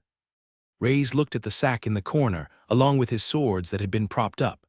There was the red necklace, the pair of golden earrings, and a pair of black gloves. It might be best to wait until we're in another dimension to enchant those on top of the 4 swords.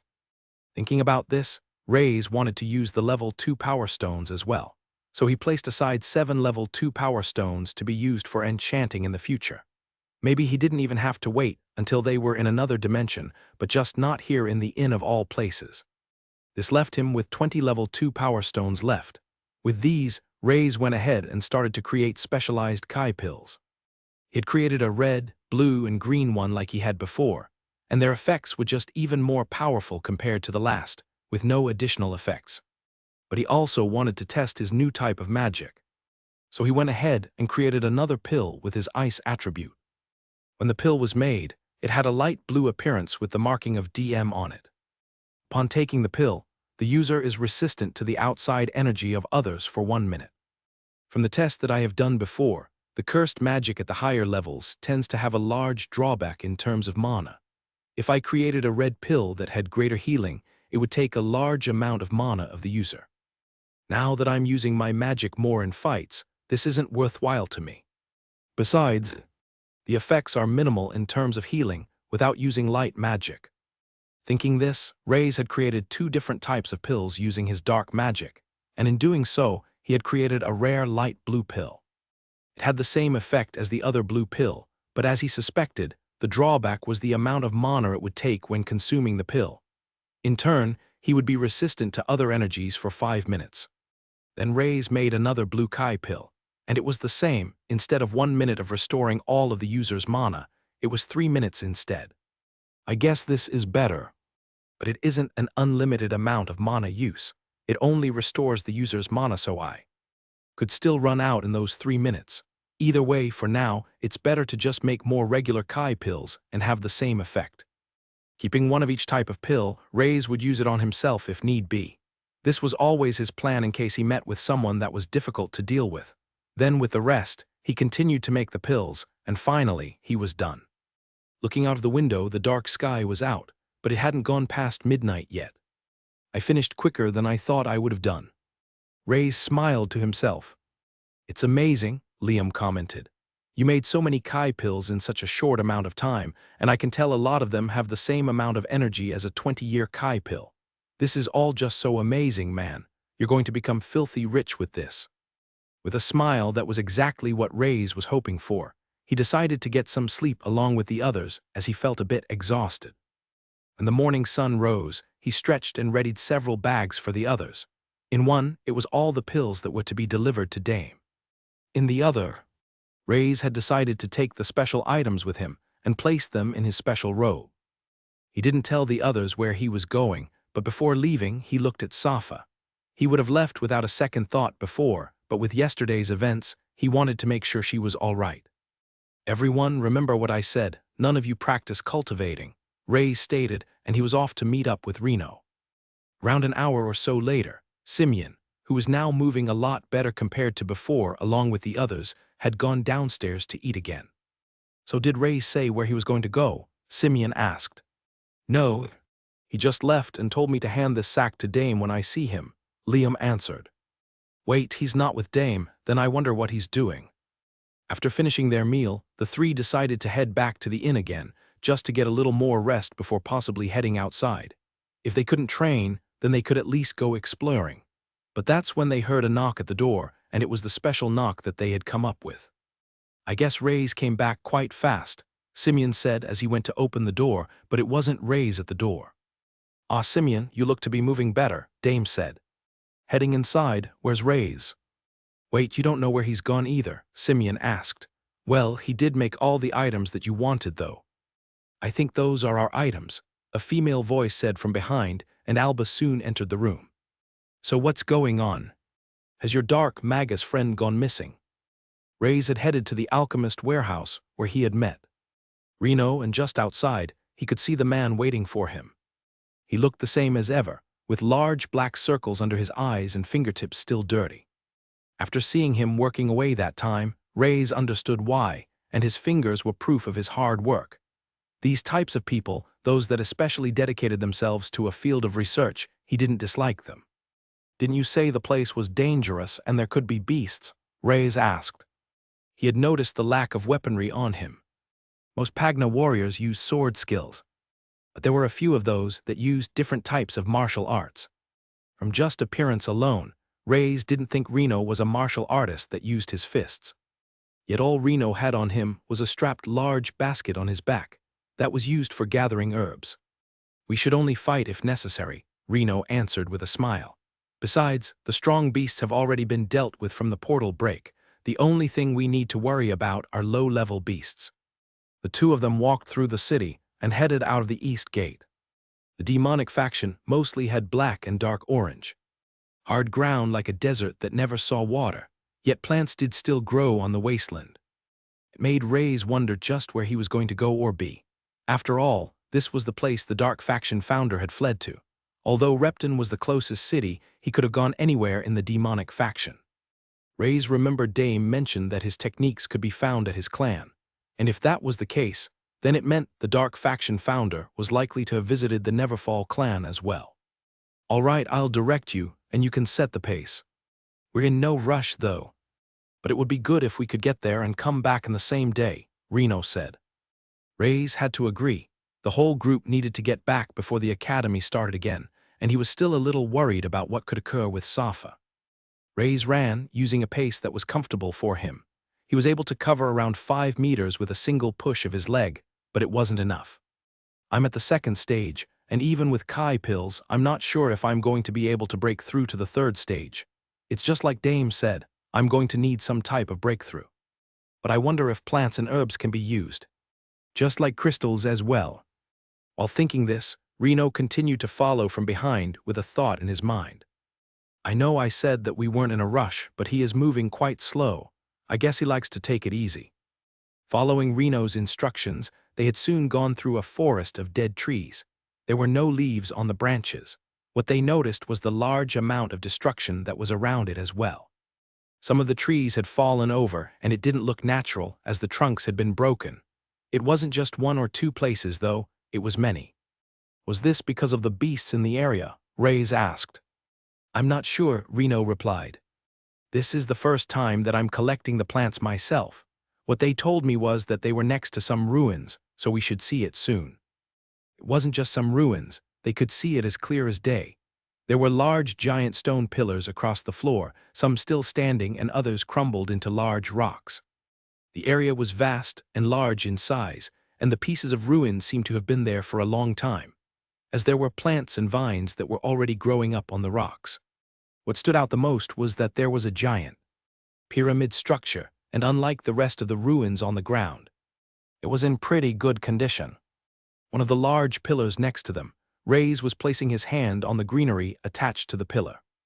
That's strange. I wonder why the plants only grow on parts of the ruin, yet the rest of the place is a wasteland, Reyes said. Yep, that's what the gatherers said. Reno answered. We need to search near the pillars that seem to have their own Kai energy. It's giving life to the things close to it. Reno searched the pillar, and right on the bottom, he could see the head of a small bud with a single white flower. It was what they were looking for. Digging underneath it along with its roots and soil, Reno placed it into the basket on his back. Don't worry, I will give you half of these for keeping me company, Reno said. Besides, we want something better than this, right? Something a lot more powerful. The two continued to search, and they were only able to find the same type of flower with a single white head on top. They had gathered around 10 of them so far. The good news was, they were still on the very outskirts of the ruins, so there was a good chance that they could find something better the further in they headed. On top of that, they hadn't seen any beasts at all. That was until Reyes had spotted something on one pillar. It had splashes of the color red on it. That's blood, Reyes noticed immediately, and on the ground, he could see the body of a beast. It was around the same size as a dog, but was round in size with spiky bristles on its back. Judging from the wounds as well, it looked like they had been killed quite recently. It was clear to Reyes what that meant, that they weren't alone at these ruins. Hey, it looks like we have 2 wanderers from the demonic faction, a man shouted. Looking up at the noise, Reyes could see one of them jumping right from the pillar, and another had gone after Reno. But he needed to focus on protecting himself first. The man in a light-colored white uniform held a sword as he jumped down right toward Reyes and gathered his Kai in the weapon. Reacting fast, Reyes swung his sword from the bottom. The third devil's formation, Reyes thought in his head, and he added his wind magic to the sword as well. He didn't have time to think, and had pulled out his non-ghost sword, which was in his sheath to his side rather than on his back. As he swung out and the 2 swords clashed, Reyes could feel an intense amount of Kai energy that caused his knees to bend slightly. This person, they're strong, I didn't expect that, Reyes thought. Luckily, with the wind magic, he was able to push himself away, and he slid back along with his opponent. Reno had already dealt with his opponent and had turned around. Damn it, you must have gotten the hard one, Reno said, as he dashed forward, turning into almost a blur for Reyes. Immediately, his hands had grabbed the light faction warrior's head, and all Reyes could see was the warrior starting to foam at the mouth before Reno let go, dropping him onto the floor. Wait a moment, he was just as weak as the other guy. He didn't stop my attack at all, Reno said. If that was the case, then how did the mysterious hooded martial arts master struggle? Hey, you don't mind telling me what stage you're at, do you? Reno asked. At this moment, Reyes thought there was no harm, since Reno was clearly someone on his side. I'm a stage 2 Pagna warrior, Reyes answered. Hey look, it's the demonic faction. More voices shouted from the side, as more of the light faction were coming over and spotting the two due to the commotion that had occurred. There were now around 6 of them or so. Did you say a second stage? You're an initial stage warrior, Reno shouted, shaking his head. Reno had clearly made a big mistake, and right now, they were both in a very dangerous place. Even the light faction warriors that had just attacked them were at the 3rd stage. We might just be in some trouble here, Reno thought. Out from the ruins, multiple men dressed in the same white clothing had come out. They were appearing behind the pillars in the distance, coming from around the corner and even emerging from sections of the large pyramid. There were several holes along each large step of the pyramid that would allow one to enter, and more people were starting to pour out. By the time they were coming towards them, there were already around 30 or so. Immediately, Reno rushed to the side. I need to try to get rid of them as silently as possible, Reno thought, as he avoided the sword strike of one man and then shoved his fingers into the mouth of another. As he did so, the man started almost immediately foaming at the mouth before falling to the floor. Still, he had to pull back as he jumped and stayed by the hooded man's side. He could see 2 men approaching him, and with a stepping motion of his fist and then swinging it out, a wave of dark green physical Kai went out, hitting several of the other men. As it did, they weren't swept off their feet, but instead, something came over them that made them almost instantly fall to the floor. This man, he's able to take out those that are just as strong as Richter in a couple of sweeping motions and single hits. He really is impressive, Ray's thought. He was starting to understand why many were respecting him around the city and had treated him with respect. He was most likely a high-ranking clan member or maybe even a master. Still, Ray's was now dealing with 2 warriors himself who had swung their swords towards him. He managed to use the descending steps to just move out of the way and strike against the swords, but he was finding it hard to get a good hit on them, only deflecting their attacks and pushing them back. Reno was keeping an eye on him because now that he knew his true strength, he felt like he needed to protect him, since it was his fault that they were in this situation in the first place. Damn, I thought he was a martial arts master, but he was only at the 2nd stage. Reno thought as he continued to avoid the sword strikes and even caught 2 of them with his hands, then swirled them around and thrust them so they stabbed their own users in the stomach. This guy, he didn't even know much about alchemist, so I just thought he was someone who concentrated on martial arts. But I guess that's not the case either. He's just an ordinary warrior, and I took him to a place like this. What was worrying Reno was that even though they were defeating more from the light faction, it would cause 1 or 2 problems. He was a member of the Crimson Crane, a neutral group that wasn't meant to get involved in others' affairs. If he took out too many from the light faction, they could very well ruin their status as a neutral group. The second issue was that, judging by the techniques, this man was also clearly from the demonic faction. His original plan was that if they were to be spotted by someone, the 2 of them would just run away. But how could they? Now he realized why he was running so slowly before as well. It was because he was running at the normal speed for a 2nd stage Pagna warrior. His original plan of them ditching would be impossible. They would catch up in a heartbeat. Even now, the hooded man was struggling with 2 3rd stage Pagna warriors on his own. Due to the panic in the situation, Reno was oblivious to the fact that what Reyes was doing was actually very impressive. Since he was only a stage 2 warrior, how was he dealing with 2 at the same time? If I get to the top, I might be able to use that ability to shroud a field over the rest. It will make them sick, and then I can get out of here. I just have to get to the top of that pyramid. Hey, stay close to me and stay behind me, otherwise you might start to feel a bit ill, Reno shouted, seeing how strong Reno was. Reyes listened to him carefully, knowing they were in a tight bind. He did as he was told, staying behind him and looking at his back. Once he was ready, they were on the move. And as Reno charged forward, there was a glowing green color emanating from his fingertips. It's that visual Kai, but just on the outside of his body, Reyes noticed. It's the first time I've seen such a thing. To be honest, it almost acts the same way as magic. The Kai looks to have some type of special trait as well, with every person that was coming close to the 2 of them. Reno would waft his hand next to their face or touch their skin. In doing so, they almost fell ill, foamed at the mouth, or just outright fell to the ground in an instant. From the look of their bodies, it looked like they were poisoned. That's it, is that why he told me to stay behind him? Does his Kai have some type of special poison trait? Reyes thought. For a poison to have that much effect, the Kai had to be incredibly strong, but more so, it had to work in the way it did. Reyes imagined that the poison Kai would have to be in his body as well. He couldn't imagine the trouble and the things he must have gone through. His body might even be in pain right now. Staying behind, they continued to head to the top, and Reno's plan was ready. When they got to the top, he would use a technique that allowed him to cover his poison Kai in the whole area. With it, the two of them could then escape. As they were on the last few steps, Reno jumped up, and Reyes followed. He then turned around while in the air, pulled Reyes to the side, and threw him onto the top of the pyramid. Meanwhile, he struck the air, leaving a large mass of green visual Kai that hit all of their pursuers and made them fall to the floor. When Reno landed, he could see that Reyes had a soft landing and was on top of the large platform, but he soon froze as he saw what was at the top. Am I imagining things, or is that guy bad news? Reno said. Standing on top of the pillar was a man with white-colored hair to go with his light-colored robes. They were more elegant than any of the others they had met so far, and even the man looked more like he was in his 50s with his facial hair. Right next to him, though on the ground, tied up and being held down by several metal chains and balls, was a woman dressed all in black. She had several cuts all over her, was covered in blood, and judging by her body, it looked like she hadn't slept in a few days. It looked like she was lucky to be alive or was being kept just on the edge for some reason. Oh, have a couple of heroes come to save you. I thought someone would have taken the bait.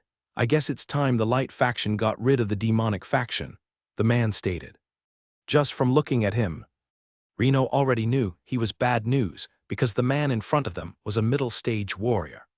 The older man who stood on top of the pyramid wasn't just anyone from the light faction. Reno had noticed the clothing he was wearing, the light color with the golden trim around it. This man was known as Nabai Highborn and was one of the 10 elders belonging to the Dawnblade clan, the same clan that Beatrix had come from. After Beatrix's loss to the demonic faction, the light faction could do one of two things: accept the loss and decide to stay low for a while. However, what would that mean for the light faction? That they were weaker than the demonic faction. Not only that, but from within the light faction, the Dawnblade clan was being pressured, and some were beginning to think that they had grown weak, being next to the border of the demonic faction. Essentially, it meant some of those in the light faction felt like the Dawnblade clan didn't deserve to be in the top 3 clans of the faction. Because of this, and with all the pressure internally, not only did the light faction decide to react to the demonic faction, but they had decided to do it in a big way so they wouldn't dare to even try to act back. This was why the Dawnblade clan had sent one of the elders belonging to their clan. Nabai wasn't just a powerful person from the light faction. He was extremely powerful and one of the strongest there was. The demonic faction thought it was enough when they sent out Reyna, a middle-staged warrior, one that was possibly in line to be the next leader of the Neverfall clan, to protect themselves. But they were wrong, and this was the result. Thinking all of this, underneath Reno's eye, it was starting to twitch. He was trying to get his brain to work, to figure out what the best thing to do was now that his plan had been overturned. I originally wanted to come up here so I could cast a wide-range Kai attack with my poison Kai as it fell on those chasing us. Then I thought we could just scram out of here, but now that he's here, he'll stop me before I even cast such an attack. And if I cast using so much Kai, then how will I even be able to fight him? Taking a peek behind him, Reno could see that most of the warriors were staying on the pyramid, waiting for them to drop down or stopping them from escaping. This is a seriously bad situation, Reno thought as he stretched out his hands. And visual Kai was seen coating both of them in a light green fluorescent color. At the same time, 2 of the light faction Pagna warriors from below had jumped up and was surrounding Reyes again. I am sorry, my new friend, Reno thought in his head, but I cannot help you. You will have to deal with them both on your own. Reno didn't hesitate as he charged in. When he was within range, he swung his hand in the air, leaving a large veil of green mist to fire out toward Nabai. The light faction elder drew out his sword, and it started to glow with power. He then struck from below. The green visual Kai disappeared right at that moment. Having already lost to us once, I would have thought they would have sent a few that were stronger than this. Nabai charged in with his sword, ready to strike from above. His Kai power extended beyond his sword, making it longer, and when he struck it down, Reno was able to dodge it by the skin of his teeth.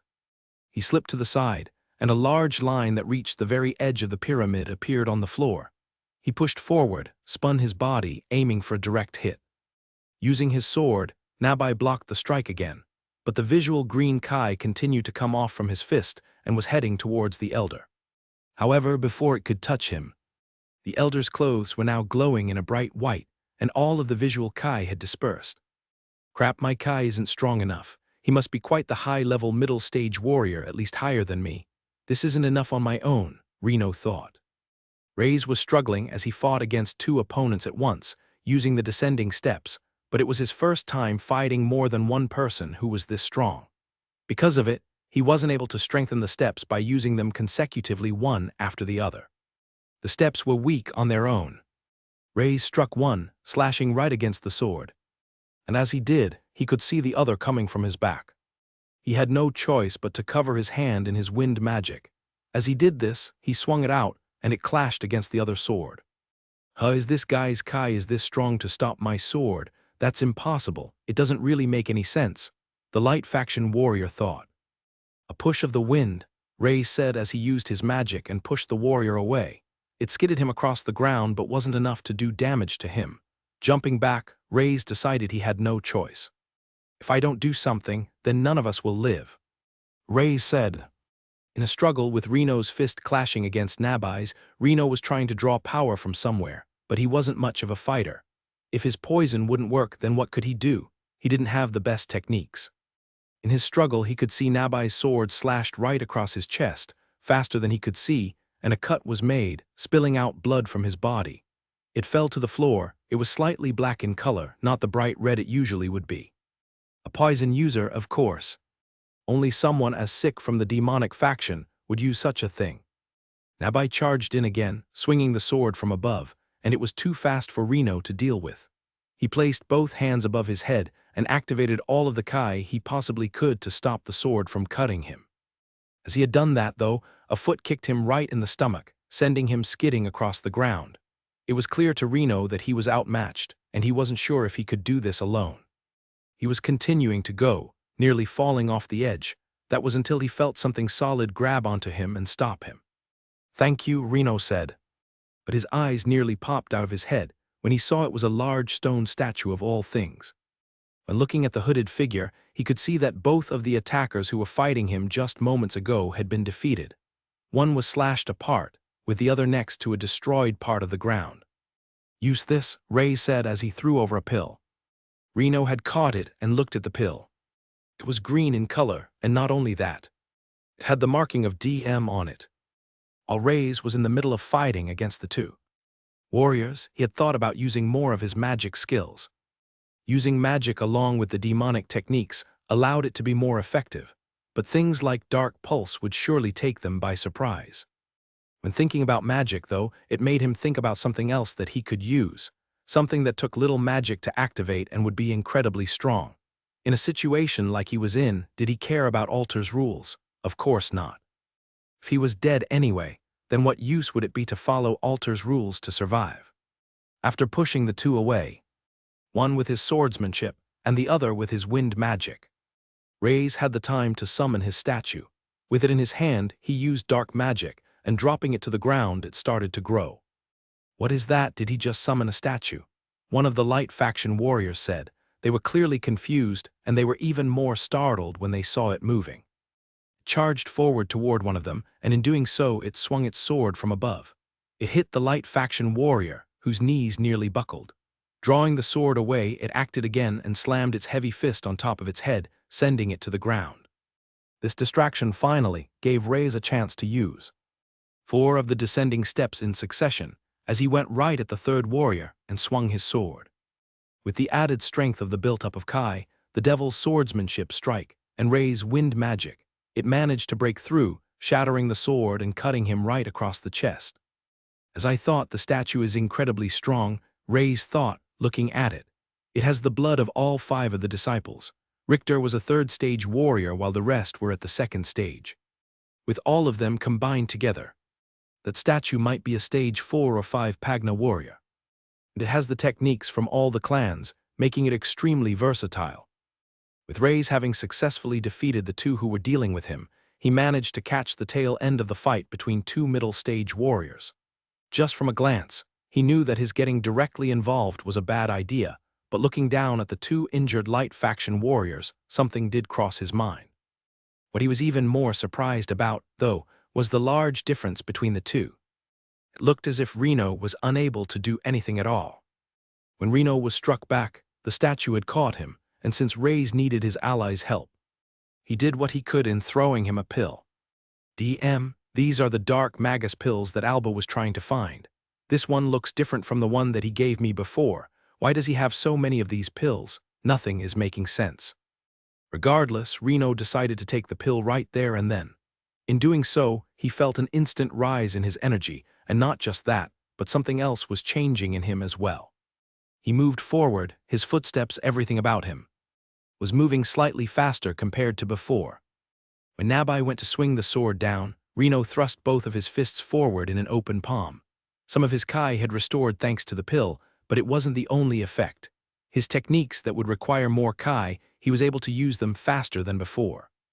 Jumping quickly from the side, Reno delivered a punch, and rather than blocking it with the sword like Nabai had done this entire time, he avoided it by moving his head to the side instead. How can a person improve so much compared to before? He wasn't hiding his strength, was he? What is going on? Nabai thought. Nonetheless, he was able to shift to the side and thrust his sword right at Reno. Gathering his Kai to the sword strike, he blocked the attack and was sent skidding to the side. The powerful Kai still delivered a strong blow, causing him to cough out blood. I can move my Kai and my techniques a lot quicker thanks to that pill. The effect of it was more than I thought as well. This dark magus person is amazing, but I don't think it will be enough. Reno just needed a few moments to recover, as he could see that Nabai was coming after him. But thankfully, a particular person or thing stood in his way as it struck with his fists. A destructive explosive force came out. Nabai swung his sword in an upward motion, like the curve of the moon, and created a wall of Kai, blocking the strike. A doll, Nabai strangely thought, looking at the stone statue. However, the doll wouldn't be strong enough to defeat him, which was why he was ready to strike again. That was until a strong force could be felt coming from behind. The back of his neck was tingling. Turning, he could see 3 lines of strikes heading his way, tearing up the ground. Nabai swung his sword to deflect all 3 of them. As he did, the energy dispersed into the air, but powerful shockwaves went off one after the other. When his sword clashed against the strikes, when he looked in the direction of where the attack had come from, he could see it was from the strange hooded man. Reyes was standing there, and he had drawn his ghost sword from his back. The weapon was now slightly glowing red after using his moves. This sword, it really does draw more power when demonic Kai is being used in it. The moment Reyes tried to use a demonic technique, along with the ghost blade, he could feel it being reinforced with a strange power. The sword itself started to glow slightly red as well. However, as for the reason why he had taken a while to attack, that was because he had decided to do everything he could to give them the chance to win the fight. On the ground next to Reyes, there were 2 shriveled-up bodies that were completely dried up like prunes. Don't tell me, did he use the extraction technique on those from the light faction? Reno noticed. That was exactly what Reyes had done. This was a life-and-death situation, and he could tell with the force of the strikes the light faction members were using that they had attempted to kill him. So he needed to gather as much power as he could in this situation. After drawing their energy, he could feel his Kai rising. With the extra power received from the light faction warriors, the new ghost blade, along with using his magic, Reyes was able to produce large wind strikes full of power. I'm seriously completely confused with this guy, Reno thought. I thought he was an alchemist, but he knows nothing about alchemy. I thought he was a martial artist, and then he says he's only a stage 2 Pagna warrior. So how is he able to produce something like Kai strikes out of his body? Is he actually a master martial artist? There was something else as well. When using the extraction technique on the light faction members, when they had finally passed, Reyes had received quite the increase in a certain attribute. Dark attribute 40-50. Although wind magic was useful for attacking from far away and sharpening one's sword, the most destructive type of magic, and the one Reyes was most powerful in, was dark magic. Soon the ghost blade started to change, as dark magic surrounded the outside of the weapon, giving it a faint dark glow. "I won't die here," Reyes said. Using the opportunity, Reno quickly jumped away again, and this time moved closer to the hooded figure, and so did the statue next to him. "These guy his attacks aren't strong, but there's something about him," Reno thought. From his side he could see Reyes move, and quickly he had thrown out a red pill. Catching it, he could see the marking of DM again, and this time he took it in immediately. "With this many pills, I think I've figured out who you are," Reno inwardly smiled. At that moment, Reyes pulled out another green Kai pill and consumed it himself, confirming Reno's suspicions. "You are him. You are the Dark Magus." Everything was making sense to Reno.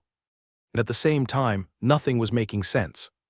The pills that were incredibly rare to get one's hands on, a mysterious person turning up at the auction who was strong and weak at the same time. The pills that had even greater effects than the rumors. Because of this, he could only imagine that this person was the Dark Magus. "Now that I'm 80% sure of who this person is, I definitely can't run away," Reno thought to himself. "If I did, then Alba would kill me if she found out what I did, and rather than getting killed by her, I would rather fight, trying my best to take out this person in front of me." With the red pill, Reno had healed up and gained more Kai again, and he decided to charge in once more at a fast speed. The only thing was he wasn't alone this time. The stone statue that was by his side had charged in as well at the same time. "A bunch of you teaming up on a single old man," Nabai smiled. "As expected of those that belong to factions like they. Demonic and dark, none of you have any honor at all." Hearing the old man's voice and the sound of fighting and energy spewing out, Reyna was starting to open her weak eyes. Her whole body was in pain from all over, and her limbs felt heavy. There was a special type of metal that had been created to make large balls and chains to keep her down. If she was at full strength, she at least would have been able to move, but in the state she was in now, it was close to impossible.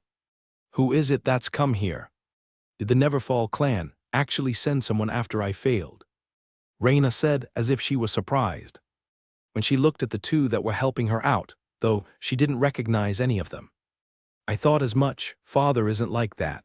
I guess these two strangers just stumbled upon this situation. Maybe my luck hasn't run out." Closing her eyes, Reyna started to focus.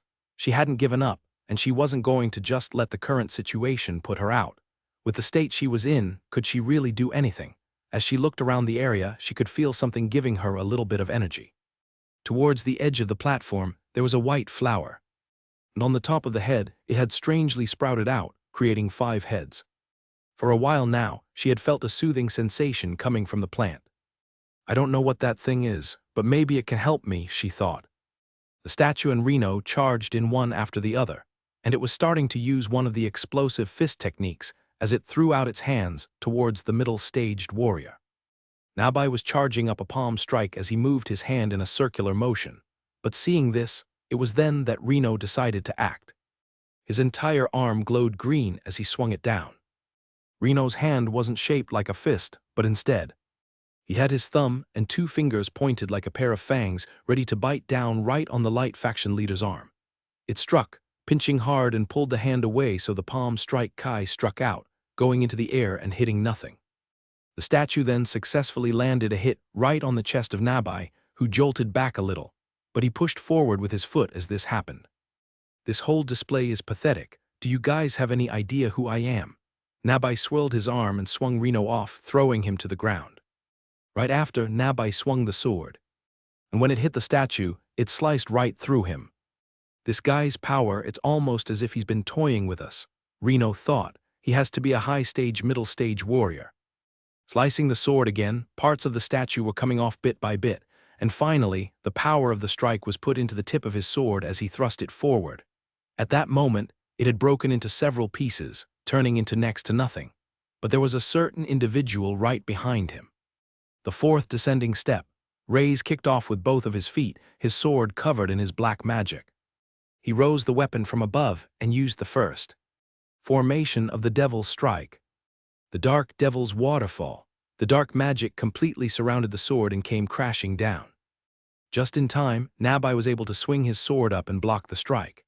As the two energies clashed, his feet broke several of the pyramid's bricks beneath him, creating a small crater below. The strike was extremely strong at that moment, and Reno couldn't believe it. Is this really something that only a second-stage Pagna warrior is capable of? Right now, Reyes had the power of the drained light faction members.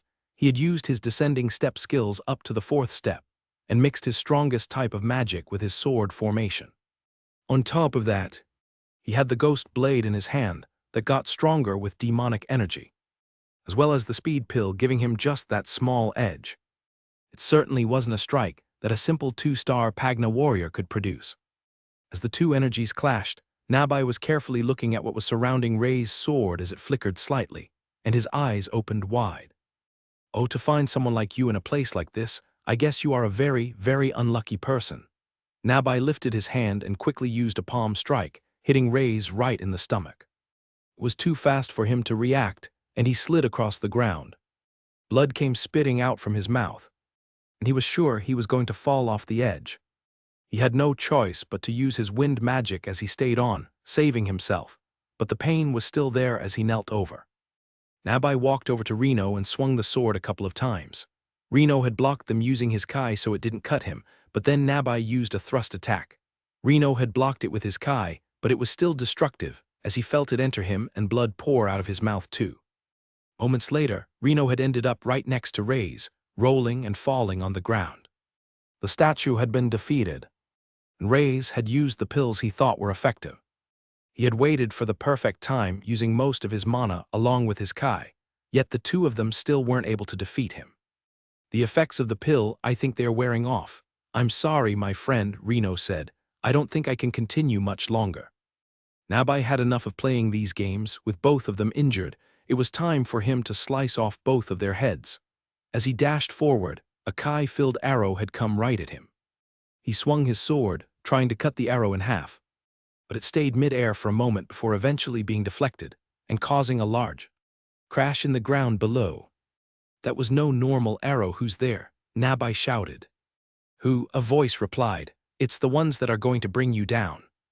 Reyes turned to look, and he could see a group of 8 people standing there on the pyramid edge. They were all dressed in different shades of clothes and armor. They didn't look like your typical Pagna warriors.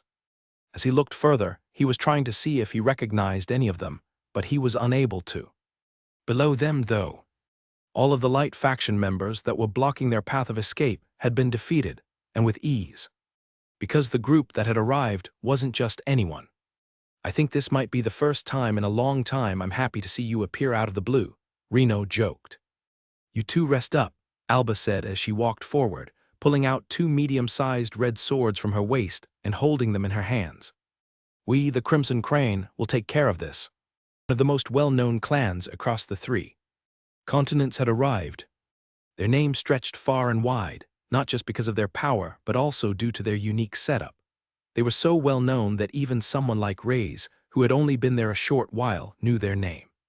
The Crimson Crane, what are all of them doing here? Reyes thought. Are they here to save that girl? It wasn't just Reyes who had recognized them. Nabai noticed the distinctive features of Alba, the current clan head of the Crimson Crane, with her dark pigmented red skin, a feature only found in a certain region. The Crimson Crane.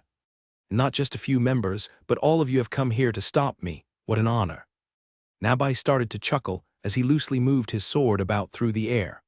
I thought your status was wanderers and to never get involved in affairs that dealt with the other factions. Alba looked toward Reno and walked over to him, seeing some blood on his clothes. It seems you have hurt one of our members pretty badly. I would say that is reason enough to take you down. Crimson Crane, do whatever you can to take out this man.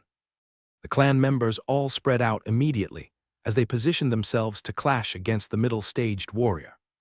Immediately Froma, the small red-cheeked girl, rolled to the side and pulled out her bow, which looked like it had been carved from a large beast's tusks. She placed an arrow inside and pulled it one after the other as she got several more arrows from her quiver. All of them were powered with Kai. Nabai, using his sword, struck each of them, and having hit one of the arrows before, he knew how strong they were, so he had to put a bit more strength into it. Hitting the arrows, some crashed on the ground, breaking the tiles underneath, while others were hit off the platform. Taking this opportunity, the small man Elvlin who held a giant glaive, jumped up in the sky and swung it down right on top of Nabai. The elder from the light faction used his sword to protect himself from the attack, but just like before, his legs were pushed into the ground as it started to break slightly beneath him. From the side, Kaiser, holding onto the long sword, and Lily, the spear user, both of them came at the same time toward the old man. All of you are at the middle stage. No wonder your clan has made a name for yourselves. But your name is not due to your strength, but it is due to your uniqueness. You are nothing compared to us elders of the Dawnblade clan. Kicking off from his foot, Nabai started to spin, and he deflected the glaive of Elvlin, pushing him to the side. He continued to spin his body, and he had hit the long sword of Kaiser, as well as the spear of Lily, crushing them both to the ground. Immediately, with his other hand free, he had somehow managed to get behind Elvin and grabbed the back of his head, pulling him down to the ground. With his sword, he was getting ready to stab it down again, but Alba had come forward, swinging one sword after the other of her dual blades. Nabai was on the retreat as he saw lines of red visual. Kai coming at him, but he was blocking each of the strikes. Her swordsmanship is unique, and she is aiming for spots that are awkward for me to defend. Still, Nabai was keeping up with all of the hits one after the other. He certainly lived up to his reputation. And judging by the fact that he could fend off all of the Crimson Crane, it meant he had to be quite a high middle-staged warrior, while he continued to defend attack after attack. He had failed to notice the presence at his side. A blond man with a black mask had come out with a dagger coated in Kai. With no choice, Nabai reacted, lifting his hand. And the dagger had gone right through it, even though it was coated in Kai for the first time. Nabai was bleeding from a flesh wound. All of you at once is certainly annoying. Nabai pulled his hand out and then circled his hand in 2 motions, firing out 2 palm blasts at Kronker, hitting him in the stomach. He then jumped in the air, trying to reposition himself, but while in the air, several arrows were on him again. With a wide swing and his Kai, he managed to hit the arrows and had done so in a way so they were deflected right back toward the group. Each of them was left using their techniques to defend themselves, and during that time, Nabai had kicked the air. He had done so using his Kai as something to push against, giving him something that made it look like he was somewhat flying. Now he was heading down, and he was heading right towards someone. Let's get rid of you one by one. Nabai started to gather the Kai at the tip of his sword. As for the person he was aiming for, it looked like he was going after both Reyes and Reno, who were both resting. Crap. I thought with all the others that they would have been able to keep him down. But this old man doesn't just have strong Kai, he's freaking incredibly skillful, however. Luckily for them, there was still one member that hadn't shown themselves yet. He had jumped in front of the 2 and pulled out his large black shield from his back. He stood behind it firmly. Then right when the sword was about to thrust forward, he shifted his foot and bashed right into the tip of the blade. A large amount of Kai exploded from both ends. And shockwaves was sent off, blowing wind in all directions. Even Reyna was struggling, as she had managed to make her way closer to the plant. The Crimson Crane, she thought. What are they doing here? Why would they come here and fight against the light faction? This makes no sense. Did my father pay them, or is it something else, after having his skill blocked? Nabai continued to swing his sword several times, but Tylon with his shield continued to move it and block all of the incoming attacks. That's when another attack was thrown at Reyes. And the sword wasn't next to him, but the Kai strike left his sword, creating a line of aura that was sent his way. Reno, seeing this, had no choice.